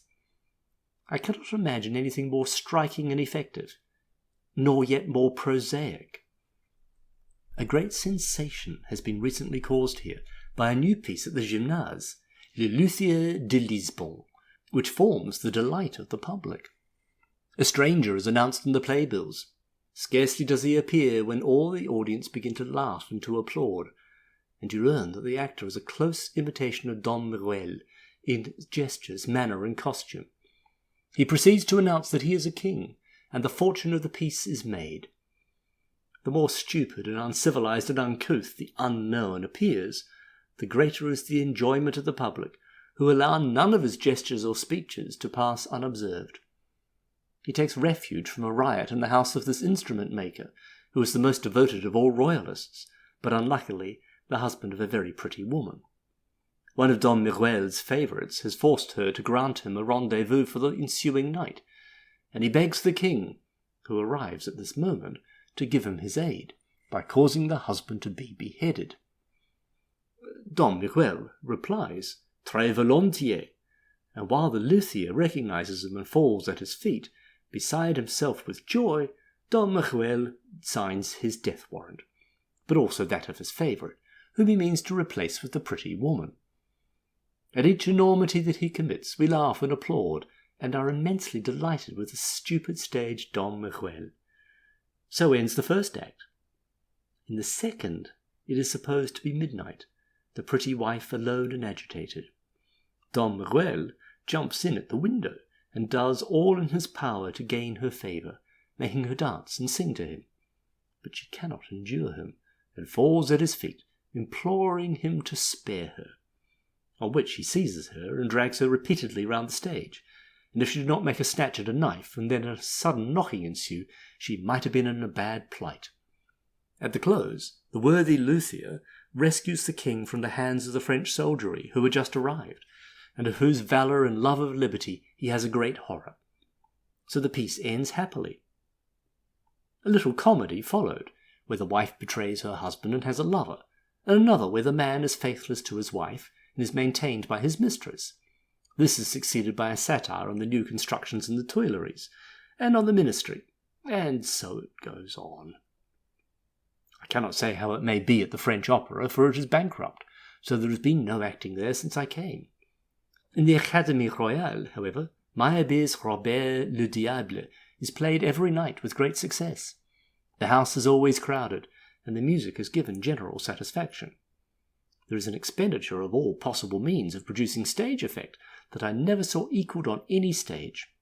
All who can sing, dance, or act in Paris sing, dance, and act on this occasion.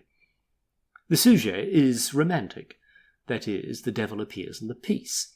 This is quite sufficient romance and imagination for the Parisians. It is, however, very bad. Were it not for two brilliant scenes of seduction, it would produce no effect whatever.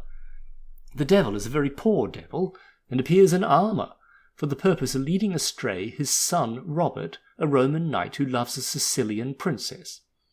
He succeeds in inducing him to stake his money and all his personal property, that is, his sword, at dice, and then makes him commit sacrilege, giving him a magic branch which enables him to penetrate into the princess's apartment and renders him irresistible. The son does all this with apparent willingness, but when at the end he is to assign himself to his father, who declares that he loves him and cannot live without him, the devil, or rather the poet's scribe, introduces a peasant girl who has in her possession the will of Robert's deceased mother, and reads him the document, which makes him doubt the story he has been told. So the devil is obliged to sink down through a trapdoor at midnight, with his purpose unfulfilled, on which Robert marries the princess, and the peasant girl, it seems, is intended to represent the principle of good. The devil is called Bertram. I cannot imagine how any music could be composed on such a cold, formal extravaganza as this, and so the opera does not satisfy me. It is throughout frigid and heartless, and where this is the case it produces no effect on me. The people extol the music, but where warmth and truth are wanting, I have no test to apply. Michael Beer set off today for Havre. It seems he intends to compose poetry there, and I now remember that when I met you one day at Chateau's, and mentioned that he was no poet, your rejoinder was, "That is a matter of taste." I seldom see Heine, because he is entirely absorbed in liberal ideas and in politics. He has recently published 60 Frühlingslieder. Very few of them seem to me either genuine or truthful, but these few are indeed inimitable. Have you read them? They appeared in the second volume of the Reisebilder. Börner intends to publish some new volumes of letters. He and I are full of enthusiasm for Malibran and Taglioni. All these gentlemen are abusing and reviling Germany, and all that is German, and yet they cannot speak even tolerable French. I think this rather provoking.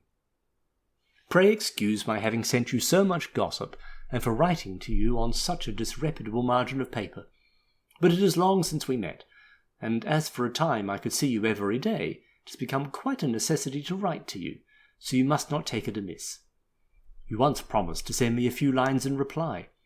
I don't know whether I may venture to remind you of this, but I should really be glad to hear how you pass your time and what novelty a certain cupboard in the corner contains. How you get on with Merlin and my Schwanritter, the sound of which still vibrates in my ears like sweet music. And also whether you sometimes think of me and of next May and The Tempest. It is certainly expecting a good deal to ask you for an early reply to my letter, but I fear that you had enough of the first, and would rather not receive a second. Therefore I take courage and beg for an answer to this one. But I need not have asked this, for you usually guess my wishes before I can utter them, and if you are as kindly disposed towards me now as you were then, you will fulfil this desire of mine as you did all the others. Yours, Felix Mendelssohn-Bartholdy. End of section 21. Section 22 of Letters of Felix Mendelssohn-Bartholdy from Italy and Switzerland. January 14th to February 21st. Paris, January the 14th, 1832. I now first begin to feel at home here, and really to know Paris. It is indeed the most singular and amusing place imaginable, but for one who is no politician, it does not possess so much interest. So I have become a doctrinaire. I read my newspaper every morning, form my own opinion about peace and war, and only among friends confess that I know nothing of the matter. This is, however, not the case with F., who is completely absorbed in the vortex of dilettantism and dogmatism, and really believes himself to be quite adapted to be a minister. It is a sad pity, for nothing good will ever come of it. He has sufficient sense to be always occupied, but not enough to conduct any affair. He is a dilettante on all points, and he has a clever knack of criticizing others, but he produces nothing. We continue on the same intimate terms, meeting every day and liking each other's society, but inwardly we remain strangers. I suspect that he writes for the public papers. He is very much with Heine, and chatters abuse against Germany like a magpie. All this I much dislike, and as I really have a sincere regard for him, it worries me. I suppose I must try to become accustomed to it, but it is really too sad to know where a person is deficient, and yet to be unable to remedy their defects. Moreover, he grows visibly older, so this irregular, unoccupied life is the less suitable for him.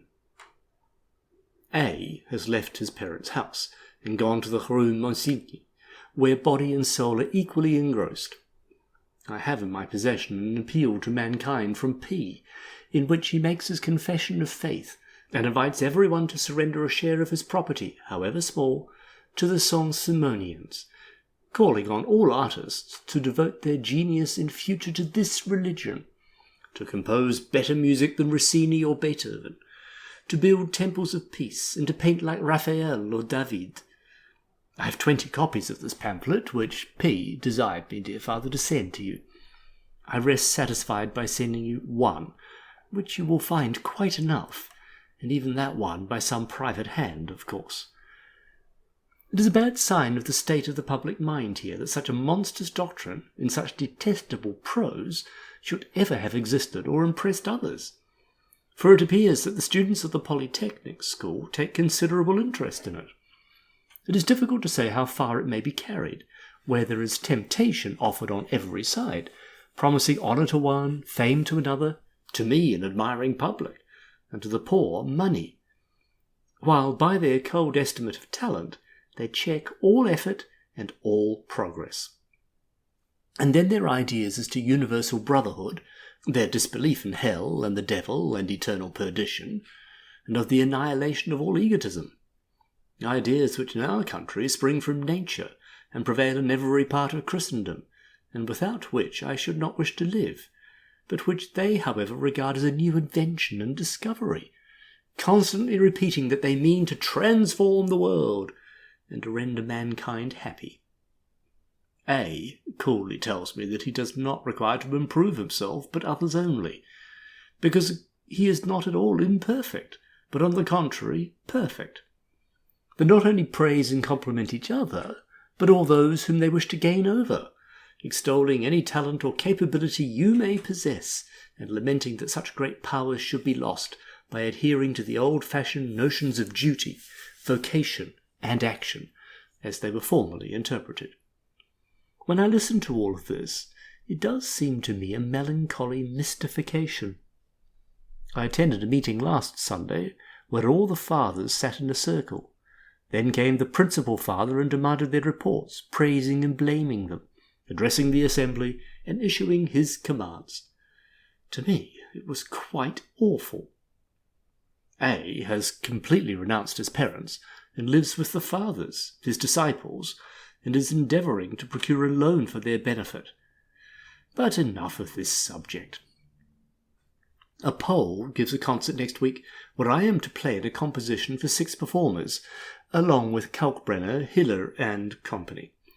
Do not be surprised, therefore, if you see my name mutilated, as in the Messager lately, when the death of Professor Hegel, was announced from Berlin, and all the papers copied it. I have set to work again and live most agreeably. I have not yet been able to write to you about the theatres, although they occupy me very much. How plain are the symptoms of bitterness and excitement, even in the most insignificant farce. How invariably everything bears a reference to politics. How completely what is called the romantic school has infected all the Parisians. For they think of nothing on the stage now but the plague, the gallows, the devil, etc., one striving to outstrip the other in horrors and in liberalism.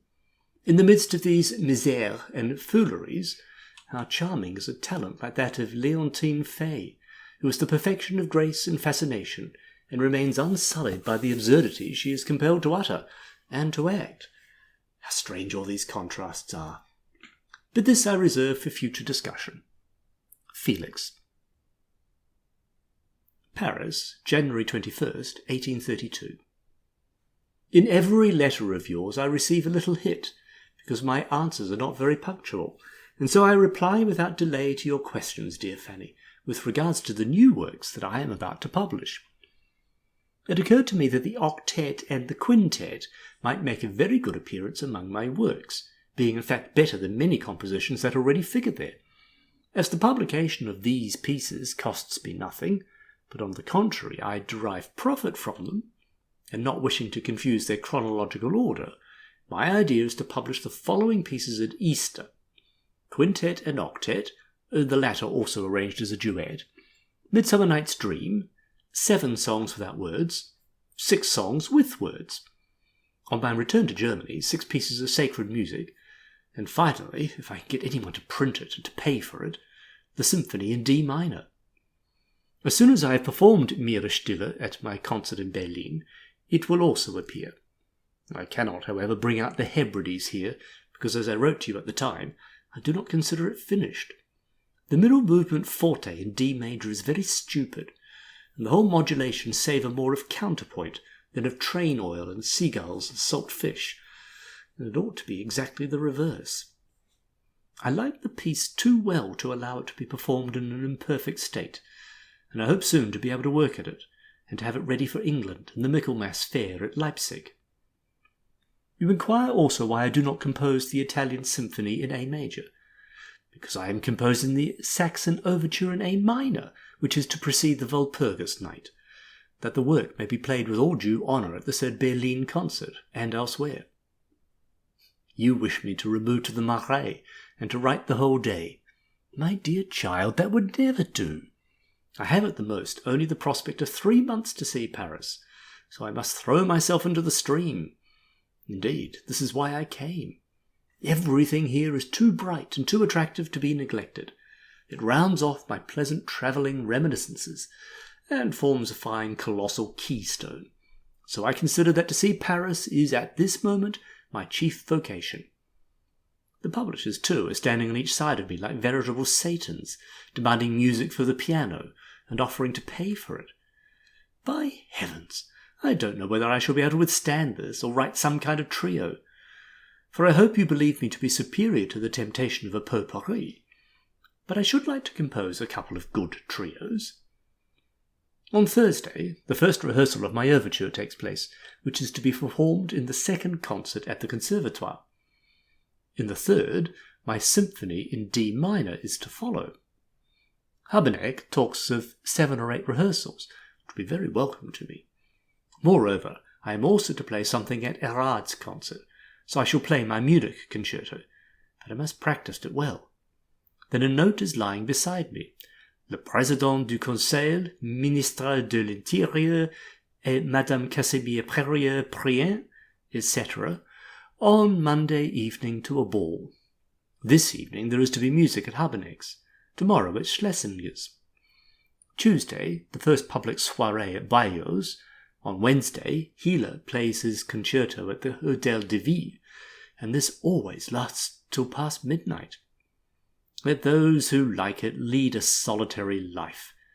These are all things that cannot be refused. So when am I to compose? In the forenoon? Yesterday, first Hiller came, then Kalkbrenner, then Habeneck. The day before that came Bayeux, Eichtal, and Rodriguez. Perhaps very early in the morning. Well, I do compose then, so you are confuted. P was with me yesterday, talking Saint-Simeonism, and either from a conviction of my stupidity or my shrewdness, he made me disclosures that shocked me so much that I resolved never again to go to either him or to his confederates.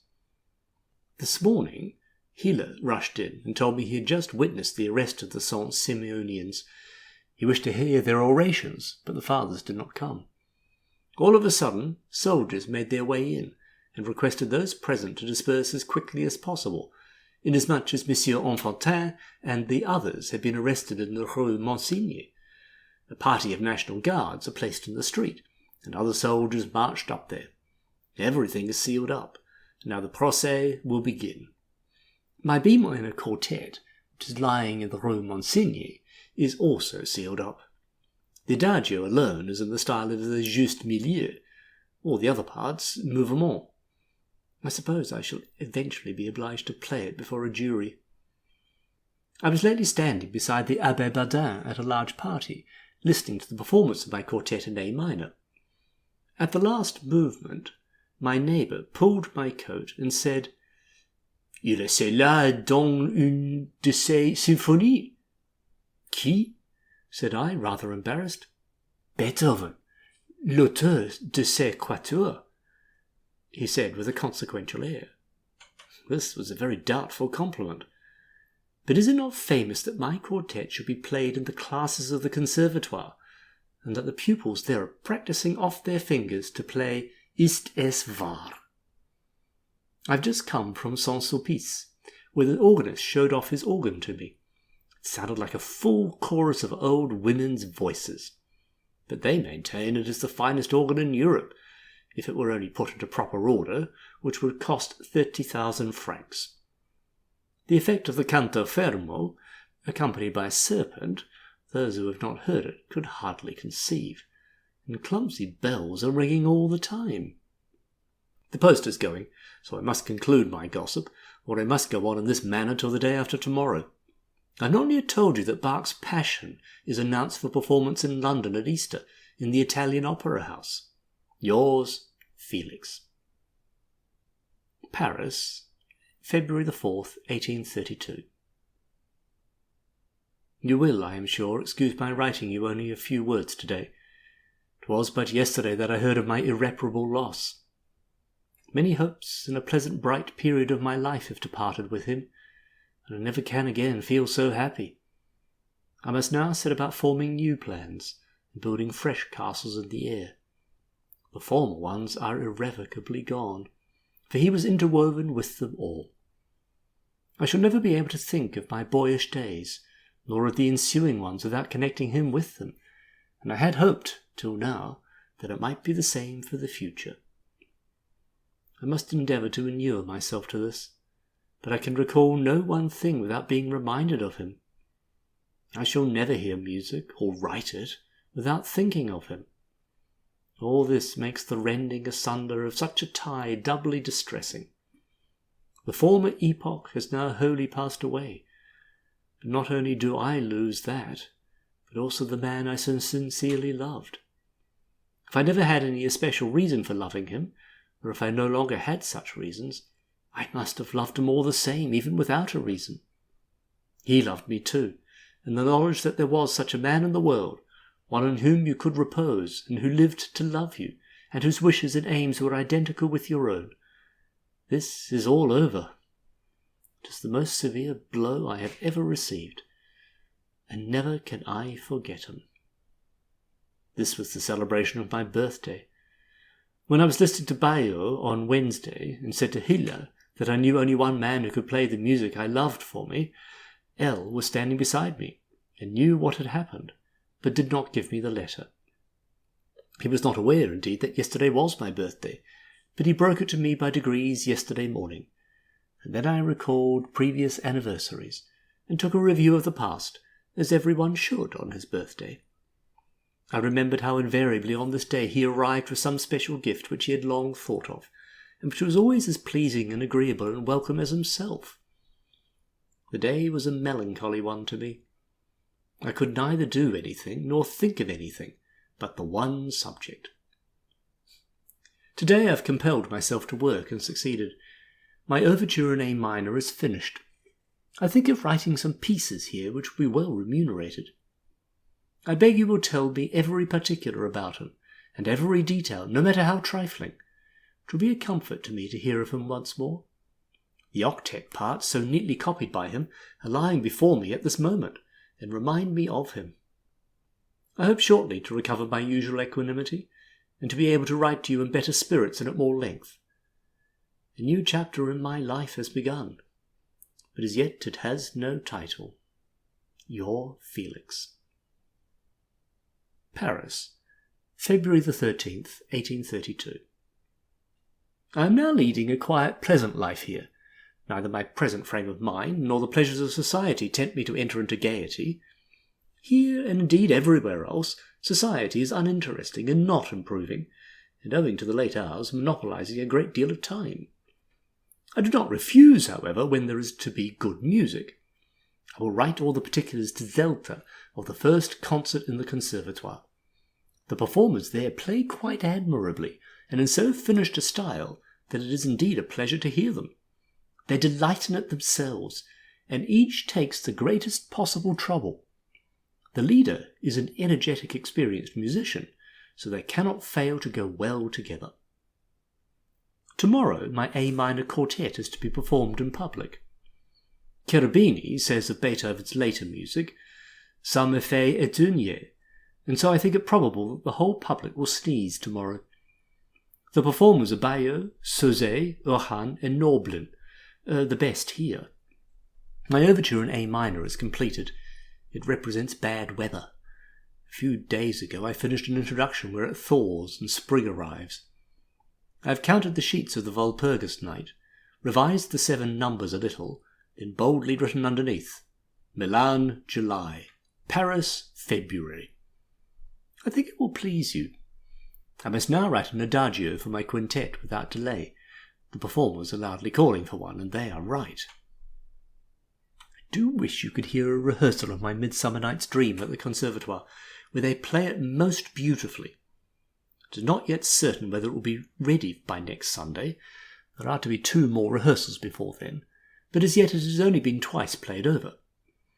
I think, however, that it will do, and I would rather it was given on Sunday than at the 3rd concert, because I am to play on behalf of the poor on the 26th, something of Weber's, and on the 27th at Erard's concert, my Munich concerto, and at other places, and I should like my composition to appear first at the Conservatoire.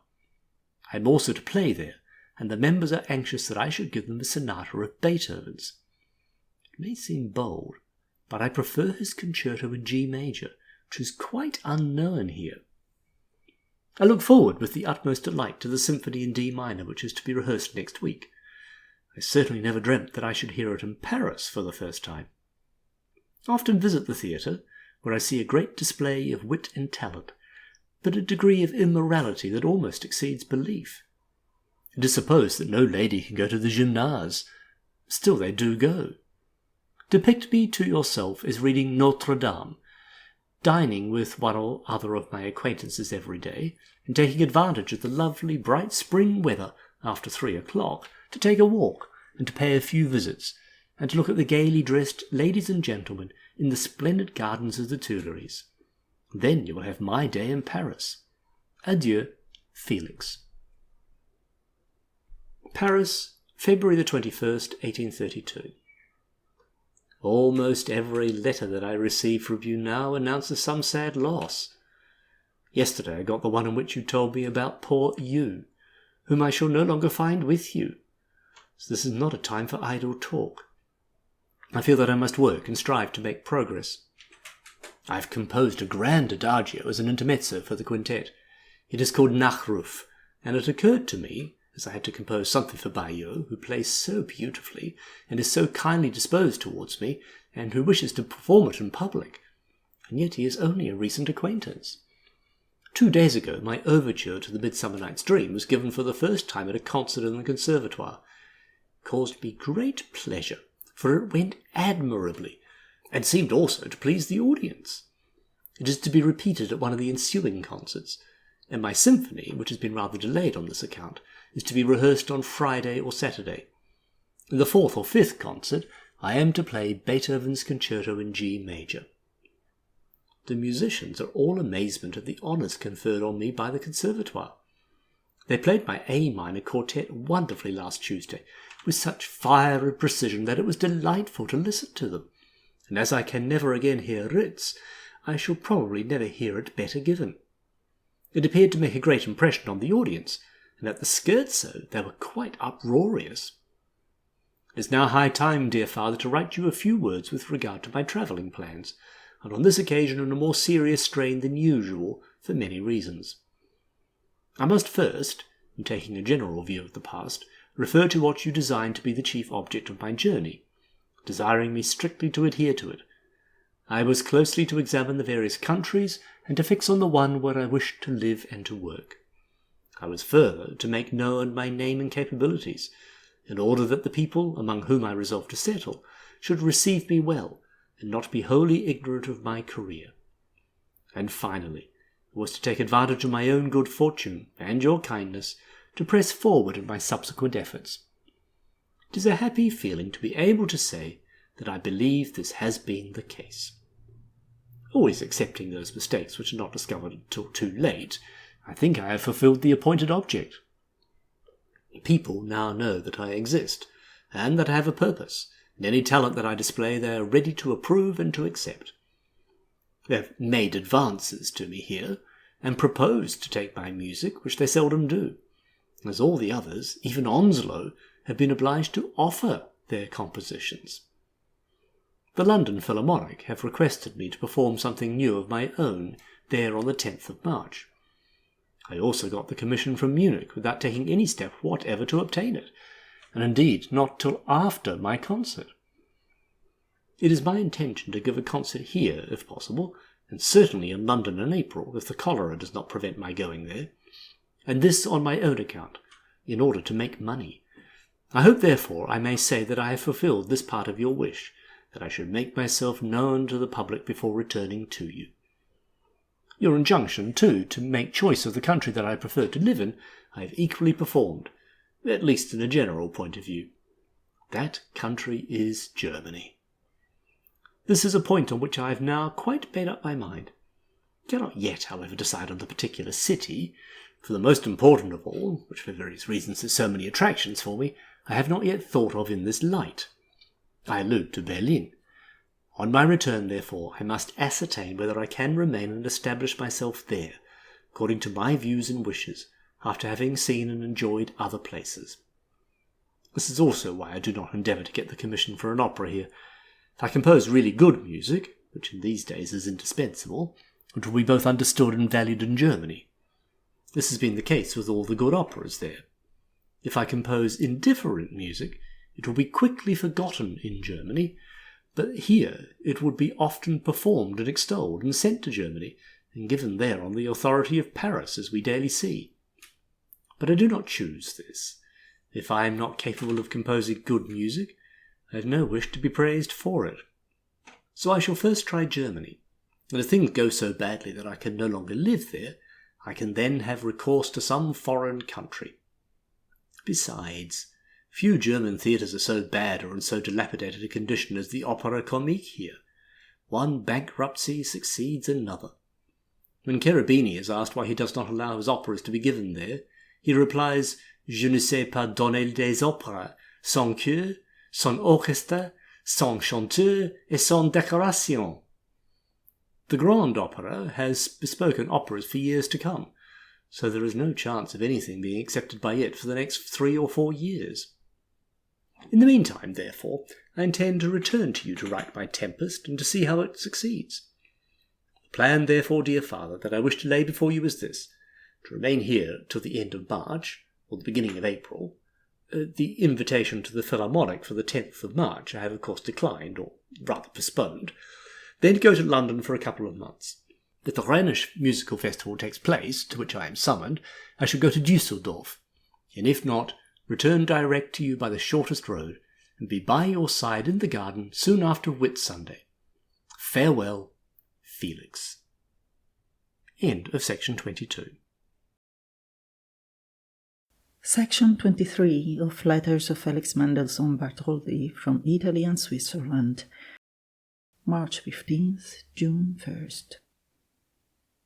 Paris, March 15th, 1832. Dear Mother,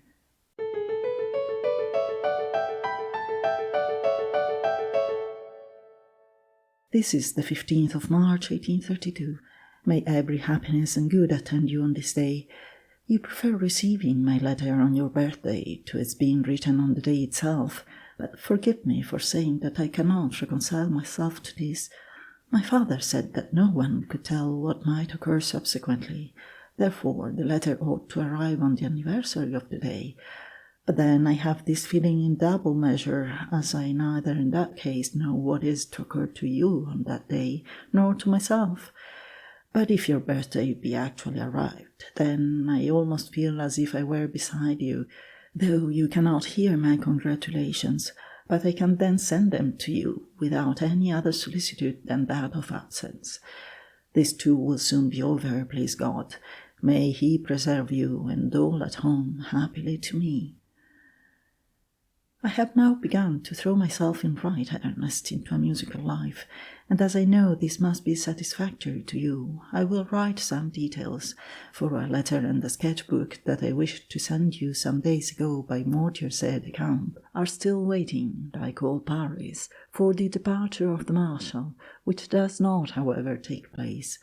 If the letter and the book do eventually reach you through this man, pray give a kind reception to the whole consignment, but especially to the man, Count Pertuis, for he is one of the most friendly and amiable persons I ever met with.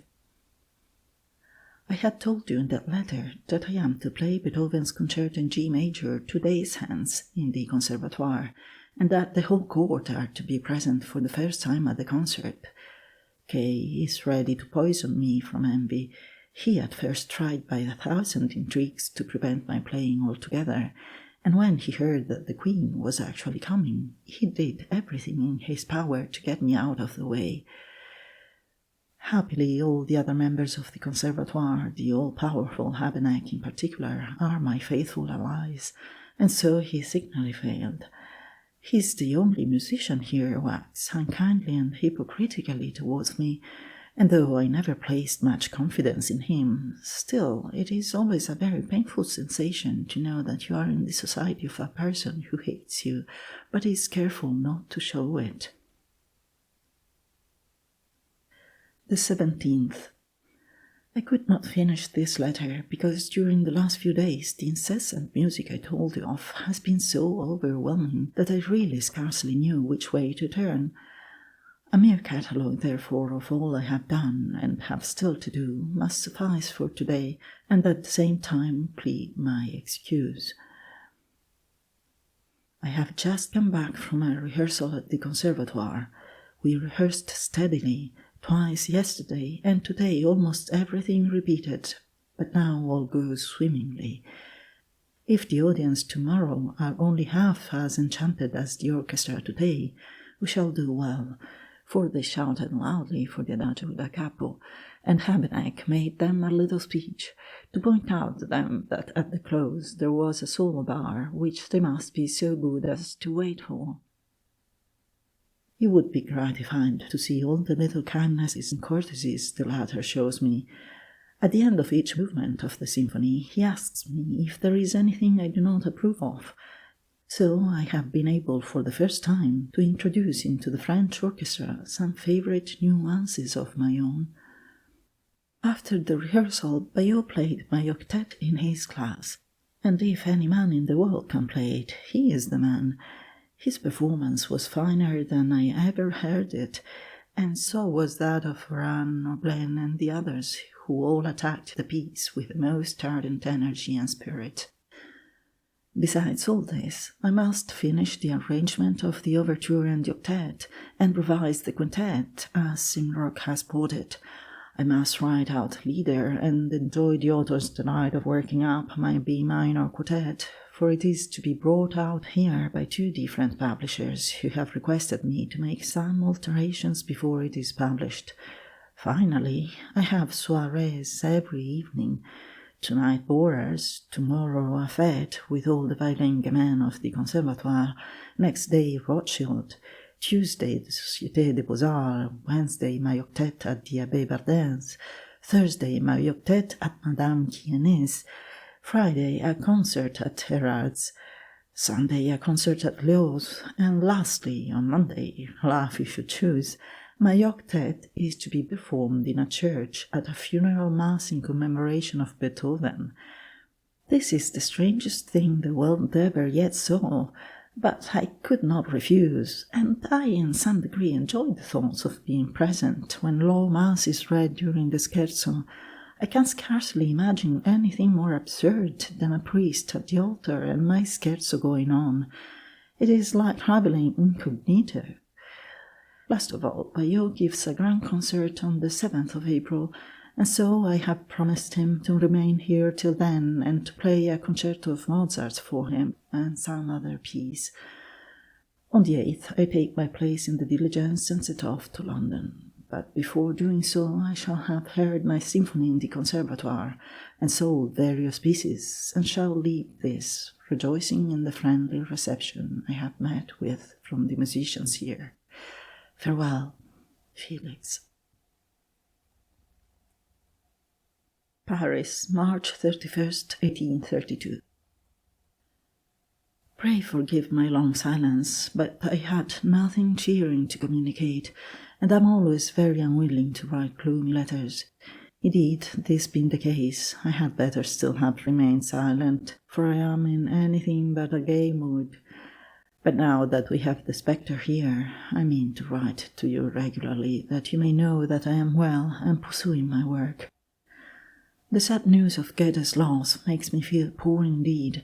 What a blow to the country! It is another of those mournful events connected with my stay here, which will always recur to my mind at the very name of Paris, and not all the kindness I have received, nor the tumult and excitement, nor the life and gaiety here can ever efface this impression. May it please God to preserve me from still worse tidings, and grant us all a happy meeting. This is the chief thing. Various circumstances have induced me to delay my departure from here for at least a fortnight, that is, till the middle of April, and the idea of my concert has begun to revive in my mind. I mean to accomplish it too, if the cholera does not deter people from musical or any other kind of reunion. We shall know this in the course of a week, and in any case I must remain here till then. I believe, however, that everything will go on in the usual regular course, and Figaro proved to be in the right, who wrote an article called Enfoncer le choléra, in which he says that Paris is the grave of all reputations, for no one there ever admired anything. Yawning at Paganini, he does not seem to please much this time, and not even looking round in the street at an emperor or a day, so possibly this melody might also lose its formidable reputation there. Count Pertuis has no doubt told you of my playing at the Conservatoire. The French say that it was un beau succès, and the audience were pleased. The Queen, too, sent me all sorts of fine compliments on the subject. On Saturday I am again to play twice in public. My octet in church, on Monday last, exceeded in absurdity anything the world ever saw or heard of.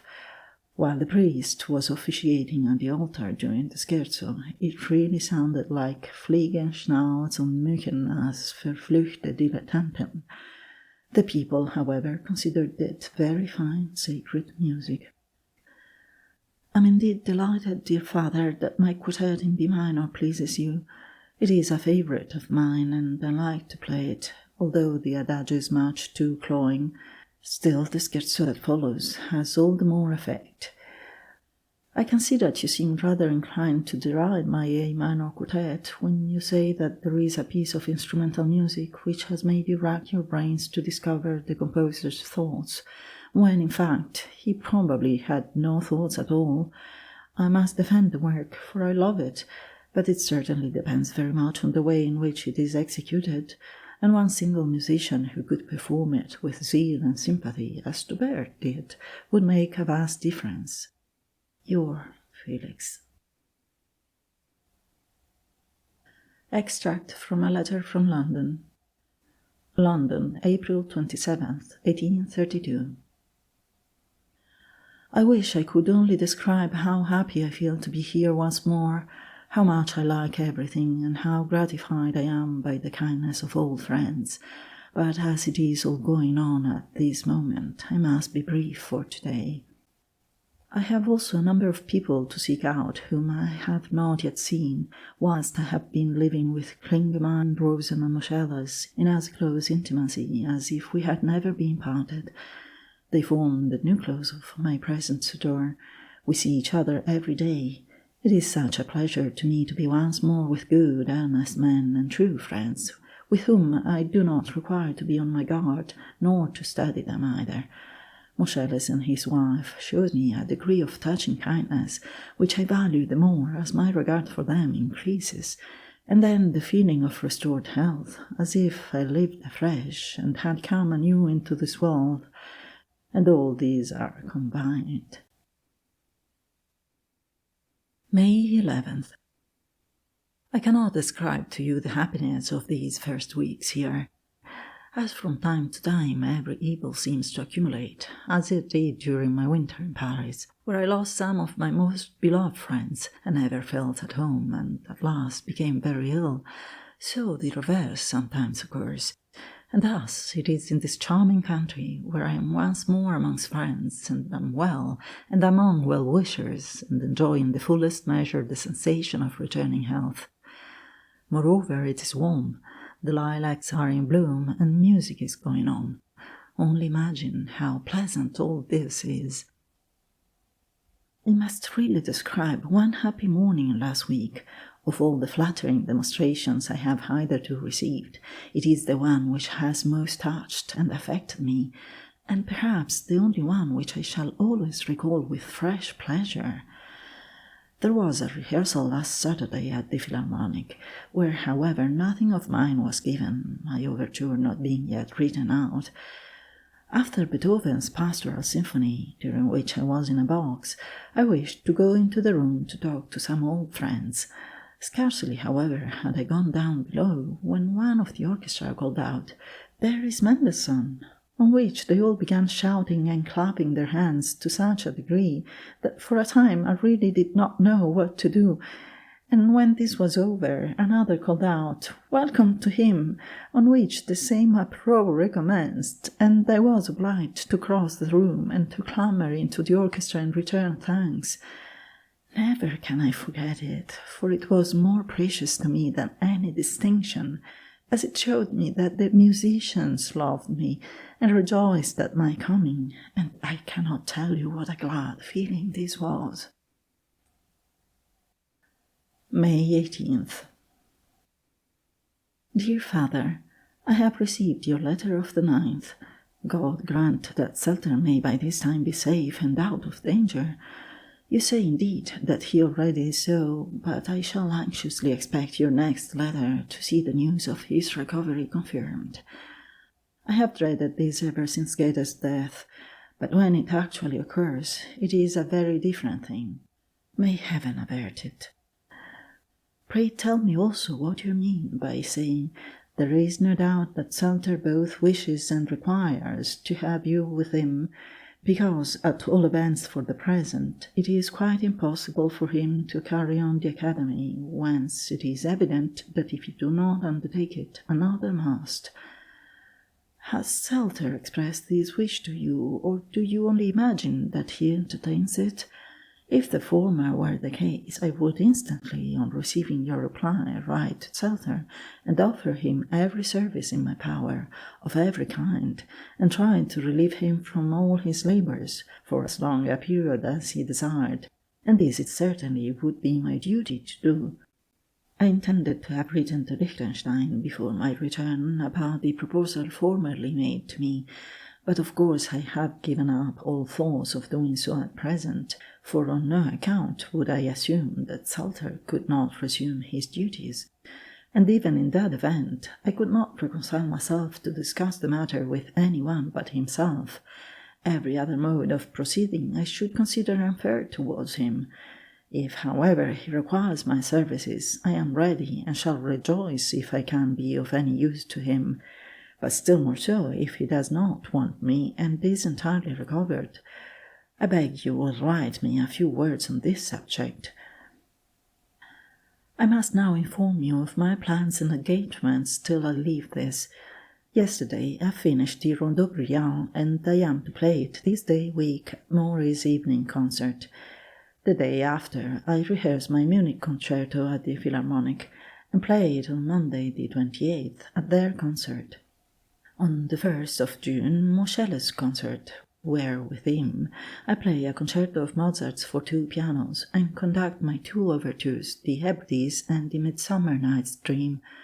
Finally, the last Philharmonic is on the 11th, where I am to conduct some piece. I must finish the arrangement for Kramer and some Lieder for the piano, also some songs with English words, besides some German ones for myself, for after all it is spring and the lilacs are in bloom. Last Monday the Hebrides was given for the first time in the Philharmonic. It went admirably and sounded very quaint among a variety of Rossini pieces.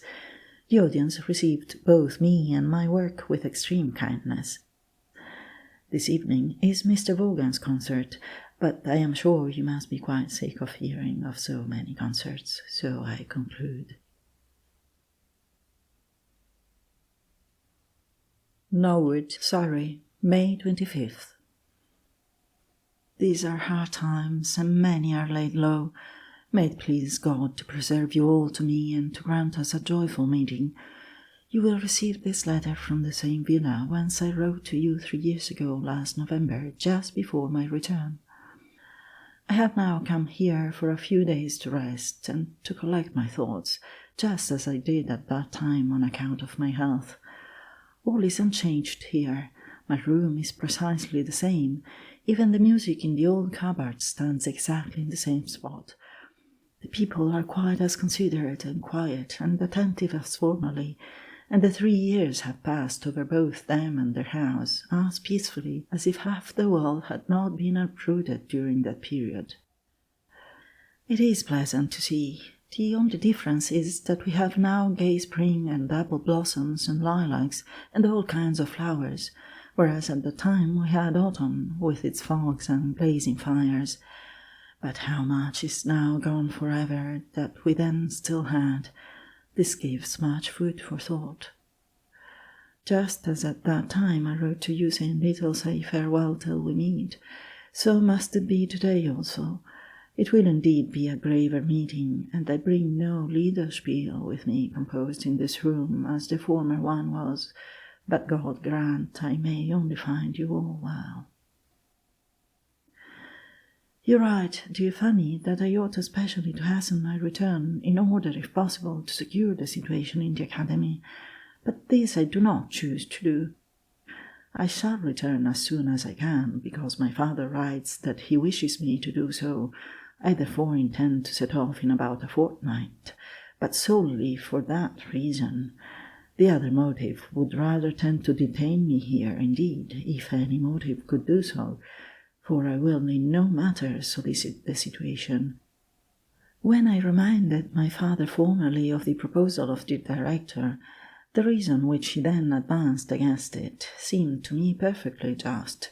He said that he regarded this place rather as a sinecure for more advanced years, when the academy might be resorted to as a harbour of refuge.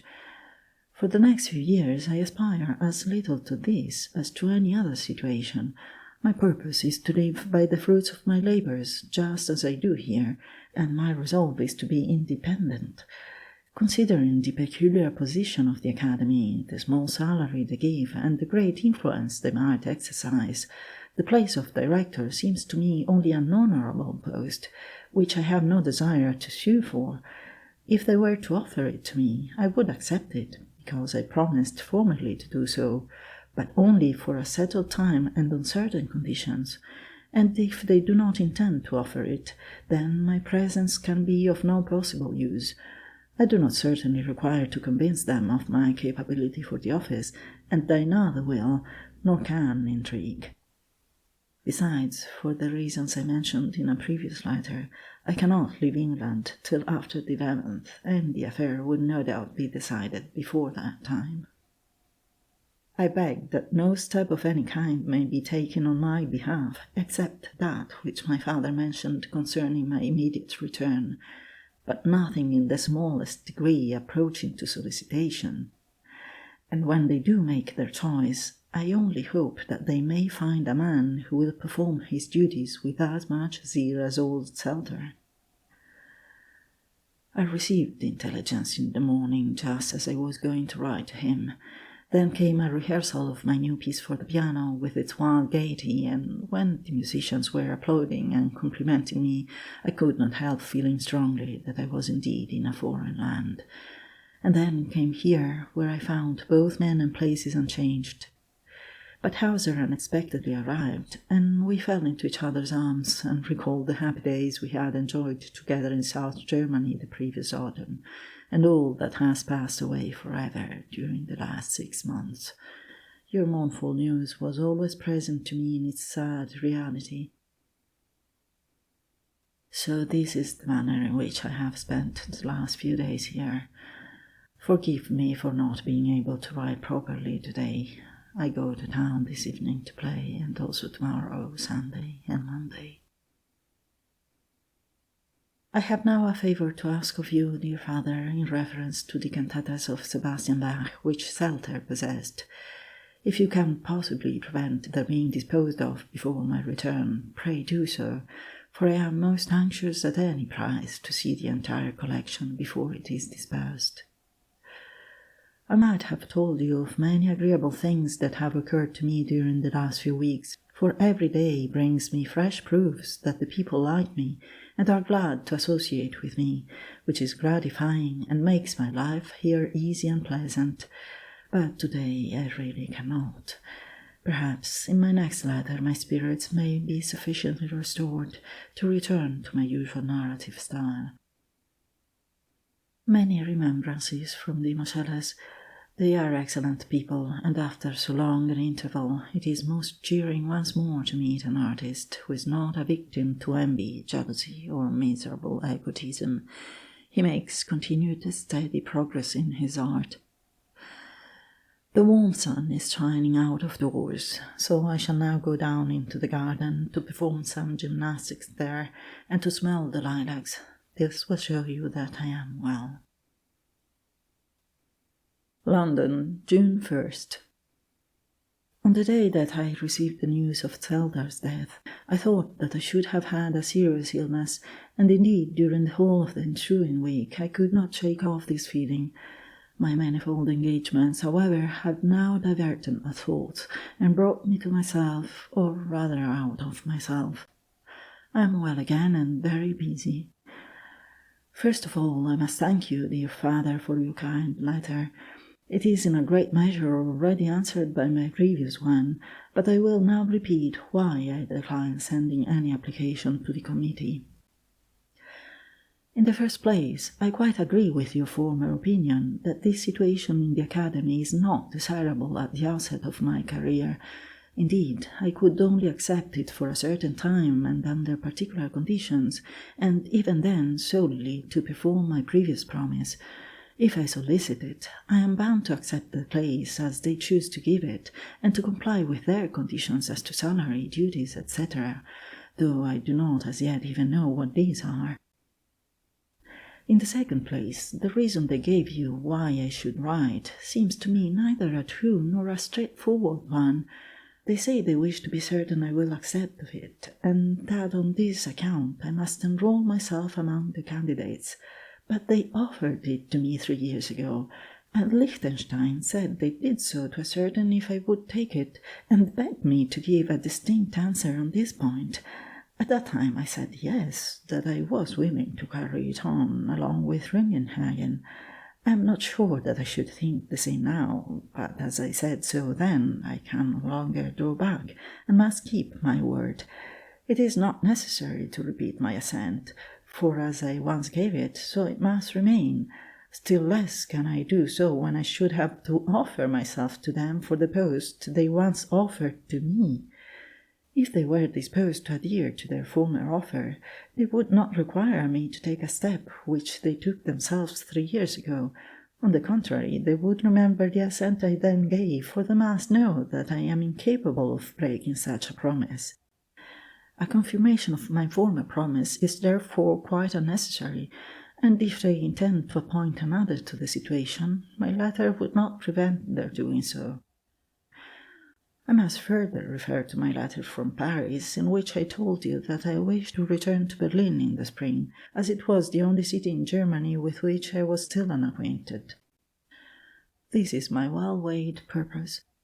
I do not know how I shall get on in Berlin, or whether I shall be able to remain there, that is, whether I shall be able to enjoy the same facilities for work and progress that are offered to me in other places. The only house that I know in Berlin is our own, and I feel certain I shall be quite happy there. But I must also be in a position to be actively employed, and this I shall discover when I return. I hope that all will come to pass as I wish, for of course the spot where you live must be always dearest to me. But till I know this to a certainty, I do not wish to fetter myself by any situation. I conclude, because I have a vast deal to do to enable me to set off after the next Philharmonic. I must publish several pieces before I go. I receive numbers of commissions on all sides, and some so gratifying that I exceedingly regret not being able to set to work at once.